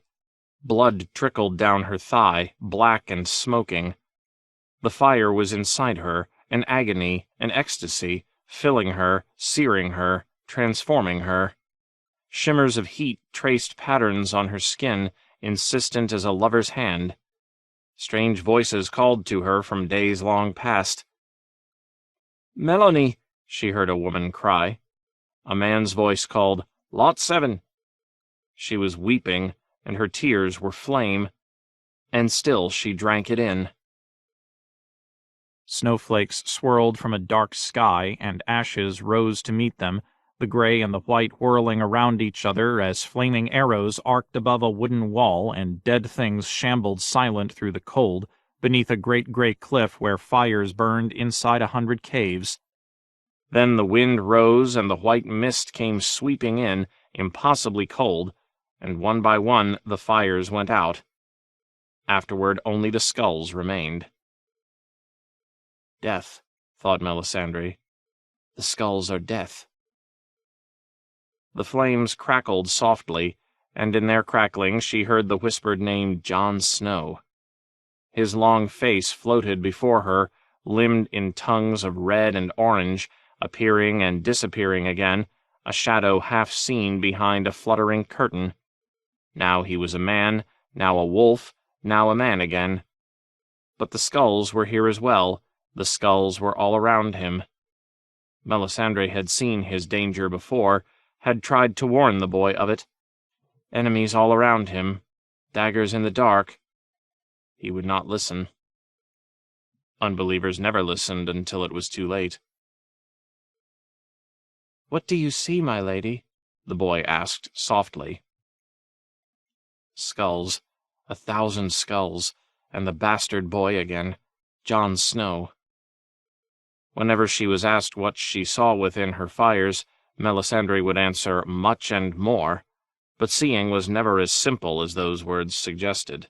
It was an art, and like all arts, it demanded mastery, discipline, study, pain. That too. R'hllor spoke to his chosen ones through blessed fire, in a language of ash and cinder and twisting flame that only a god could truly grasp. Melisandre had practiced her art for years beyond count, and she had paid the price. There was no one, even in her order, who had her skill at seeing the secrets half revealed and half concealed within the secret flames. Yet now she could not even seem to find her king. "I pray for a glimpse of Azor Ahai, and R'hllor shows me only snow." "Devon," she called. "A drink." Her throat was raw and parched. "Yes, my lady." The boy poured her a cup of water from the stone jug by the window and brought it to her. "Thank you." Melisandre took a sip, swallowed, and gave the boy a smile. That made him blush. The boy was half in love with her, she knew. He fears me, he wants me, and he worships me. All the same, Devon was not pleased to be here. The lad had taken great pride in serving as a king's squire, and it had wounded him when Stannis commanded him to remain at Castle Black. Like any boy his age, his head was full of dreams of glory. No doubt he had been picturing the prowess he would display at Deepwood Motte. Other boys his age had gone south to serve as squires to the king's knights and ride into battle at their side. Devon's exclusion must have seemed a rebuke, a punishment for some failure on his part, or perhaps for some failure of his father. In truth, he was here because Melisandre had asked for him. The 4 eldest sons of Davos Seaworth had perished in the battle on the Blackwater, when the king's fleet had been consumed by green fire. Devon was the 5th born, and safer here with her than at the king's side. Lord Davos would not thank her for it, no more than the boy himself, but it seemed to her that Seaworth had suffered enough grief. Misguided as he was, his loyalty to Stannis could not be doubted. She had seen that in her flames. Devon was quick and smart and able, too, which was more than could be said about most of her attendants. Stannis had left a dozen of his men behind to serve her when he marched south, but most of them were useless. His grace had need of every sword, so all he could spare were greybeards and cripples. One man had been blinded by a blow to his head in the battle by the wall, another lamed when his falling horse crushed his legs. Her sergeant had lost an arm to a giant's club. 3 of her guard were geldings that Stannis had castrated for raping wildling women. She had 2 drunkards and a craven, too. The last should have been hanged, as the king himself admitted, but he came from a noble family, and his father and brothers had been stalwart from the first. Having guards about her would no doubt help keep the Black brothers properly respectful, the Red Priestess knew, but none of the men that Stannis had given her were like to be much help should she find herself in peril. It made no matter. Melisandre of Ashby did not fear for herself. R'hllor would protect her. She took another sip of water, laid her cup aside, blinked and stretched, and rose from her chair, her muscles sore and stiff. After gazing into the flames so long, it took her a few moments to adjust to the dimness. Her eyes were dry and tired, but if she rubbed them, it would only make them worse. Her fire had burned low, she saw. "Devon, more wood. What hour is it?" "Almost dawn, my lady." Dawn. Another day is given us, R'hllor be praised. The terrors of the night recede. Melisandre had spent the night in her chair by the fire, as she often did. With Stannis gone, her bed saw little use. She had no time for sleep, with the weight of the world upon her shoulders, and she feared to dream. Sleep is a little death, dreams the whisperings of the other, who would drag us all into his eternal night. She would sooner sit bathed in the ruddy glow of her red lord's blessed flames, her cheeks flushed by the wash of heat as if by a lover's kisses. Some nights she drowsed, but never for more than an hour. One day, Melisandre prayed, she would not sleep at all. One day she would be free of dreams. Melanie, she thought. Lot 7. Devon fed fresh logs to the fire until the flames leapt up again, fierce and furious, driving the shadows back into the corners of the room, devouring all her unwanted dreams. The dark recedes again, for a little while. But beyond the wall the enemy grows stronger, and should he win the dawn will never come again. She wondered if it had been his face that she had seen, staring out at her from the flames. No, surely not. His visage would be more frightening than that, cold and black and too terrible for any man to gaze upon and live. The wooden man she had glimpsed, though, and the boy with the wolf's face. They were his servants, surely, his champions, as Stannis was hers. Melisandre went to her window, pushed open the shutters. Outside, the east had just begun to lighten, and the stars of morning still hung in a pitch-black sky. Castle Black was already beginning to stir as men in black cloaks made their way across the yard to break their fast with bowls of porridge before they relieved their brothers atop the wall. A few snowflakes drifted by the open window, floating on the wind. "Does my lady wish to break her fast?" asked Devon. Food. Yes, I should eat. Some days she forgot. R'hllor provided her with all the nourishment her body needed, but that was something best concealed from mortal men. It was Jon Snow she needed, not fried bread and bacon, but it was no use sending Devon to the Lord Commander. He would not come to her summons. Snow still chose to dwell behind the armory, in a pair of modest rooms previously occupied by the Watch's late blacksmith. Perhaps he did not think himself worthy of the King's Tower, or perhaps he did not care. That was his mistake, the false humility of youth that is itself a sort of pride. It was never wise for a ruler to eschew the trappings of power, for power itself flows in no small measure from such trappings. The boy was not entirely naive, however. He knew better than to come to Melisandre's chambers like a supplicant, insisting she come to him instead should she have need of words with him. And oft as not, when she did come, he would keep her waiting or refuse to see her. That much at least was shrewd. "I will have nettle tea, a boiled egg, and bread with butter. Fresh bread, if you please, not fried. You may find the wildling as well. Tell him that I must speak with him." "Rattle shirt, my lady?" "And quickly." While the boy was gone, Melisandre washed herself and changed her robes. Her sleeves were full of hidden pockets, and she checked them carefully as she did every morning to make certain all her powders were in place. Powders to turn fire green or blue or silver, powders to make a flame roar and hiss and leap up higher than a man is tall, powders to make smoke. A smoke for truth, a smoke for lust, a smoke for fear, and the thick black smoke that could kill a man outright. The Red Priestess armed herself with a pinch of each of them. The carved chest that she had brought across the narrow sea was more than 3/4 empty now, and while Melisandre had the knowledge to make more powders, she lacked many rare ingredients.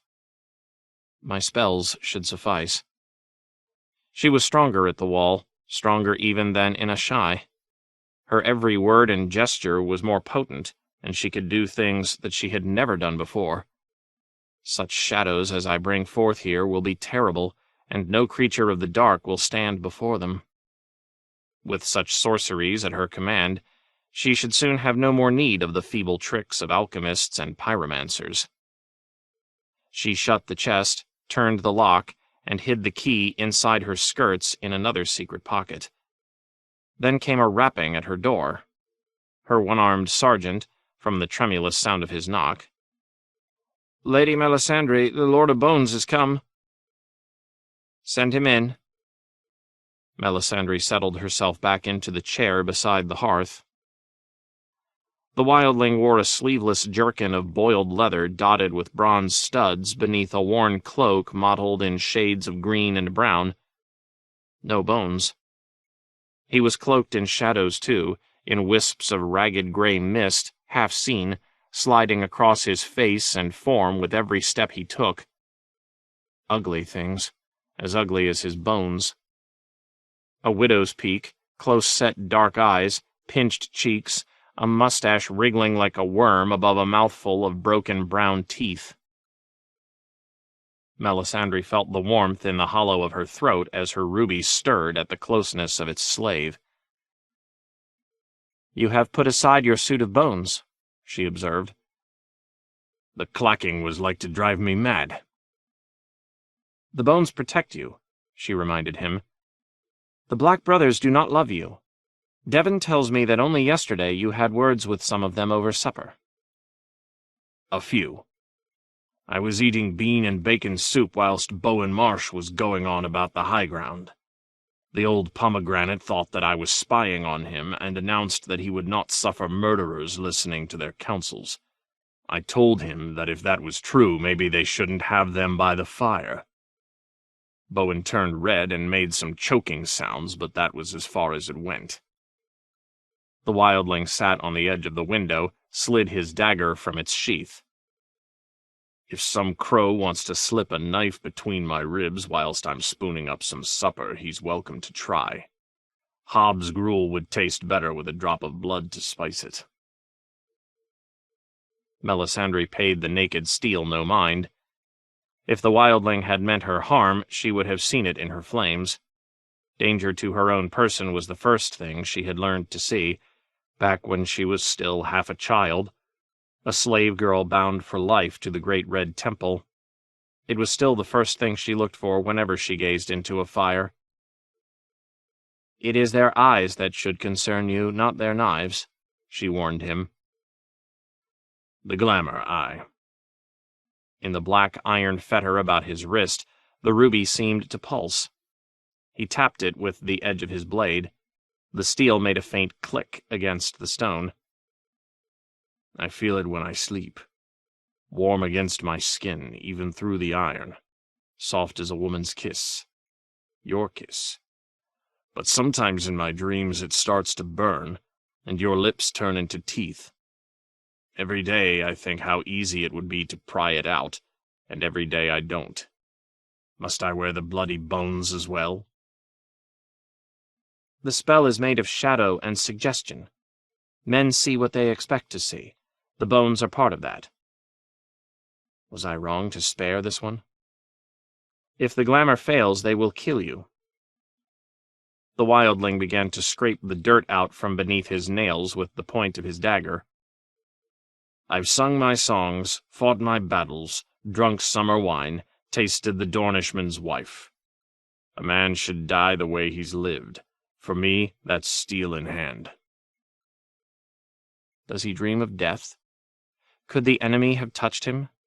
Death is his domain, the dead his soldiers. "You shall have work for your steel soon enough.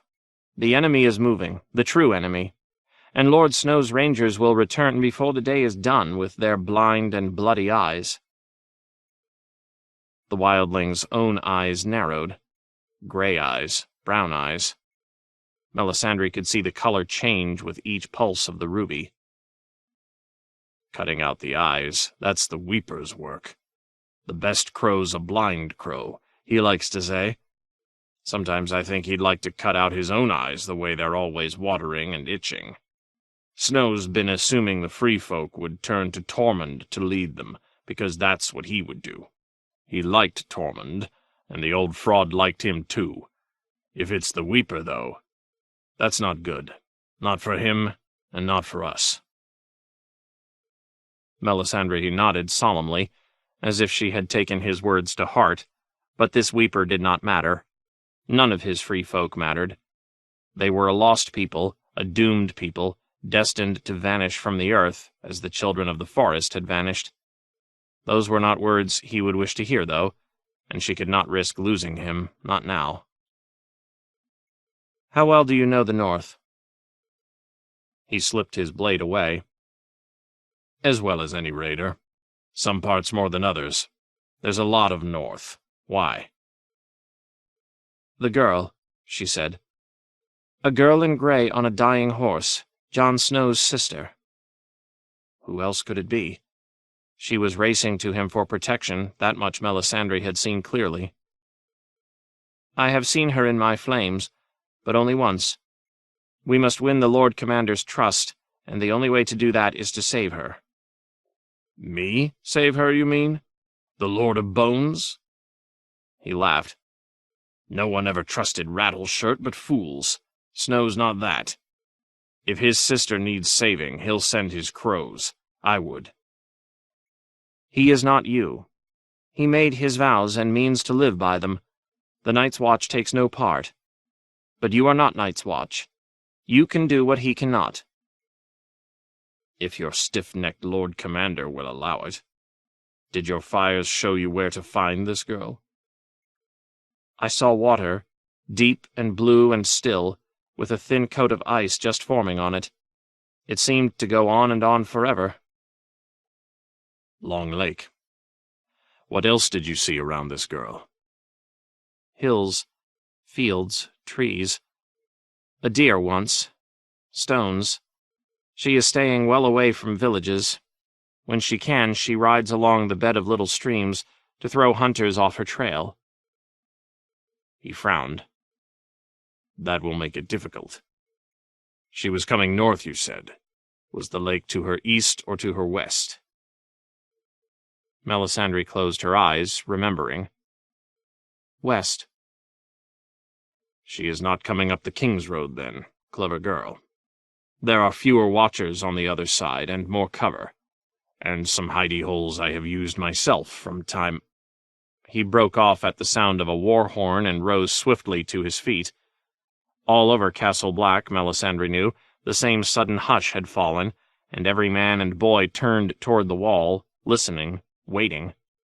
One long blast of the horn meant rangers returning, but two— "The day has come," the Red Priestess thought. "Lord Snow will have to listen to me now." After the long, mournful cry of the horn had faded away, the silence seemed to stretch out to an hour. The wildling finally broke the spell. "Only one, then. Rangers." "Dead rangers." Melisandre rose to her feet as well.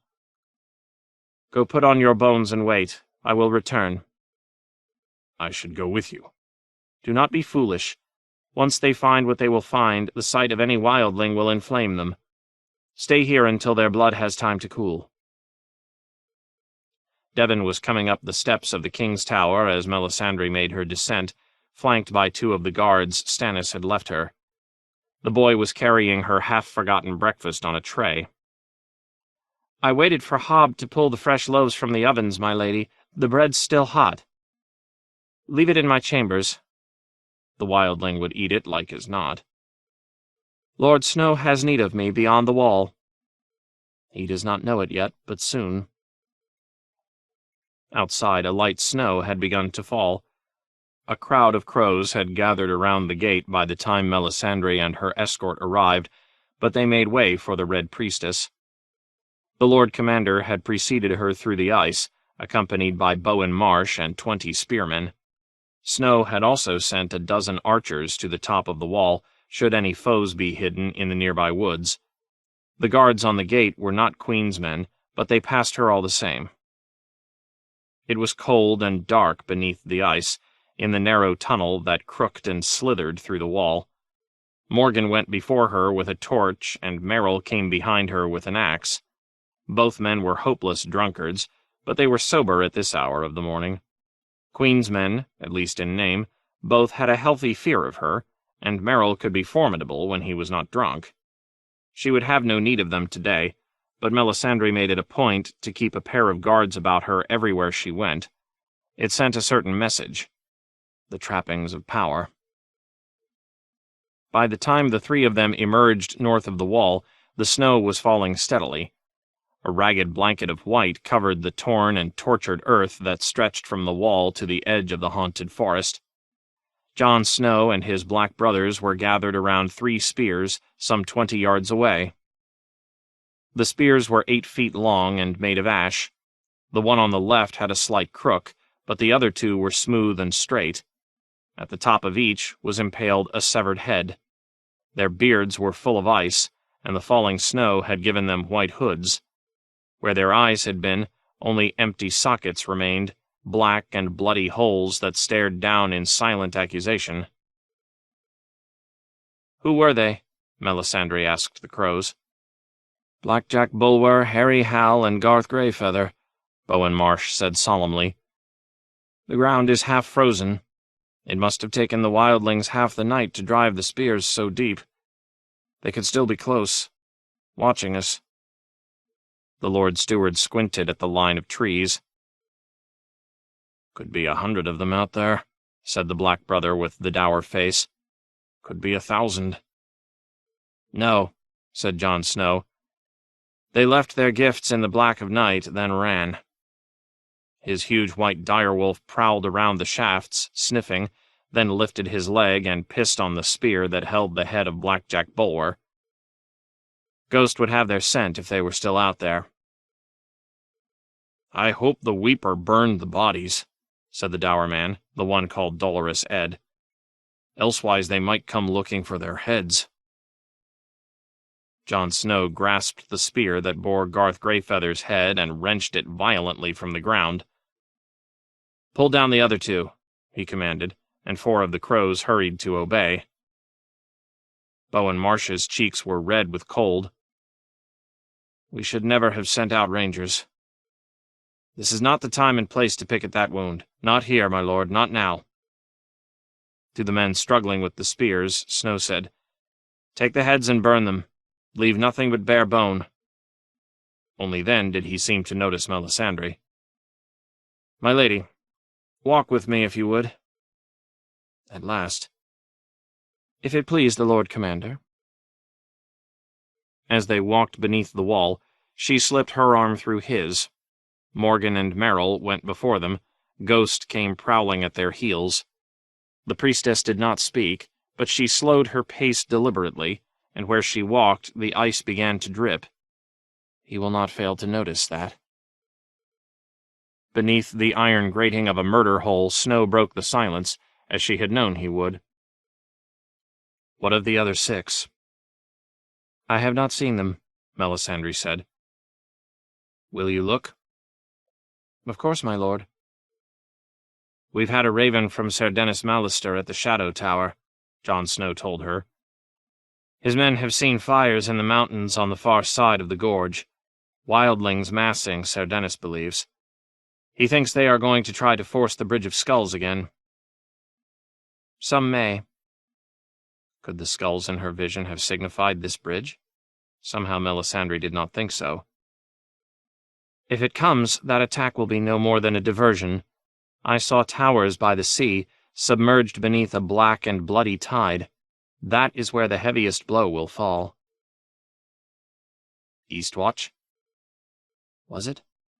Melisandre had seen Eastwatch by the sea with King Stannis. That was where his grace left Queen Selyse and their daughter Shireen when he assembled his knights for the march to Castle Black. The towers in her fire had been different, but that was oft the way with visions. "Yes, Eastwatch, my lord." "When?" She spread her hands. "On the morrow, in a moon's turn, in a year. And it may be that if you act, you may avert what I have seen entirely. Else what would be the point of visions?" "Good," said Snow. The crowd of crows beyond the gate had swollen to 200 by the time they emerged from beneath the wall. The men pressed close about them. Melisandre knew a few by name: the cook Three-Finger Hob, Mully with his greasy orange hair, the dim-witted boy called Owen the Oaf, the drunkard Septon Celadar. "Is it true, my lord?" said Three-Finger Hob. "Who is it?" asked Owen the Oaf. "Not Tywin, is it?" "Nor Garth," said the Queen's man she knew as Alf of Runnymud, one of the first to exchange his 7 false gods for the truth of R'hllor. "Garth's too clever for them wildlings." "How many?" Mully asked. 3, Jon told them. Blackjack, Harry Hal, and Garth. Alf of Runnymud let out a howl loud enough to wake sleepers in the Shadow Tower. "Put him to bed and get some mulled wine into him," Jon told Three-Finger Hob. "Lord Snow," Melisandre said quietly, "will you come with me to the King's Tower? I have more to share with you." He looked at her face for a long moment with those cold gray eyes of his. His right hand closed, opened, closed again. "As you wish. Ed, take Ghost back to my chambers." Melisandre took that as a sign and dismissed her own guard as well. They crossed the yard together, just the 2 of them. The snow fell all around them. She walked as close to Jon Snow as she dared, close enough to feel the mistrust pouring off him like a black fog. "He does not love me, will never love me, but he will make use of me. Well and good." Melisandre had danced the same dance with Stannis Baratheon, back in the beginning. In truth, the young Lord Commander and her king had more in common than either one would ever be willing to admit. Stannis had been a younger son living in the shadow of his elder brother, just as Jon Snow, bastard-born, had always been eclipsed by his true-born sibling, the fallen hero men had called the young wolf. Both men were unbelievers by nature, mistrustful, suspicious. The only gods they truly worshipped were honor and duty. "You have not asked about your sister," Melisandre said, as they climbed the spiral steps of the King's Tower. "I told you, I have no sister. We put aside our kin when we say our words. I cannot help Arya, much as I—" He broke off as they stepped inside her chambers. The wildling was within, seated at her board, spreading butter on a ragged chunk of warm brown bread with his dagger. He had donned the bone armor, she was pleased to see. The broken giant's skull that was his helm rested on the window seat behind him. Jon Snow tensed. "You." "Lord Snow?" The wildling grinned at them through a mouth of brown and broken teeth. The ruby on his wrist glimmered in the morning light like a dim red star. "What are you doing here?" "Breaking my fast. You're welcome to share." "I'll not break bread with you." "Your loss. The loaf's still warm. Hob can do that much at least." The wildling ripped off a bite. "I could visit you as easily, my lord. Those guards at your door are a bad jape. A man who has climbed the wall 100 times can climb in a window easy enough. But what good would come of killing you? The crows would only choose someone worse." He chewed, swallowed. "I heard about your rangers. You should have sent me with them." "So you could betray them to the Weeper?" "Are we talking about betrayals? What was the name of that wildling wife of yours, Snow? Ygritte, wasn't it?" The wildling turned to Melisandre. "I will need horses, 6 good ones, and this is nothing I can do alone. Some of the spearwives penned up at Molestown should serve. Women would be best for this. The girls more like to trust them, and they will help me carry off a certain ploy I have in mind." "What is he talking about?" Lord Snow asked her. "Your sister." Melisandre put her hand on his arm. "You cannot help her, but he can." Snow wrenched his arm away. "I think not. You do not know this creature. Rattleshirt could wash his hands 100 times a day, and he'd still have blood beneath his nails. He'd be more like to rape and murder Arya than to save her. No, if this was what you have seen in your fires, my lady, you must have ashes in your eyes. If he tries to leave Castle Black without my leave, I'll take his head off myself." "He leaves me no choice. So be it." "Devon, leave us," she said, and the squire slipped away and closed the door behind him. Melisandre touched the ruby at her neck and spoke a word. The sound echoed queerly from the corners of the room and twisted like a worm inside their ears. The wildling heard one word, the crow another. Neither was the word that left her lips. The ruby on the wildling's wrist darkened, and the wisps of light and shadow around him writhed and faded. The bones remained, the rattling ribs, the claws and teeth along his arms and shoulders, the great yellowed collarbone across his shoulders. The broken giant's skull remained a broken giant's skull, yellowed and cracked, grinning its stained and savage grin. But the widow's peak dissolved. The brown mustache, the knobby chin, the sallow yellowed flesh and small dark eyes all melted. Gray fingers crept through long brown hair. Laugh lines appeared at the corners of his mouth. All at once he was bigger than before, broader in the chest and shoulders, long-legged and lean, his face clean-shaved and wind-burnt. Jon Snow's gray eyes grew wider. "Mance?" "Lord Snow." Mance Rayder did not smile.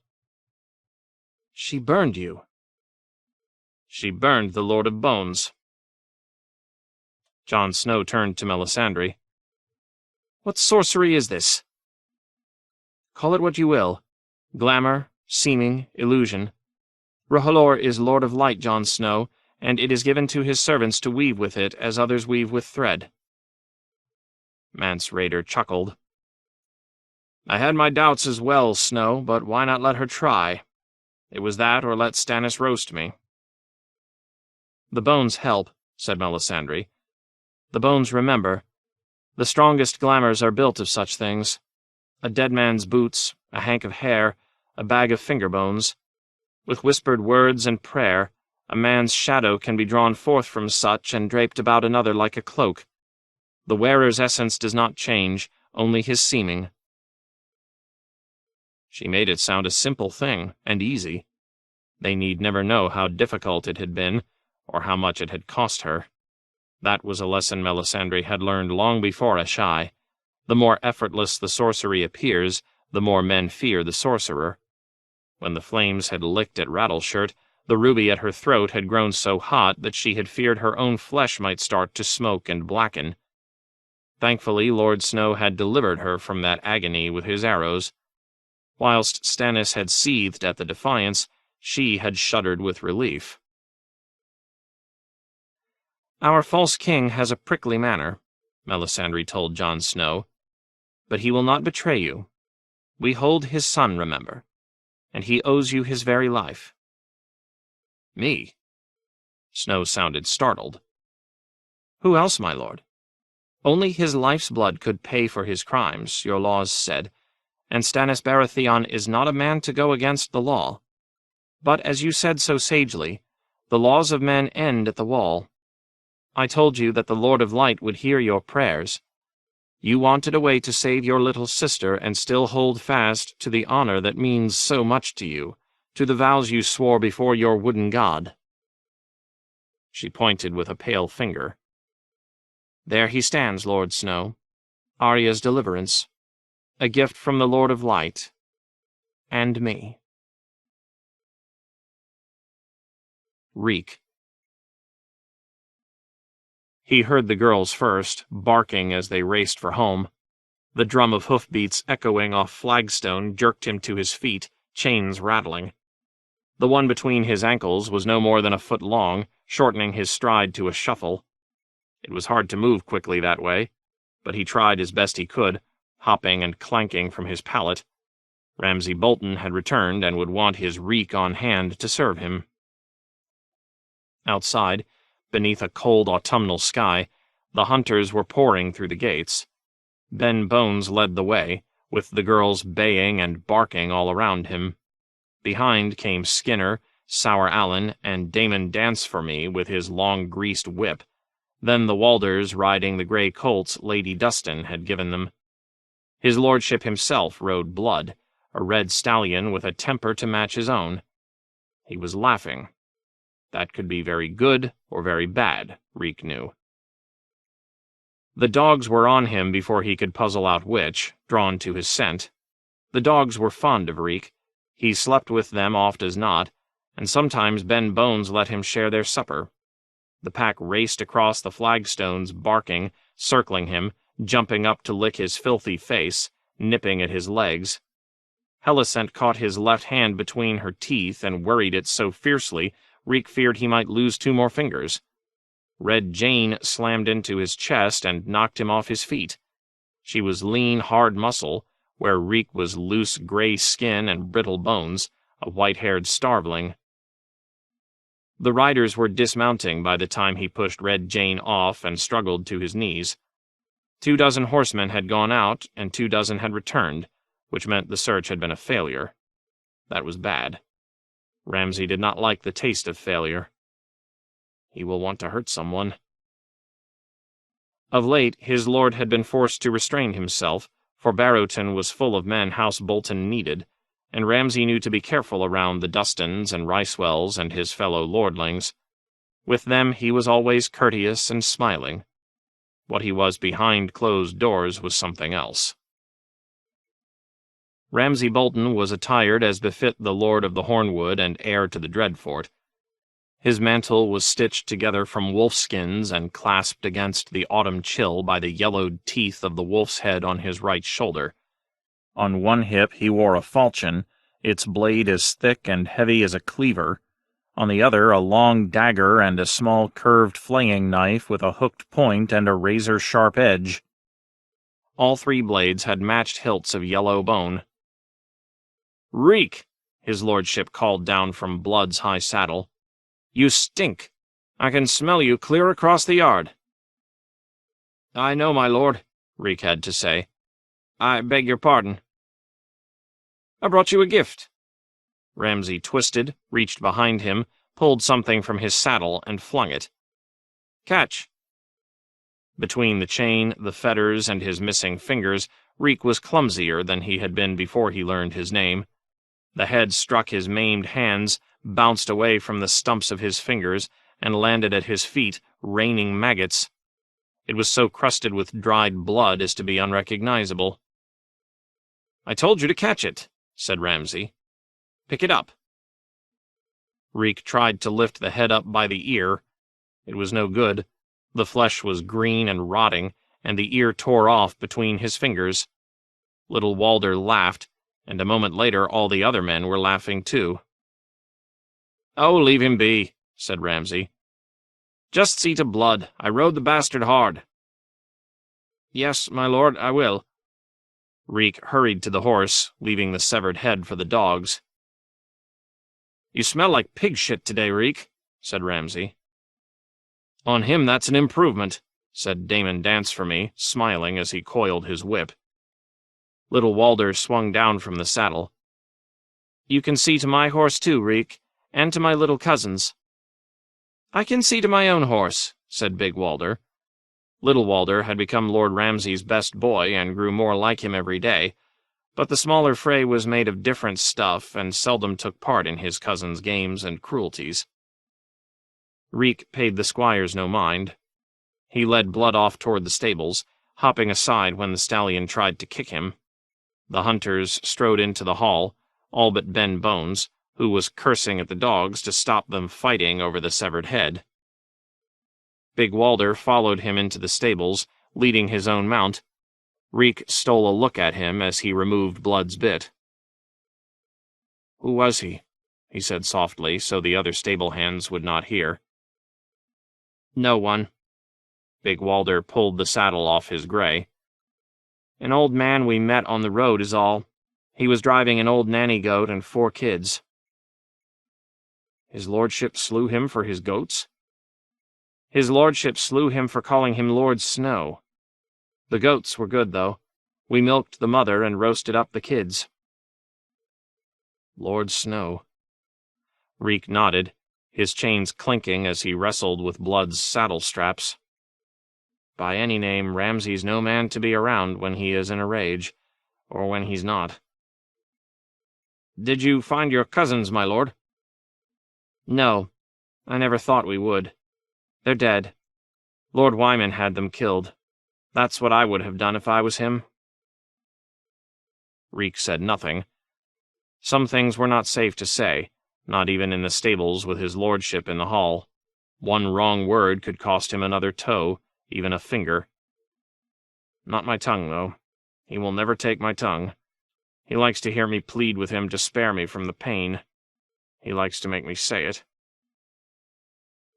The riders had been 16 days on the hunt, with only hard bread and salt beef to eat, aside from the occasional stolen kid, so that night Lord Ramsay commanded that a feast be laid to celebrate his return to Barrowton. Their host, a grizzled one-armed petty lord by the name of Harwood Stout, knew better than to refuse him, though by now his larders must be well-nigh exhausted. Reek had heard Stout's servants muttering at how the bastard and his men were eating through the winter stores. "He'll bed Lord Eddard's little girl, they say," Stout's cook complained when she did not know that Reek was listening. "But we're the ones who'll be fucked when the snows come, you mark my words." Yet Lord Ramsay had decreed a feast, so feast they must. Trestle tables were set up in Stout's hall, an ox was slaughtered, and that night, as the sun went down, the empty-handed hunters ate roasts and ribs, barley bread, a mash of carrots and peas, washing it all down with prodigious quantities of ale. It fell to Little Walder to keep Lord Ramsay's cup filled, whilst Big Walder poured for the others at the high table. Reek was chained up beside the doors lest his odor put the feasters off their appetites. He would eat later, off whatever scraps Lord Ramsay thought to send him. The dogs enjoyed the run of the hall, however, and provided the night's best entertainment, when Maud and Grey Jane tore into one of Lord Stout's hounds over an especially meaty bone that Will Short had tossed them. Reek was the only man in the hall who did not watch the 3 dogs fight. He kept his eyes on Ramsay Bolton. The fight did not end until their host's dog was dead. Stout's old hound never stood a mummer's chance. He had been 1 against 2, and Ramsay's bitches were young, strong, and savage. Ben Bones, who liked the dogs better than their master, had told Reek they were all named after peasant girls Ramsay had hunted, raped, and killed back when he'd still been a bastard, running with the first Reek. The ones who give him good sport, anyways. The ones who weep and beg and won't run don't get to come back as bitches. The next litter to come out of the Dreadfort's kennels would include a Kyra, Reek did not doubt. He's trained 'em to kill wolves as well, Ben Bones had confided. Reek said nothing. He knew which wolves the girls were meant to kill, but he had no wish to watch the girls fighting over his severed toe. 2 serving men were carrying off the dead dog's carcass, and an old woman had fetched out a mop and rake and bucket to deal with the blood-soaked rushes, when the doors to the hall flew open in a wash of wind, and a dozen men in grey mail and iron half-helms stalked through, shouldering past Stout's pasty-faced young guards in their leather brigandines and cloaks of gold and russet. A sudden silence seized the feasters, all but Lord Ramsay, who tossed aside the bone he had been gnawing, wiped his mouth on his sleeve, smiled a greasy, wet-lipped smile, and said, "Father."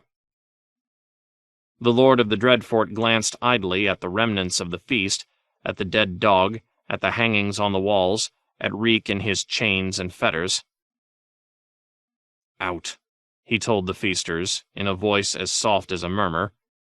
"Now, the lot of you." Lord Ramsay's men pushed back from the tables, abandoning cups and trenchers. Ben Bones shouted at the girls, and they trotted after him, some with bones still in their jaws. Harwood Stout bowed stiffly and relinquished his haul without a word. "Unchain Reek and take him with you," Ramsay growled at Sour Allen, but his father waved a pale hand and said, "No, leave him." Even Lord Roos's own guards retreated, pulling the doors shut behind them. When the echo died away, Reek found himself alone in the hall with the 2 Boltons, father and son. "You did not find our missing phrase." The way Roose Bolton said it, it was more a statement than a question. "We rode back to where Lord Lamprey claims they parted ways, but the girls could not find a trail." "You asked after them in villages and holdfasts." "A waste of words. The peasants might as well be blind for all they ever see." Ramsay shrugged. "Does it matter? The world won't miss a few frays. There's plenty more down at the Twins should we ever have need of one." Lord Roose tore a small piece off a heel of bread and ate it. "Hostine and Aenys are distressed."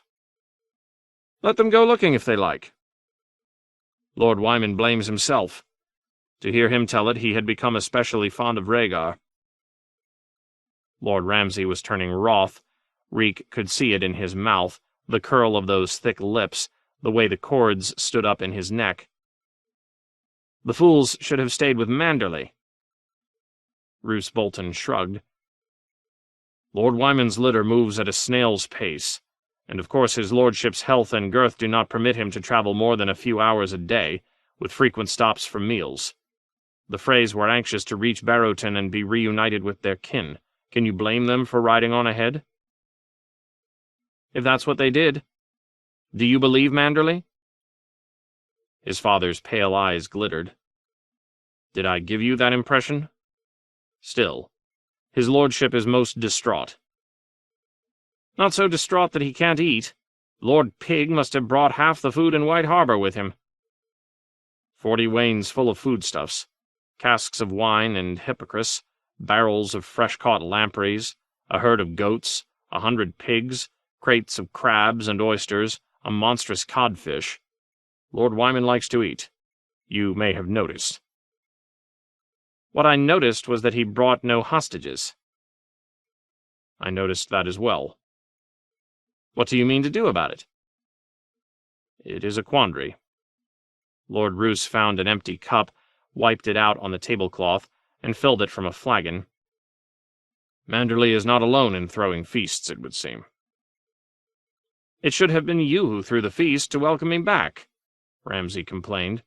And it should have been in Barrow Hall, not this piss-pot of a castle. Barrow Hall and its kitchens are not mine to dispose of, his father said mildly. I am only a guest there. The castle and the town belong to Lady Dustin, and she cannot abide you. Ramsay's face darkened. If I cut off her teats and feed them to my girls, will she abide me then? Will she abide me if I strip off her skin to make myself a pair of boots? Unlikely. And those boots would come dear. They would cost us Barrowton, House Dustin, and the Ricewells. Roose Bolton seated himself across the table from his son.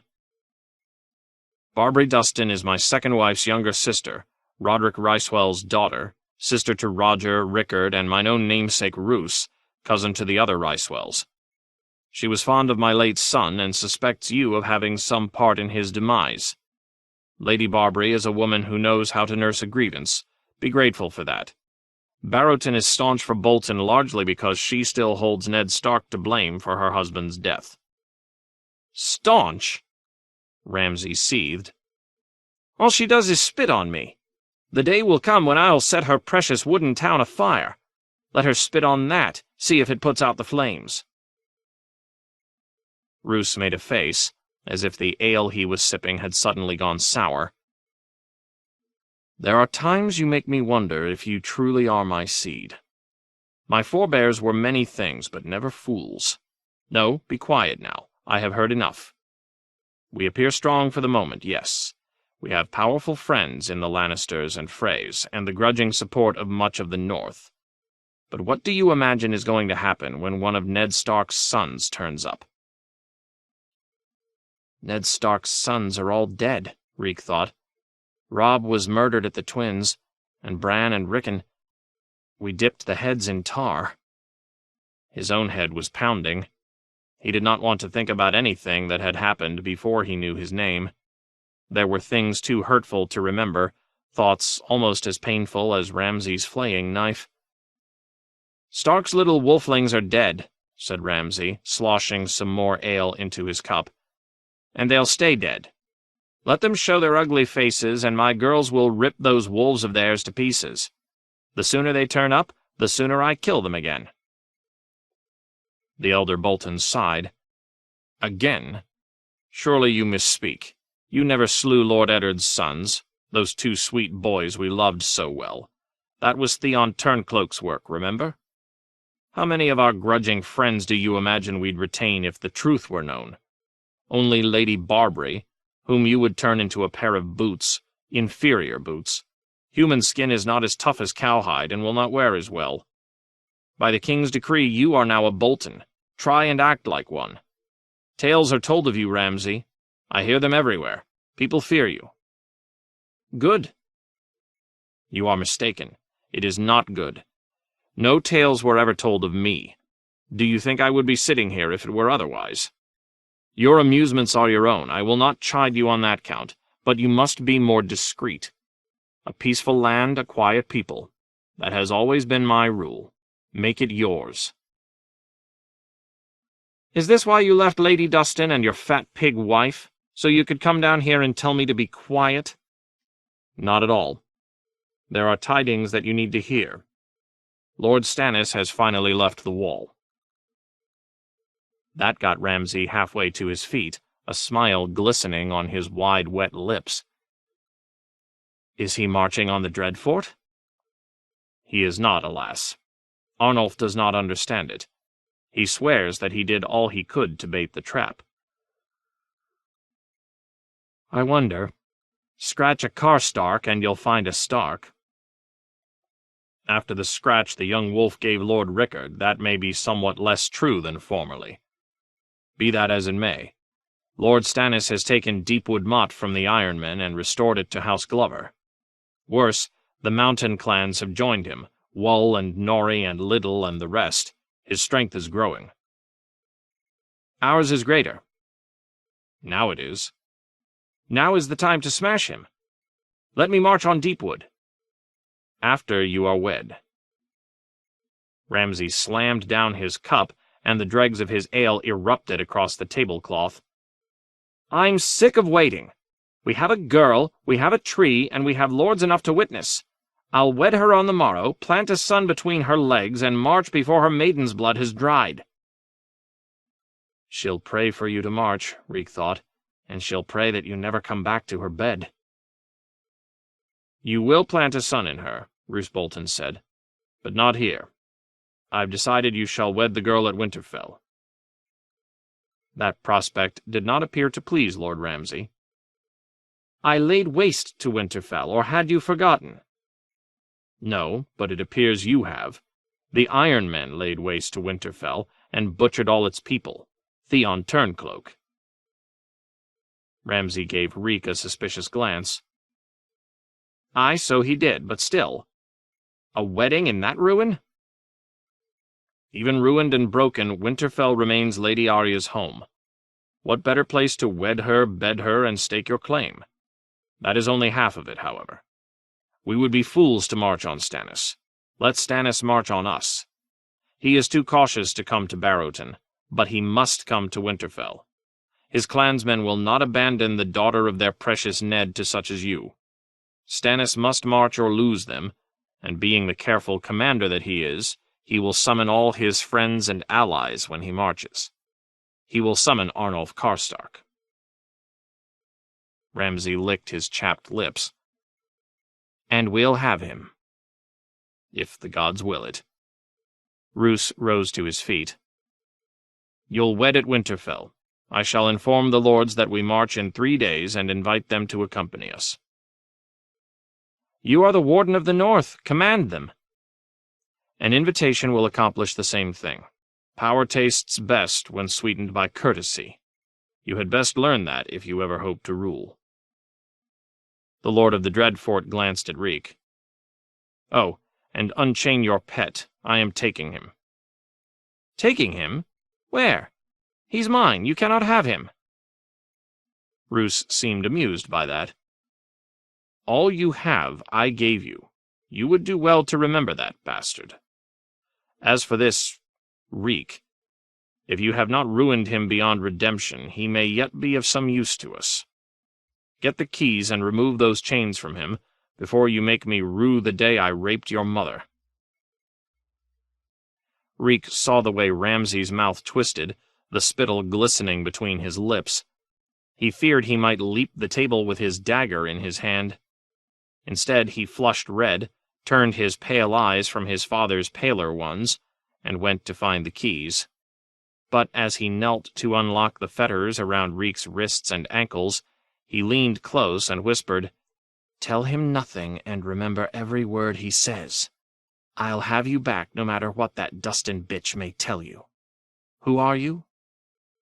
"Reek, my lord. Your man. I'm Reek. It rhymes with sneak." "It does. When my father brings you back, I'm going to take another finger. I'll let you choose which one." Unbidden, tears began to trickle down his cheeks. "Why?" he cried, his voice breaking. "I never asked for him to take me from you. I'll do whatever you want. Serve, obey, Please, no." Ramsay slapped his face. "Take him," he told his father. "He's not even a man. The way he smells disgusts me." The moon was rising over the wooden walls of Barrowton when they stepped outside. Reek could hear the wind sweeping across the rolling plains beyond the town. It was less than a mile from Barrow Hall to Harwood Stout's modest keep beside the eastern gates. Lord Bolton offered him a horse. "Can you ride?" My lord, I think so." "Walton, help him mount." Even with the fetters gone, Reek moved like an old man. His flesh hung loosely on his bones, and Sour Allen and Ben Bones said he twitched. And his smell, even the mare they'd brought for him shied away when he tried to mount. She was a gentle horse, though, and she knew the way to Barrow Hall. Lord Bolton fell in beside him as they rode out the gate. The guards fell back to a discreet distance. "What would you have me call you?" the Lord asked as they trotted down the broad straight streets of Barrowton. Reek. I'm Reek. It rhymes with reek. Reek, he said. If it please my lord. My lord. Bolton's lips parted just enough to show a quarter-inch of teeth. It might have been a smile. He did not understand. My lord? I said, my lord, when you should have said, my lord. Your tongue betrays your birth with every word you say. If you want to sound a proper peasant, say it as if you had mud in your mouth or were too stupid to realize it was 2 words, not just 1. If it please my lord. Better. Your stench is quite appalling. Yes, my lord, I beg your pardon, my lord. Why? The way you smell is my son's doing, not your own. I am well aware of that. They rode past a stable and a shuttered inn with a wheat sheaf painted on its sign. Reek heard music coming through its windows. I knew the first Reek. He stank, though not for want of washing. I have never known a cleaner creature, truth be told. He bathed thrice a day and wore flowers in his hair as if he were a maiden. Once, when my second wife was still alive, he was caught stealing scent from her bedchamber. I had him whipped for that, 12 lashes. Even his blood smelled wrong. The next year he tried it again. This time he drank the perfume and almost died of it. It made no matter. The smell was something he was born with. A curse, the small folk said. The gods had made him stink so that men would know his soul was rotting. My old maester insisted it was a sign of sickness, yet the boy was otherwise as strong as a young bull. No one could stand to be near him, so he slept with the pigs, until the day that Ramsay's mother appeared at my gates to demand that I provide a servant for my bastard, who was growing up wild and unruly. I gave her Reek. It was meant to be amusing, but he and Ramsay became inseparable. I do wonder, though, was it Ramsay who corrupted Reek, or Reek Ramsay? His lordship glanced at the new Reek with eyes as pale and strange as 2 white moons. What was he whispering whilst he unchained you? He said to tell you nothing. The words caught in his throat, and he began to cough and choke. Breathe deep. I know what he said. You're to spy on me and keep his secrets. Bolton chuckled, as if he had secrets. Sour Allen, Luton, Skinner, and the rest, where does he think they came from? Can he truly believe they are his men? His men, Reek echoed. Some comment seemed to be expected of him, but he did not know what to say. Has my bastard ever told you how I got him? That he did know, to his relief. Yes, my lord. You met his mother whilst out riding and were smitten by her beauty. Smitten? Bolton laughed. Did he use that word? Why, the boy has a singer's soul. Though if you believe that song, you may well be dimmer than the first Reek. Even the riding part is wrong. I was hunting a fox along the weeping water when I chanced upon a mill and saw a young woman washing clothes in the stream. The old miller had gotten himself a new young wife, a girl not half his age. She was a tall, willowy creature, very healthy-looking. Long legs and small, firm breasts, like 2 ripe plums. Pretty, in a common sort of way. The moment that I set eyes on her, I wanted her. Such was my due. The maesters will tell you that King Jaehaerys abolished the lord's right to the first night to appease his shrewish queen, but where the old gods rule, old customs linger. The Umbers keep the first night too, deny it as they may. Certain of the mountain clans as well, and on Skagos. Well, only heart trees ever see half of what they do on Skagos. This miller's marriage had been performed without my leave or knowledge. The man had cheated me. So I had him hanged, and claimed my rights beneath the tree where he was swaying. If truth be told, the wench was hardly worth the rope. The fox escaped as well, and on our way back to the Dreadfort my favourite courser came up lame, so all in all it was a dismal day. A year later, this same wench had the impudence to turn up at the Dreadfort with a squalling, red-faced monster that she claimed was my own get. I should have had the mother whipped and thrown her child down a well. But the babe did have my eyes. She told me that when her dead husband's brother saw those eyes, he beat her bloody and drove her from the mill. That annoyed me, so I gave her the mill and had the brother's tongue cut out to make certain he did not go running to Winterfell with tales that might disturb Lord Rickard. Each year I sent the woman some piglets and chickens and a bag of stars, on the understanding that she was never to tell the boy who had fathered him. A peaceful land, a quiet people, that has always been my rule. A fine rule, my lord. The woman disobeyed me, though. You see what Ramsay is. She made him, her and Reek, always whispering in his ear about his rights. He should have been content to grind corn. Does he truly think that he can ever rule the North? He fights for you, Reek blurted out. He's strong. Bulls are strong, bears. I have seen my bastard fight. He is not entirely to blame. Reek was his tutor, the first Reek, and Reek was never trained at arms. Ramsay is ferocious, I will grant you, but he swings that sword like a butcher hacking meat. He's not afraid of anyone, my lord. He should be. Fear is what keeps a man alive in this world of treachery and deceit. Even here in Barrowton the crows are circling, waiting to feast upon our flesh. The Serwins and the Tallhearts are not to be relied on. My fat friend Lord Wyman plots betrayal, and Horsebane. The Umbers may seem simple, but they are not without a certain low cunning. Ramsay should fear them all, as I do. The next time you see him, tell him that. Tell him to be afraid? Reek felt ill at the very thought of it. My lord, if I did that, I know. Lord Bolton sighed. His blood is bad. He needs to be leeched. The leeches suck away the bad blood, all the rage and pain. No man can think so full of anger. Ramsay, though, his tainted blood would poison even leeches, I fear. He is your only son.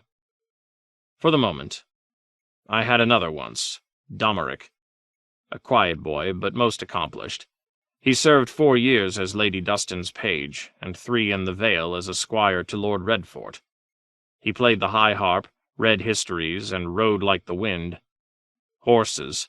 The boy was mad for horses, Lady Dustin will tell you. Not even Lord Rickard's daughter could outrace him, and that one was half a horse herself. Redfort said he showed great promise in the lists. A great jouster must be a great horseman first. Yes, my lord. Domeric, I have heard his name. Ramsay killed him. A sickness of the bowels, Maester Uthor says, but I say poison. In the Vale, Domeric had enjoyed the company of Redfort's sons. He wanted a brother by his side, so he rode up the weeping water to seek my bastard out. I forbade it, but Domeric was a man grown and thought that he knew better than his father. Now his bones lie beneath the Dreadfort with the bones of his brothers, who died still in the cradle, and I am left with Ramsay. Tell me, my lord, if the kinslayer is accursed, what is a father to do when one son slays another? The question frightened him. Once he had heard Skinner say that the bastard had killed his true-born brother, but he had never dared to believe it. He could be wrong. Brothers die sometimes. It does not mean that they were killed. My brothers died, and I never killed them. My lord has a new wife to give him sons. And won't my bastard love that? Lady Walda is a Frey, and she has a fertile field to her. I have become oddly fond of my fat little wife. The 2 before her never made a sound in bed, but this one squeals and shudders. I find that quite endearing. If she pops out sons the way she pops in tarts, the Dreadfort will soon be overrun with Boltons. Ramsay will kill them all, of course. That's for the best. I will not live long enough to see new sons to manhood, and boy lords are the bane of any house. Walda will grieve to see them die, though. Reek's throat was dry. He could hear the wind rattling the bare branches of the elms that lined the street. My lord, Milord, remember? My lord, if I might ask, Why did you want me? I'm no use to anyone. I'm not even a man. I'm broken, and the smell. A bath and change of clothes will make you smell sweeter. A bath? Reek felt a clenching in his guts. I would sooner not, my lord. Please, I have wounds. And these clothes, Lord Ramsay gave them to me. He said that I was never to take them off, save at his command. You are wearing rags, Lord Bolton said, quite patiently. Filthy things, torn and stained and stinking of blood and urine, and thin. You must be cold. We'll put you in lamb's wool, soft and warm. Perhaps a fur-lined cloak. Would you like that? No. He could not let them take the clothes Lord Ramsay gave him. He could not let them see him. Would you prefer to dress in silk and velvet? There was a time when you were fond of such, I do recall. No, he insisted, shrilly. No, I only want these clothes, Reek's clothes. I'm Reek, it rhymes with peak. His heart was beating like a drum, and his voice rose to a frightened squeak. I don't want a bath. Please, my lord, don't take my clothes. Will you let us wash them at least? No, my lord, please. He clutched his tunic to his chest with both hands and hunched down in the saddle, half afraid that Roose Bolton might command his guardsmen to tear the clothes off him right there in the street. As you wish. Bolton's pale eyes looked empty in the moonlight, as if there were no one behind them at all. I mean you no harm, you know. I owe you much and more. You do? Some part of him was screaming, This is a trap. He is playing with you. The son is just the shadow of the father. Lord Ramsay played with his hopes all the time. What do you owe me, my lord? The North. The Starks were done and doomed the night that you took Winterfell. He waved a pale hand, dismissive. All this is only squabbling over spoils. Their short journey reached its end at the wooden walls of Barrow Hall. Banners flew from its square towers, flapping in the wind. The flayed man of the Dreadfort, the battle-axe of Serwyn, Tallheart's Pines, the merman of Manderley, old Lord Locke's crossed keys, the Umber Giant and the stony hand of Flint, the Hornwood Moose. For the Stouts, chevrony russet and gold. For Slate, a grey field within a double tressure white. 4 horse-heads proclaimed the 4 Ricewells of the Rills, 1 grey, 1 black, 1 gold, 1 brown. The jape was that the Ricewells could not even agree upon the colour of their arms. Above them streamed the stag and lion of the boy who sat upon the Iron Throne 1,000 leagues away. Reek listened to the vanes turning on the old windmill as they rode beneath the gatehouse into a grassy courtyard, where stable-boys ran out to take their horses. This way, if you please.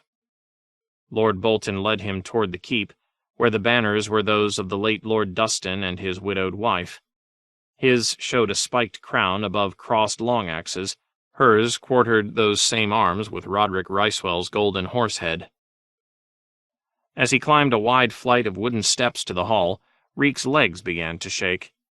He had to stop to steady them, staring up at the grassy slopes of the Great Barrow.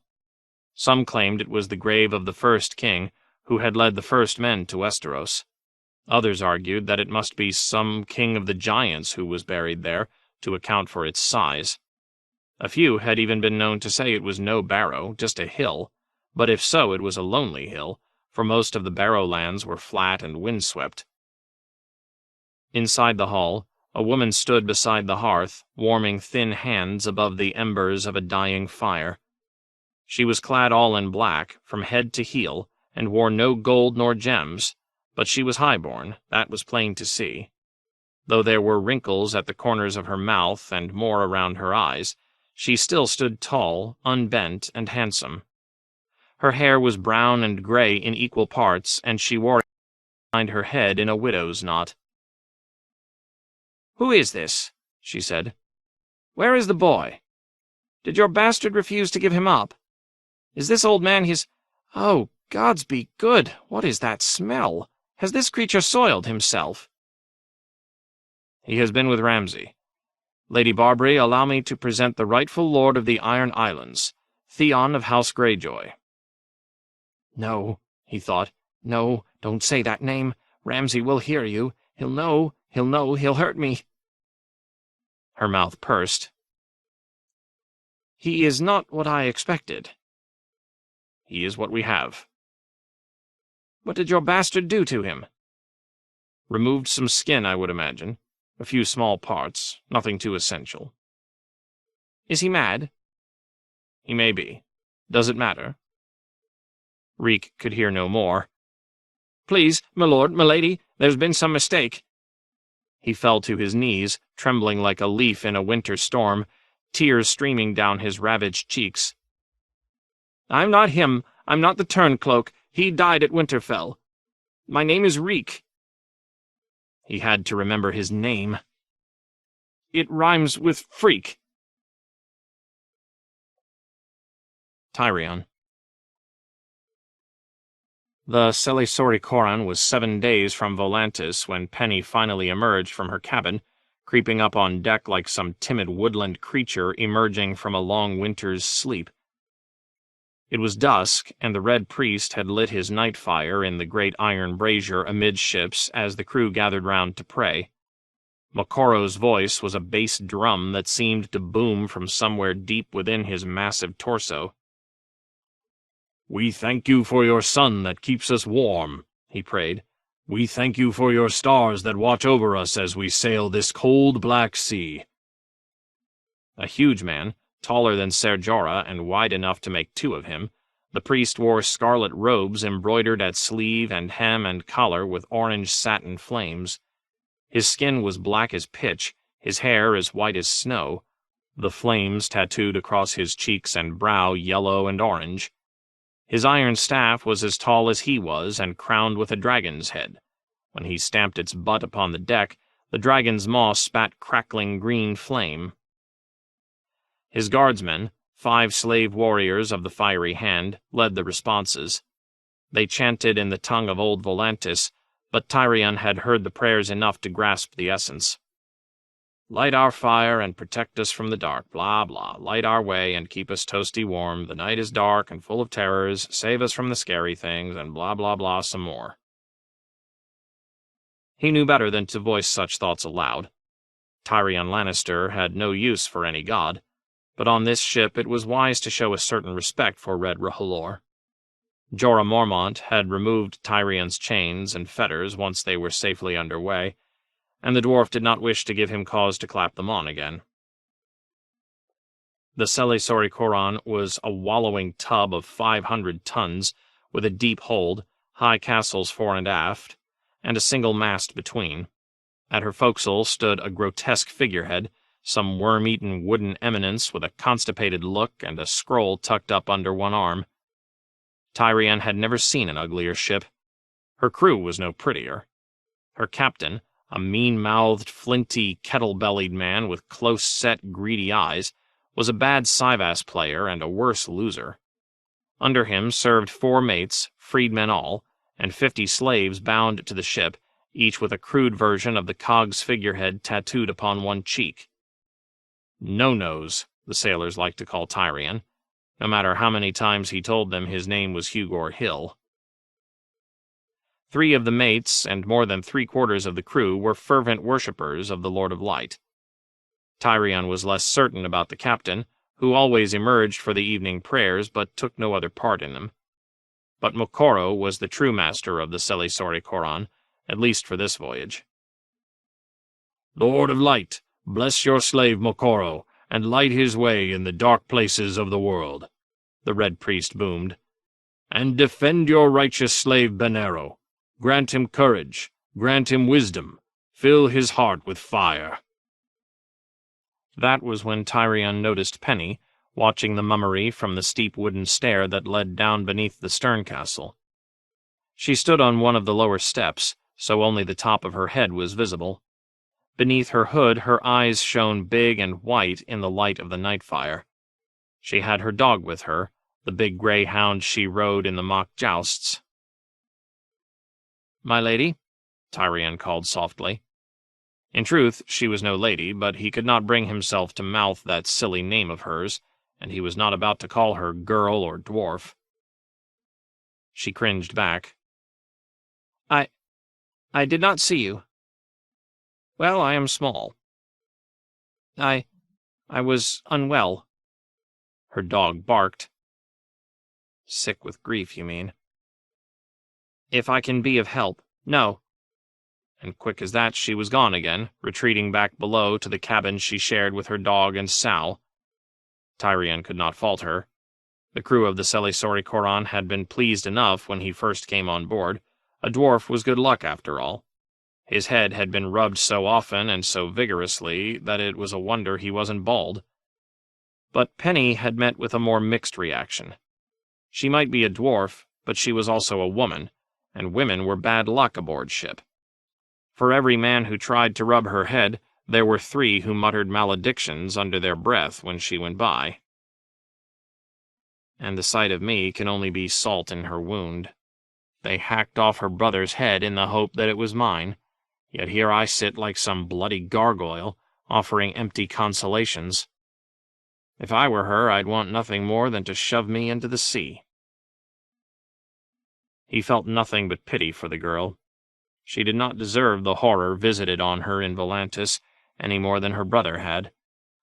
The last time he had seen her, just before they left port, her eyes had been raw from crying, 2 ghastly red holes in a wan, pale face.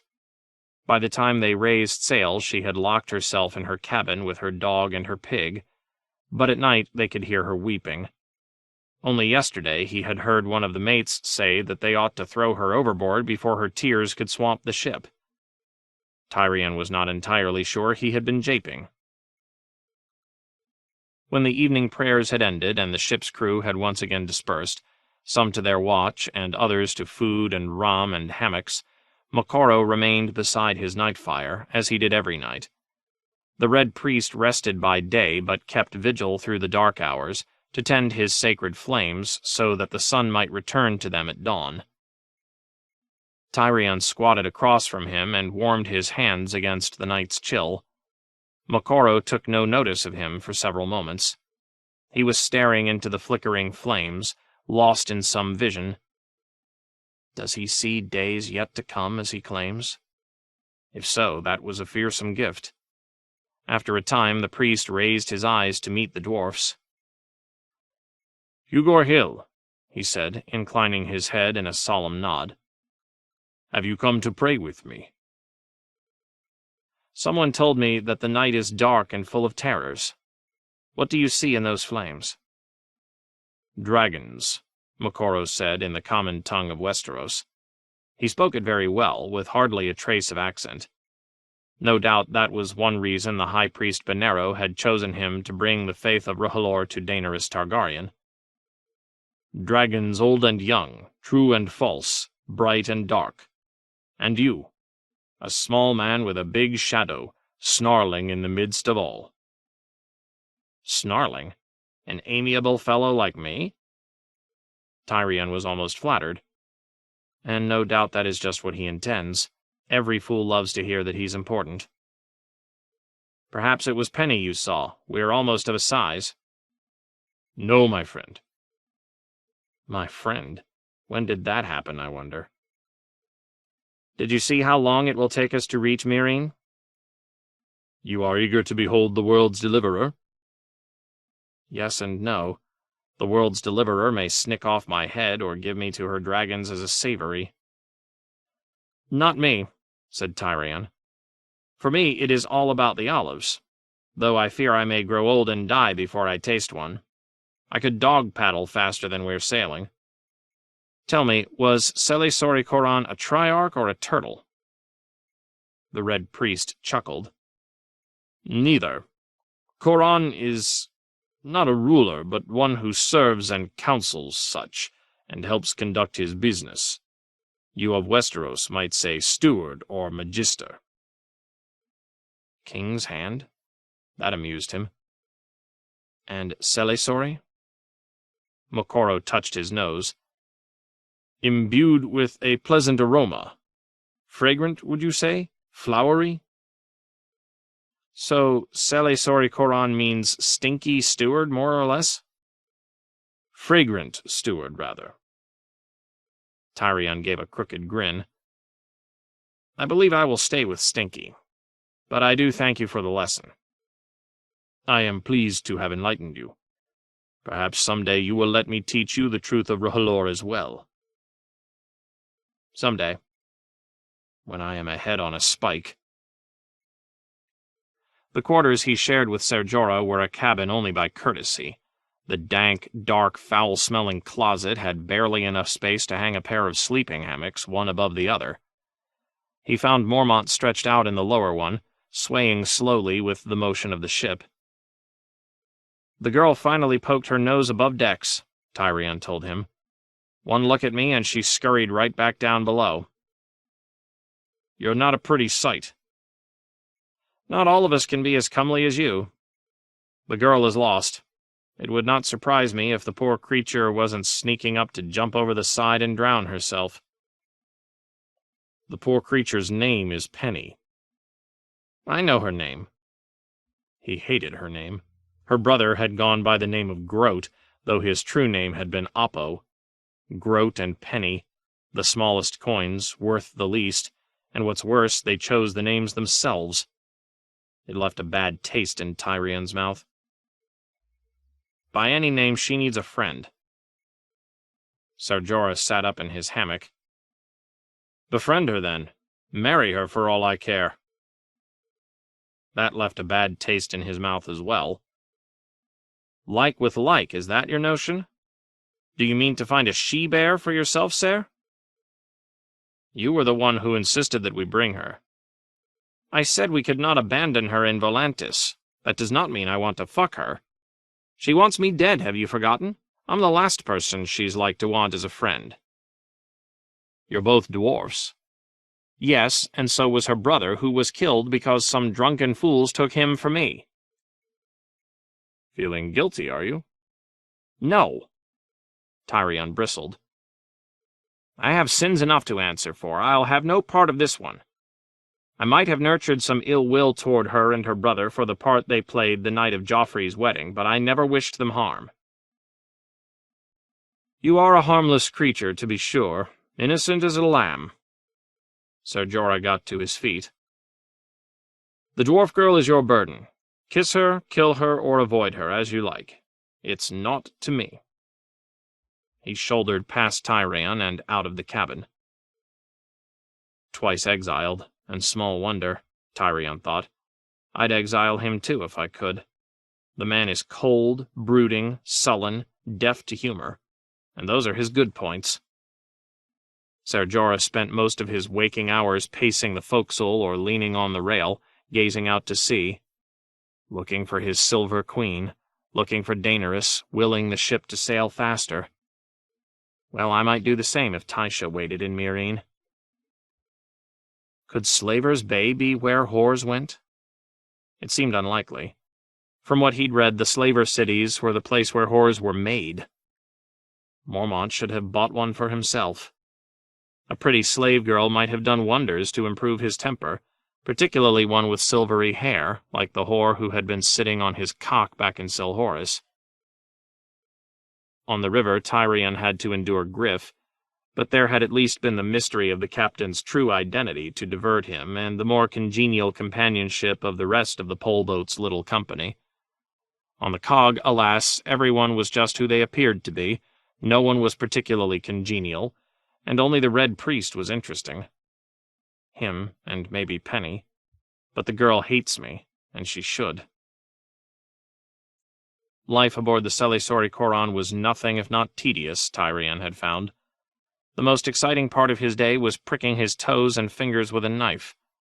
On the river there had been wonders to behold, giant turtles, ruined cities, stone men, naked septas.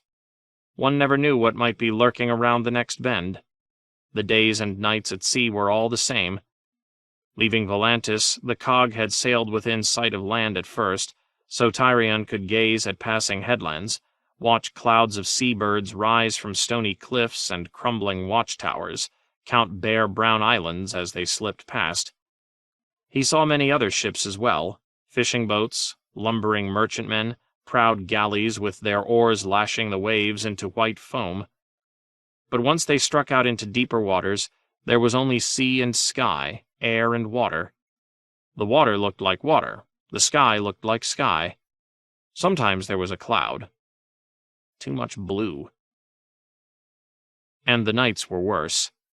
Tyrion slept badly at the best of times, and this was far from that. Sleep meant dreams, as like as not, and in his dreams the sorrows waited, and a stony king with his father's face. That left him with the beggar's choice of climbing up into his hammock and listening to Jorah Mormont snore beneath him, or remaining above decks to contemplate the sea. On moonless nights the water was as black as maester's ink, from horizon to horizon, dark and deep and forbidding, beautiful in a chilly sort of way. But when he looked at it too long, Tyrion found himself musing on how easy it would be to slip over the gunwale and drop down into that darkness. One very small splash, and the pathetic little tale that was his life would soon be done.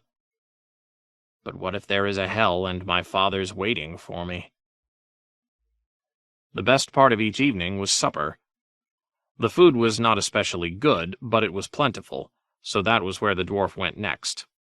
The galley where he took his meals was a cramped and uncomfortable space, with a ceiling so low that the taller passengers were always in danger of cracking their heads, a hazard the strapping slave soldiers of the fiery hand seemed particularly prone to.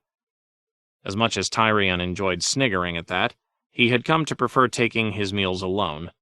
Sitting at a crowded table with men who did not share a common language with you, listening to them talk and jape whilst understanding none of it, had quickly grown wearisome, particularly since he always found himself wondering if the japes and laughter were directed at him.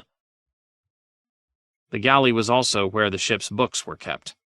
Her captain being an especially bookish man, she carried 3, a collection of nautical poetry that went from bad to worse, a well-thumbed tome about the erotic adventures of a young slave girl in a Lycene pillow house, and the 4th and final volume of The Life of the Triarch Bellico, a famous Volantine patriot whose unbroken succession of conquests and triumphs ended rather abruptly when he was eaten by giants. Tyrion had finished them all by their 3rd day at sea. Then, for lack of any other books, he started reading them again. The slave girl's story was the worst written, but the most engrossing, and that was the one he took down this evening to see him through a supper of buttered beets, cold fish stew, and biscuits that could have been used to drive nails. He was reading the girl's account of the day she and her sister were taken by slavers when Penny entered the galley. "Oh," she said. "I did not mean to disturb, my lord. You are not disturbing me. You're not going to try to kill me again, I hope." "No." She looked away, her face reddening. "In that case, I would welcome some company. There's little enough aboard this ship." Tyrion closed the book. "Come, sit, eat." The girl had left most of her meals untouched outside her cabin door. By now she must be starving. "The stew is almost edible. The fish is fresh, at least." "No, I choked on a fish bone once. I can't eat fish." "Have some wine, then." He filled a cup and slid it toward her. "Compliments of our captain. Closer to piss than Arbor Gold, if truth be told, but even piss tastes better than the black tar rum the sailors drink. It might help you sleep." The girl made no move to touch the cup. "Thank you, my lord, but no." She backed away. "I should not be bothering you." "Do you mean to spend your whole life running away?"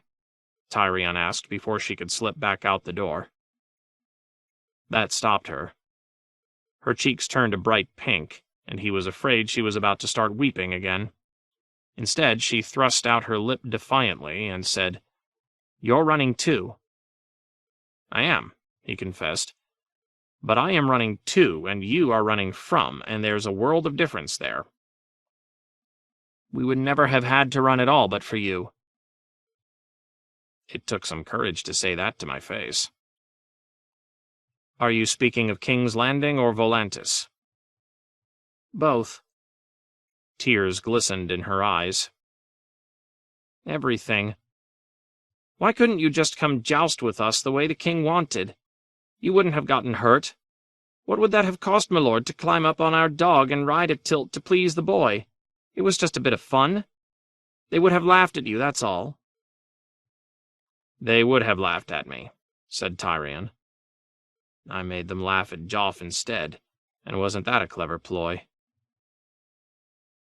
My brother says that is a good thing, making people laugh. A noble thing, and honorable. My brother says he... The tears fell then, rolling down her face. I am sorry about your brother.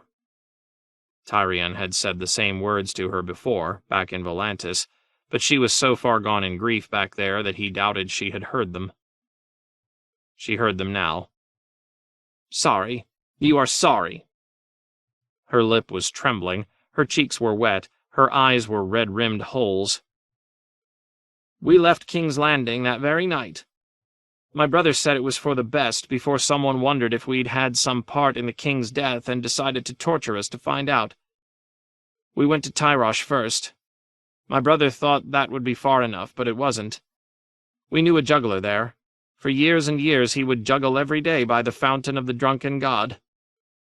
He was old, so his hands were not as deft as they had been, and sometimes he would drop his balls and chase them across the square, but the Tyroshi would laugh and throw him coins all the same. Then one morning we heard that his body had been found at the Temple of Trios. Trios has 3 heads, and there's a big statue of him beside the temple doors. The old man had been cut into 3 parts and pushed inside the 3-fold mouths of Trios. Only when the parts were sewn back together, his head was gone. A gift for my sweet sister. He was another dwarf. A little man, aye, like you and Oppo. Groat. Are you sorry about the juggler, too? I never knew your juggler existed until this very moment. But yes, I am sorry he is dead. He died for you. His blood is on your hands. The accusation stung, coming so hard on the heels of Jorah Mormont's words. His blood is on my sister's hands, and the hands of the brutes who killed him. My hands... Tyrion turned them over, inspected them, coiled them into fists. My hands are crusted with old blood, aye. Call me Kinslayer and you won't be wrong. Kingslayer, I'll answer to that one as well. I have killed mothers, fathers, nephews, lovers, men and women, kings and whores. A singer once annoyed me, so I had the bastard stewed.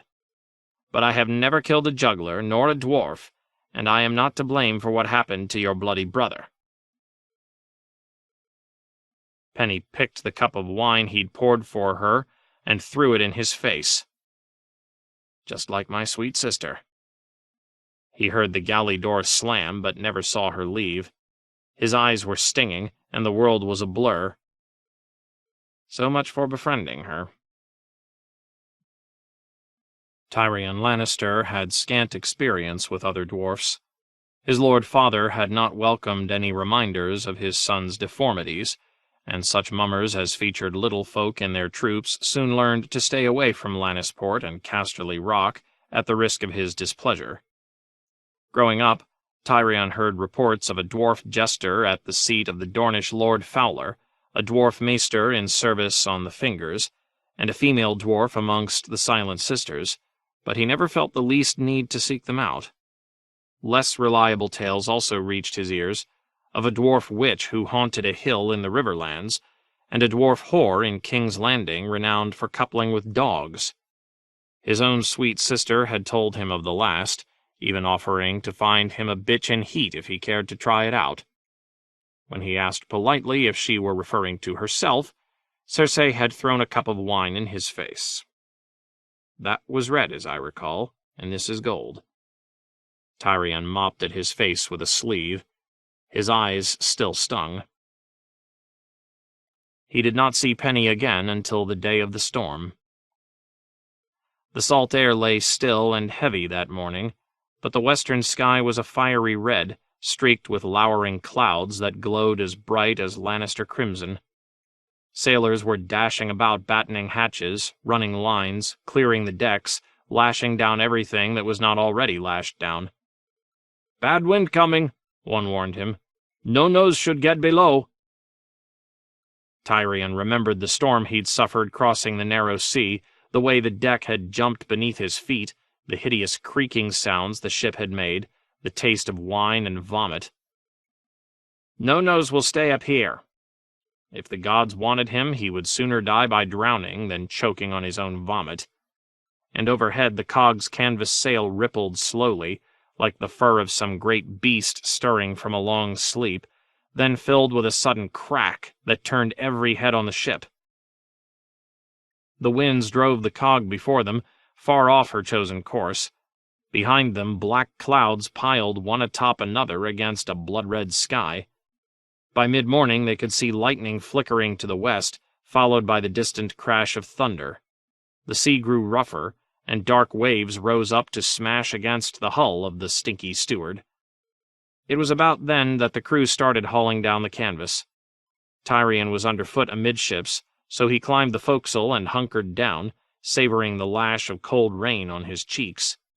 The cog went up and down, bucking more wildly than any horse he'd ever ridden, lifting with each wave before sliding down into the troughs between, jarring him to the bones. Even so, it was better here where he could see than down below locked in some airless cabin. By the time the storm broke, evening was upon them, and Tyrion Lannister was soaked through to the small clothes, yet somehow he felt elated, and even more so later, when he found a drunken Jorah Mormont in a pool of vomit in their cabin.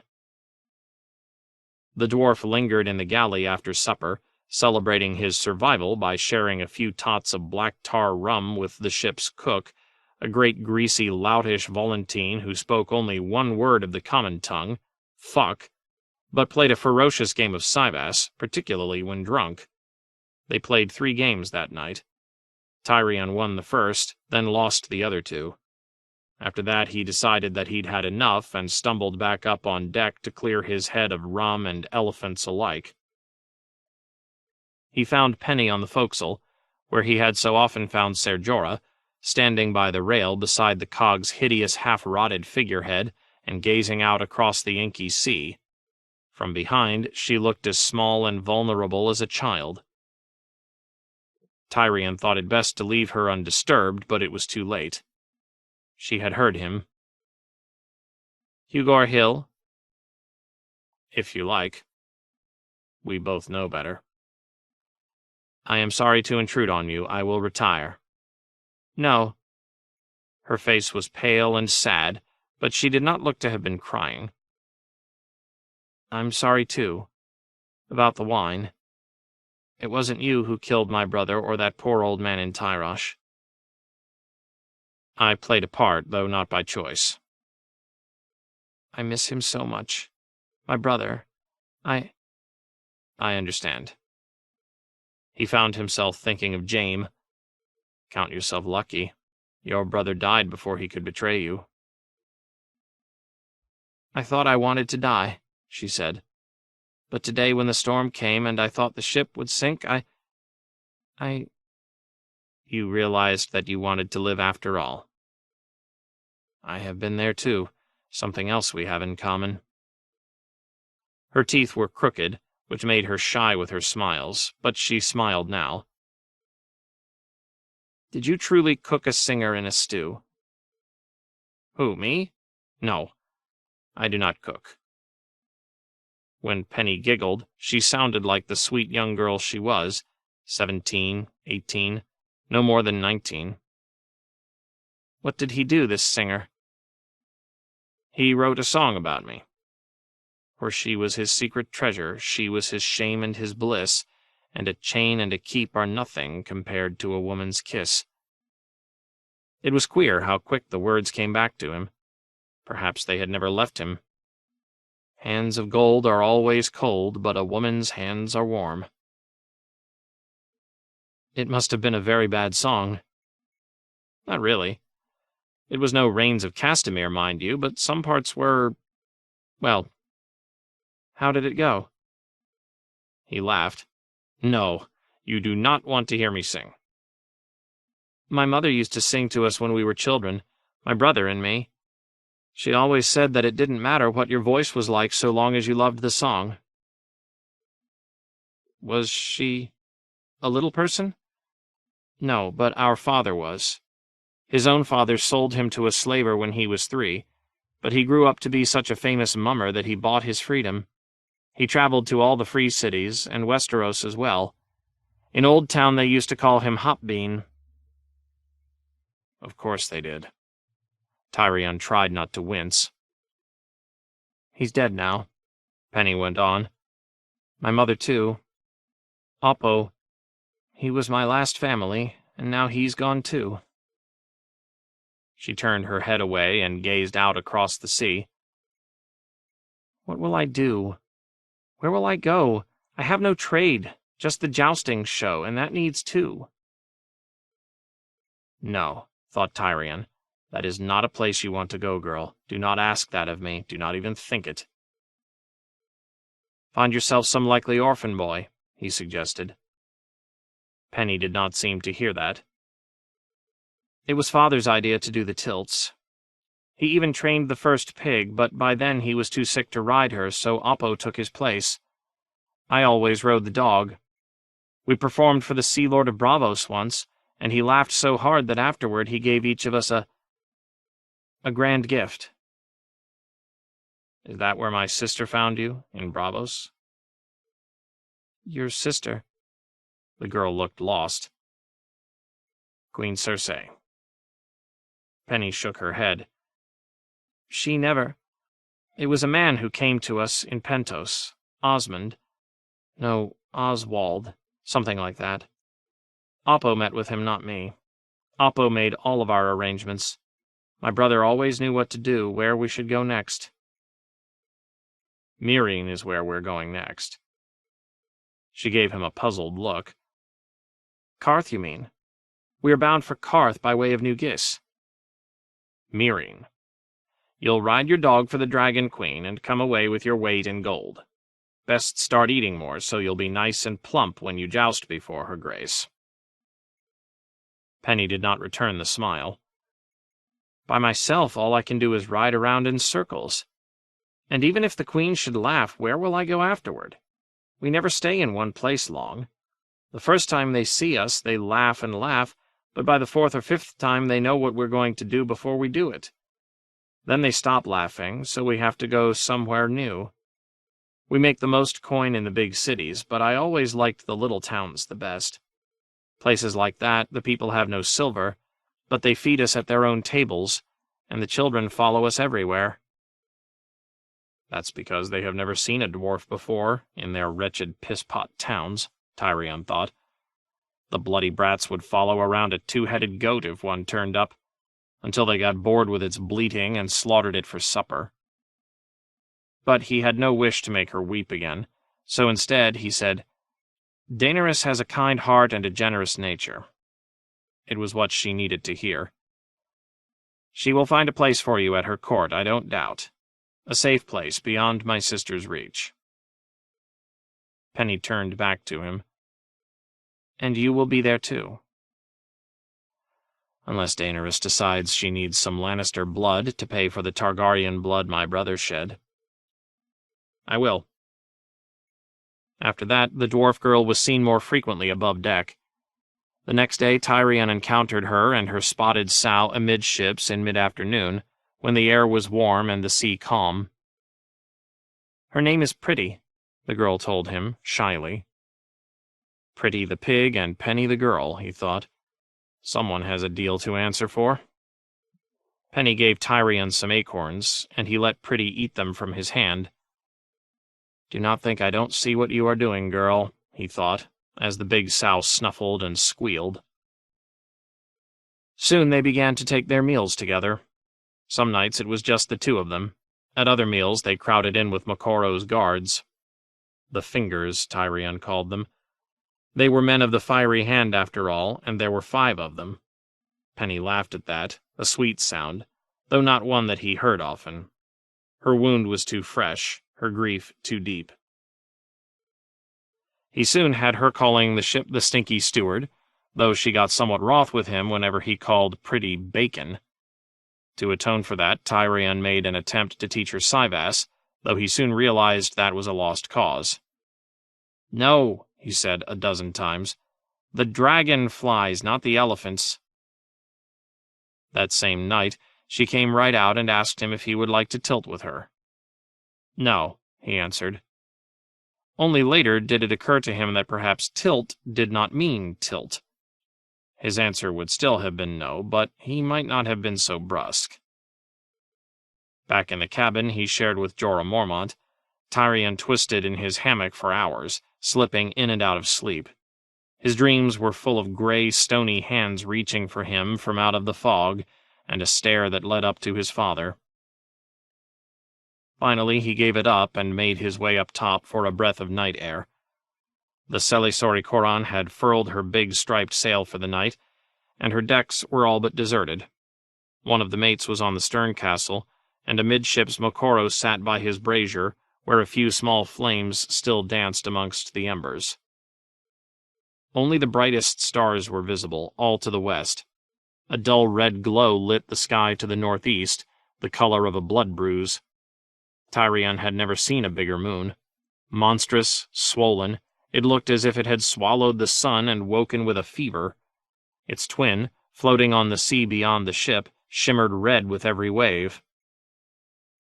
"What hour is this?" he asked Moqorro. "That cannot be sunrise unless the east has moved. Why is the sky red?" "The sky is always red above Valyria, Hugor Hill." A cold chill went down his back. "Are we close?" "Closer than the crew would like," Moqorro said in his deep voice. "Do you know the stories in your Sunset Kingdoms?" "I know some sailors say that any man who lays eyes upon that coast is doomed." He did not believe such tales himself, no more than his uncle had. Geryon Lannister had set sail for Valyria when Tyrion was 18, intent on recovering the lost ancestral blade of House Lannister and any other treasures that might have survived the doom.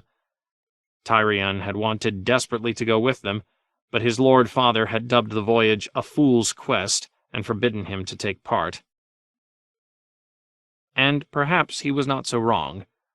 Almost a decade had passed since the Laughing Lion headed out from Lannisport, and Geryon had never returned. The men Lord Tywin sent to seek after him had traced his course as far as Volantis, where half his crew had deserted him, and he had bought slaves to replace them. No free man would willingly sign aboard a ship whose captain spoke openly of his intent to sail into the smoking sea. "So those are fires of the 14 flames we're seeing, reflected on the clouds?" 14 or 14,000. What man dares count them? It is not wise for mortals to look too deeply at those fires, my friend. Those are the fires of God's own wrath, and no human flame can match them. We are small creatures, men. Some smaller than others. Valyria. It was written that on the day of doom every hill for 500 miles had split asunder to fill the air with ash and smoke and fire, blazes so hot and hungry that even the dragons in the sky were engulfed and consumed. Great rents had opened in the earth, swallowing palaces, temples, entire towns. Lakes boiled or turned to acid, mountains burst, fiery fountains spewed molten rock 1,000 feet into the air, red clouds rained down dragon glass and the black blood of demons, and to the north the ground splintered and collapsed and fell in on itself, and an angry sea came rushing in. The proudest city in all the world was gone in an instant, its fabled empire vanished in a day, the lands of the long summer scorched and drowned and blighted. An empire built on blood and fire. The Valyrians reaped the seed they had sown. Does our captain mean to test the curse? Our captain would prefer to be 50 leagues farther out to sea, well away from that accursed shore, but I have commanded him to steer the shortest course. Others seek Daenerys too. Griff with his young prince. Could all that talk of the Golden Company sailing west have been a feint? Tyrion considered saying something, then thought better. It seemed to him that the prophecy that drove the Red Priests had room for just one hero. A second Targaryen would only serve to confuse them. "Have you seen these others in your fires?" he asked warily. "Only their shadows," Moqorro said. "One most of all. A tall and twisted thing with one black eye and 10 long arms, sailing on a sea of blood." Bran. The moon was a crescent, thin and sharp as the blade of a knife. A pale sun rose and set and rose again. Red leaves whispered in the wind. Dark clouds filled the skies and turned to storms.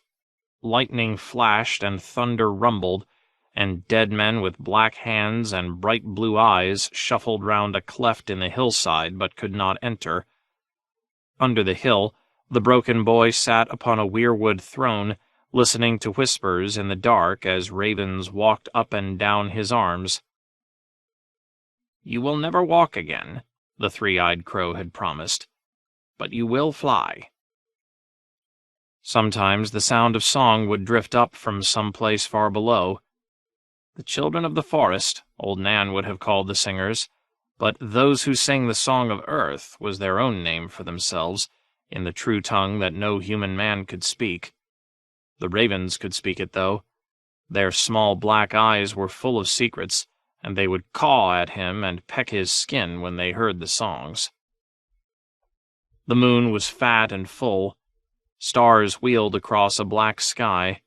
Rain fell and froze, and tree limbs snapped from the weight of the ice. Bran and Meera made up names for those who sang the song of earth: Ash and Leaf and Scales, Black Knife and Snowy Locks and Coals. Their true names were too long for human tongues, said Leaf. Only she could speak the common tongue, so what the others thought of their new names Bran never learned.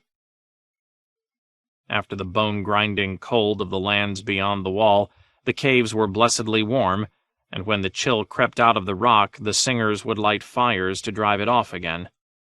Down here there was no wind, no snow, no ice, no dead things reaching out to grab you, only dreams and rushlight and the kisses of the ravens, and the whisperer in darkness. The last green seer, the singers called him, but in Bran's dreams he was still a three-eyed crow. When Meera Reed had asked him his true name, he made a ghastly sound that might have been a chuckle. "I wore many names when I was quick, but even I once had a mother, and the name she gave me at her breast was Brynden." "I have an uncle, Brynden," Bran said. "He's my mother's uncle, really. Brynden Blackfish, he's called." "Your uncle may have been named for me. Some are still. Not so many as before. Men forget. Only the trees remember." His voice was so soft that Bran had to strain to hear. "Most of him has gone into the tree," explained the singer Meera called Leaf.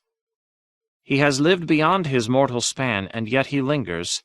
For us, for you, for the realms of men. Only a little strength remains in his flesh. He has 1,000 eyes in one, but there is much to watch. One day you will know."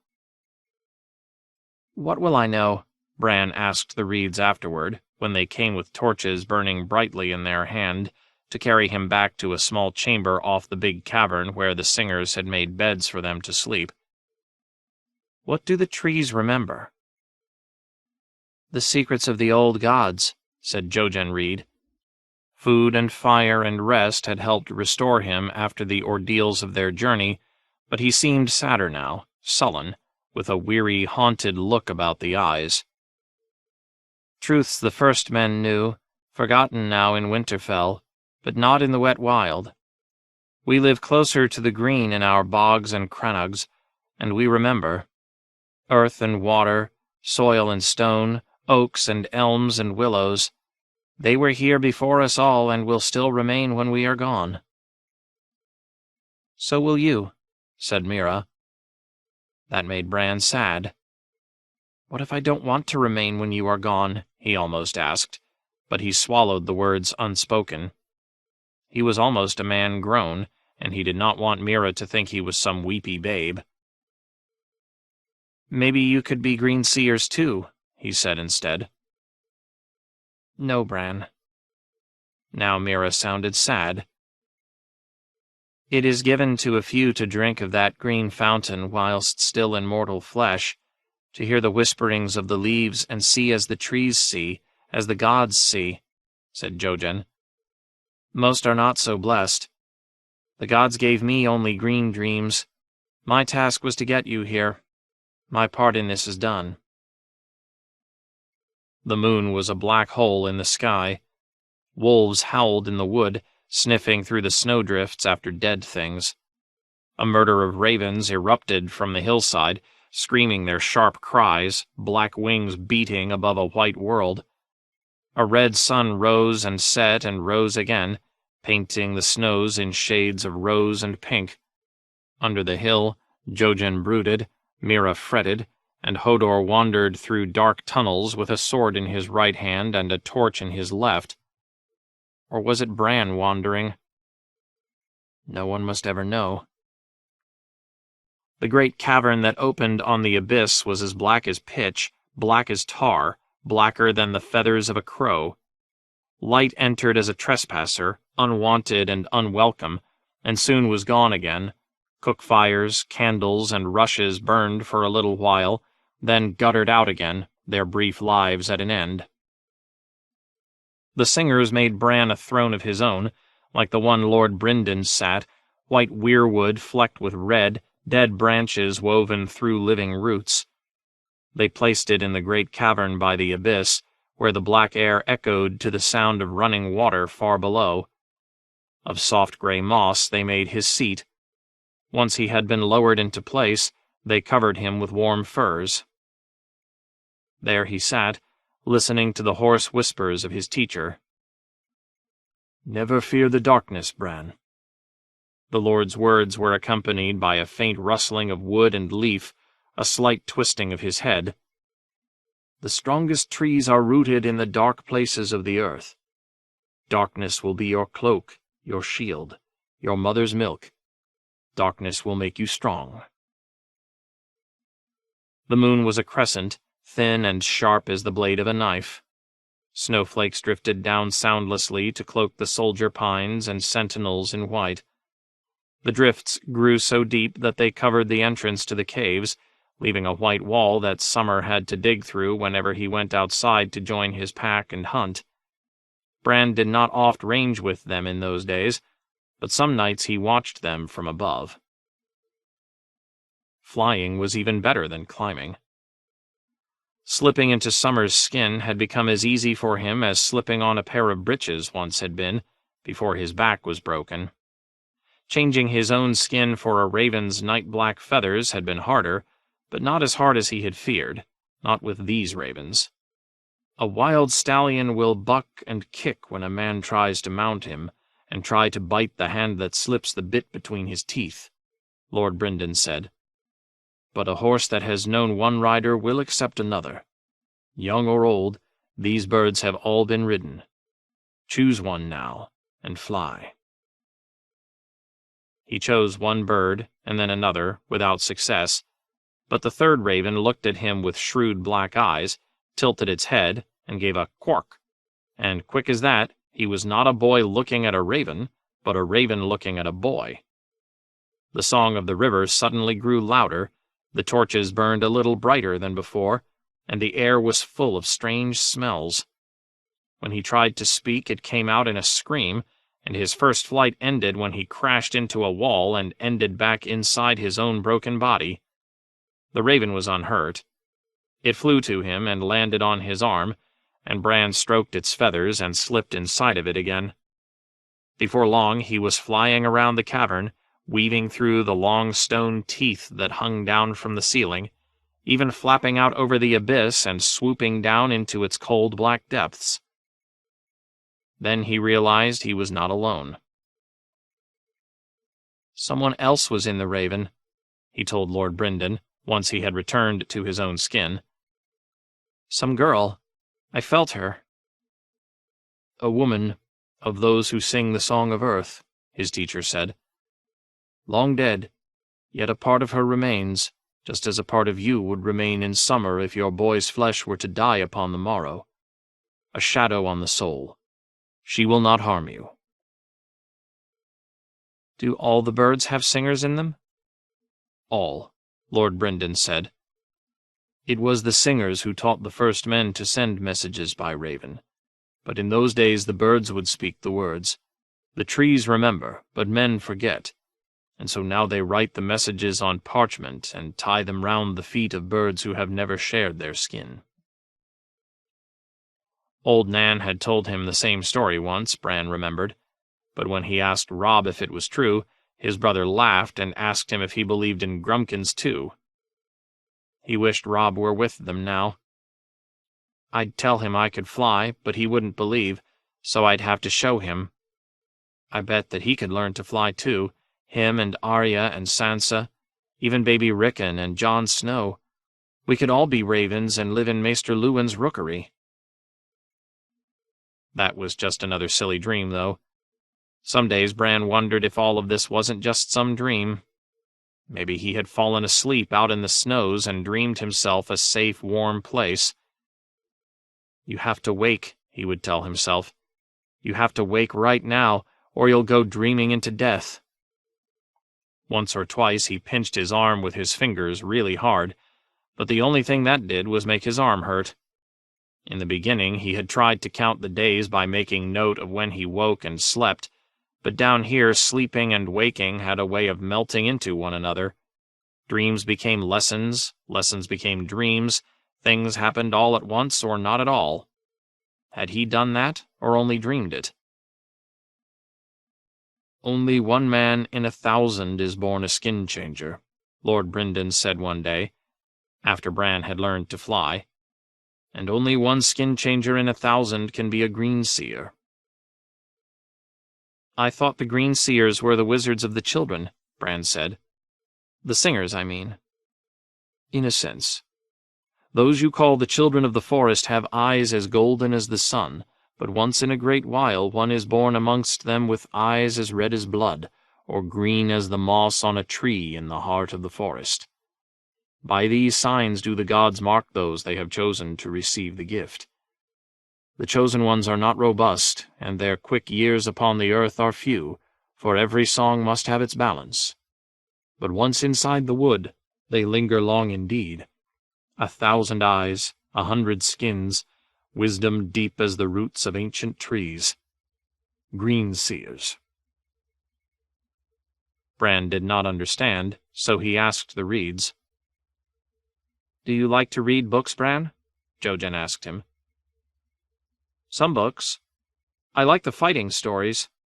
My sister Sansa likes the kissing stories, but those are stupid." "A reader lives 1,000 lives before he dies," said Jojen. "The man who never reads lives only one. The singers of the forest had no books, no ink, no parchment, no written language. Instead they had the trees, and the weirwoods above all. When they died, they went into the wood, into leaf and limb and root, and the trees remembered. All their songs and spells, their histories and prayers, everything they knew about this world. Maesters will tell you that the weirwoods are sacred to the old gods. The singers believe they are the old gods. When singers die, they become part of that godhood." Bran's eyes widened. "They're going to kill me?" "No," Mira said. "Jojen, you're scaring him." "He is not the one who needs to be afraid." The moon was fat and full. Summer prowled through the silent woods, a long gray shadow that grew more gaunt with every hunt, for living game could not be found. The ward upon the cave mouth still held. The dead men could not enter. The snows had buried most of them again, but they were still there, hidden, frozen, waiting. Other dead things came to join them, things that had once been men and women, even children. Dead ravens sat on bare brown branches, wings crusted with ice. A snow bear crashed through the brush, huge and skeletal, half its head sloughed away to reveal the skull beneath. Summer and his pack fell upon it and tore it into pieces. Afterward they gorged, though the meat was rotted and half frozen, and moved even as they ate it. Under the hill they still had food to eat. 100 kinds of mushrooms grew down here. Blind white fish swam in the Black River, but they tasted just as good as fish with eyes once you cooked them up. They had cheese and milk from the goats that shared the caves with the singers, even some oats and barley corn and dried fruit laid by during the long summer. And almost every day they ate blood stew, thickened with barley and onions and chunks of meat. Jojen thought it might be squirrel meat, and Mira said that it was rat. Bran did not care. It was meat, and it was good. The stewing made it tender. The caves were timeless, vast, silent. They were home to more than 60 living singers and the bones of thousands dead, and extended far below the hollow hill. "Men should not go wandering in this place," Leaf warned them. "The river you hear is swift and black, and flows down and down to a sunless sea. And there are passages that go even deeper, bottomless pits and sudden shafts, forgotten ways that lead to the very center of the earth. Even my people have not explored them all, and we have lived here for 1,000,000 of your man-years." Though the men of the 7 kingdoms might call them the children of the forest, Leaf and her people were far from childlike. Little wise men of the forest would have been closer. They were small compared to men, as a wolf is smaller than a dire wolf. That does not mean it is a pup. They had nut-brown skin, dappled like a deer's with paler spots, and large ears that could hear things that no man could hear. Their eyes were big too, great golden cat's eyes that could see down passages where a boy's eyes saw only blackness. Their hands had only 3 fingers and a thumb, with sharp black claws instead of nails. And they did sing. They sang in true tongue, so Bran could not understand the words, but their voices were as pure as winter air. "Where are the rest of you?" Bran asked Leaf once. "Gone down into the earth," she answered. "Into the stones, into the trees. Before the first men came, all this land that you call Westeros was home to us, yet even in those days we were few. The gods gave us long lives, but not great numbers, lest we overrun the world as deer will overrun a wood where there are no wolves to hunt them.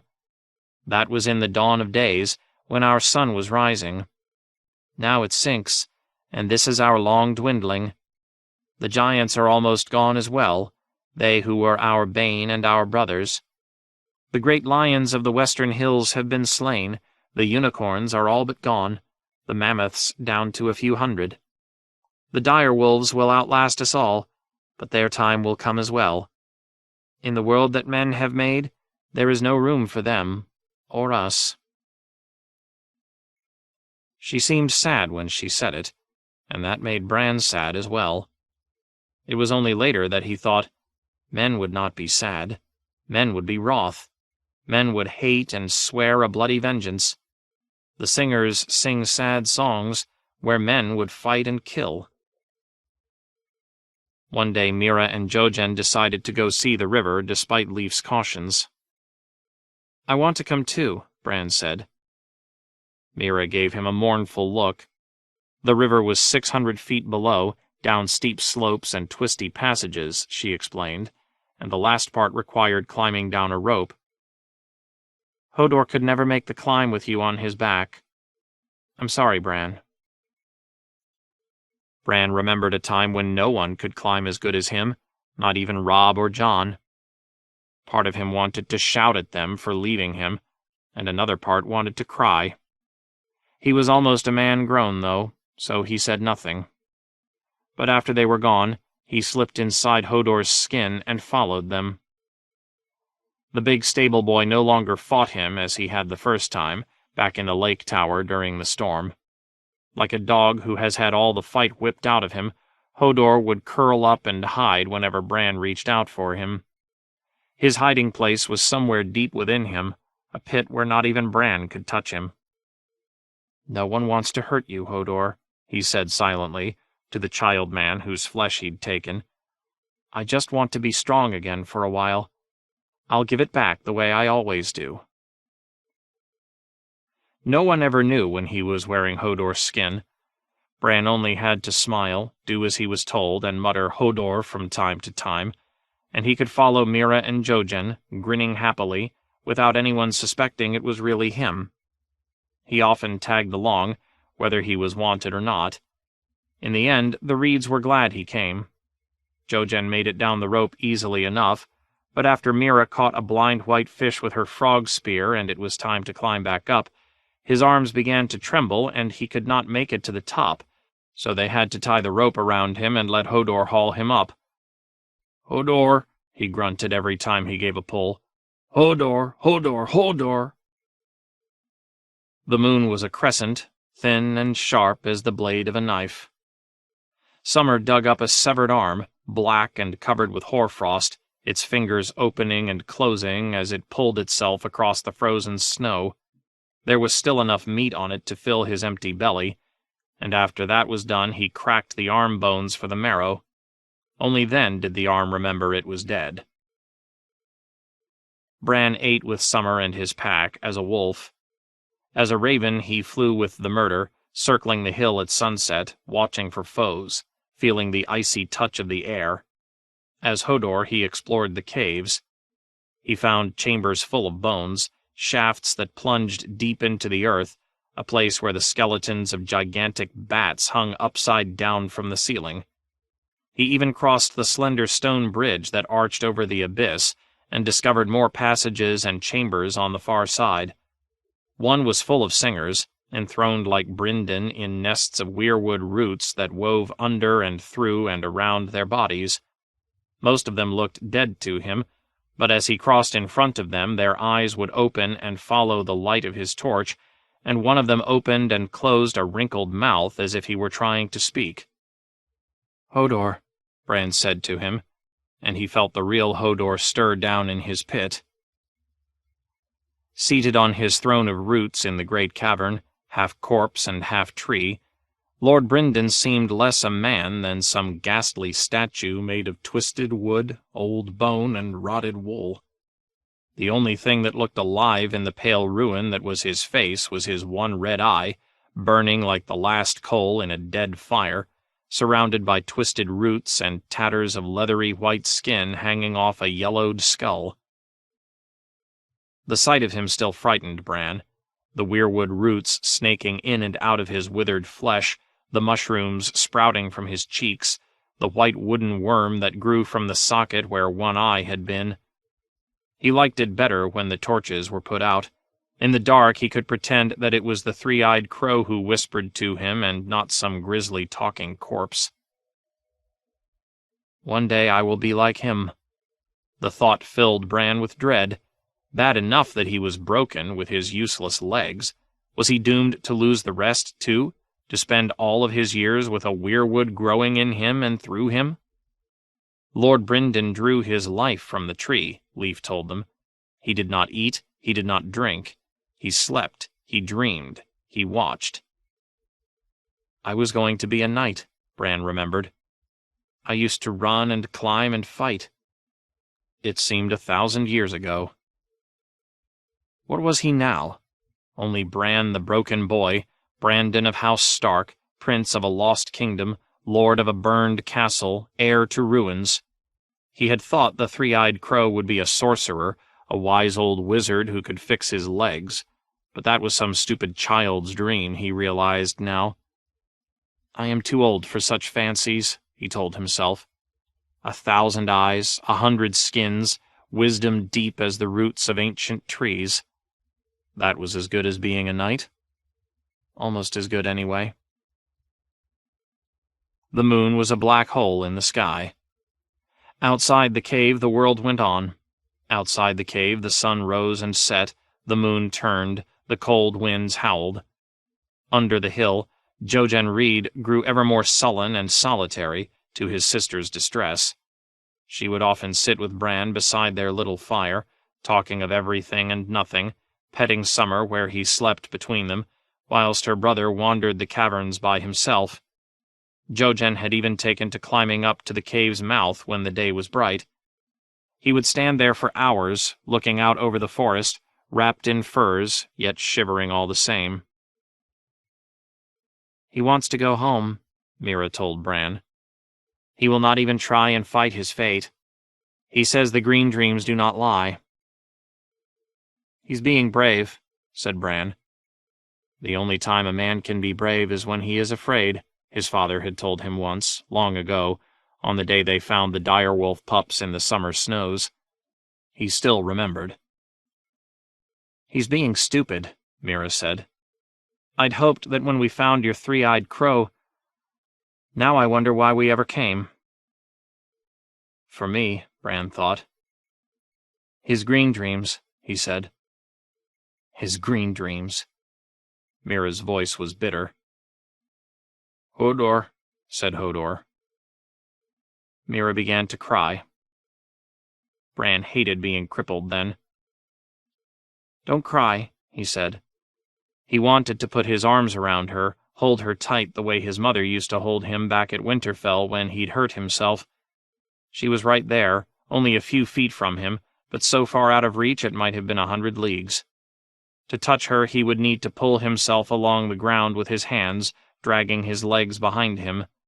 The floor was rough and uneven, and it would be slow going, full of scrapes and bumps. I could put on Hodor's skin, he thought. Hodor could hold her and pat her on the back. The thought made Bran feel strange, but he was still thinking it when Mira bolted from the fire, back out into the darkness of the tunnels. He heard her steps recede until there was nothing but the voices of the singers. The moon was a crescent, thin and sharp as the blade of a knife. The days marched past, one after the other, each shorter than the one before. The nights grew longer. No sunlight ever reached the caves beneath the hill. No moonlight ever touched those stony halls. Even the stars were strangers there.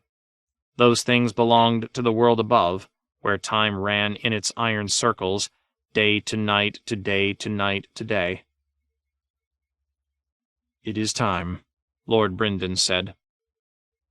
Something in his voice sent icy fingers running up Bran's back. "Time for what?" "For the next step. For you to go beyond skin-changing and learn what it means to be a green seer." "The trees will teach him," said Leaf. She beckoned, and another of the singers padded forward, the white-haired one that Mira had named Snowy Locks. She had a weirwood bowl in her hands, carved with a dozen faces, like the ones the heart trees wore. Inside was a white paste, thick and heavy, with dark red veins running through it.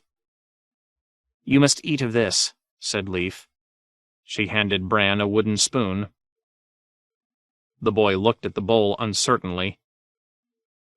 "What is it?" "A paste of weirwood seeds."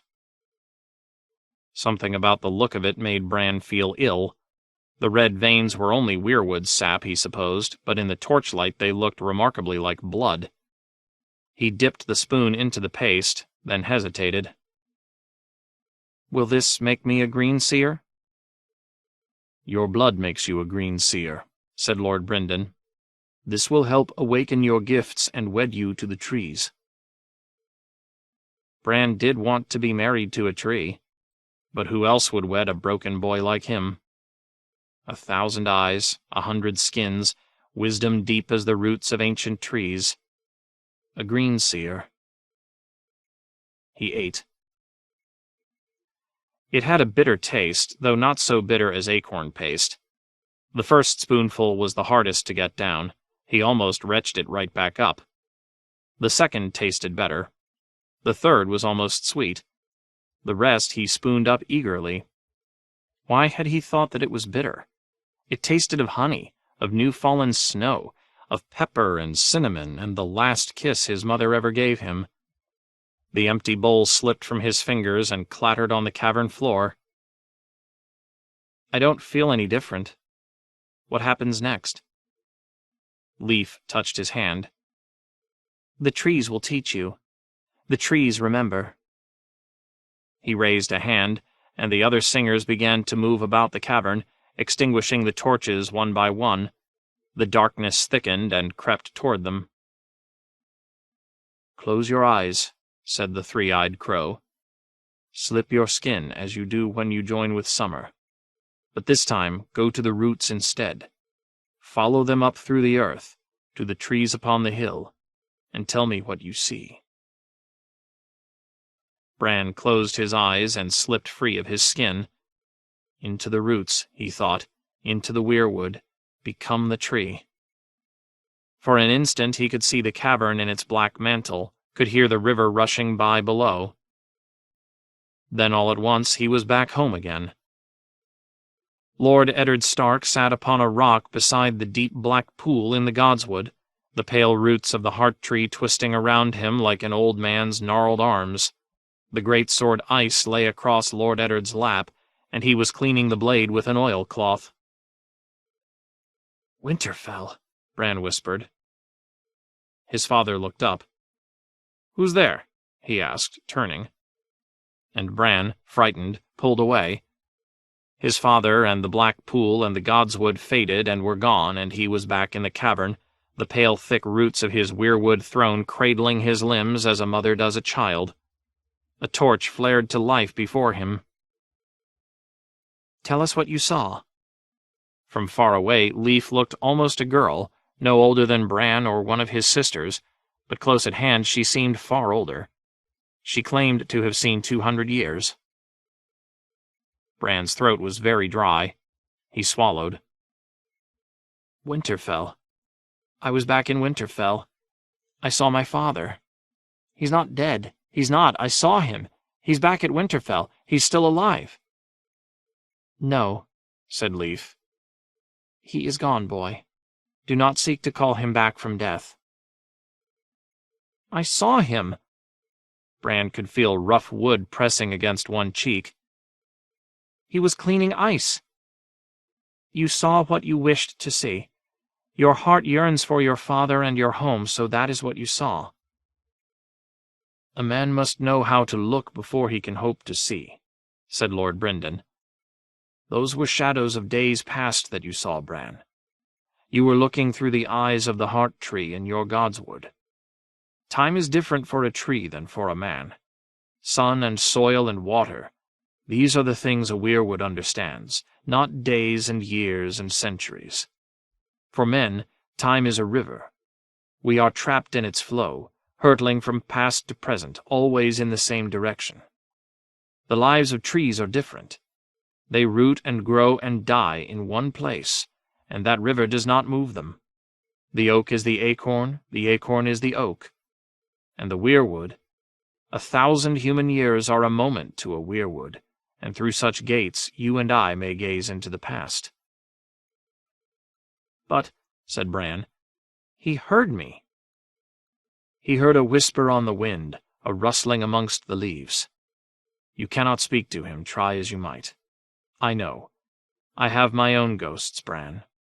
A brother that I loved, a brother that I hated, a woman I desired. Through the trees I see them still, but no word of mine has ever reached them. The past remains the past. We can learn from it, but we cannot change it." "Will I see my father again?" "Once you have mastered your gifts, you may look where you will and see what the trees have seen, be it yesterday or last year or 1,000 ages past. Men live their lives trapped in an eternal present, between the mists of memory and the sea of shadow that is all we know of the days to come. Certain moths live their whole lives in a day, yet to them that little span of time must seem as long as years and decades do to us. An oak may live 300 years, a redwood tree 3,000. A weirwood will live forever if left undisturbed. To them seasons pass in the flutter of a moth's wing, and past, present, and future are one. Nor will your sight be limited to your godswood. The singers carved eyes into their heart trees to awaken them, and those are the first eyes a new green seer learns to use. But in time you will see well beyond the trees themselves." "When?" Bran wanted to know. In a year, or 3, or 10, that I have not glimpsed. It will come in time, I promise you. But I am tired now, and the trees are calling me. We will resume on the morrow." Hodor carried Bran back to his chamber, muttering "Hodor" in a low voice as Leaf went before them with a torch. He had hoped that Meera and Jojen would be there, so he could tell them what he had seen, but their snug alcove in the rock was cold and empty. Hodor eased Bran down onto his bed, covered him with furs, and made a fire for them. 1,000 eyes, 100 skins, wisdom deep as the roots of ancient trees.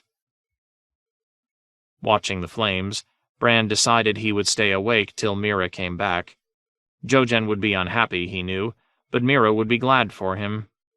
He did not remember closing his eyes. But then, somehow he was back at Winterfell again, in the Godswood looking down upon his father. Lord Eddard seemed much younger this time. His hair was brown, with no hint of grey in it, his head bowed. "Let them grow up close as brothers, with only love between them," he prayed. "And let my lady wife find it in her heart to forgive." "Father." Bran's voice was a whisper in the wind, a rustle in the leaves. "Father, it's me. It's Brandon." Eddard Stark lifted his head and looked long at the weirwood, frowning, but he did not speak. He cannot see me, Bran realized, despairing. He wanted to reach out and touch him, but all that he could do was watch and listen. "I am in the tree. I am inside the heart tree, looking out of its red eyes, but the weirwood cannot talk, so I can't." Eddard Stark resumed his prayer. Bran felt his eyes fill up with tears. But were they his own tears or the weirwood's? If I cry, will the tree begin to weep? The rest of his father's words were drowned out by a sudden clatter of wood on wood. Eddard Stark dissolved, like mist in a morning sun. Now 2 children danced across the Godswood, hooting at one another as they dueled with broken branches. The girl was the older and taller of the 2. "Arya," Bran thought eagerly, as he watched her leap up onto a rock and cut at the boy. But that couldn't be right. If the girl was Arya, the boy was Bran himself, and he had never worn his hair so long. And Arya never beat me playing swords the way that girl is beating him. She slashed the boy across his thigh, so hard that his leg went out from under him, and he fell into the pool and began to splash and shout. "You be quiet, stupid," the girl said, tossing her own branch aside. "It's just water. Do you want old Nan to hear and run tell father?" She knelt and pulled her brother from the pool, but before she got him out again, the 2 of them were gone. After that, the glimpses came faster and faster, till Bran was feeling lost and dizzy. He saw no more of his father, nor the girl who looked like Arya, but a woman heavy with child emerged naked and dripping from the black pool, knelt before the tree, and begged the old gods for a son who would avenge her. Then there came a brown-haired girl slender as a spear who stood on the tips of her toes to kiss the lips of a young knight as tall as Hodor. A dark-eyed youth, pale and fierce, sliced 3 branches off the weirwood and shaped them into arrows. The tree itself was shrinking, growing smaller with each vision, whilst the lesser trees dwindled into saplings and vanished, only to be replaced by other trees that would dwindle and vanish in their turn. And now the lords Bran glimpsed were tall and hard, stern men in fur and chainmail.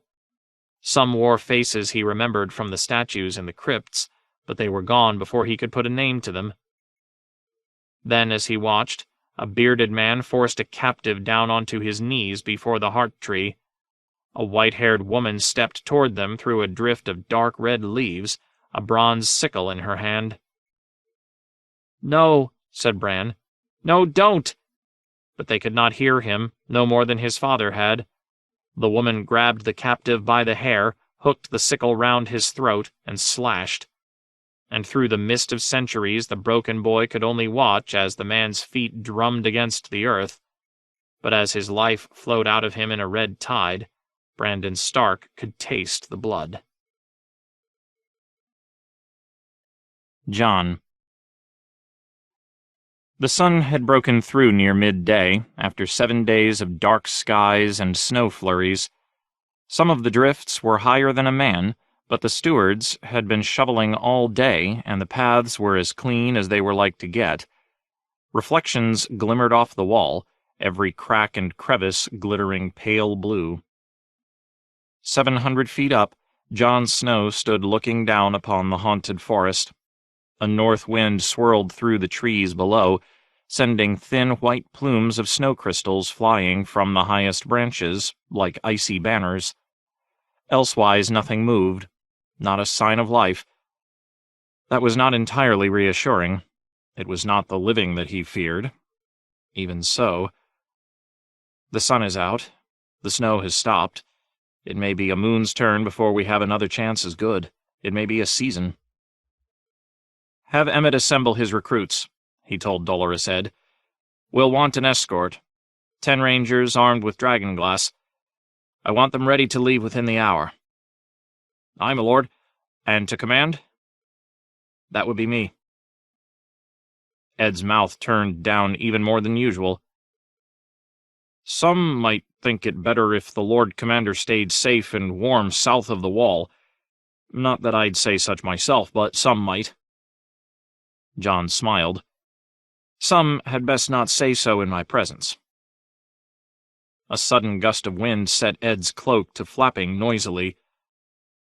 "Best go down, my lord. This wind's like to push us off the wall, and I never did learn the knack of flying." They rode the winch lift back to the ground. The wind was gusting, cold as the breath of the ice dragon in the tales old Nan had told when Jon was a boy. The heavy cage was swaying. From time to time it scraped against the wall, starting small crystalline showers of ice that sparkled in the sunlight as they fell, like shards of broken glass. "Glass," Jon mused, "might be of use here. Castle Black needs its own glass gardens, like the ones at Winterfell. We could grow vegetables even in the deep of winter." The best glass came from Myr, but a good clear pane was worth its weight in spice, and green and yellow glass would not work as well. What we need is gold. With enough coin, we could buy prentice glassblowers and glaziers in Myr, bring them north, offer them their freedom for teaching their art to some of our recruits. That would be the way to go about it. If we had the gold, which we do not. At the base of the wall he found Ghost rolling in a snowbank. The big white direwolf seemed to love fresh snow. When he saw Jon, he bounded back onto his feet and shook himself off. Dolorous Edd said, "He's going with you?" "He is." "A clever wolf, him. And me?" "You're not." "A clever lord, you. Ghost's the better choice. I don't have the teeth for biting wildlings anymore." "If the gods are good, we won't encounter any wildlings. I'll want the Grey Gelding." Word spread fast at Castle Black. Edd was still saddling the Grey when Bowen Marsh stomped across the yard to confront Jon at the stables. "My lord, I wish you would reconsider. The new men can take their vows in the Sept as easily." "The Sept is home to the new gods. The old gods live in the wood, and those who honor them say their words amongst the weirwoods. You know that as well as I." "Satin comes from Old Town, and Arryn and Emmerich from the Westerlands. The old gods are not their gods." "I do not tell men which god to worship. They were free to choose the Seven or the Red Woman's Lord of Light. They chose the trees instead, with all the peril that entails." "The Weeping Men may still be out there watching." "The grove is no more than 2 hours' ride, even with the snow. We should be back by midnight." "Too long. This is not wise." "Unwise," said Jon, "but necessary. These men are about to pledge their lives to the Night's Watch, joining a brotherhood that stretches back in an unbroken line for thousands of years. The words matter, and so do these traditions. They bind us all together, high-born and low, young and old, base and noble. They make us brothers." He clapped Marsh on his shoulder. "I promise you, we shall return." "Aye, my lord," said the Lord Steward. "But will it be as living men or heads on spears with your eyes scooped out? You will be returning through the black of night. The snowdrifts are waist-deep in places. I see that you are taking seasoned men with you, that is good, but Blackjack Bulwer knew these woods as well.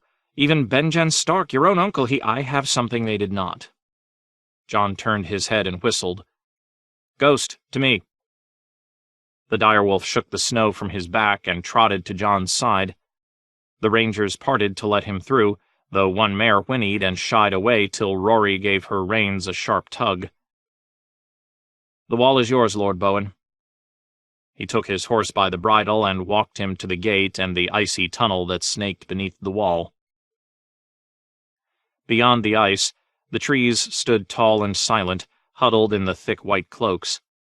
Ghost stalked beside Jon's horse as the rangers and recruits formed up, then stopped and sniffed, his breath frosting in the air.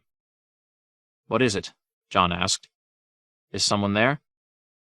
The woods were empty as far as he could see, but that was not very far. Ghost bounded toward the trees, slipped between two white-cloaked pines, and vanished in a cloud of snow. He wants to hunt, but what? Jon did not fear for the direwolf so much as for any wildlings he might encounter. A white wolf in a white wood, silent as a shadow, they will never know he's coming. He knew better than to go chasing him. Ghost would return when he wanted to, and not before. Jon put his heels into his horse. His men fell in around them, the hooves of their garrons breaking through the icy crust to the softer snow beneath. Into the woods they went, at a steady walking pace, as the wall dwindled behind them. The soldier pines and sentinels wore thick white coats, and icicles draped the bare brown limbs of the broadleafs. Jon sent Tom Barleycorn ahead to scout for them, though the way to the White Grove was oft trod and familiar. Big Little and Luke of Longtown slipped into the brush to east and west. They would flank the column to give warning of any approach.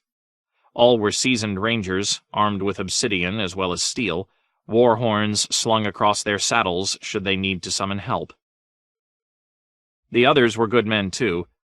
Good men in a fight, at least, and loyal to their brothers.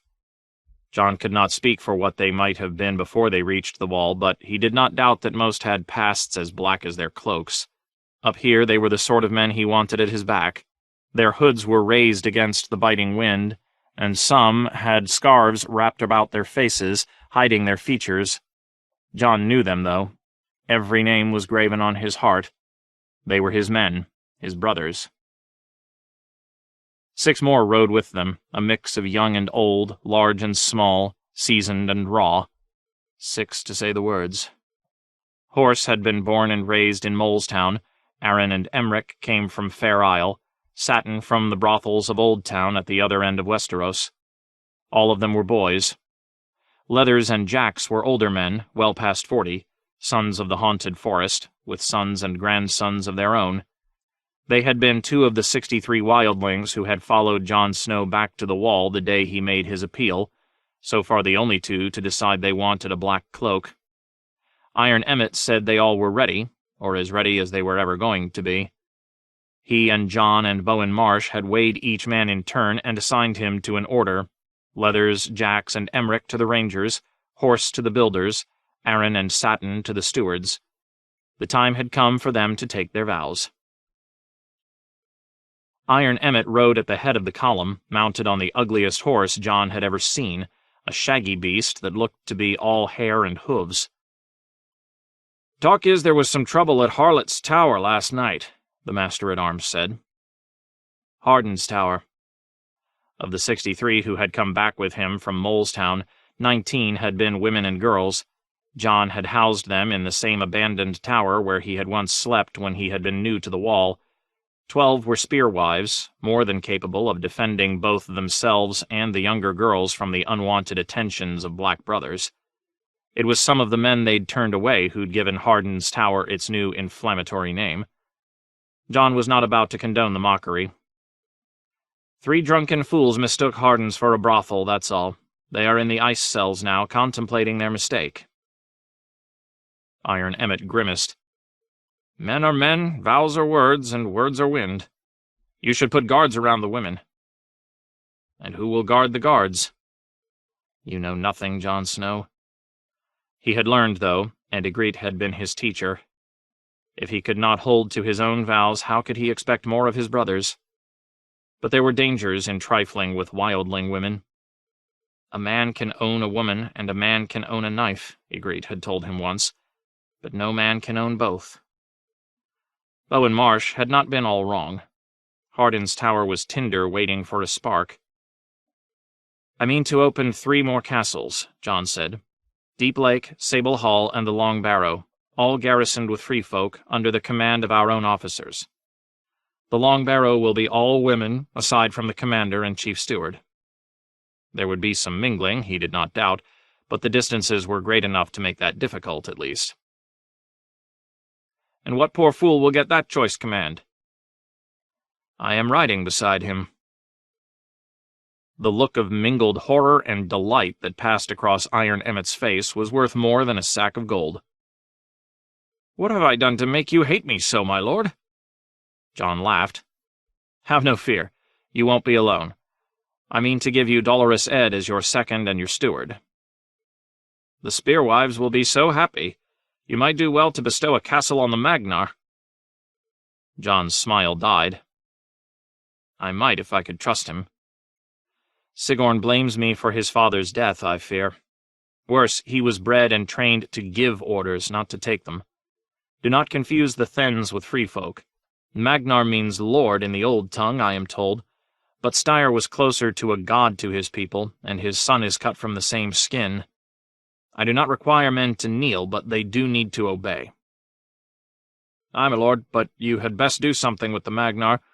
You'll have trouble with the Thenns if you ignore them." Trouble is the Lord Commander's lot, Jon might have said. His visit to Molestown was giving him plenty, as it happened, and the women were the least of it.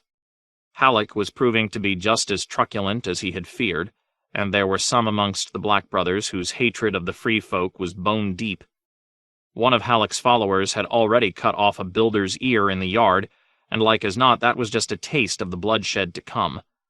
He had to get the old forts open soon, so Harma's brother could be sent off to garrison Deep Lake or Sable Hall. Just now, though, neither of those was fit for human habitation, and Othel Yarwick and his brothers were still off trying to restore the Night Fort.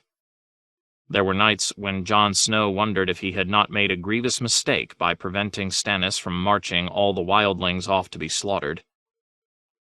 "I know nothing, Ygritte," he thought, "and perhaps I never will." Half a mile from the grove, long red shafts of autumn sunlight were slanting down between the branches of the leafless trees, staining the snowdrifts pink. The riders crossed a frozen stream, between 2 jagged rocks armored in ice, then followed a twisting game trail to the northeast. Whenever the wind kicked up, sprays of loose snow filled the air and stung their eyes. Jon pulled his scarf up over his mouth and nose and raised the hood on his cloak. "Not far now," he told the men. No one replied. Jon smelled Tom Barleycorn before he saw him, or was it Ghost who smelled him? Of late, Jon Snow sometimes felt as if he and the direwolf were one, even awake. The great white wolf appeared first, shaking off the snow. A few moments later, Tom was there.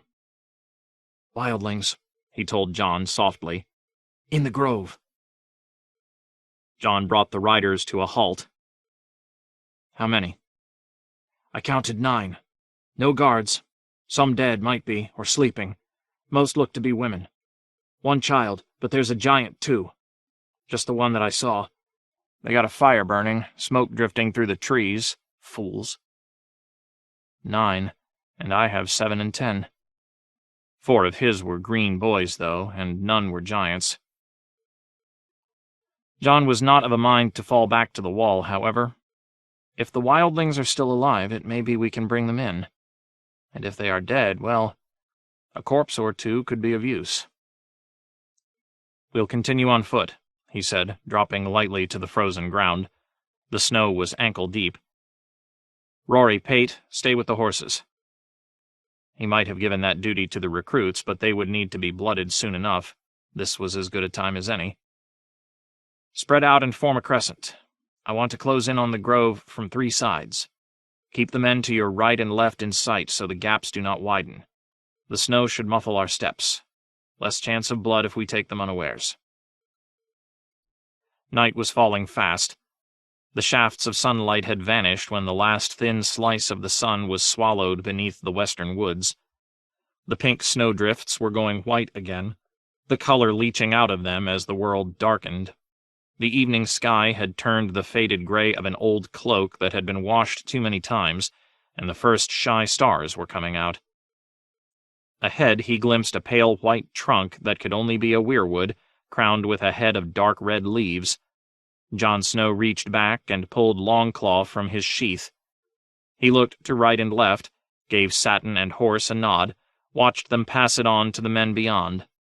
They rushed the grove together, kicking through drifts of old snow with no sound but their breathing. Ghost ran with them, a white shadow at Jon's side. The weirwoods rose in a circle around the edges of the clearing. There were 9, all roughly of the same age and size. Each one had a face carved into it, and no two faces were alike. Some were smiling, some were screaming, some were shouting at him. In the deepening glow their eyes looked black, but in daylight they would be blood-red, Jon knew. Eyes like ghosts. The fire in the center of the grove was a small, sad thing, ashes and embers and a few broken branches burning slow and smoky. Even then, it had more life than the wildlings huddled near it. Only one of them reacted when Jon stepped from the brush. That was the child, who began to wail, clutching at his mother's ragged cloak. The woman raised her eyes and gasped. By then the grove was ringed by rangers, sliding past the bone-white trees, steel glinting in black-gloved hands, poised for slaughter. The giant was the last to notice them. He had been asleep, curled up by the fire, but something woke him, the child's cry, the sound of snow crunching beneath black boots, a sudden indrawn breath. When he stirred, it was as if a boulder had come to life.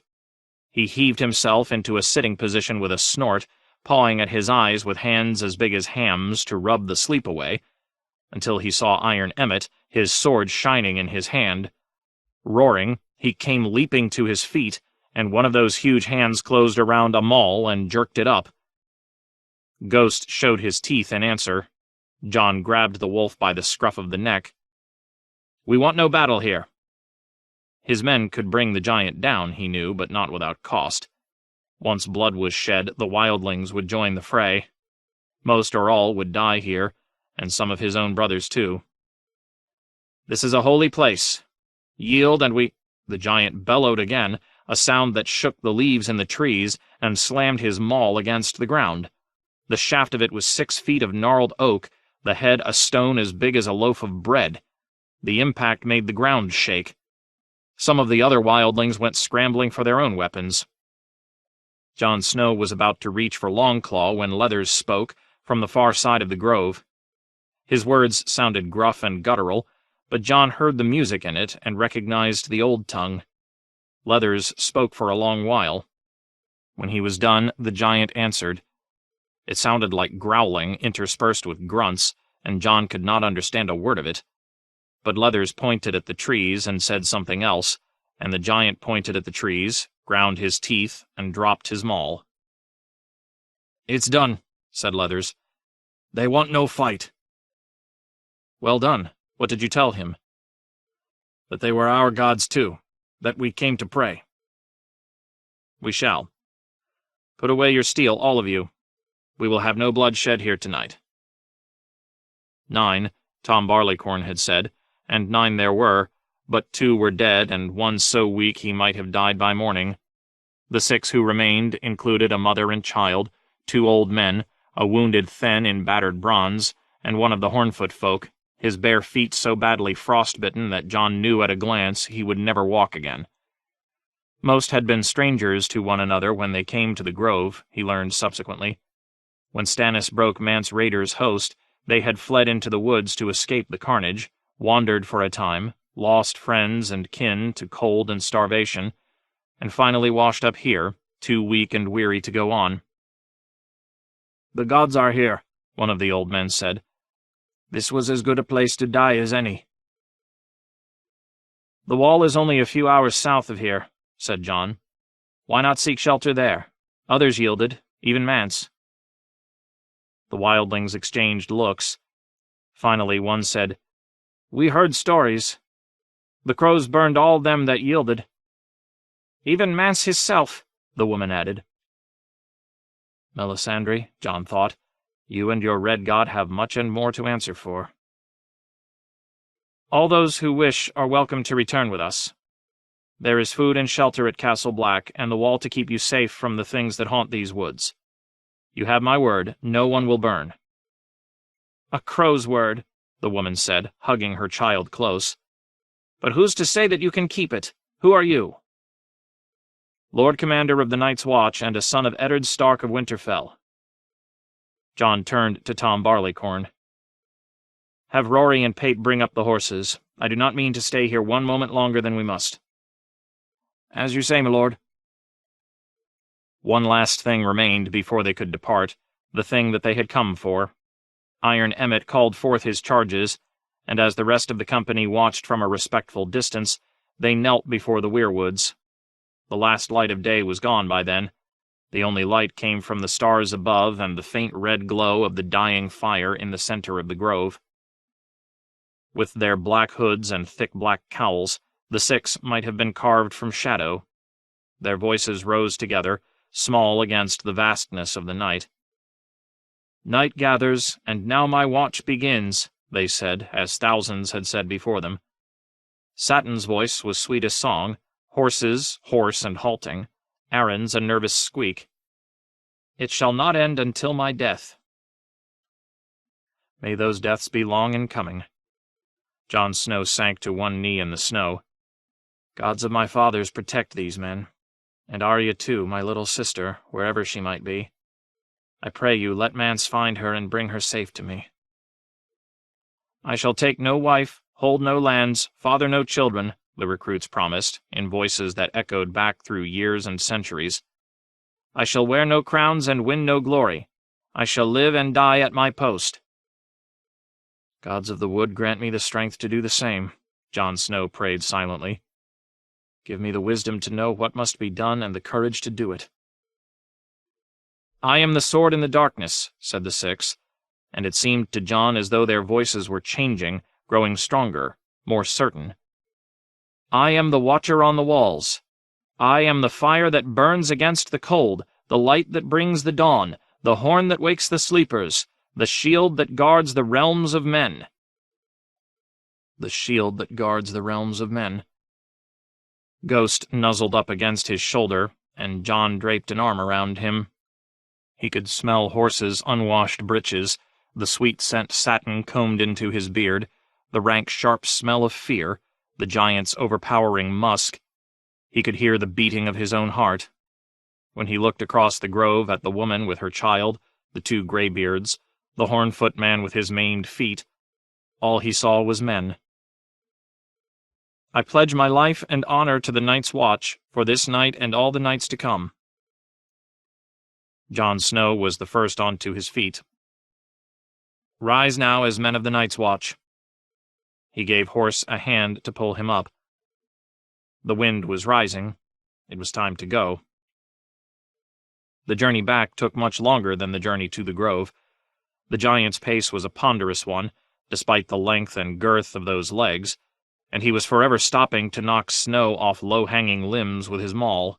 The woman rode double with Rory, her son with Tom Barleycorn, the old men with Horse and Satin. The Thenn was frightened of the horses, however, and preferred to limp along despite his wounds. The Hornfoot man could not sit a saddle and had to be tied over the back of a garron like a sack of grain. So too the pale-faced crone with the stick-thin limbs, whom they had not been able to rouse. They did the same with the two corpses, to the puzzlement of Iron Emmett. "They will only slow us, my lord," he said to Jon. "We should chop them up and burn them." "No," said Jon. "Bring them. I have a use for them."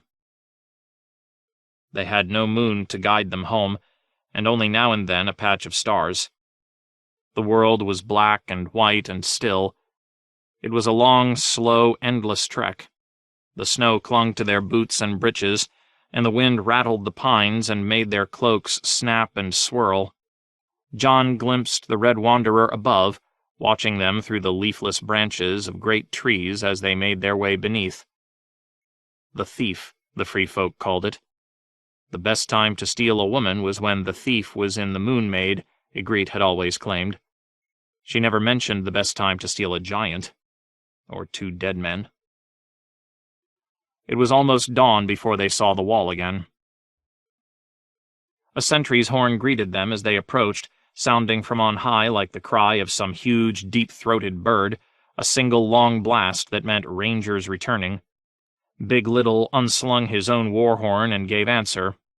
At the gate, they had to wait a few moments before Dolorous Ed Tollet appeared to slide back the bolts and swing open the iron bars. When Ed caught sight of the ragged band of wildlings, he pursed his lips and gave the giant a long look. "Might need some butter to slide that one through the tunnel, my lord. Shall I send someone to the larder?" "Oh, I think he'll fit, unbuttered." So he did, on hands and knees, crawling. A big boy, this one, 14 feet at least, even bigger than Mag the Mighty. Mag had died beneath this very ice, locked in mortal struggle with Donal Noy. A good man. The Watch has lost too many good men. Jon took Leathers aside. "Take charge of him. You speak his tongue. See that he is fed and find him a warm place by the fire. Stay with him. See that no one provokes him." "Aye." Leathers hesitated. "My lord." The living wildlings Jon sent off to have their wounds and frostbites tended. Some hot food and warm clothes would restore most of them, he hoped, though the Hornfoot man was like to lose both feet. The corpses he consigned to the ice cells. Clydas had come and gone, Jon noted as he was hanging his cloak on the peg beside the door. A letter had been left on the table in his solar. Eastwatch or the Shadow Tower, he assumed at first glance. But the wax was gold, not black. The seal showed a stag's head within a flaming heart. Stannis. Jon cracked the hardened wax, flattened the roll of parchment, read. A maester's hand, but the king's words. Stannis had taken Deepwood Motte, and the mountain clans had joined him. Flint, Norrie, Wull, Little, all. And we had other help, unexpected but most welcome, from a daughter of Bear Island, Alysanne Mormont, whose men name her the She-Bear, hid fighters inside a gaggle of fishing sloops and took the Iron Men unawares where they lay off the strand. Greyjoy's longships are burned or taken, her crews slain or surrendered. The captains, knights, notable warriors, and others of high birth we shall ransom or make other use of, the rest I mean to hang. The Night's Watch was sworn to take no side in the quarrels and conflicts of the realm. Nonetheless, Jon Snow could not help but feel a certain satisfaction. He read on. More Northmen coming in as word spreads of our victory. Fisherfolk, free riders, hillmen, crofters from the deep of the Wolf's Wood, and villagers who fled their homes along the stony shore to escape the Iron Men, survivors from the battle outside the gates of Winterfell, men once sworn to the Hornwoods, the Serwyns, and the Tallhearts. We are 5,000 strong as I write, our numbers swelling every day, and word has come to us that Roose Bolton moves toward Winterfell with all his power, there to wed his bastard to your half-sister. He must not be allowed to restore the castle to its former strength. We march against him. Arnulf Karstark and Morse Umber will join us. I will save your sister if I can, and find a better match for her than Ramsay Snow. You and your brothers must hold the wall until I can return. It was signed, in a different hand. Done in the light of the Lord, under the sign and seal of Stannis of House Baratheon, the first of his name, King of the Andals, the Rhoynar, and the First Men, Lord of the Seven Kingdoms, and Protector of the Realm. The moment Jon set the letter aside, the parchment curled up again, as if eager to protect its secrets. He was not at all sure how he felt about what he had just read. Battles had been fought at Winterfell before, but never one without a Stark on one side or the other. The castle is a shell, he said. Not Winterfell, but the ghost of Winterfell. It was painful just to think of it, much less say the words aloud. And still. He wondered how many men old Crowfood would bring to the fray, And how many swords Arnulf Karstark would be able to conjure up? Half the Umbers would be across the field with Horsebane, fighting beneath the flayed man of the Dreadfort, and the greater part of the strength of both houses had gone south with Robb, never to return.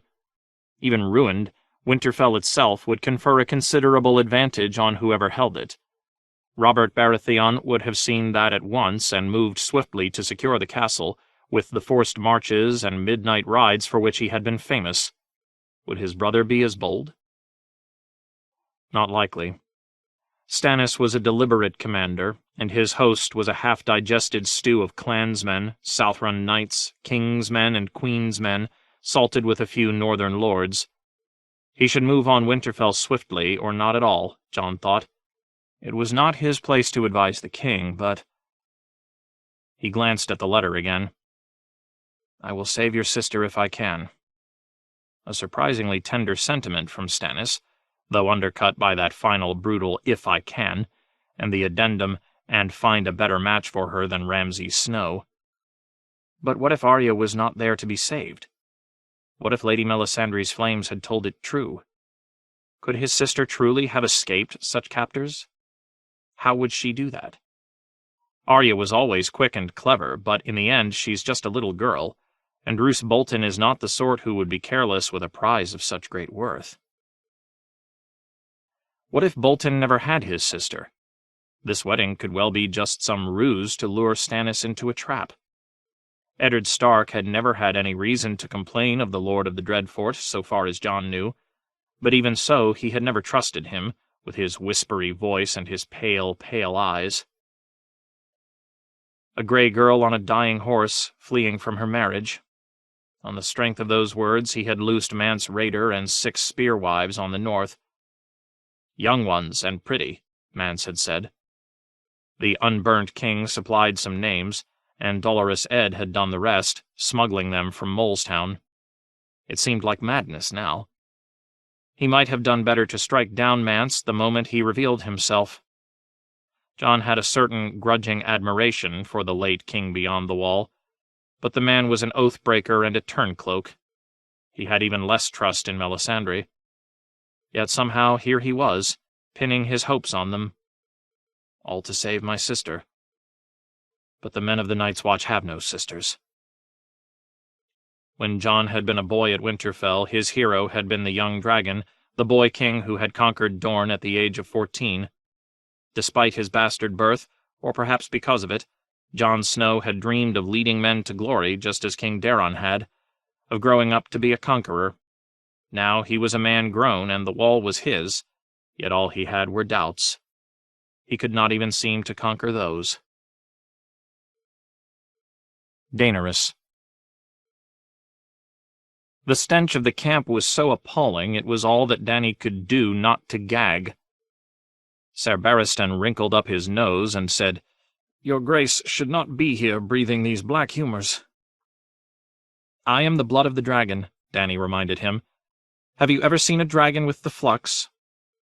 Viserys had oft claimed that Targaryens were untroubled by the pestilences that afflicted common men, and so far as she could tell it was true. She could remember being cold and hungry and afraid, but never sick. "Even so," the old knight said, "I would feel better if your Grace would return to the city." The many-colored brick walls of Meereen were half a mile back. "The bloody flux has been the bane of every army since the Dawn Age. Let us distribute the food, your Grace."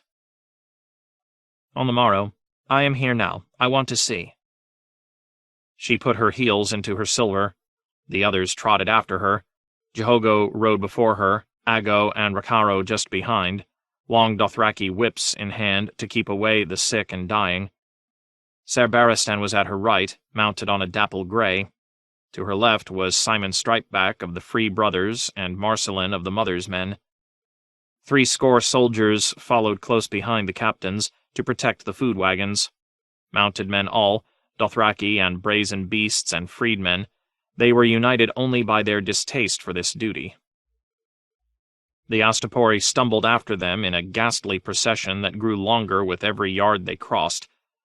Some spoke tongues she did not understand. Others were beyond speaking. Many lifted their hands to Dany, or knelt as her silver went by. "Mother," they called to her, in the dialects of Astapor, Lys, and Old Volantis, in guttural Dothraki and the liquid syllables of Qarth, even in the common tongue of Westeros. "Mother, please. Mother, help my sister, she is sick. Give me food for my little ones. Please, my old father. Help him. Help her. Help me." I have no more help to give, Dany thought, despairing. The Astapori had no place to go. Thousands remained outside Meereen's thick walls, men and women and children, old men and little girls and newborn babes. Many were sick, most were starved, and all were doomed to die. Daenerys dare not open her gates to let them in. She had tried to do what she could for them. She had sent them healers, blue graces, and spell singers and barber surgeons, but some of those had sickened as well, and none of their arts had slowed the galloping progression of the flux that had come on the pale mare. Separating the healthy from the sick had proved impractical as well. Her stalwart shields had tried, pulling husbands away from wives and children from their mothers, even as the Astapori wept and kicked and pelted them with stones. A few days later, the sick were dead and the healthy ones were sick. Dividing the one from the other had accomplished nothing. Even feeding them had grown difficult. Every day she sent them what she could, but every day there were more of them and less food to give them. It was growing harder to find drivers willing to deliver the food as well. Too many of the men they had sent into the camp had been stricken by the flux themselves. Others had been attacked on the way back to the city. Yesterday a wagon had been overturned and 2 of her soldiers killed, so today the queen had determined that she would bring the food herself. Every one of her advisers had argued fervently against it, from Resnack and the Shave-Pate to Ser Barristan, but Daenerys would not be moved. "I will not turn away from them," she said stubbornly. "The queen must know the sufferings of her people." Suffering was the only thing they did not lack. "There is scarcely a horse or mule left, though many rode from Astapor," Marcellin reported to her. "They've eaten every one, your grace, along with every rat and scavenger dog that they could catch. Now some have begun to eat their own dead." "Man must not eat the flesh of man," said Aggo. "It is known," agreed Rakharo. "They will be cursed." "They're past cursing," said Simon Stripeback. Little children with swollen stomachs trailed after them, too weak or scared to beg. Gaunt men with sunken eyes squatted amidst sand and stones, shitting out their lives in stinking streams of brown and red. Many shat where they slept now, too feeble to crawl to the ditches she'd commanded them to dig. 2 women fought over a charred bone. Nearby, a boy of 10 stood eating a rat. He ate one-handed, the other clutching a sharpened stick lest anyone try to wrest away his prize. Unburied dead lay everywhere. Dany saw one man sprawled in the dirt under a black cloak, but as she rode past, his cloak dissolved into 1,000 flies.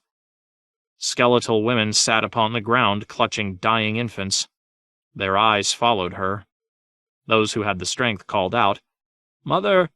Please, Mother! Bless you, Mother!" "Bless me," Dany thought bitterly. "Your city is gone to ash and bone, your people are dying all around you. I have no shelter for you, no medicine, no hope. Only stale bread and wormy meat, hard cheese, a little milk. Bless me, bless me." What kind of mother has no milk to feed her children? "Too many dead," Aggo said. "They should be burned." "Who will burn them?" asked Ser Barristan. "The bloody flux is everywhere. 100 die each night." "It is not good to touch the dead," said Jehogo. "This is known," Aggo and Rakharo said together. "That may be so," said Dany. "But this thing must be done all the same." She thought a moment. "The Unsullied have no fear of corpses. I shall speak to Grey Worm." "Your Grace," said Ser Barristan, "the Unsullied are your best fighters.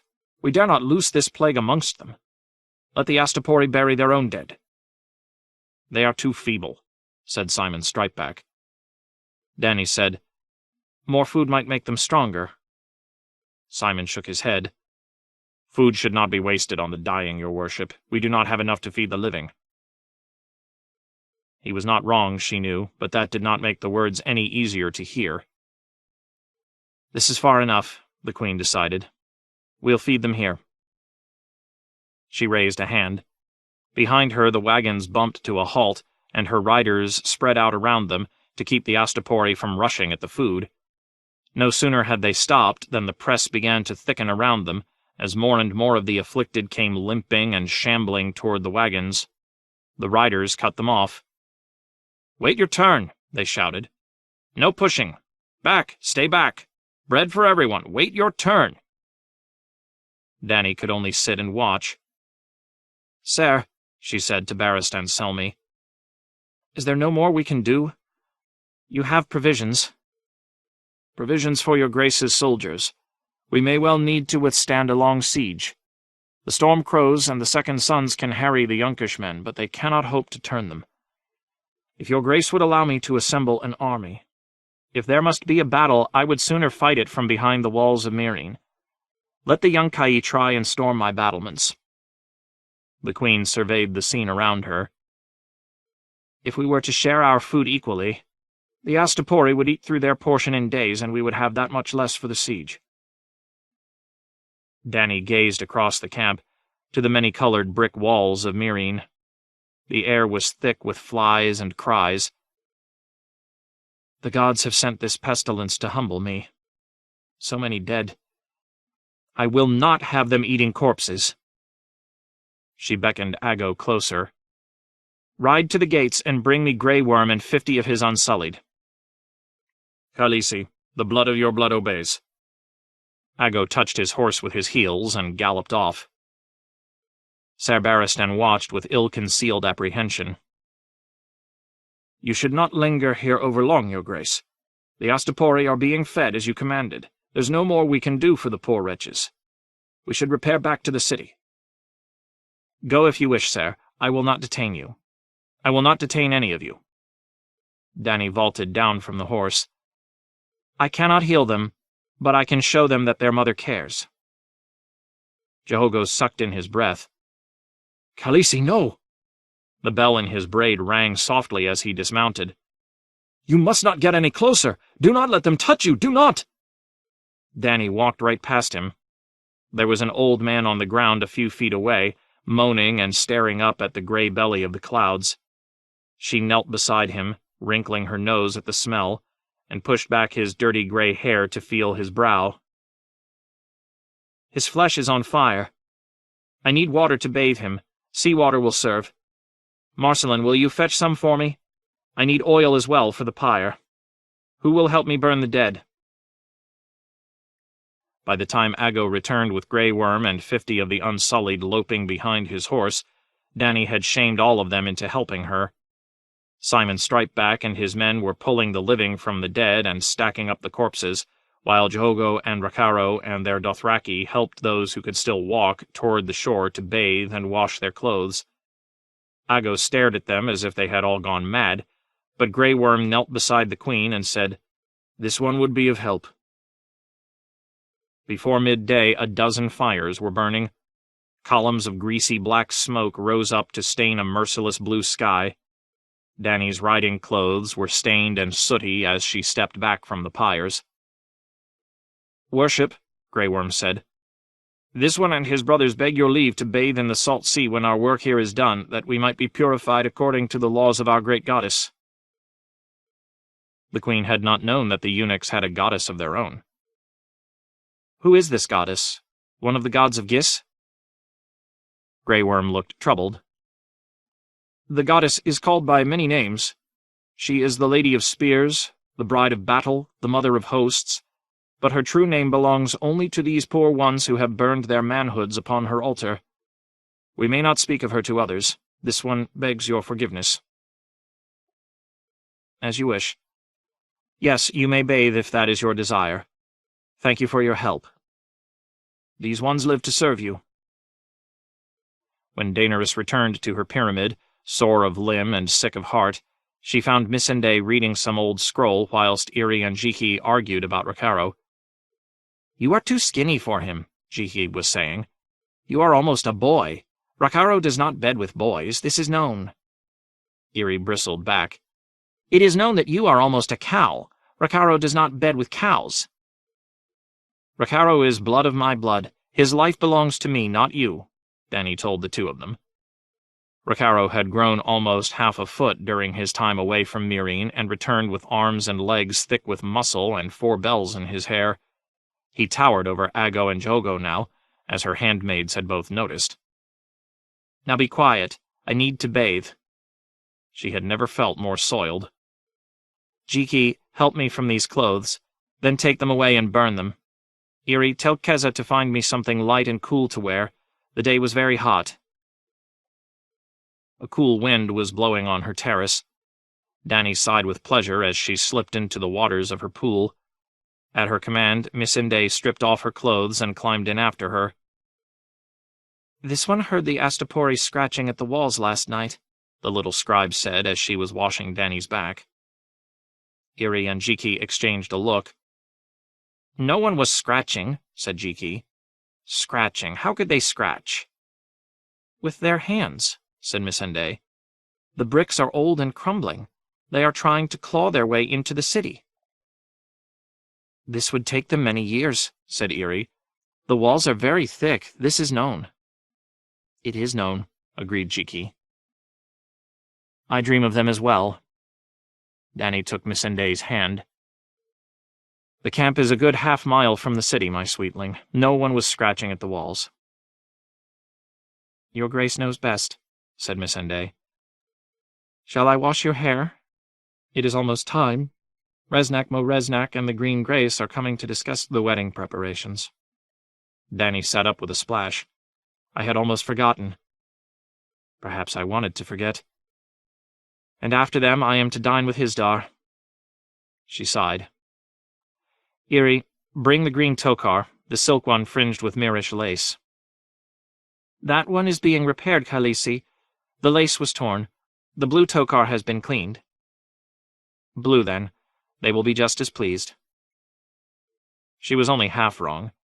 The priestess and the seneschal were happy to see her garbed in a tokar, a proper Meereenese lady for once, but what they really wanted was to strip her bare. Daenerys heard them out, incredulous. When they were done, she said, "I have no wish to give offense, but I will not present myself naked to Hisdar's mother and sisters." "But," said Resnack Mo Resnack, blinking, "but you must, your worship. Before a marriage it is traditional for the women of the man's house to examine the bride's womb and, her female parts, to ascertain that they are well-formed and, fertile," finished Galaza Galere. "An ancient ritual, your radiance. 3 graces shall be present to witness the examination and say the proper prayers." "Yes," said Resnack, "and afterward there is a special cake, a women's cake baked only for betrothals. Men are not allowed to taste it. I am told it is delicious, magical." "And if my womb is withered and my female parts accursed, is there a special cake for that as well?" "Hisdar Zolorak may inspect my women's parts after we are wed." Khal Drogo found no fault with them, why should he? "Let his mother and his sisters examine one another and share the special cake. I shall not be eating it, nor shall I wash the noble Hisdar's noble feet." "Magnificence, you do not understand," protested Resnack. "The washing of the feet is hallowed by tradition. It signifies that you shall be your husband's handmaid. The wedding garb is fraught with meaning, too. The bride is dressed in dark red veils above a tokar of white silk fringed with baby pearls." "The Queen of the Rabbits must not be wed without her floppy ears." "All those pearls will make me rattle when I walk." "The pearls symbolize fertility. The more pearls your worship wears, the more healthy children she will bear." "Why would I want 100 children?" Dany turned to the Green Grace. "If we should wed by Westerosi rites, the gods of Gis would deem it no true union." Galaza Galere's face was hidden behind a veil of green silk. Only her eyes showed, green and wise and sad. "In the eyes of the city you would be the noble Hisdar's concubine, not his lawful wedded wife. Your children would be bastards. Your worship must marry Hisdar in the Temple of the Graces, with all the nobility of Meereen on hand to bear witness to your union." "Get the heads of all the noble houses out of their pyramids on some pretext," Daario had said. "The dragon's words are fire and blood." Dany pushed the thought aside. It was not worthy of her. "As you wish," she sighed. "I shall marry Hisdar in the Temple of the Graces, wrapped in a white tokar fringed with baby pearls. Is there anything else?" "One more small matter, your worship," said Resnack. "To celebrate your nuptials, it would be most fitting if you would allow the fighting pits to open once again. It would be your wedding gift to Hisdar and to your loving people, a sign that you had embraced the ancient ways and customs of Meereen." "And most pleasing to the gods as well," the Green Grace added in her soft and kindly voice. A bride price paid in blood. Daenerys was weary of fighting this battle. Even Ser Barristan did not think she could win. "No ruler can make a people good," Selmy had told her. "Baelor the Blessed prayed and fasted and built the Seven as splendid a temple as any gods could wish for, yet he could not put an end to war and want." A queen must listen to her people, Dany reminded herself. "After the wedding, Hisdar will be king. Let him reopen the fighting pits if he wishes. I want no part of it. Let the blood be on his hands, not mine." She rose. "If my husband wishes me to wash his feet, he must first wash mine. I will tell him so this evening." She wondered how her betrothed would take that. She need not have been concerned. Hisdar Zolorak arrived an hour after the sun had set. His own tokar was burgundy, with a golden stripe and a fringe of golden beads. Dany told him of her meeting with Resnack and the Green Grace as she was pouring wine for him. "These rituals are empty," Hisdar declared. "Just the sort of thing we must sweep aside. Meereen has been steeped in these foolish old traditions for too long." He kissed her hand and said, "Daenerys, my queen, I will gladly wash you from head to heel if that is what I must do to be your king and consort." "To be my king and consort, you need only bring me peace. Skahaz tells me you have had messages of late." "I have." Hisdar crossed his long legs. He looked pleased with himself. "Yunkai will give us peace, but for a price. The disruption of the slave trade has caused great injury throughout the civilized world. Yunkai and her allies will require an indemnity of us, to be paid in gold and gemstones." Gold and gems were easy. "What else?" "The Yunkai will resume slaving as before. Astapor will be rebuilt as a slave city. You will not interfere." "The Yunkai resumed their slaving before I was 2 leagues from their city. Did I turn back? King Cleon begged me to join with him against them, and I turned a deaf ear to his pleas. I want no war with Yunkai. How many times must I say it? What promises do they require?" "Ah, there is the thorn in the bower, my queen," said Hisdar Zolorak. "Sad to say, Yunkai has no faith in your promises. They keep plucking the same string on the harp, about some envoy that your dragons set on fire." "Only his tokar was burned," said Dany scornfully. "Be that as it may, they do not trust you. The men of New Gis feel the same. Words are wind, as you yourself have so oft said. No words of yours will secure this peace for Meereen. Your foes require deeds. They would see us wed, and they would see me crowned as king, to rule beside you." Dany filled his wine cup again, wanting nothing so much as to pour the flagon over his head and drown his complacent smile. "Marriage or carnage, a wedding or a war, are those my choices?"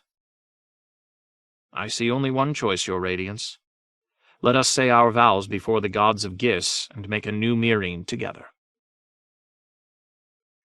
The queen was framing her response when she heard a step behind her. The food, she thought. Her cooks had promised her to serve the noble Hisdar's favorite meal, dog in honey, stuffed with prunes and peppers.